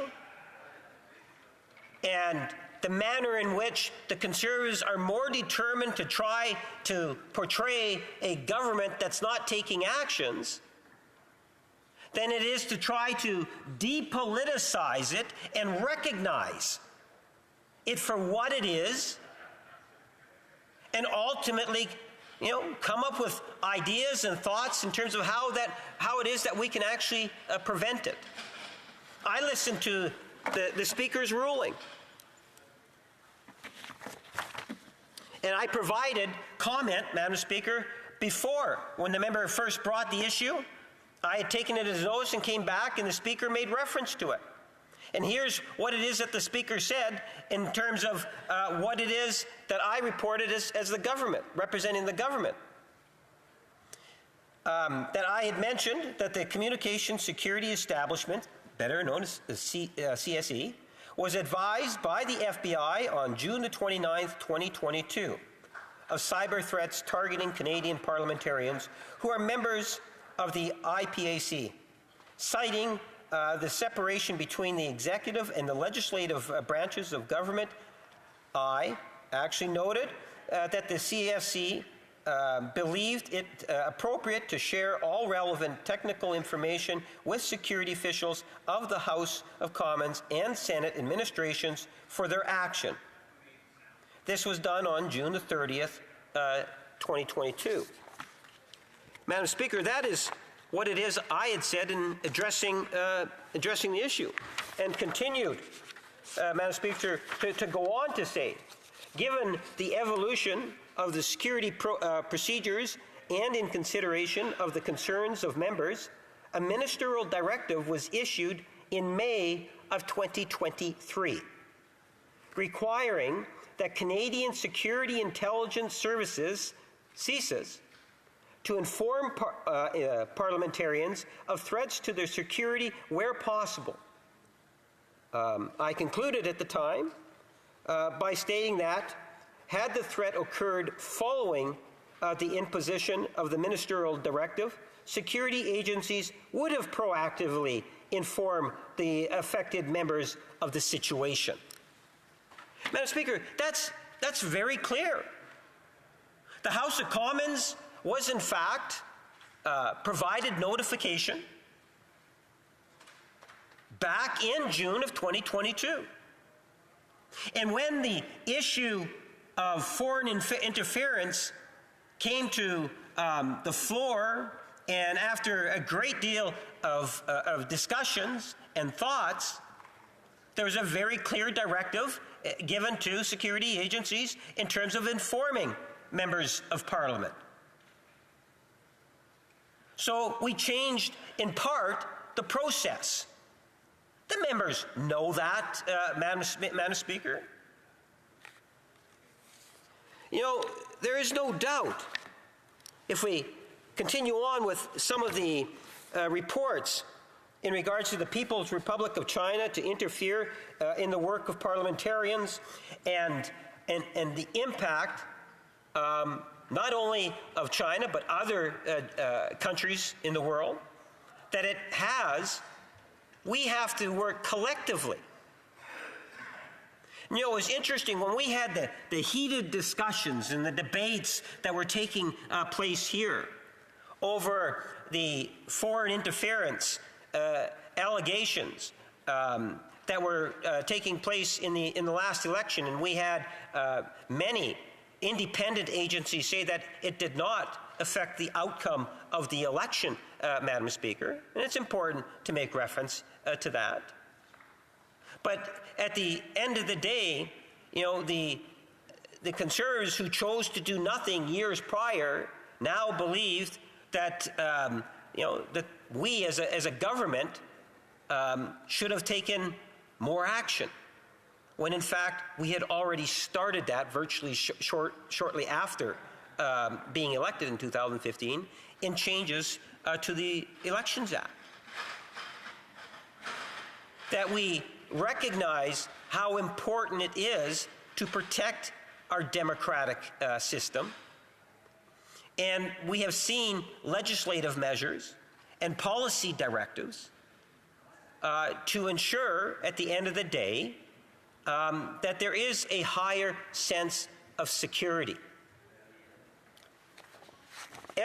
Through changes, you know, when I was first elected, the internet, at least in the way that we see it today or witnessed it in the last 20 years, did not exist for all intents and purposes back in the 80s. Not to the degree in which it is there today. Not to the degree in which we have the types of computer hacks and the malicious software that is out there. And today, sadly, with things such as AI that is out there, that we do have to be on guard. And we do have to look at ways in which we can protect the integrity of our system. But let's remember, as things change, there's a need for changing in policy. And I saw that in the Speaker's ruling, where, again, it states, in accordance with the processes in place at the time. And this is what's really important, Madam Speaker. The House administration was advised by relevant Canadian security agencies of the risks associated with potential attacks, and appropriate measures were taken to ensure they would not impact our systems, more specifically, our parliamentary work. So the system that we had in place was there, Madam Speaker.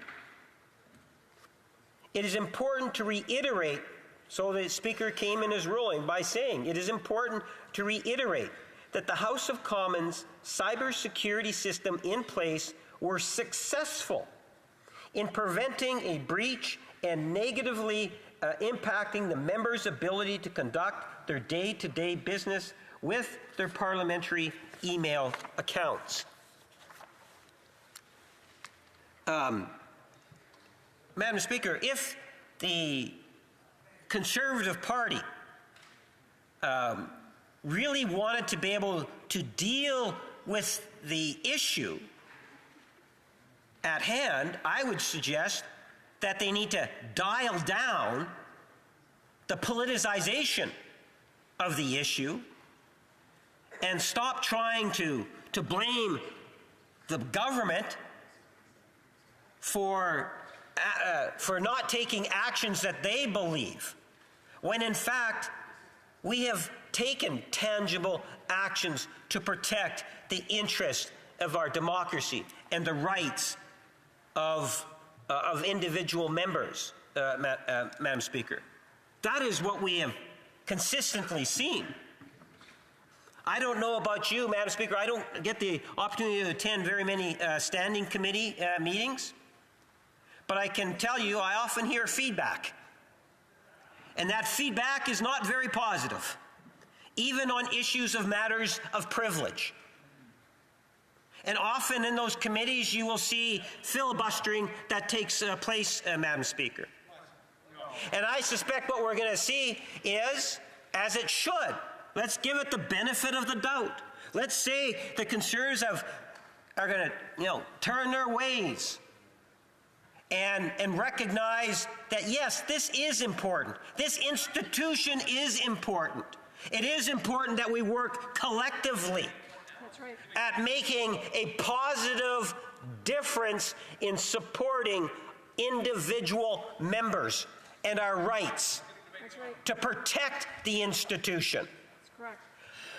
I suspect it will be going to PROC, and I support it going to PROC, Madam Speaker. But at the end of the day, I would hope that the Conservative membership on the committee will dial down on the partisanship and the rhetoric that they constantly use on this issue in the name of trying to do the right thing and look at ways in which we can improve the system. Things change. They talk about our P9 accounts. Parliamentarians have other types of accounts, Madam Speakers. There's many different ways in which foreign interference can take place. As it was pointed out, this is happening around the world. It's not just Canada. Some countries a whole lot more than Canada, as has been cited, whether it's the United States or the United Kingdom. But we are a member of the Five Eyes countries, and I think that we should be looking at ways in which, democracies around the world can in fact protect the integrity of the principles of democracy. And in order for Canada to be able to step up to the plate, it sure would be nice if we had all political parties inside the House of Commons on side, as opposed to trying to make it look as if there's, some sort of institutional problem that we cannot overcome, Madam Speaker, or that a government has been negligent on, because that's... And we have to get to questions and comments. The Honourable Member for Sherwood Park for Saskatchewan. Thank you, Mr. Speaker. I'm just leaning on the desk. It's okay. Madam. Oh, I'm sorry, Madam Speaker. Madam Speaker. Very sorry. Madam Speaker, the member opposite does seem to be sort of inherently uncomfortable with the idea of members of the opposition criticizing the government. And if we're going to talk about preserving our democracy and our democratic values, I think maybe a good place to start is to say that it is legitimate and normal and right for the opposition to challenge the government over their failures. And I don't really care what he thinks of my motives, but I'm going to continue to do my job in this House of standing up for our country, for our freedoms, and for our sovereignty. Now, the fundamental point here is that the honourable member is not willing to admit that something wrong happened here, and that's a big problem. The government had information that was crucial to our national security and to the personal security of individual members of Parliament. The government chose to sit on that information. Now, it would show a lot more humility, maturity, for the member to simply acknowledge that, yes, that was a mistake. The information should have been shared and it wasn't. Will the honourable member acknowledge that the government erred in not sharing information with members of Parliament that was extremely important to our national security, to their personal security, and their ability to do the job as members of Parliament? And wouldn't he expect to be informed if the shoe was on? Honourable Parliamentary Secretary. Madam Speaker, let me be very clear. No, the government did not err. Read the Speaker's statement, Madam Speaker. Read the statement from the Speaker. You have to take a look at the process in time. And it's interesting. You see, here's the difference. I ask the member a question, and what does he do? He avoids the important part of the question when I told him to tell me something about the association. Did the member know anything about it? Were there any other parliamentarians that talked about it? He avoided that aspect of the question. He asked me a question. I gave him a direct answer, Madam Speaker. The challenge for the Conservative Party is that at the end of the day, they see this as a political shot at the government, even if it's justified or not. And in this case, it's a not. L'honorable député de Rivière-des-Mille-Îles. The honourable member for Rivière-des-Mille-Îles. Thank you, Madam Speaker. I was a little surprised to hear my colleague's speech. A little reminder, 2 years ago, the Prime Minister and Cabinet were all saying that there was no interference problem. And now, thanks to all of the pressure that's been applied, a special rapporteur was named, David Johnston, who tabled a report which didn't make anyone happy. And now we currently have the current investigation, which seems to be doing an incredible job. And it says that this interference problem is causing a major national security issue. Well, you know, Madam Speaker, I very much can recall the debate regarding the special rapporteur that was appointed, an incredible Canadian, and there's members that decided to throw that particular individual under the bus. At the end of the day, Madam Speaker, I can tell you that as a government, it was great to see political parties come together to agree to a new name that would ultimately provide a report, and I would hope that members of all political parties will support that particular report, Madam Speaker. At the end of the day, I believe this government, virtually from day one, has been taking proactive steps, legislative measures in particular, to ensure that our democracy is healthy. And I only wish it would have started back when Stephen Harper was the Prime Minister, but he chose to do nothing. The honourable member for New Westminster Burnaby. Thank you very much, Madam Speaker. I always listen attentively to my colleague. I think in this case it is very clear, as we've seen with Justice HoC and her preliminary report, which points very clearly to two things, a real shortcoming in terms of how this government and how governments have dealt with the information around foreign interference. We've seen repeatedly from the 2019 election, the 2021 election, information was not communicated to candidates. Information, in this case, with this question of privilege, was not communicated to members of Parliament. And so there is a lacking of protocols, a lacking of organization, not necessarily around the obtaining of the information, but actually communicating that information to people who might be impacted, whether it's members of Parliament or, as we saw in election campaigns, candidates, and ensuring that action is taken to prevent further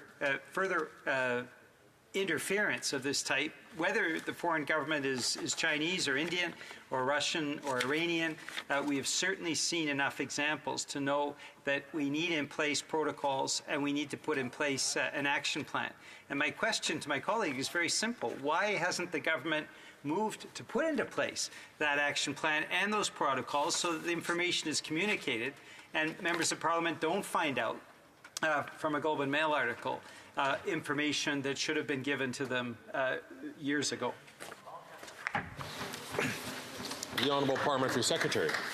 Mr. Speaker, as you would be aware, the government has put in some new protocols and ministerial directives to ensure that members will find out when something of possibly this nature would occur. But I'm going to refer the member and all members to what it is that you said as the Speaker in regards to the issue at hand. And I'm going to quote you, Mr. Speaker. You said, in accordance with the processes in place at the time, the House administration was advised by relevant Canadian security agencies of the risks associated with potential attacks, and appropriate measures were taken to ensure they would not impact our systems, more specifically our parliamentary network. And then you went on to say, it is important to reiterate that the House of Commons cybersecurity systems in place were successful in preventing a breach and negatively impacting the members' ability to conduct their day-to-day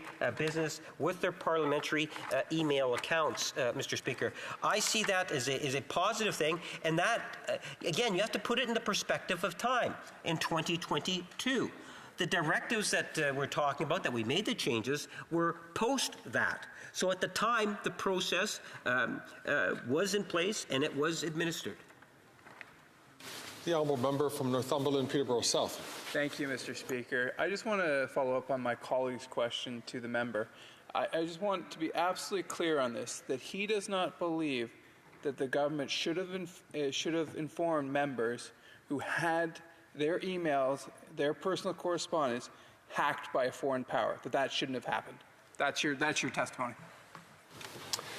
The Honourable Parliamentary Secretary. First of all, this isn't a court of law, and he might want to be a criminal lawyer at some point in time. I can tell the member, at the end of the day, there was a process that was in place. It was followed.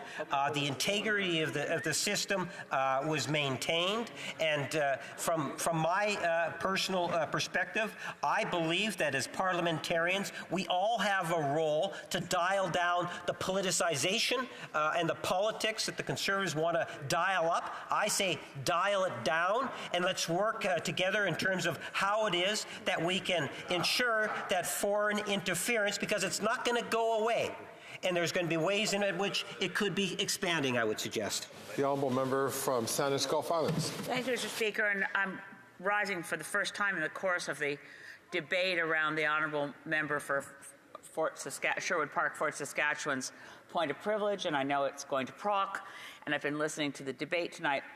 I think on all sides, if I can do this without sounding too school-marmish, which is one of my worst failings, is that if we could all just think about us as Canadians dealing with foreign interference. These are, as you said moments ago, or as you said also, as a member from the parliamentary secretary said, this is fairly novel. So I put my brain back to when I first started thinking about foreign interference in politics, and it was during the election when Hillary Clinton in the United States was running against Donald Trump, and her operative said that was a story planted by the Russians. Now, I'm a big fan of Hillary Clinton, and my first thought was, that's overreaching. She's sounding a bit nuts. Who would think that could be true? We now all know that was exactly true. And we now all know that Canada is not immune. And there are many countries that may want to do this. I would just ask us when we debate not to impugn motives to each other across party lines, but to assume we're all in this together. We want to get to the bottom of it, and we want better protocols to protect our democracy.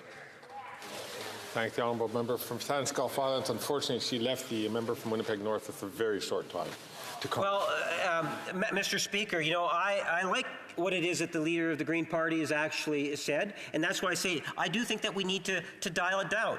Canada is not alone. Foreign interference happens all around the world, and I think that we can demonstrate leadership in the world by taking a positive, united front in dealing with this particular issue. Well said. Well said. Thank you. I'm sorry. I'm having a little... Although I said it many times, the honourable member from Simcoe North is rising on a point of privilege. Question of privilege. Thank you very much, Mr. Speaker. I regret to interrupt this debate, but I believe I have a matter of pressing and important issue that I need to bring to your attention at the earliest opportunity. It relates to an answer I received through inquiry of ministry, question number 2221, in which I partially ask for information from the Canada Revenue Agency related to, and I'll just quote just so it's easier, I'll only be a couple minutes, Mr. Speaker. I ask, with regard to the Canada Revenue Agency and the Child Canada benefit, broken down by year for each of the last 5 years, what was the total number of overpayments that were assessed and then collected from taxpayers who received overpayments following or due to the death of a child? And what is the amount of money represented by the overpayments related thereto? The answer I received, and I'll just skip right to the important part, is from the minister herself, says, for these reasons above, the CRA is unable to respond in the manner requested to Part A, Sub 2, and Part B, i.e., the amount of money represented by the overpayments following or due to the death of a child. So quite clearly, the minister has said that the government and her department does not have that information. In the budget, Mr. Speaker, the government decided to provide a grace period for parents who have lost a child in terms of collecting for child care benefit clawbacks, which a very compassionate move, which I support, which is why the reason I asked the order paper question in the first place. But yesterday at committee, we learned from an official at Finance, Mr. Pierre LeBlanc, a very accomplished individual, a man who I believe is always forthright when he appears in front of committee. The government had suggested in the budget that this measure would cost $15 million. That was a very specific number. And I wondered how the government arrived at the costing for that $15 million, because the CRA had said that they weren't sure how many parents had had their child care benefits clawed back, according to the order paper question I received. So just a brief snippet of the interaction I had with Mr. LeBlanc. I said, I think there are officials from CRA here today. I'm very interested in the measure with respect to the grace period for child care benefits for 6 months or after the unfortunate death of a child. There's a very specific number of costing of $15 million. I'm curious as to how the number was arrived at. Is the Department of Finance relying on CRA data in order to provide a costing for this measure? Specifically, I want to know whether the Department of Finance received from CRA data in order to come up with the $15 million estimate. And I'm quoting directly from Mr. LeBlanc.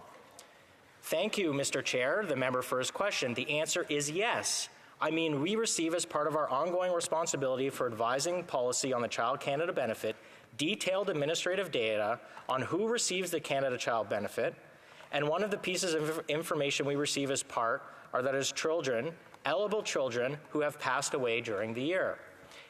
And the last paragraph. So, and it's, I mean, that's where you get the number of about 1,500 children per year. And, you know, basically using, you know, the average Child Canada benefit amount, that's how we arrive at the 15 million over the 5-year period. Now, as I say, I believe this this civil servant to be a very accomplished individual and to be very truthful in his answer, and I appreciate his openness and transparency, but it exposes, yet again, perhaps on purpose or maybe by omission, a minister who is potentially misled the chamber and myself. Now, I'll just, in terms of some supporting arguments to support my claim, I would refer the Speaker to, on December 16th, 1980, at page 5797 of Hansard, the Speaker said, while it is correct to say the government is not required by our rules to answer written or oral questions, it would be bold to suggest that no circumstance could ever exist for a prima facie case or question of privilege to be made where there was a deliberate attempt to deny answers to an honourable member. Now, my last recommendation for you to consider, which I think is a quite analogous situation to the one we have here today, is from December 6, 1978. The Speaker ruled in favor of a prima facie question of privilege after the member for Northumberland-Durham raised a question of privilege and charged that he had been deliberately misled by the former Solicitor General, acting on behalf of a constituent who suspected that his mail had been tampered with. And I'll skip along to the relevant points. The Solicitor General said, the RCMP did not intercept the private mail of anyone. However, on November 1st, in testimony before the MacDonald Commission, the former commissioner of the RCMP stated that they did indeed intercept mail on a very restricted basis. So here we have, Mr. Speaker, once again, as has been mentioned in a point of privilege by my honourable colleague from Calgary Nose Hill, a deliberate, potentially deliberate attempt by the government to frustrate the ability of members of this place to get factual information on which we are trying to make policy to improve the lives of Canadians. I think this is very concerning. This is not the first order paper question for which I believe I've received a misleading and inadequate response, but it is a question that I'm now bringing to you in order for you to do some additional research. I'm happy to provide these documents. The transcript is not yet posted from committee yesterday, but it will be soon. I certainly appreciate your a willingness to allow me to make this point of privilege at the earliest opportunity, but it yet again underscores there seems to be an attempt to not provide members of this chamber fairly factual questions for which we know there's an answer. I mean, the wonderful civil servant has admitted that they had the data through which I was actually trying to get because I wanted to propose a similar policy position. I hope you take this matter very seriously. I appreciate your indulgence here this evening. And if I'm successful, I hope that you will consider sending this matter to the Procedure and House Affairs Committee. Thank you, Mr. Speaker. I thank the honourable member from Simcoe North for raising this question of privilege.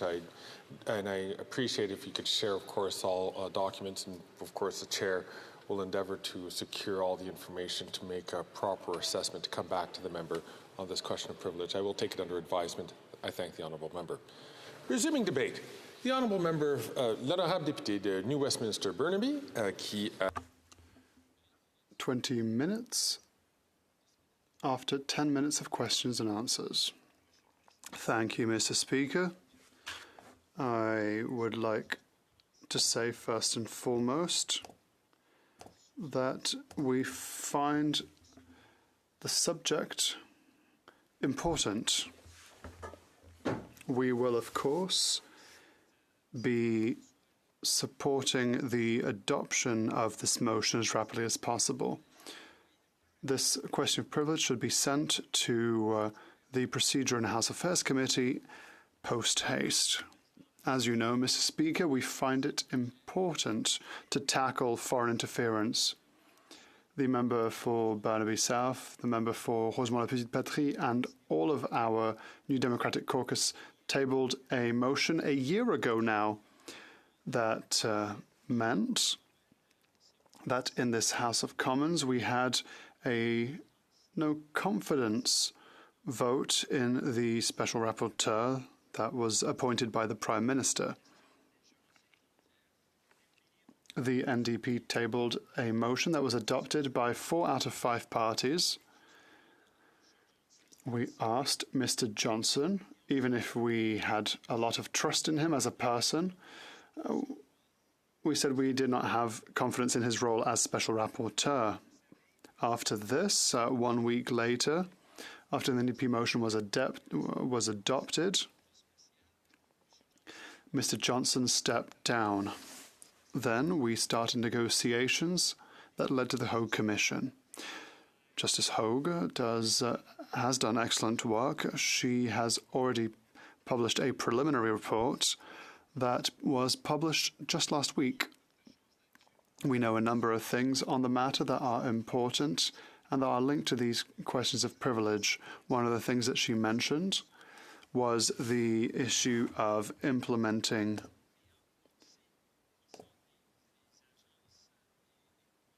government agencies that tackle foreign interference. When we look at this preliminary report, we can see that there were 2 problems. Intelligence information that was sent to the government was not well communicated, neither in 2019, nor in 2021, nor in various candidates or MPs that were targeted. And of course, Mr. Speaker, what does this mean? It means that here we have to implement as rapidly as possible new protocols to ensure that communications are efficient and rapid. Actions have to be undertaken, decisions have to be made so that this kind of interference doesn't even happen in the first place. Justice HoC said it very clearly. There is no doubt that this didn't affect the results of the 2019 and 2021 elections, but the reality is that foreign interference could become an ever more critical risk if we want to make sure that future elections are not affected, and we want to make sure that our work in this House isn't affected by foreign interference. We have to, of course, implement these protocols. We have to communicate information, intelligence that comes to the ears of government, but we also have to make sure that we are sure that actions follow words so that foreign interference does not happen in future. It is for all these reasons that we will be supporting this motion, because the motion talks about the fact that 18 members of parliament were victims of cyber attacks. This information, however, was never communicated to the affected members, which is very concerning. We see that this motion comes from both sides of the House. The member for Sherwood Park for Saskatchewan. There's also the member for Scarborough-Gilwood, and we also heard from the member for Humber River, Black Creek. So members from both sides of the House have raised this issue, the issue of not having been told information relative to information that was itself sent to the government, but that was not communicated thereafter to affected MPs. And so for all these reasons, it is evident that we have to act, the government has to act rapidly. There needs to be a protocol.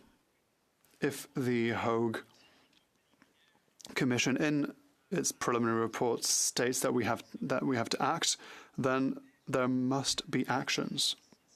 Such an incident should not happen again in the future. It's important that a referral be made as rapidly as possible to the Procedure and House Affairs Committee. It seems that all parties already agree with this motion, so for me, I find it important that we do not further delay the adoption of this motion so that we may adopt it,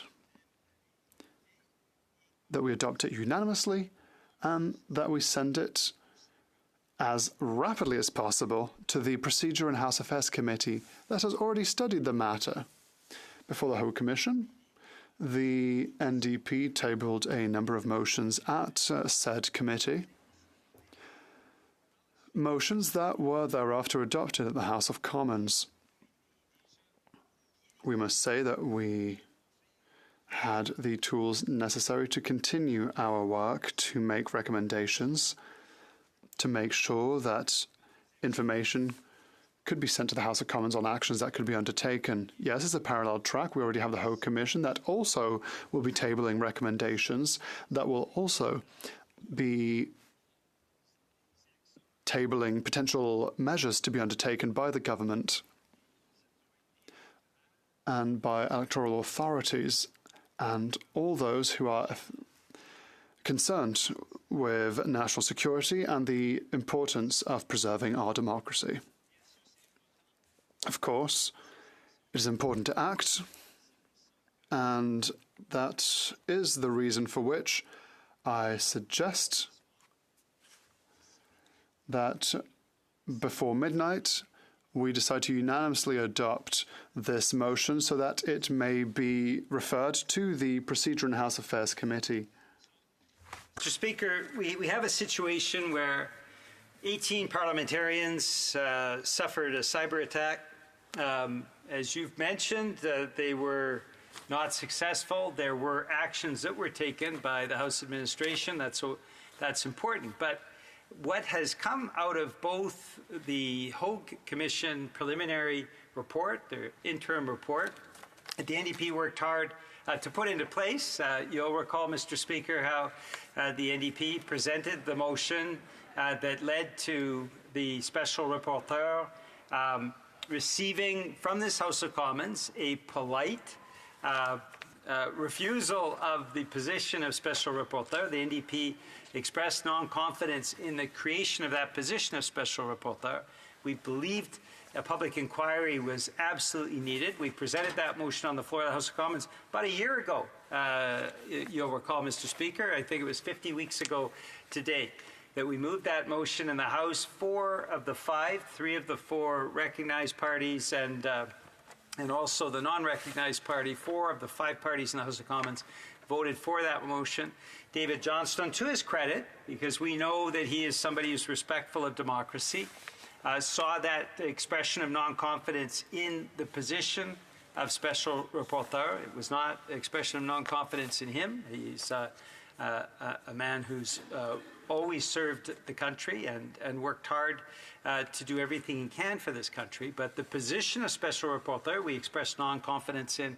A week later, he stepped down from that position, and the negotiations began to put in place the HoC Commission.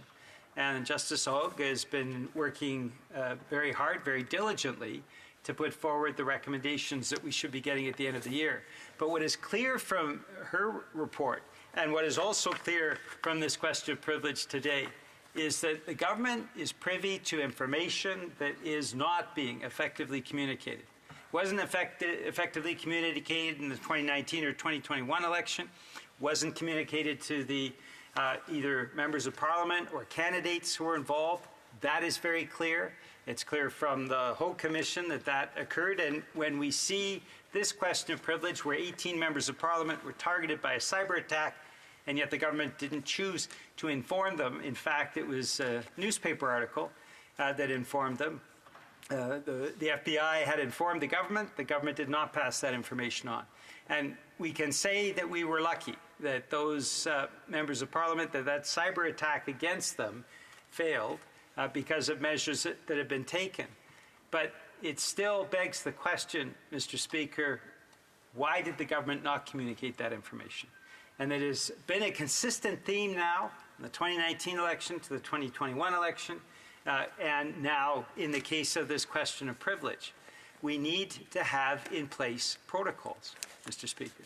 We've called as well for the government to put in place a foreign agent registry.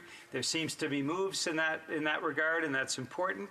But this government must put in place the protocols about how to communicate information, including sensitive intelligence information, so that that process is clear prior to the next election, and to, in that way, make sure that we will not have the kind of foreign interference that may have failed in 2019 and 2021, but could be successful next time if we do not take the measures to prevent them.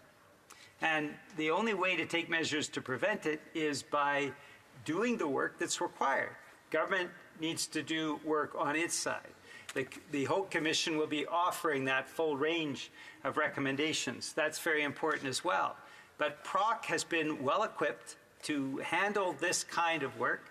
The PROC report that the NDP moved motions in and brought forward to the House, that was endorsed by the House of Commons a little over a year ago, was the first in-depth reaction to the potential for foreign interference in this country. And as a result, moving this motion rapidly, I would suggest this evening, we've done a round of speeches.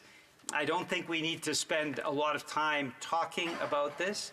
We need action, and that means referring this rapidly to PROC, and we can do that this evening, Mr. Speaker. We can choose by unanimous consent for adopting on division that this matter be referred promptly to Procedure and House Affairs. And that is certainly what my recommendation is to this House, that we proceed rapidly on this, that we move quickly to actually have in place Procedure and House Affairs to respond to the seriousness of this question of privilege, and then we move to get the recommendations that will lead to action.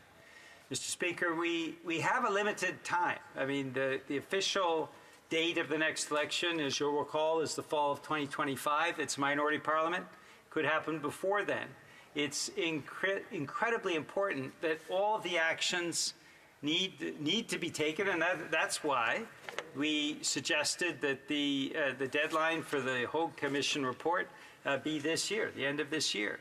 It's so that we have the time to implement all of the recommendations. We have the time as well to implement recommendations that may come out of Procedure and House Affairs following this question of privilege and the motion that refers the question of privilege to Procedure and House Affairs. We can't delay. Can't dilly-dally. Can't spend a lot of time talking about it. We need action, Mr. Speaker. So I will close, even though there's more time, because I believe it's important to get to a resolution on this. We'll close by suggesting to all members of this House that tonight we refer it to Procedure and House Affairs, either on division or by unanimous vote of this House. We refer it to Procedure and House Affairs, and tomorrow morning, let them get to work on the important work of responding to this question of privilege, of why the government didn't inform those members of Parliament, and how next time what the procedure and protocol should be so that those members of Parliament, if there is a next time, which is likely, that they can be fully informed and we can take the appropriate actions to stop any future attempts at foreign subversion or foreign interference in our electoral process. Thank you very much, Mr. Speaker. Questions et commentaires. The honourable member from Sherwood Park, Fort Saskatchewan. Thank you, Mr. Speaker. I want to thank the NDP House Leader for his remarks. Earlier in this debate, I asked a question to the Parliamentary Secretary and I was quite disturbed by the response. We all know governments make mistakes. Every government makes mistakes. And I asked if he acknowledged that it was a mistake for this government not to inform members of Parliament that they faced a cyber attack from a foreign state. And he said no, he didn't think it was a mistake. He said protocols and processes can change, but was it a mistake to not tell me and 17 other parliamentarians that we were targeted by a foreign government? No, it wasn't. And I find that very disturbing. I hope we can work towards a consensus about how to move forward, but it should be acknowledged at a basic level that failing to inform parliamentarians about these threats to themselves, to their cyber presence, to their office, that's wrong, that's unacceptable. And that the government should be willing to, at this point, now that they've been caught not sharing that information, they should be willing to acknowledge that. And I'd like to ask the NDP for their perspective, do they think that the government erred in not sharing this information? L'honorable député de Burnaby, New Westminster, Burnaby. Thank you very much, Mr. Speaker. I don't always agree with my colleague from Sherwood Park, Fort Saskatchewan, but I do in this case. It was an error, and it's not just an error that I can express personally. It's an error that very clearly comes from the HoC Commission preliminary report as well, that the government has not been good at communicating information, whether it's to candidates in an electoral forum or whether it's to members of Parliament who are doing their jobs. And so there is no doubt.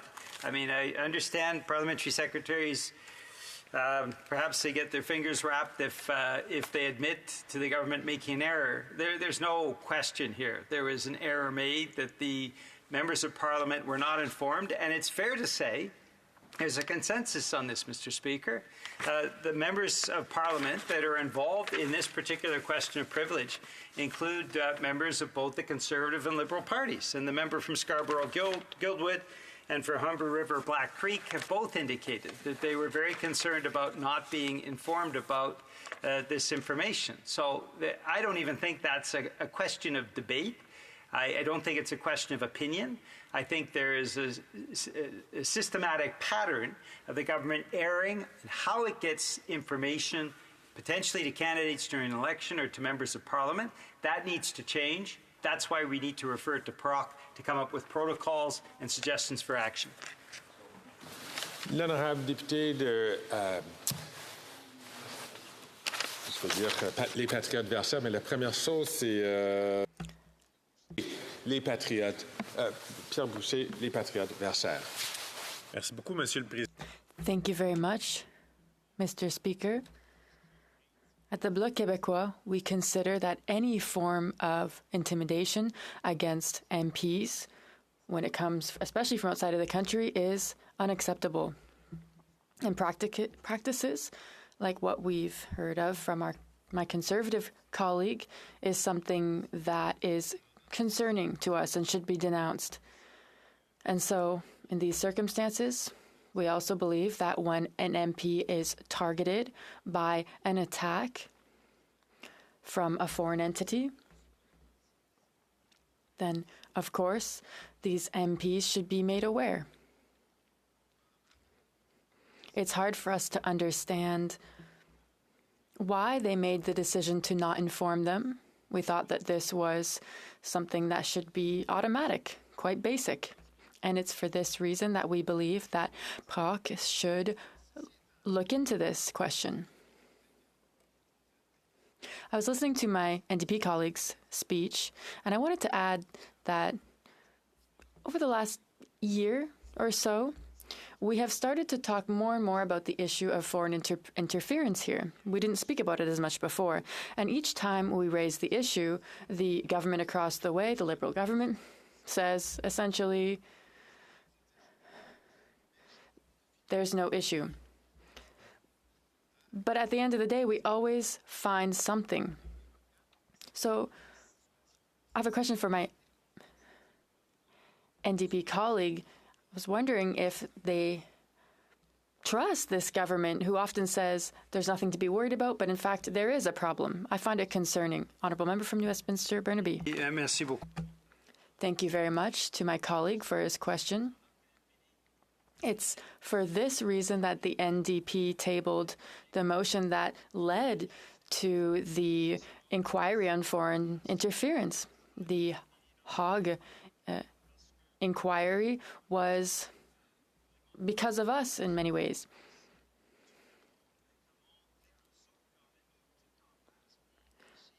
Firstly, we wanted to see that everything had been done correctly to prevent interference in our democracy and our elections. So we implemented the necessary steps. And maybe not everything has been done yet, because we do believe that everything possible should be done.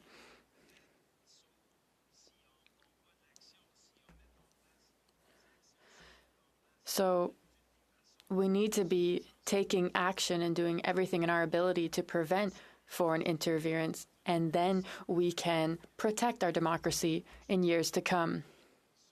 But I'm not one of those that says, oh, there's nothing that needs to be done here. There are a lot of things that need to be done, and it should begin this evening, and it should begin with PROC. The Honourable Parliamentary Secretary. Mr. Speaker, and I think it's important to recognize that foreign interference is nothing new. It's been happening now since 2010, 2011, I think is when they came out with the first report on it. And it's not just Canada. It's happening around the world. And it's not just China that plays in this foreign interference.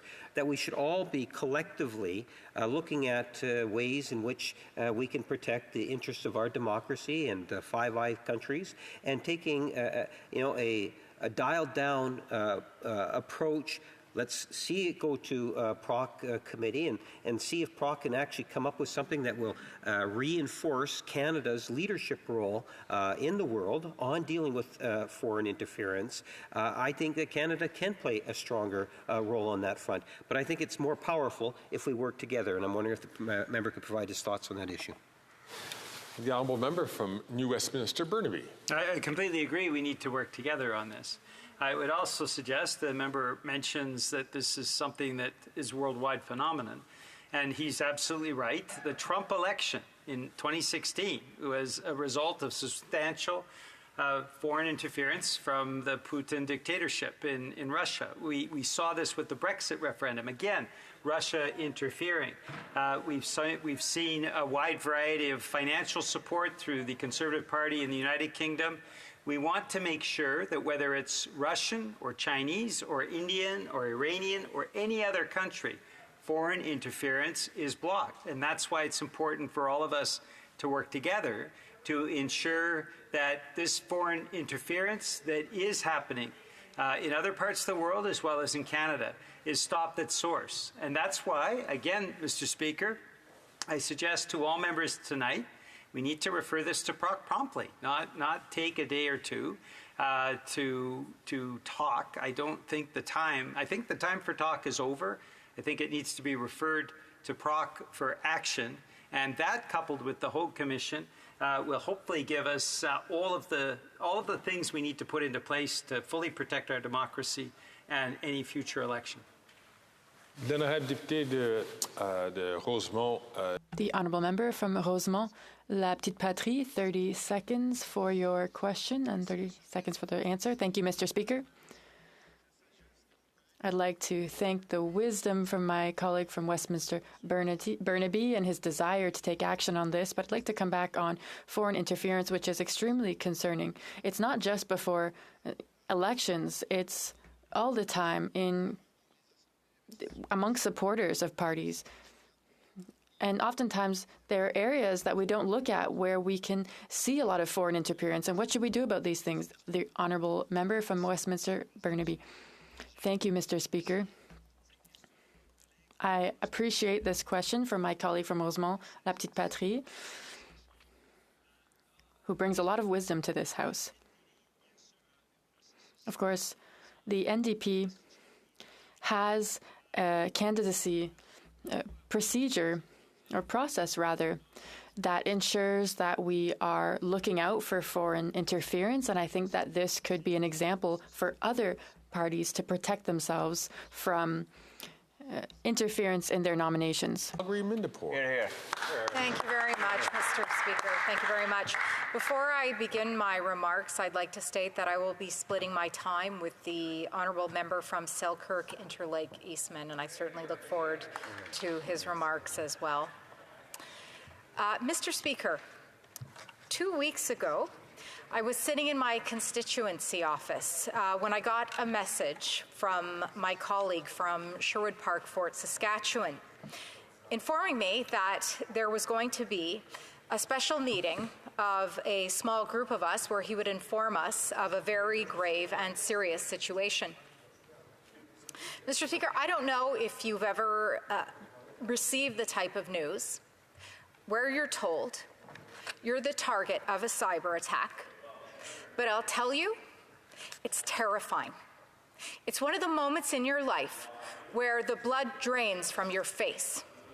And as soon as you know the date, January 2021, you wonder, what was I doing that month? What was going on in my life that month? How serious is this attack? It's something I don't want anyone to ever experience again in this chamber or anywhere else in the world, Mr. Speaker, but unfortunately, it happened. You start to wonder then, if this happened to me, this also happened to other colleagues in the House of Commons, then clearly this is also happening within our nation. Who is attempting to obtain what information? And how successful are they? How many attacks like this are going on at this time? And worse than that, Mr. Speaker, this government knew about this attack, and yet they didn't inform me, and they didn't inform my colleagues. It's reprehensible. It's absolutely horrible. I thanked in a video, and I'd like to thank again the Interparliamentary Alliance on China for informing myself and my colleagues that we were the targets of such an attack. I'd also like to thank the Federal Bureau of Investigation of the United States of America for once again doing the heavy lifting that this government should be doing. It's shameful that we should be informed through foreign governments that we are under attack. But unfortunately, Mr. Speaker, it's not a surprise to me. It's not a surprise at all, because we found out just this past week in the Foreign Interference Report that the former member from Steveston, Richmond East, was not successful in his election campaign as a result of foreign interference. We saw last year, Mr. Speaker, the effects of a foreign government, the same government, the PRC, on the member for Wellington Halton Hills, who sits in this very aisle, Mr. Speaker, who was also the victim of the interference of a foreign government in an attempt to try and gain information on his family and try and intimidate him. But unfortunately, Mr. Speaker, I had the honor of being the Shadow Minister for Democratic Institutions back in 2018, 2019. And it was that time, Mr. Speaker, I begged the member for Burlington to do something about it at that time, and it fell upon deaf ears, Mr. Speaker. You know, we set up things like the Debates Commission, which housed a member of the We Charity scandal, and was overseen by the former special rapporteur, who clearly failed in his mission to try and keep this chamber safe and to keep Canadians safe. We saw the implementation of the toothless digital charter, which achieved nothing to protect Canadians and to protect members of this House. We spent hours going over Bill C-76, Mr. Speaker. Bill C-76, where we talked about things like vouching. We talked about things like returning officers. We talked about things like the closing of polls across our nation. And yet, Mr. Speaker, this did very little to solve this problem that is in front of us now, which is, again, foreign interference, and once again, the absence of responsibility of this government to not only do something about foreign interference, but even to have the courtesy, to have the decency, to have the moral placement to let members of this House know that they were under attack and under threat. And yet we didn't get that courtesy, Mr. Speaker, and it is an absolute shame. Once again, we have seen that this government has done too little, too late. And we see this again time and time, Mr. Speaker. We saw this in 2019 when I would try and raise questions with the member for Burlington, with the Prime Minister of Canada. The only response that I would receive is that the Prime Minister had had an indication that there had been some interference in the 2015 election by Russia. Very cold comfort at this time, given what we know now. And 2018, 2019, that election was, my goodness, 5 years ago now. They've had 5 years to do something. And clearly, they have not spent their time doing anything. They're once again doing what they do best, and that is creating the illusion of doing something, when in fact, they are happy to do nothing. And why? Because as we saw with the member for Wellington Halton Hills, as we saw with the member from Stevenson Richmond East, it benefits them. It benefits them to do nothing. And so they've done nothing, and they'll keep doing nothing. And even if I blame the member for Burlington, Mr. Speaker, I know that this direction was from the top. There is no doubt in my mind that this direction was from the top.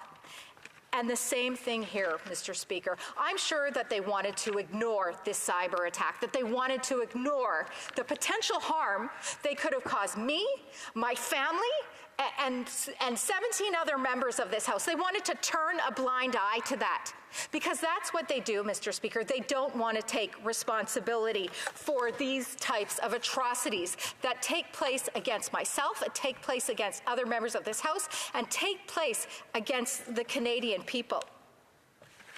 Well, the good news about this, Mr. Speaker, is that this will not deter myself, and this will not deter the leader of the official opposition for continuing to stand up for democracy, human rights, and the rule of law, not only in this nation, but across the world as well.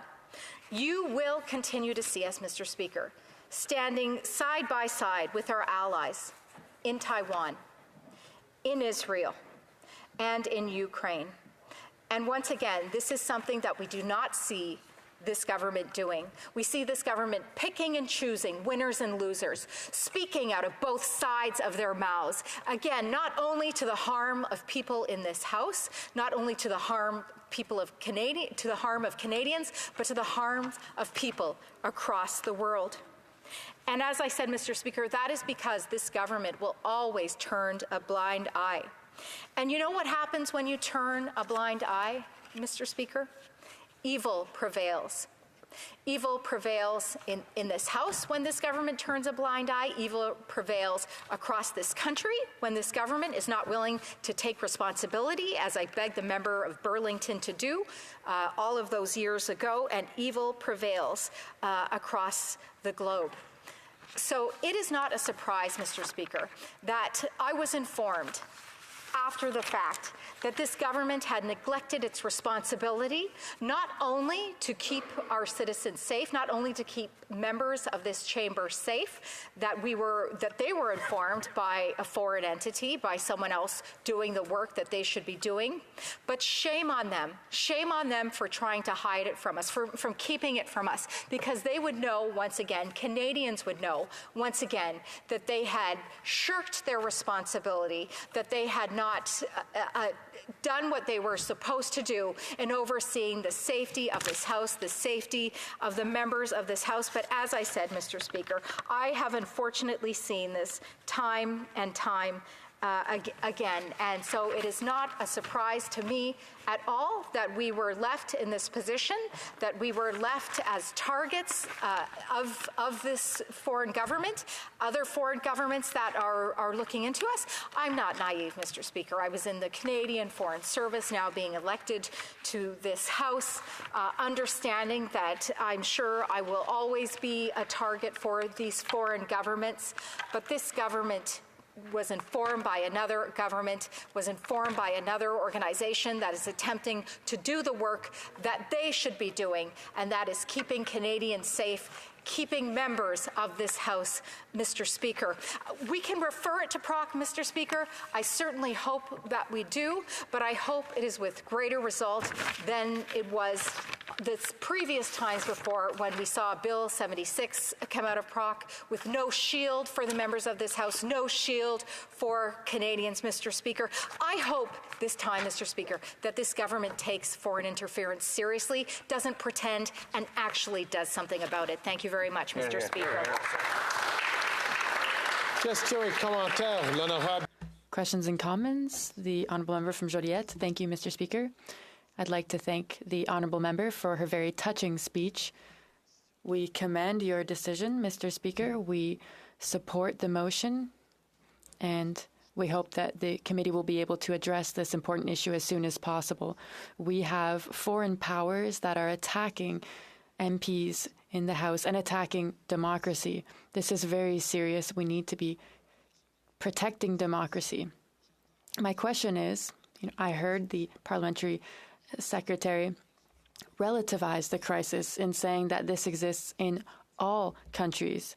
But CSIS is saying, yes, it exists elsewhere, but it's actually worse here in Canada. What does the Honourable Member think about this?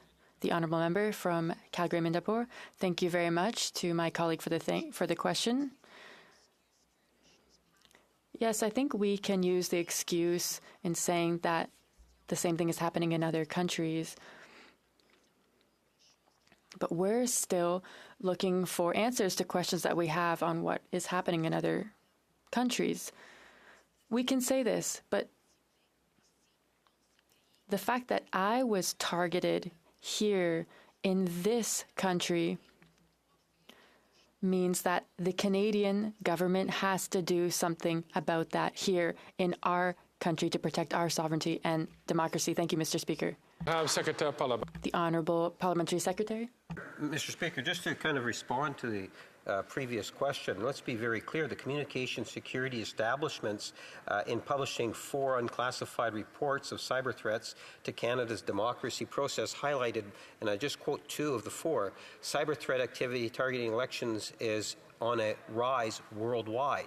So it's not just Canada, and I think it's important to recognize that. It also has, next, Canada remains a lower priority target for cyber threat activity than some of its allies like the US or the UK, the United Kingdom. Mr. Speaker, I think it is important. This government from the get-go has been very proactive in dealing with the issue of international foreign interference. That is the reality, and our actions show that.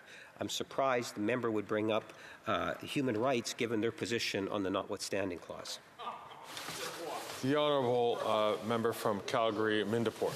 Yeah, again, this is so disappointing, Mr. Speaker, but this is what we've come to expect from this government, is to try and not take responsibility. This is how we got into this situation. This is how I got into this situation of being a target of a foreign government, as a result of this government's inability to expect responsibility. As I said, this is what they do all the time. They say, well, this is happening in this other country, this is happening in this other country.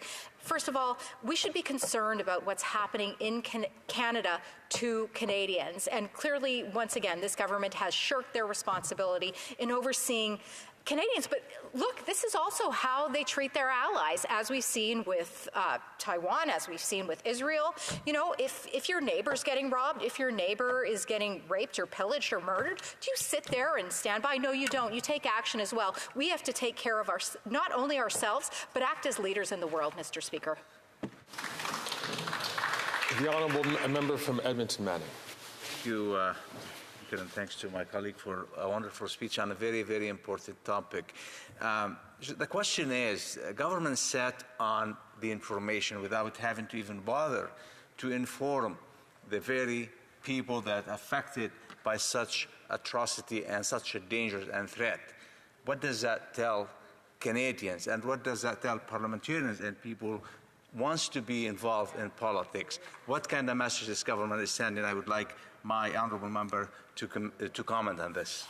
Thank the honourable member from Edmonton Manning for a brief question and a brief answer from the member from Calgary Mindapore. Yeah, if they're not going to take care of me, an elected member of this House, they're not going to take care of you.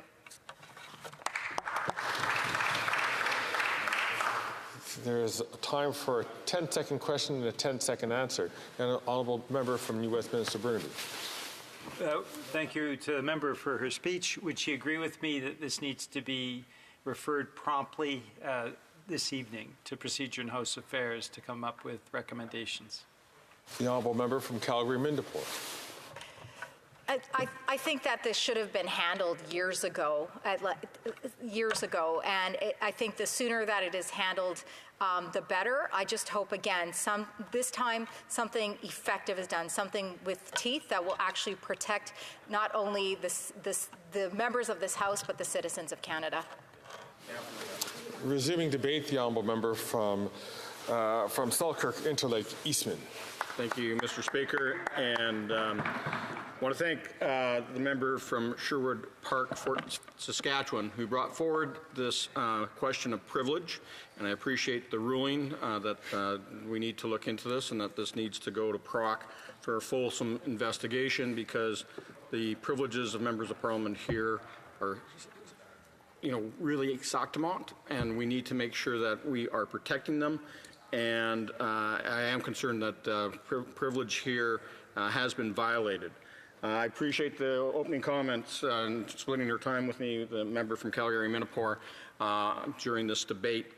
And I am one of the 18 Canadian parliamentarians who were targeted by APT 31, which is a hacking group out of the People's Republic of China working underneath the Ministry of State Security.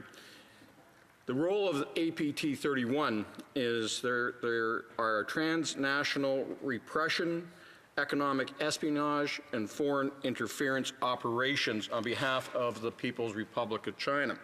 And that communist regime, of course, has been interfering in our operations here in Canada, our elections. They've been trying to quash members of Parliament who are out there speaking out against the communist regime and the way that they have been violating human rights and interfering in geopolitics around the world. Now, the reason that we know that us as Canadian parliamentarians were targeted is because the U.S. Department of Justice unsealed an indictment from the FBI on these 7 individuals from APT 31 on March the 25th of this year. And they charged 7 PRC nationals for espionage and foreign interference.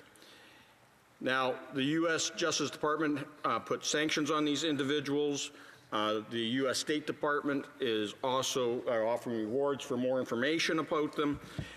And because that indictment became public, and when you read through the indictment and some of the activities of APT 31, you realize that they had conducted over 10,000 different cyber hacks around the world, targeting predominantly legislators. And they specify in there that the Interparliamentary Alliance on China, IPAC, was targeted in 2021. I am a member of IPAC, and all 18 members here in Canada that were targeted are also members of IPAC. And so IPAC was quite shocked to see that this had happened when they realized this in April, and they quickly notified all their members in Europe, in Canada, the United States, and in Australia. But of course, the Americans already knew about it. The FBI had alerted those their congressmen and senators, but they were very concerned about this. So let's just go through the timeline here. APT 31 targets myself and my colleagues, the 18 of us, by doing a phishing cyber hack into our emails. The FBI discovered this in 2021, 2022, and they let U.S. legislators know, and then followed the proper 5I protocol and let CSE here in Canada know. CSE, then contacted House Commons Services and through their IT branch, and then nothing happened. Crickets. None of us, as Canadian parliamentarians, were notified by CSE, by the Government of Canada, or by the House of Commons Protective Services. It was all mute. IPAC finds out in 2024 that their membership around the world, including 18 members here in Canada, were targeted 2 years after the hacking event happened, 2 years after CSE and the House of Commons was notified that it happened, and yet nobody thought it important enough to contact us as parliamentarians that our emails and our online services were potentially compromised. You gotta also think that at that time, Mr. Speaker, in 2019, in 2021, we already are witnessing foreign interference taking place in our federal elections, that the PRC was using operatives to intimidate members of Parliament and their families, as we saw with the member from Wellington Halton Hills, with his family back in Hong Kong, that they were trying to intimidate him and all the people here in Canada. We know that with their police stations, the PRC police stations that were set up across this country, that they were interfering and intimidating Chinese nationals who call Canada home. We know that they were using foreign students to flood nomination meetings. And all that time, this Liberal government turned a blind eye. They have no problem with the PRC interfering in our election processes when it undermines people like the Conservative member from Wellington Halton Hills, or Kenny Chu, our former Conservative member of Parliament from Vancouver, who lost his riding. As long as the Liberals thought they were benefiting, they're prepared not to do anything about it. But we know that through Justice Hogue and her commission on foreign interference here, that there is sound evidence to show that foreign interference is undermining our democratic institutions. Now, I've always assumed that, I've been very active, of course, on standing up for Ukraine and holding Russian oligarchs and corrupt foreign officials around the world to account. I've been trolled all the time on social media by the Russian trolls, and I was even asked to appear as a witness at the HoC Commission because of the ongoing attacks that happen on my social media platforms. Now, I'm also a member of Hong Kong Watch. I'm a patron of Hong Kong Watch Canada, and again, standing up for democracy and civil liberties in Hong Kong because of the communist regime's activities there and quashing any individual rights and liberties, especially free and fair elections in Hong Kong. And I am the Shadow Minister of National Defense and for the official opposition. So you think about my email potentially getting hacked by operatives for the People's Liberation Army in China. you would think that somebody would call and let me know that I'm getting targeted. In 2021, 2022, somebody should have made that call. I'm also the vice chair of the Standing Committee on National Defense. We often deal with information on national security, on our Canadian Armed Forces, on our operations in Europe under NATO. And I'm always advocating for supplying more weapons for Ukraine. And you think that that would be enough of a red flag to see the government in Canada, seeing this Liberal government actually contact us and say that we need to take precautionary measures to protect the information that I have, that I'm sharing amongst my colleagues, including other members in the Standing Committee of National Defense. But no, I was never notified by CSE. I was never notified by Parliamentary Protective Services. I wasn't notified by CSIS or the RCMP. And nobody from the government of Canada has ever reached out to me to inform me that I was at risk, that my colleagues were at risk, and that we potentially were getting undermined. But surprisingly, I'm going to get a briefing this week, tomorrow actually, from the FBI. The FBI is actually going to inform us as parliamentarians, those of us that were targeted by APT 31, to get the information now. You would think that the RCMP, CSIS, or CSE would be stepping up, or at the very least somebody from the Liberal government, but no, it's mute. And that comes down to that we have a Liberal government that just hasn't taken foreign interference seriously. We have a Prime Minister who has never made national security a priority. And national security should always be a priority for the Prime Minister. And that's something that is an afterthought for this Prime Minister. He's always downplayed the seriousness of the threats from Beijing, from Moscow, from Tehran, and has never stood up for us as parliamentarians to protect our democratic institutions. He's never stood up to say that we're going to protect the diaspora communities, whether it's Chinese, whether it's Ukrainian, whether it's the Persian community here that have run away from oppression, from those, dictatorships and totalitarian regimes. I can tell you this, that our leader of the official opposition, the leader of Canada Conservatives, will always defend our freedoms, our democracy, our national security, and will always put Canada first.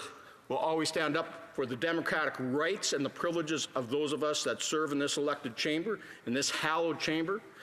And I know that things will be better under a Prime Minister that represents the Conservative Party of Canada. Thank you.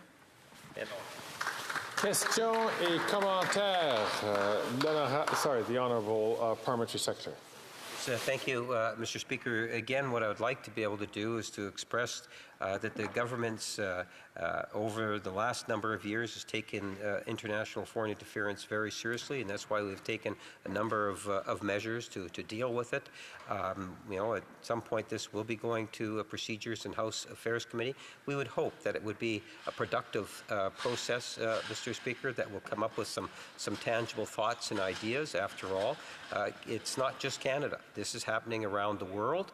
And I think that Canada can play a leading position on dealing with this very important issue. The Honourable Member from Falkirk, Interlake, Eastman. Well, Mr. Speaker, we know that the member from Winnipeg North has always been an apologist for this Prime Minister and for the failures of this Liberal government. And they have never taken our national security seriously. They tried to cover up the foreign interference that happened in the 2019 and 2021 elections.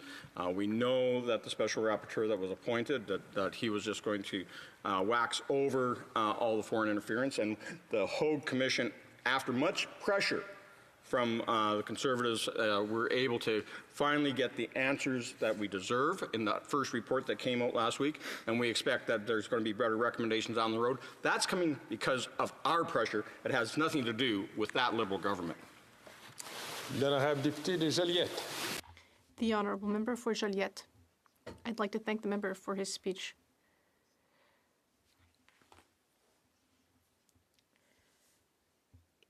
I'm very sad to hear that there were these attacks. It's unacceptable in our democratic system. and we are in favor of the motion. Things need to change. Now, my question for my colleague. The parliamentary secretary just said that this also happens in other countries. But our intelligence services keep telling us that Canada is at the very bottom of the rankings, much worse than other countries. What would we do to change this? The member from Selkirk, Eastman. Lake Eastman. Thank you, Mr. Speaker. I want to thank my colleague from the block for his question. And he's right. This government has always been late to the race, and usually doesn't even show up at the starting blocks. What we're seeing on this particular case with APT 31 is, guess what the Americans doing? They are charging 7 individuals. They have sanctioned them. They've offered a $10 million reward for more information that could lead to the arrest of these individuals and have them face the courts in the United States. And of course, here we are sitting today. I bet you that when it comes down to the names, that nobody over on the other side on the Liberal benches even knows who the people are in APT 31 that are acting on behalf of the People's Republic of China. The honourable member from Churchill-Coatineau-Aski. Thank you, Mr. Speaker. Obviously, given the severity of issues like this, would the member agree to sending this matter to PROC, obviously the body that is best equipped to deal with this? Would the member agree that it should be sent to PROC as soon as possible? Thank the honourable member for a brief question. The honourable member from Selkirk, Interlake, Eastman. So I agree with my colleague from Manitoba that we do need to get this to PROC. We need to get a fulsome investigation on who dropped the ball, why this government hasn't taken it serious, and why us as parliamentarians are being threatened by the People's Republic of China. We need to make sure that that communist regime in Beijing is not trying to continue to get secrets from parliamentarians. I think it comes down to that we are dealing with issues surrounding national security. It's just not about political operations, just not about partisan issues here. Those of us that are targeted is because we belong to the Interparliamentary Alliance on China, and we're always there trying to counter the threats that are happening, as well as the human rights abuses and gross violations that are happening from the corrupt officials that are part of the communist regime in Beijing. The honourable member from Chatham-Kent in Leamington on a very brief question so he can allow his colleague a brief answer. Thank you, Mr. Speaker. There are 3 reasons that come to my mind, maybe there's a 4th, as to the government's response to the serious situation. Ambivalence, and my honourable colleague refers to that. Incompetence, or the worst would be intentional inaction. If he would opine on what he thinks is the driving force for the government's response here, or Thank the honourable member. The honourable member from Selkirk, Interlake, Eastman. Thank you, Mr. Chair, and I thank my colleague for his question. And I think the proper term in describing what's happened here is that the Liberal government is willfully neglecting their responsibilities and duties to make sure that us as parliamentarians and all Canadians are protected from foreign interference. Receiving debate, the honourable member from Calgary, Shepherd. Thank you, Mr. Speaker. I am joining this debate. I wish I was pleased to join the debate, but I am not. I am one of those 18 parliamentarians who had their email targeted by this APT 31. And to be perfectly honest with you, Mr. Speaker, I did not know what APT 31 was. I think many of my colleagues do know that I spent a lot of time in diaspora communities. So I do know quite a bit about random, obscure groups that many of us don't pay attention to. But this is a new one even to me. And so I had to have staff actually look it up, what exactly this particular group was involved in. So this attack was back in January 2021. And by attack, of course, I'm not meaning a physical attack. I mean, this was a digital hacking attempt, pixel reconnaissance. And again, it's another term. I don't know what that is, so I had to go look it up. And it was, I would think, a sophisticated attempt. I wouldn't have thought about it. My colleagues know, other members of other political parties know. I'm quite paranoid. I think a little bit of paranoia is healthy in this line of work. I used to work for the Department of Defense as an exempt staffer for the Minister of National Defense during the Afghan War.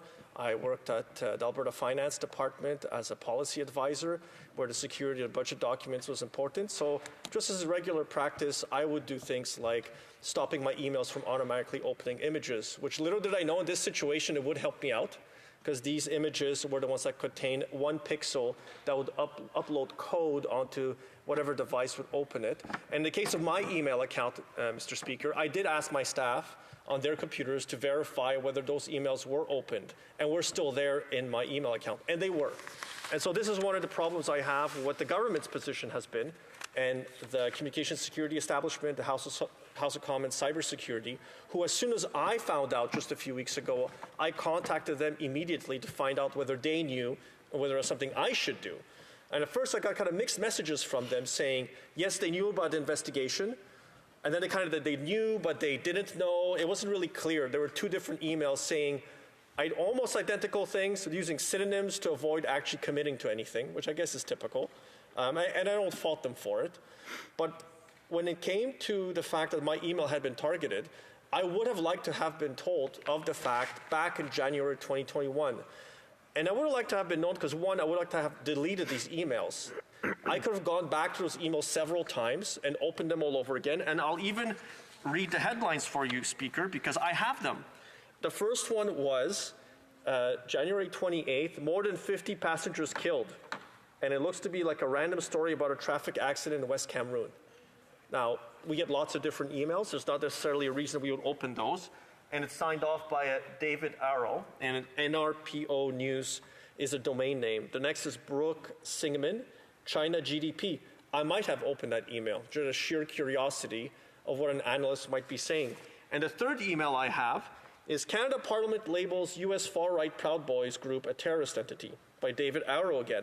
And these were over several days. So these were not all on the same day. Those are just three emails that I still have in my email inbox that I could have reopened for whatever reason while searching for another email, because nobody told me anything. Nobody did. I think it's both immoral and unethical what happened through House of Commons, CSE, and especially the Liberal government, because for all the talk of wanting to protect Canadians and doing right by them and ensuring there is no foreign interference, it's always when they're called out that they then start pretending that they're going to do something. Exactly. And what I've told every single diaspora group I deal with, and Mr. Speaker, I deal with political prisoners. I deal with people who have fled their country of origin, were political activists, they were in jails, they were on death row, some of them. They were democracy activists, they were journalists, perhaps in another country. I have one working for me who was a journalist in a country that has an authoritarian regime who shut down her newspaper. I have met journalists who used to work in Turkey who are on the Turkish grey list, which is their terror list. This particular individual has done no terror crime. All she did in her particular case, I call her the Robert Fife of Turkey. She reported on the fact that the Turkish government during the Syrian civil war had given weapons and arms and other means to ISIS and ISIS-affiliated jihadi groups. So these are people I meet with. They all saw the news that had been targeted. They all worry. It directly affects the type of work that I can do, the type of work I'm interested in doing, the type of work I've been asked to do by the leader of my political party as the Shadow Minister for Immigration, Refugees and Citizenship. And refugees is quite core to that. Many of these people have applied and obtained protected person status in Canada. So this is, and I read your ruling, Speaker, this is, like you said, material to the type of work that I do. So when the government claims that they're doing enough, no, they're not doing enough. And the fact that nobody on the Liberal benches in the front cabinet, especially those responsible for administering CSIS and CSE, none of those people thought they should warn these 18 parliamentarians, including myself, including my colleague from Interlake, the member for Sherwood Park for Saskatchewan, the member for Calgary, Midnapore. There's several of us, and there are members of the Liberal Party. The member for Scarborough-Guildwood is one of the co-chairs of the IPAC group. We were specifically targeted for that work. But it is immoral. It's unethical. When I then turn around to the diaspora groups, what I'm starting to hear the chatter is, if they won't protect you, Tom, if they won't protect a member of parliament or a senator, what chance do they have? No wonder they're self-censoring and so scared to speak out on things that are going on in a country of origin, but also about foreign agents in Canada who are interfering with their rights to free speech as free Canadian citizens in our own country. And now they're afraid because they look at us Many of us are human rights advocates. We do pro-democracy work. We help these groups organize. We give them ideas how to lobby and advocate for things that they care about, important issues. They then say, well, if I send you the email, is it actually protected? Will you protect my identity? I have had meetings, Mr. Speaker, where members of the public ask me to turn off my phones and then put them away. I mean, shut them down and put them away. And I know why they're doing this, because they are concerned that persons can easily tap into these devices, which are generally unsecured, and then they can turn on the microphones on devices. There is a reason why in our caucus rooms, we do not bring our devices into the room, and they're left in those little metal cabinets, whatever they're called. And we roll them in and roll them out all the time. I remember as caucus chair trying to convince my colleagues to leave their devices behind is very difficult. I see some of them nodding, they admit to it, how difficult it is for them to be kept away from the devices. But especially in the case with APT 31, I started to go look, and the member for Selkirk Interlake before me kind of started to go into who this group was, because I was interested by this. And there is a $10 million reward for 7 of them on the U.S. Department of State Diplomatic Security Service Reward for Justice. It has 7 persons listed on it. It says these hackers have helped China's Ministry of State Security conduct malicious cyber operations against U.S. critical infrastructure through its front company, Wuhan Shaoruji Science and Technology Company in Wuhan. They're part of a group of China state-sponsored intelligence officers and contract hackers known in the cybersecurity community as APT 31. Again, news to me. I'd like to have known what APT 31. And they're not just contract hackers, they're China state-sponsored intelligence officers. If you have information on these China hackers, Wuhan, APT 31, also known as Zirconium, Violet, Typhoon, Judgment Panda, and Altair, or associated individuals or entities, send it to us via our Tor-based tip line below. You may be eligible for a reward or relocation. Again, this is not just your random group of hackers in your mom's basement. That's what I would say. So when CSE, House of Common Security, the cybersecurity people, CSIS, the government, the public safety minister, the prime minister, everybody else seems to claim like, well, we told somebody, that should be good enough. They have a moral and ethical responsibility to inform the parliamentarians directly, beyond what the law says, both for our personal protection, both for the protection of people that we deal with. Because what they're essentially saying is you are on your own. You're on your own. If someone finds out later on, then we'll tell you. Then we'll say, oh yeah, whoopsie doodle. Yeah, true. There was an attempted hack. It's not enough to say that the hack wasn't successful. We're being targeted. That's the problem. Like, I'm sure our digital infrastructure, the cybersecurity infrastructure for the House of Commons is strong and is good enough. I remember trying to get Zoom used right after the pandemic shutdowns had begun, and our caucus was the first one to go on Zoom. And I remember the cybersecurity people telling us, no, you must send your signals through a House of Commons server based in Canada. And so we waited patiently the 3 days they asked us to do that, so that we could actually host a meeting of the Conservative caucus right when the shutdowns began across the country. So I trust them in that security infrastructure. What I have a problem with is the fact that we were targeted and not told back in 2021. And I had to be told by a foreign government. It's the Americans. Like, so oftentimes, because they're our cousins, they're almost part of North American security infrastructure. I studied in America. I actually have, and I know a few of my colleagues look up my bio because why would you do that? I have a concentration in counterterrorism in the Department of Homeland Security. It's just a personal interest area, but mine is not focused on digital cybersecurity, to be honest. Again, so this is why I didn't know. These particular individuals, again, it's not just a random group of hackers doing it for fun or doing it for money. These are intelligence officers. That is what the U.S. State Department says. I had to find out from a foreign government telling the FBI, telling a parliamentary group that I belong to, and sign off on letters, listen to what the analysts have to say, get information from them, share information with them. I had to find out from a foreign government that I was being targeted, like openly targeted. And I have been criticized by foreign governments before. Like famously, about 2 years ago, I was criticized in Pakistan's National Assembly for raising very simple questions in the House here. about a $50,000 taxpayer-paid trip by a certain chief of defense staff in the Pakistani military. Highly unpopular, very popular in my riding though, because I have a lot of my fellow Muhajirs and Sindhis who are highly persecuted. So I did it on their behalf, and they deserve to know. But now they're going to come to me and ask me, Tom, is what we tell you protected? Are you protected? Can you guarantee to us what we pass on to you in your email, digital files, and your personal security in your offices? Is it protected? So I worry because I worry for them. And so there is a great Yiddish proverb. I never miss an opportunity to share them. I know members wait for them. But if we take the Prime Minister's words and the Public Safety Minister's words and CAC and CSIS, if their words were a stick, I could not even lean on it. It's a great Yiddish proverb. It is so true in this situation. Because the claim has been in the newspapers that because it wasn't successful, we didn't need to know.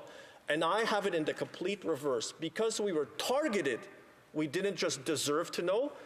They were morally obliged to tell us and ethically obliged to tell us. Whoever found out should have told us, because for 3 years, we could have adjusted our behavior. We could have changed the way we did things. We could have turned around and told the diaspora community leaders, groups that we're working on petitions with, letters, that we're starting campaigns to rescue political prisoners in our countries, that maybe we should do it a different way.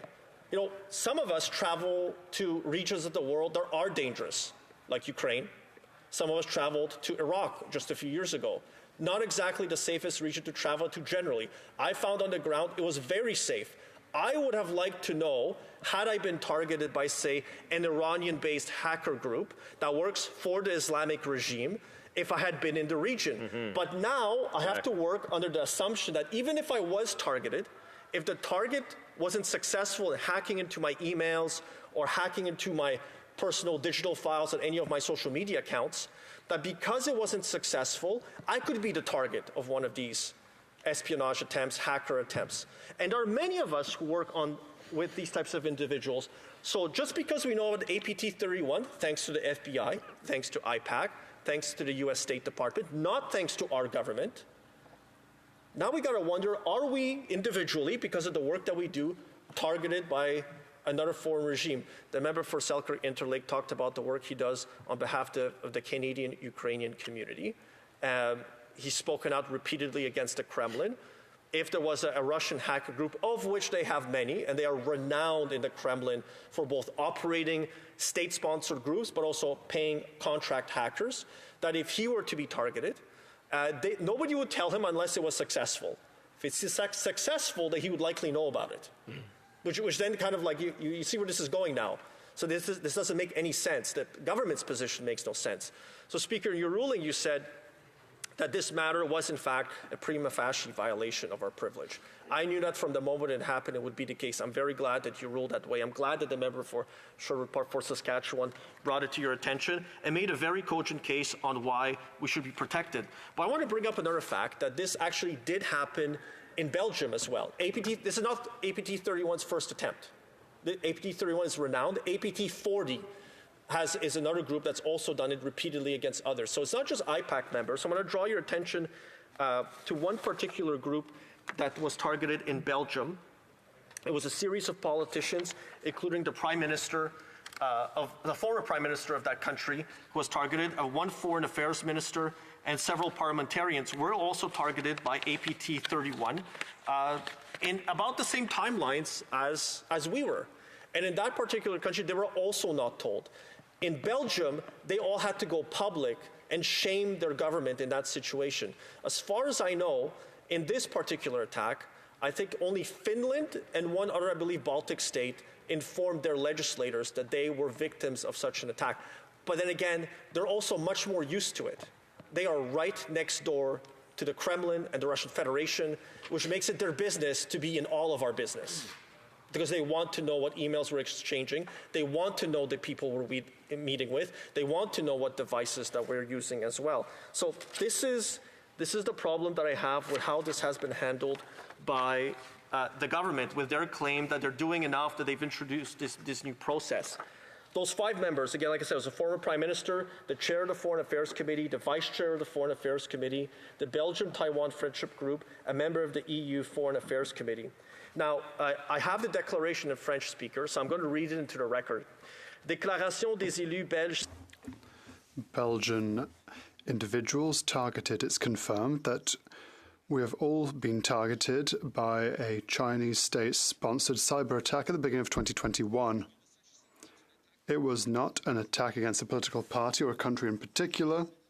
It was an attack against all elected members who dared to defy Beijing's regime. We therefore unanimously condemn these actions that affect the heart of our democracy. During the past 10 years, China has been more and more brazen in interfering in other countries' political systems, including ours. Too often, these malevolent acts have gone unresponded. We cannot accept these cyber attacks against Belgian elected members. We need a response. We therefore ask the government the following. And then they have 5 points that they raise. And it finishes with these 2 sentences. Chinese intelligence services think that they can intimidate us, but we will never be quieted. We will continue to fight for democracy in Belgium and throughout the world. This goes on. There's a case in New Zealand where APT40 as well hacked into legislators and parliament's devices. There's a cybersecurity attack that was committed in Australia, again by another state-sponsored affiliated group, also out of Beijing. So this is not as if it's like unique. This is another problem with the line the government has taken. They're behaving as if this is brand new. Wow, this has never happened before. That's the claim. That is a top-line talking point being printed out of the Prime Minister's office and sent to all of us. That is simply not true. Since 2012, since Xi Jinping took over the Communist Party in Beijing, there has been a steady increase of attacks, both in rhetoric and in actual actions, by various hacking groups, by various military organizations, and like I said, intelligence officers of Beijing targeting now 18 Canadian parliamentarians. And for 3 years, we were told nothing. Absolutely nothing. I only found out a few weeks ago. The moment I found out on a Tuesday, I immediately began contacting the House of Commons cybersecurity. I want to get to the bottom of this. And every single member who was targeted should have a chance to speak in this House and explain exactly how this impacts their work. So it can become a permanent official part of the Hansard record. So that next time this happens, the Liberals cannot claim they didn't see anything, they didn't hear anything, oh, it didn't work, so you shouldn't be bothered by it. We were targeted by a foreign government because of our parliamentary work. That should be enough. It was immoral not to tell us, it was unethical not to tell us. Thank you, Speaker. Question commentaire. The Honourable Member from Winnipeg North and Parliamentary Secretary. Yes, thank you, Mr. Speaker. All members of the House would be very much aware that foreign interference is something that happens around the world, and there's a number of stakeholders. It's not just China. And at the end of the day, as a government, we've taken a number of proactive legislative manners to be able to address the issue, to protect the integrity of our system. We've had all sorts of committees that have met. And I would suggest to the member opposite and to other members of the Conservative Party that there is a role for Canada to play. And even though that we have seen more severe threats in other countries, we do need to be cognizant. And this government has consistently been not only cognizant of issues, but also taking actions where we can, Mr. Speaker. And the question that I would ask my colleague, does he not agree that we can play a strong leadership role on this if we could dial down some of the politics and allow PROC to do some of the important work that it can do to demonstrate and reinforce confidence in the system? The Honourable Member from Calgary Shepherd. Thank you, Speaker. So to the member for Winnipeg North, this is the line I hear from the government benches, is whenever they've made a mistake, it's don't be so partisan is the response that Conservatives get. I've made the case for the fact that the government followed its own process, but the process is immoral. It's unethical. Their line is that because it wasn't successful, we didn't need to know. That is not good enough. The fact of just being targeted places a moral responsibility and ethical responsibility on the persons who knew, in this case, the government of the day, the ministers of the day, which is the Liberal government, and the frontbenchers especially, to inform the 18 parliamentarians who were targeted by a foreign government. By informing us, we could have then changed our behavior, asked some questions, and done the follow-up that we needed to do. We weren't given the opportunity even to protect ourselves. The honourable member from Edmonton Manning. Mr. Speaker, and thanks to my colleague for a wonderful speech about very important issue. When the government gave all these excuses, I don't know how Canadians feel, but definitely we know how we feel as parliamentarians sitting in this House and getting those threats from around the world, and the government is not moving on it, is not taking the issue seriously. What kind of message this government is sending to parliamentarians, to politicians, and to Canadians? The honourable member from Calgary Shepherd. Thank you, Speaker. So, like the member for Edmonton Manning is absolutely correct. The message it basically sends, again, to the diaspora communities, the former political prisoners that we meet with, people in civic organizations in Canada, is that they don't matter. They will not be protected by this government. It's a free-for-all with foreign agents and foreign hacking. It's not just your physical health you have to worry about. It is also your digital health you have to worry about. And they will not protect parliamentarians. And you're on your own is the message, and it's been received loud and clear. And there is a lot of fear out there in the community. Conservatives don't have to raise the anxiety of anyone. We're just raising the voices and pointing out what has been done. The government had a moral and ethical responsibility to act and inform the 18 parliamentarians, and it failed to do so. The honourable member from Sherwood Park, Fort Saskatchewan. Thank you, Mr. Speaker. One of the issues I didn't have a chance to talk about during my speech, and I'm glad the member spoke about it, is the nature of APT 31 itself. And I think part of this discussion needs to be the appropriate response to a foreign state attacking members of Parliament. Of course, we need to talk about what the government should have done, what we can do differently, processes within Canada. But we also need to talk about accountability for the people who perpetrated this attack. And one of the calls to action that IPAC has suggested is sanctions against those who target legislators in our country. And this seems to me like a no-brainer, that when a group controlled by a foreign state is targeting and attacking members of Parliament in our country based on their parliamentary activities, that we should be sanctioning those individuals involved with that attack. And I wonder if the member would have comments on that call to action for this government. This is something that is within the jurisdiction of government, not within the jurisdiction of Parliament, calling on the government to sanction those involved in this cyber attack. Honourable member from Calgary Shepherd. So the member's right, and like with many things with this Liberal government, they're not leaders on anything, they're followers on where other governments have gone. So the U.S. State Department has already listed 7 of these intelligence officers connected with APT 31. But let me just read to you, Speaker, some of the targets, and it goes to why we should list them, why we should penalize them, why we should sanction this group. APT 31 has targeted a wide range of victims linked to U.S. national security, including staff at the White House, the U.S. Departments of Justice, Commerce, Treasury, and State, members of the U.S. Congress, including both Democrat and Republican senators, the United States Naval Academy, and the United States Naval War College's China Maritime Studies Institute. And it goes on, the industrial base, telecommunications, energy, financial sector, and it's very specific in what they've been targeting. The fact that they would now broaden their interest to 18 Canadian parliamentarians is just the beginning. And what I didn't mention before in my opening speech of some of the responses, I also am the vice chair of the Canada-China Select Committee.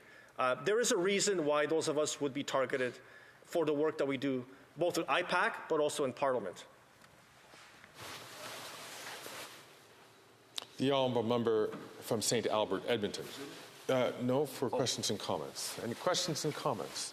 The honourable member from Sherwood Park, Fort Saskatchewan. Thank you, Mr. Speaker. I thank my colleague for that response. It's notable as it relates to sanctions in general involving the PRC that there have been various calls for sanctions from parliamentary committees. For instance, I know he mentioned he's involved in the Special Committee on Canada-China relations. In the last Parliament, we had a very detailed report on Hong Kong, in which we called for sanctions against those involved in the human rights violations that are taking place in Hong Kong. This government has not taken up that call, despite the fact that it came from a unanimous report of members of Parliament on that committee, including a parliamentary secretary. So there has been a reluctance to apply these sanctions. And I do wonder also if the issue of us not being informed and the issue of sanctions are related, in this sense, that if members of Parliament had been informed that they were being targeted by a foreign state, they would have expected the government to respond to hold those who were attacking them accountable. But if the government had decided for whatever political reasons that they did not want to impose consequences on those involved in hacking, they did not want to impose sanctions on foreign actors involved in both human rights violations and foreign interference, then it would be easier for them to avoid taking those actions that they, for whatever reason, didn't want to do, if as few people knew about it as possible. I wonder if members. The honourable member from Calgary-Shepherd. Thank you, Speaker. So again, the member raises a very good point that it's possible one of the reasons the government chose not to inform us, those 18 of us who were targeted, is not just because the attacks didn't succeed, but because there will be an expectation by us, there will be calls by us, and sanctions the people, the organizations, the governments who are doing this. And this is, again, not something new. The government of Beijing has targeted Hong Kong democracy activists, both in Hong Kong, but in Taiwan, in Japan, and in Canada as well. There are many Hong Kong diaspora community members who are fearful even of taking pictures with us. I've been to community groups, I've been to community meetings where people jump out of the photo, and it's not for partisan purposes because they're not voters in this country. It's not that they have friends who are conservative or New Democrat or liberal. That's not the case. They plainly tell me what they're worried about is a picture being posted online with me specifically, and it being distributed out there, and people seeing that they're both in Canada, but they're hanging out with this particular conservative politician. I'm sure the member for Sherwood Park for Saskatchewan gets the same treatment, and that is a worrying trend. The government doesn't seem to be taking it seriously to protect these people. A brief 30-second question from the member from Churchill, Kiwatunuk-Aski. Thank you, Mr. Speaker. It's clear that this issue merits proper examination, and at this hour, we've heard from many speakers that this must be taken seriously. So will the member agree that this should be referred to PROC as soon as possible? Obviously, we gathered here to debate C-59, issues of great importance to citizens that we represent. So will this member agree to speeding up the process and moving this to PROC ASAP? The honourable member from Calgary-Shepherd. Thank you, Speaker. So I thank the member for the question. Of course, I would never tell members not to rise in the House when it's their opportunity to speak on a particular issue. Second of all, I think every single member who was targeted should get an opportunity to rise in the House and explain exactly how this impacted their work. And third of all, I do note that it's after 11 o'clock. I doubt PROC will be meeting tonight, and the debate should continue until every single member who wants to speak to this issue and how this has impacted their work is given that opportunity to do so. Resuming debate, the honourable member from St. Albert, Edmonton. Thank you, Mr. Speaker. I rise to participate in the debate arising from your ruling earlier this evening of a prima facie breach of privilege involving 18 members in this House who were targeted by the Beijing-based communist regime as part of a hacking operation, a progressive reconnaissance attack due to their affiliation with the Inter-Parliamentary Alliance on China, or RIPAC. This attack occurred in early 2021, and for 3 years, these members were kept in the dark, which is completely unacceptable. And so I welcome your ruling, because here we go again. Here we go again 1 year later. 1 year ago, we were having a very similar debate in this House based upon the ruling of your predecessor of a prima facie breach of privilege concerning the member for Wellington Halton Hills. That was referred to the Procedure and House Affairs Committee, in which a report was recently tabled in this House finding that indeed the privileges of the member for Wellington Halton Hills were violated for the very same reason as the 18 members of Parliament who have raised this matter or who are subject to the matter of your ruling. And that is that the member for Wellington Halton Hills was kept in the dark, that he was being targeted by Beijing, that his family in Hong Kong was being targeted by the Beijing-based regime. Mr. Speaker, this hacking attack did occur in 2021. It was reported by the U.S., by the FBI, to the Communications Security Establishment, to this government in 2022. And yet, like the member for Wellington Halton Hills, many of the 18 members first learned that they were being targeted by Beijing not through a briefing, but through a report in the Globe and Mail. And it raises serious questions as to why it is that this came to light in terms of the Globe and Mail reporting on it, not based upon information from this government, but from the U.S. government. Indeed, it was an unsealed indictment of the Justice Department in earlier this year that resulted in the IPAC Secretariat becoming aware that members of IPAC were targeted, not only Canadian members of Parliament, but other parliamentarians from around the world who were part of IPAC. That in turn led IPAC to ask questions of the Department of Justice in the U.S. as well as the FBI as to why members were not informed. And the FBI said, well, due to jurisdictional issues, we couldn't communicate directly to them, we couldn't directly brief them, but we did, as soon as possible, provide that information to the Government of Canada, more specifically to the Communications Security Establishment. And from there, that information went into a black hole. Just as it did with respect to the targeting of a member for Wellington Halton Hills.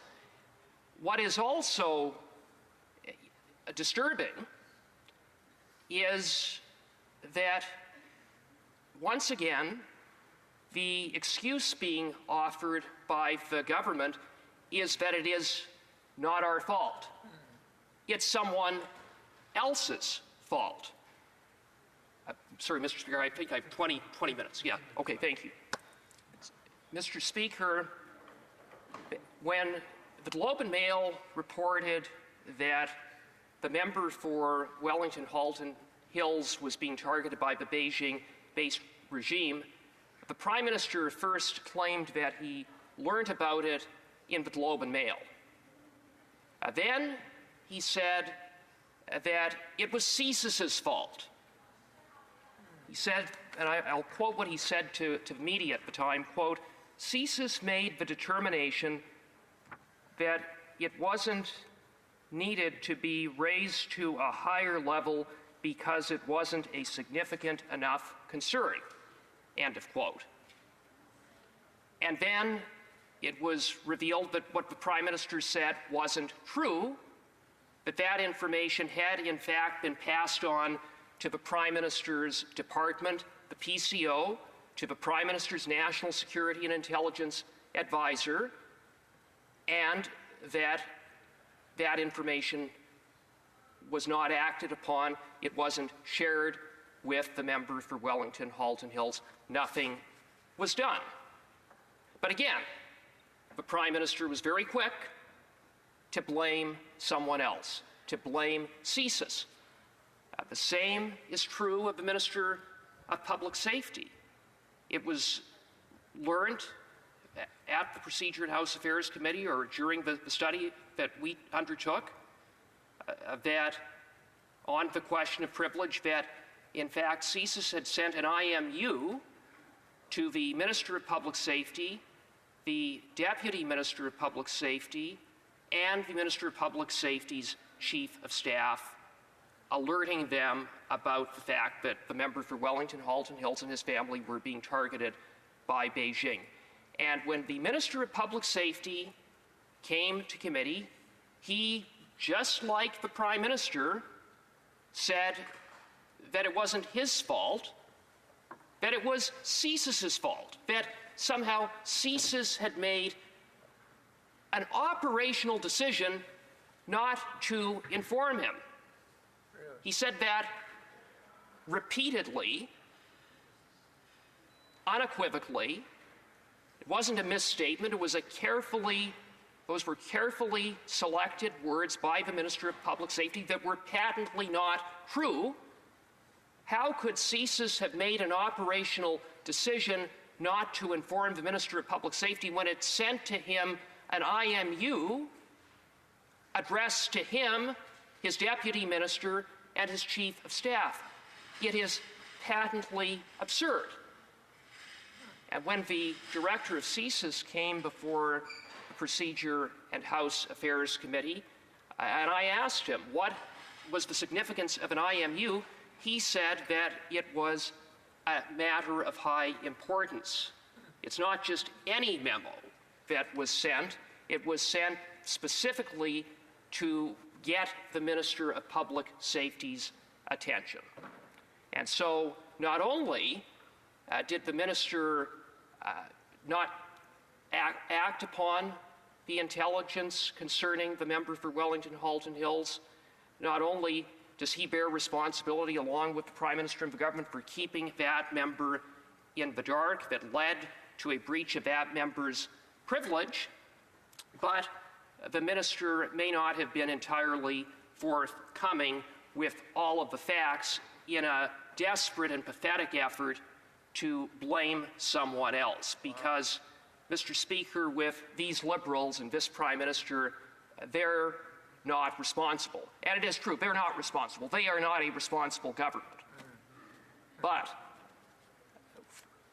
when it comes to taking responsibility, it's always someone else's fault. So here we go again.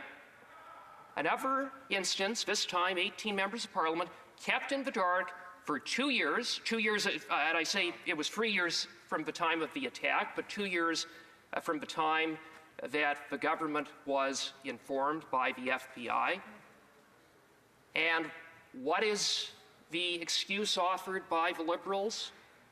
Well, it was a decision of House of Commons administration. Somehow it was the House of Commons administration's fault, not the government's fault. I say that that is completely unacceptable in terms of an excuse for keeping members of Parliament in the dark about something as serious as a progressive attack against them. An attack that, yes, began at a low level, but it was an attack that was aimed at gathering information about them, information that could have impeded their ability to do their work as members of Parliament, that could have threatened their safety and security and those that they meet with, including members of diaspora communities that are targeted by the Beijing-based communist regime. For these Liberals to simply pass the buck to House of Commons administration on something like this is a complete abdication of responsibility at the end of the day, ultimate responsibility lies with this government, and in that regard, this government completely failed. But I would submit it was more than just a failure. I would submit that for these Liberals, that information that had been passed on to them by the FBI was inconvenient. They didn't want to pass that information on to members because it might result in members putting pressure on the Liberals to actually do something, to take action in response to the Beijing-based regime, which I will remind you the Prime Minister said was a dictatorship that he admired. He admired their basic dictatorship. This is a Prime Minister that extended his hand time and again to the Beijing-based regime. This is a Prime Minister that turned a blind eye to Beijing's interference in our democracy because, as he saw it, it was benefiting the Liberal Party. And so, Mr. Speaker, we need to get to the bottom of what happened, about who learned, where this information went, and why members were left in the dark. Why it took information from the U.S. Department of Justice in an unsealed indictment that led to IPAC raising questions that in turn resulted in members of Parliament being, in some cases, informed by IPAC, and in other instances through the report in the Globe and Mail. And, Mr. Speaker, let me observe more broadly that when it comes to foreign interference, and specifically interference by the Beijing-based regime, which is the largest threat when it comes to interfering in Canada, in targeting diaspora communities, in terms of interfering in our democracy, our sovereignty, and targeting the safety of, or impacting the safety of Canadians, that this government's record is an abysmal one. They simply cannot be trusted to stand up to the Beijing-based regime. This is, as I noted, a government that turned a blind eye to Beijing's interference in the 2019 and 2021 elections, notwithstanding that the Prime Minister had been repeatedly briefed about that interference. He covered it up when Global News and the Globe and Mail first reported upon it in the fall of 22 and early 23. The Prime Minister tried to downplay it. He's not able to downplay it now that the first report of Madam Justice HoC was issued last week, which is a damning indictment on this Prime Minister in many respects. This is a government that, under its watch, has had police stations operating in communities across Canada targeting Chinese Canadians. At least two of those stations remain open. This government, not only under this government's watch were these police stations operating, this government was actually funding some of the organizations that were operating the police stations. This is a government, or at least under this government's watch, in which there was a major national security breach at the Winnipeg lab, Canada's highest security lab, in which agents of the Beijing regime transferred sensitive materials to PRC institutions, including the transfer of two of the most deadly pathogens, Ebola and Hennepin, at the direction of one of those scientists, and that happened even after PHAC had a fact-finding report indicating that that scientist had breached multiple security and intellectual property policies of PHAC, and that individual had collaborated on an unauthorized basis with Beijing. And nonetheless, under this government's watch, Hennepin and Ebola were sent over to the Wuhan Institute of Virology.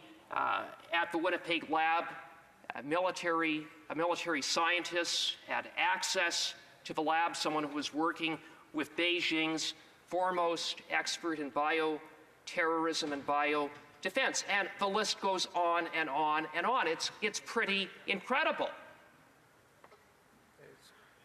And it is what happens after 9 years of a prime minister who is unserious, who doesn't take foreign interference seriously, who doesn't take these threats seriously, a prime minister whose chief of staff came to committee and said the prime minister reads everything put on his desk, and that he's frequently briefed.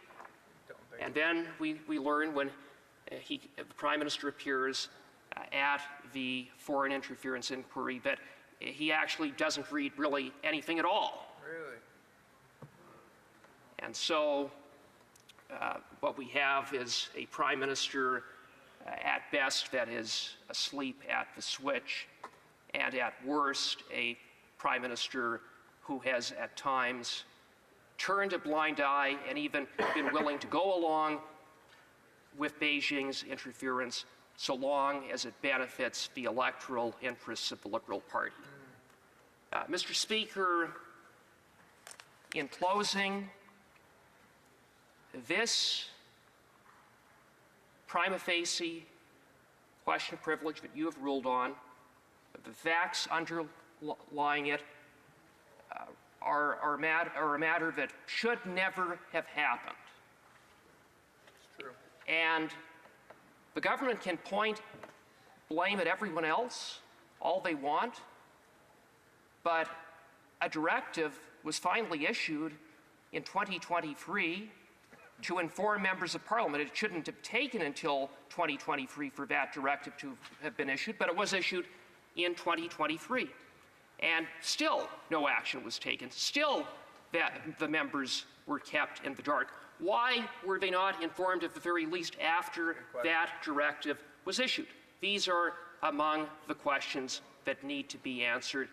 There needs to be accountability for this very, very serious breach. What I believe is, or not just a prima facie breach, but I believe the privileges of those 18 members were violated. So thank you very much, Mr. Speaker. Question commentaire, the honourable member from Winnipeg North, the Parliamentary Secretary. Yes, thank you, Mr. Speaker. I would really encourage those that might be following the debate to actually read what it is the Speaker's ruling stated. And I think it's very clear over the last number of years, we've actually seen a Prime Minister deal with this serious issue of international foreign interference. Whether it's legislation surrounding elections, Manitoba, from years ago, to the directive that the member just made reference to the legislation in regards to the registry, and so much more. Contrast that. Foreign interference not only happens around the world, and by more countries than just China, but this is something that's been happening since 2011, 2012, when his Prime Minister, Stephen Harper, did absolutely nothing, nada. Yet he has the tenacity to say that our Prime Minister hasn't done anything? That's a joke. The honourable member from St. Albert, Edmonton. Mr. Speaker, the record of this government has been an abysmal one. The member spoke of the May directive in 2023 to inform MPs. Why was that directive issued? It was after this Prime Minister and this government got caught not informing the member for Wellington Halton Hills. It was only then that all of a sudden they said, well, we're gonna issue this directive. We don't take any responsibility, of course, and it's about lessons learned, they always say.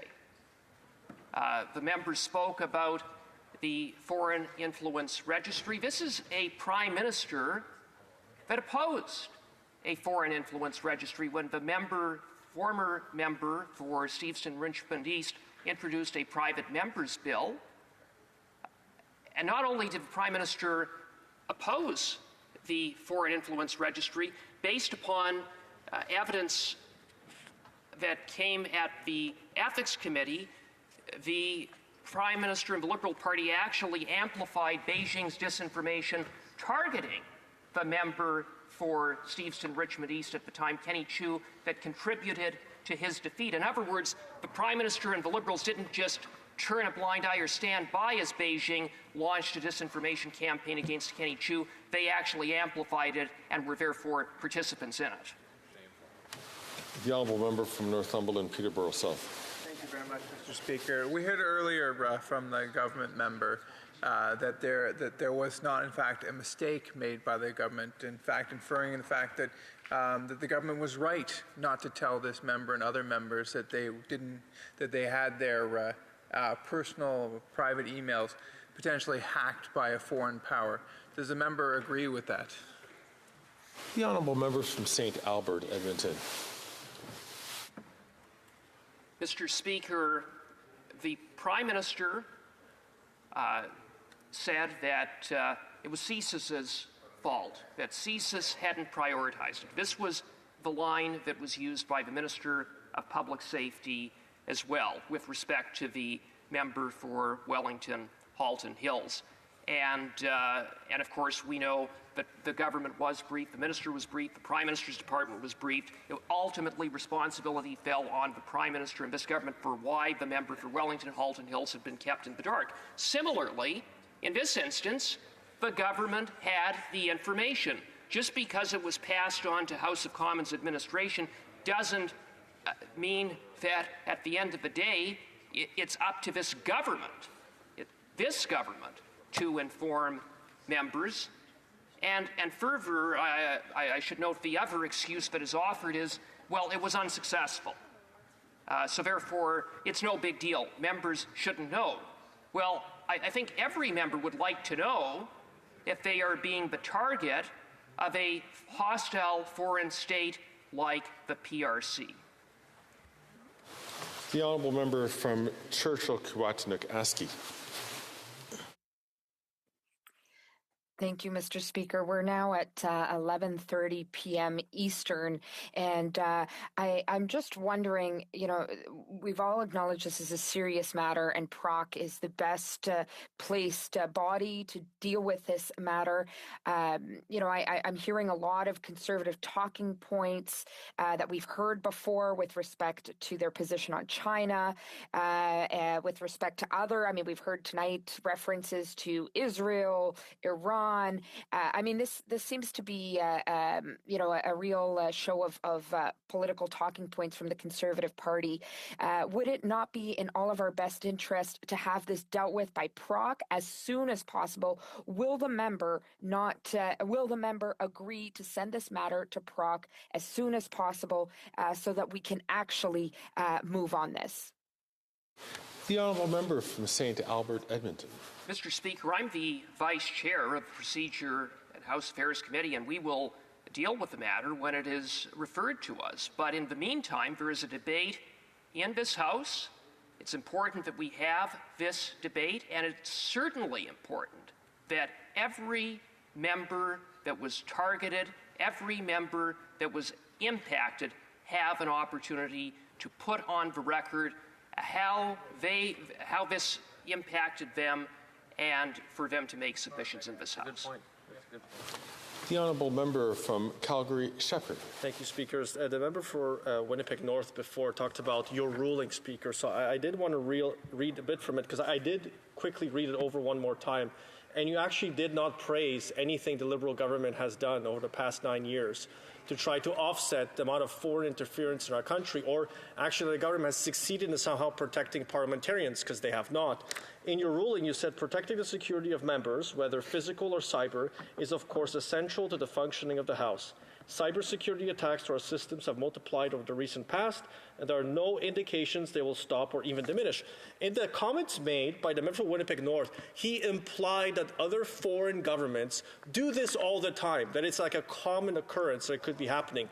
The implication is that there are other parliamentarians who could have been attacked by a different foreign government, and those attacks were unsuccessful, and therefore they were not told before the new regulations came into force in 2023. Can the member comment on that? The honourable member from St. Albert, Edmonton. Well, Mr. Speaker, it's a good question, and it really does raise questions about have other members been targeted? Have other members been targeted in other cyber attacks by the Beijing-based communist regime that this government is aware of and hasn't informed members, or from other hostile foreign states? If that is the case, then it is incumbent on this government to do what they have failed to do up until now, and that is to follow the directive that seems to be a hollow directive, a meaningless directive, a directive that isn't acted upon, and inform all members affected. The honourable member from Sherwood Park, Fort Saskatchewan is rising on a point of order. I didn't want to interrupt my colleague, but in the middle of it, the member opposite shouted across, "Where's the tin hat?" And aside from the fact that I think he meant tin foil hat, the point is that I think that's unparliamentary, that we're trying to have a serious conversation about foreign interference, and he's dismissing real facts, real experience and history about this. Frankly, this is typical of the Liberals, that they try to claim it's a conspiracy when we're pointing out real foreign interference. So I appreciate that that the honourable member had raised an issue with something that the chair didn't hear, but I'd ask all honourable members please conduct themselves in a way that encourages more comity, especially on an important issue. And I'll ask honourable members if there are some issues for them to take a discussion, perhaps behind the curtains, to try to work that out. Questions and comments? I'm reluctant to continue on this. Is it on reference to the same point of order which was raised by the member from Sherwood? The Speaker has heard enough on this issue, and I will encourage members, please, to take the conversation beyond the curtains. The honourable member from Chatham-Kent, Leamington. Chatham-Kent, Leamington. Thank you, Mr. Speaker. It is late. 3 possible reasons for this government's response: ambivalence, unseriousness, or is it just incompetence, or is it willful inaction? I'm wondering if my honourable colleague can opine as to what is the driving force for this government's response or lack of response to this, again, an example of foreign interference. Very good. The honourable member from St. Albert, Edmonton. Well, Mr. Speaker, I would submit it is an instance, a part of a pattern of a government that hasn't taken these threats seriously. They have turned a blind eye. They have downplayed it. They have been reluctant to take measures to counter foreign interference. It's only after Madam Justice HoC's first report, for example, was issued that they finally have introduced legislation to introduce, among other things, a foreign influence registry. So to be charitable to them, it is ambivalence, it is a lack of seriousness, but it could be much worse than that. It could be that this is a government that, frankly, has at times sort of welcomed Beijing's interference, and at the very least, for political and other reasons, has been unwilling to stand up to Beijing. Resuming debate, the honourable member from Battle River, Crowfoot. Thank you very much, Mr. Speaker, and thank you. And I am pleased to rise and add my voice to what is an incredibly important discussion. There is, of course, a host of issues that this place is seized with on a regular basis, but for those who might be watching, the idea of privilege, and privilege is a word that has quite a few definitions, I think especially in the world in which we live, but it speaks to something that is very specific when it comes to the parliamentary context, and that is the ability for a member of parliament to do their job well. And Mr. Speaker, in your ruling earlier today, you outlined how the actions of a foreign state actor impeded the ability for 18 parliamentarians to be able to do the job that they were elected, or in the case that if that included or more senators, to do the job that they are sent to these houses to do. And I think that it is key to outline that, because it's not simply a matter that can be taken lightly. It is something that needs to be treated with the utmost seriousness. And I will, in the time that I have before proceedings adjourn for this evening, try to outline a few reasons as to why that is such an important aspect to the debate that we're having on the ruling that you made earlier this evening. As parliamentarians, there is a host of things that happen beyond simply the debates in this place. And in your ruling, you noted how that the actions of the cyber attack it was directly related to, although did not necessarily have the direct implications to debate, but was about the larger duties that members of parliament have. And I think that for many, this is what people see on television. It's the clips in this place. It's the press conference outside the doors not far from us. But it speaks to the bigger issue about what our democratic infrastructure is. And I think that's absolutely key. So to use myself as an example, and I know many others in this place, in our support for our ally Ukraine, many of us were found, were sanctioned by the Putin regime in Russia. And it was for our strong stance in support of our democratic ally. And that is a consequence of the actions that we undertake in this place. For myself as well, although not a universally held opinion, proud to be a strong supporter of the state of Israel and its right to exist. And I know, especially since the happenings of October 7th, there's been a host of developments around that. I'm not just talking about the conflict itself, but when it comes to the international conversations and some of the geopolitical dynamics associated with that.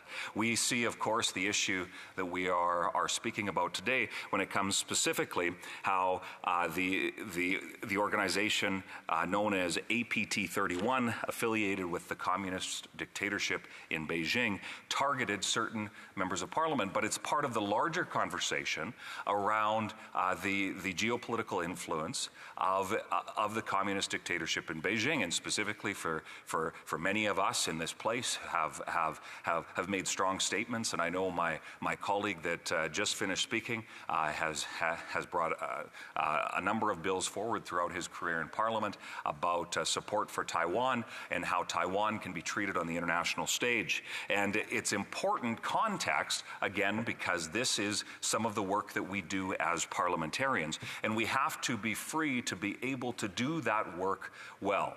And we've seen over the last number of years how there have been significant attempts by hostile foreign regimes not to simply engage in the political discourse, not to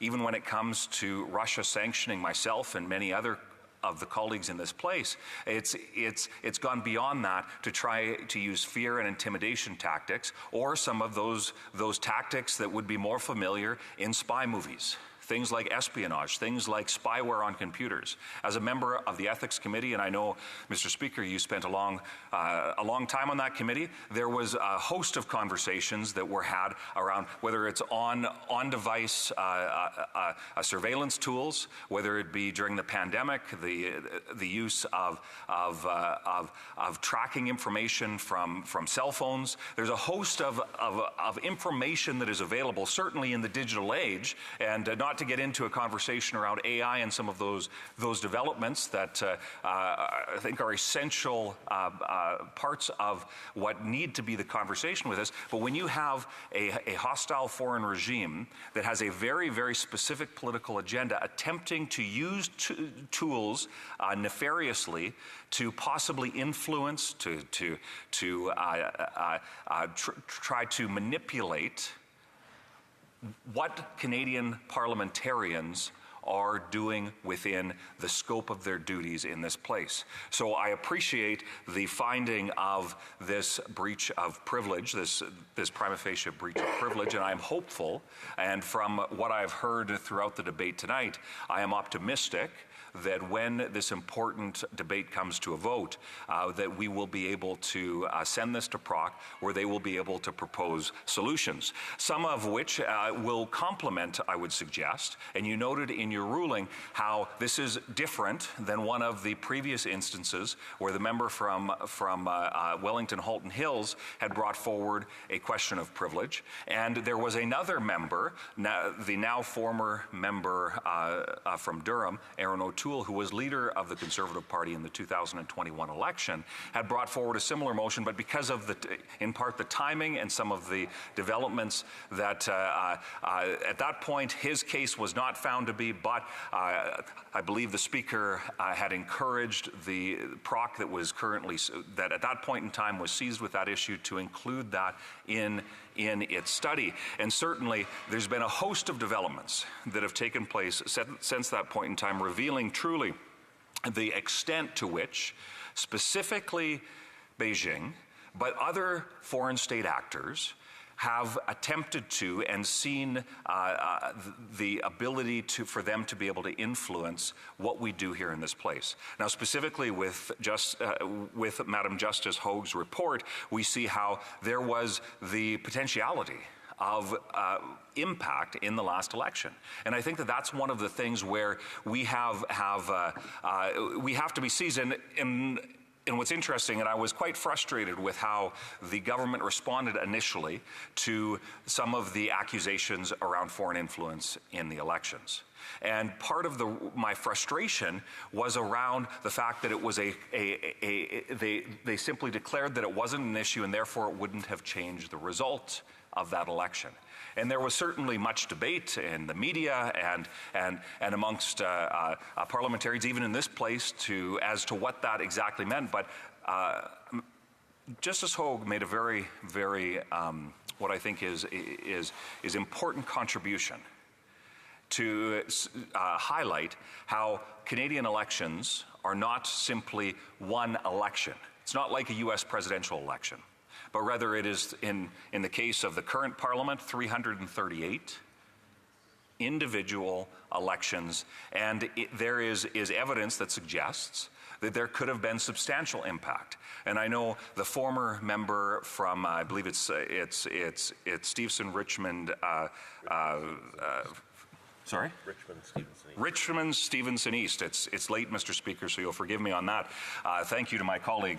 But we see how it had a significant impact. And hearing some of, again, before the Ethics Committee, some of the ways to which his integrity was impugned, how even though he is a Canadian of Chinese descent, was impugned by and absolutely horrific things said about his personal character, about his Chinese background, and how that was spread often in a language that is not one of Canada's official languages, that led to having a significant impact, and how specifically the candidate who ran for the Liberal Party and ultimately defeated Kenny Chiu in the 2021 election certainly didn't separate himself or fight back against what was clearly disinformation, a clear attempt to take what Mr. Chiu had brought forward, specifically when it comes to a foreign agent registry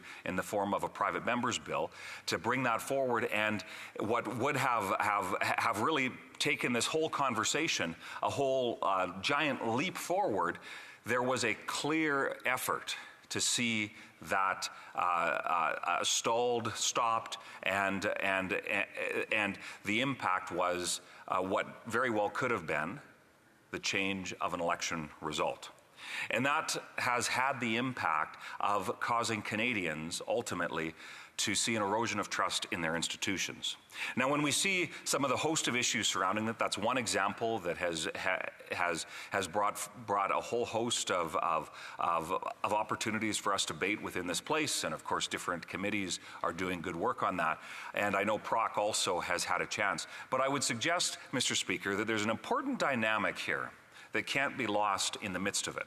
And it is that while there is the impact that it has upon the privileges that we have in this place, and you highlighted that within your ruling, but beyond that, it has a specific and very significant impact on diasporic communities that might be impacted.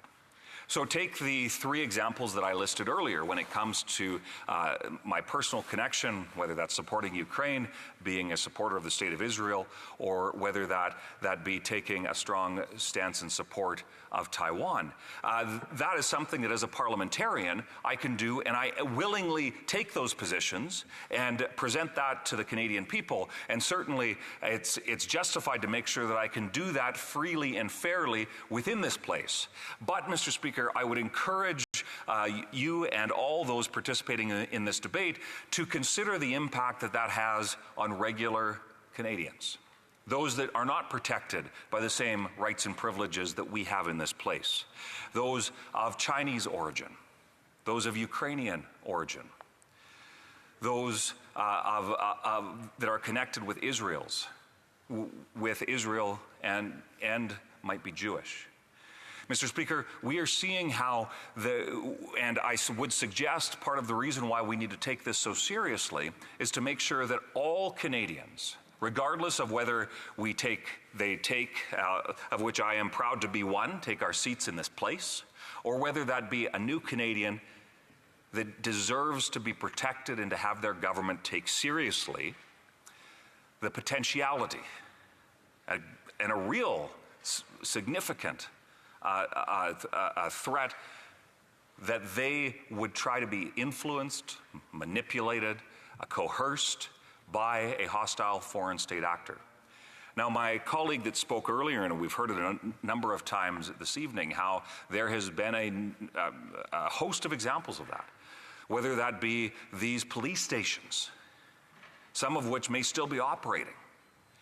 But to think, and at first, Mr. Speaker, when I started receiving correspondence based on some initial media reports, I had the thought that this can't be real. This can't be happening in our country.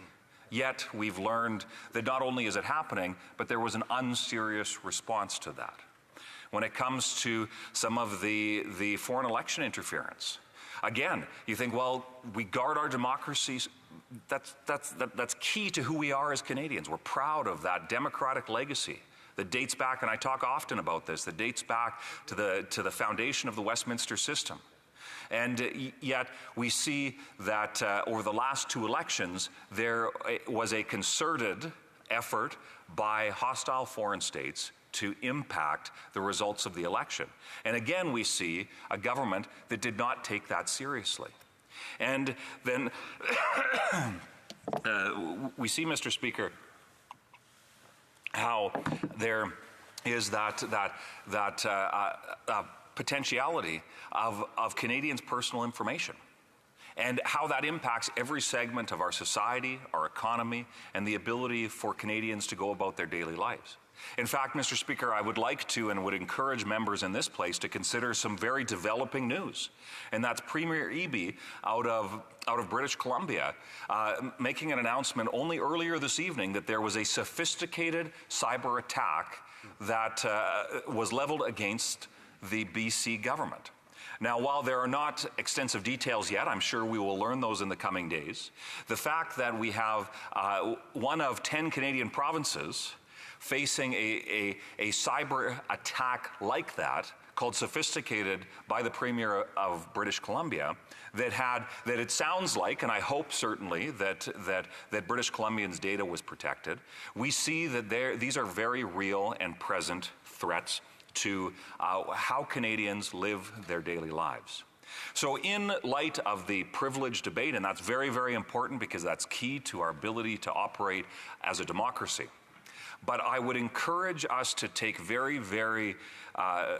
take seriously how this impacts regular Canadians who are not given the same rights and protections that we are as MPs, that don't have the infrastructure or the ability to appeal to a speaker, to say, to see the issue studied and a report brought back, because it is a regular Canadian that may be now questioning whether or not the email they sent criticizing the regime of a family that includes a family member that may still live there, what that impact might have on them, whether or not that somebody could be listening.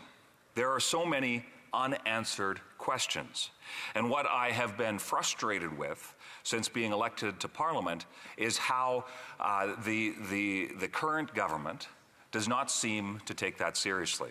So in the few minutes that I have remaining, Mr. Speaker, I would suggest that the trend of the government only responding to serious issues when pushed to the point where it's become public is simply not good enough. We see this time and time again. Thank you. We see this time and time again. We see this with the example of my former Conservative colleague, Kenny Chiu. He brought forward a private member's bill on a foreign agent registry.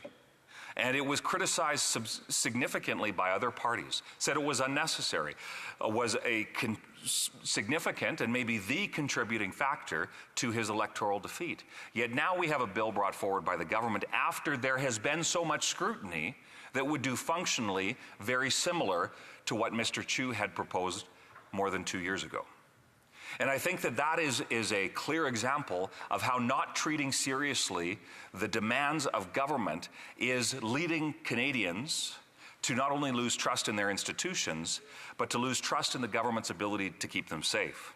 And as was highlighted in some of the conversation surrounding this, the fact that we learned about this, and look, there's no question that the American intelligence infrastructure is probably the most sophisticated and well-funded in the history of the planet.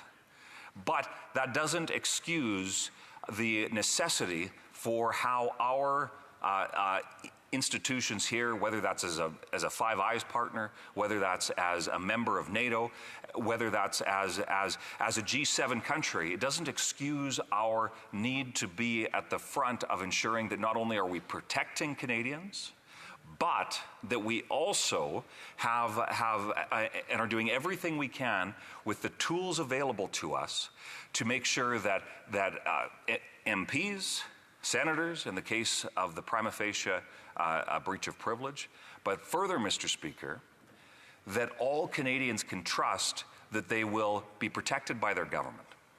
And so what I would suggest is that we need a very serious response to this.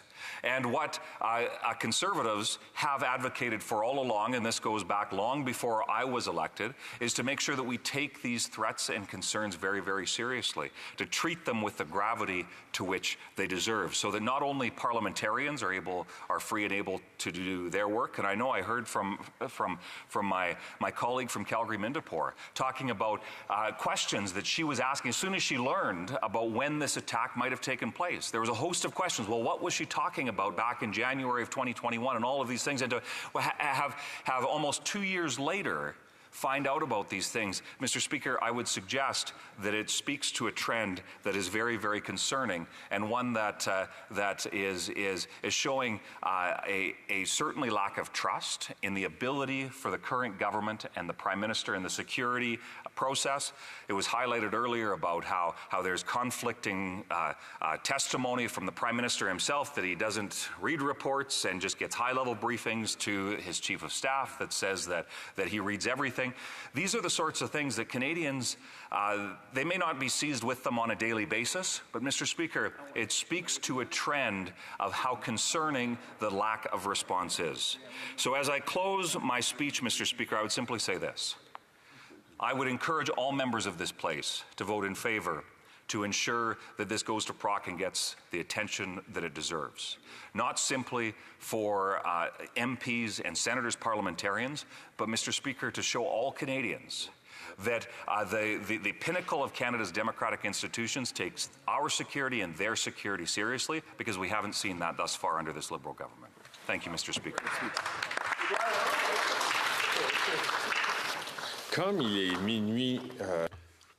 As it is midnight, pursuant to the order adopted, the House is now adjourned until later today at 10 a.m. pursuant to Standing Order 24-1. Bonne soirée.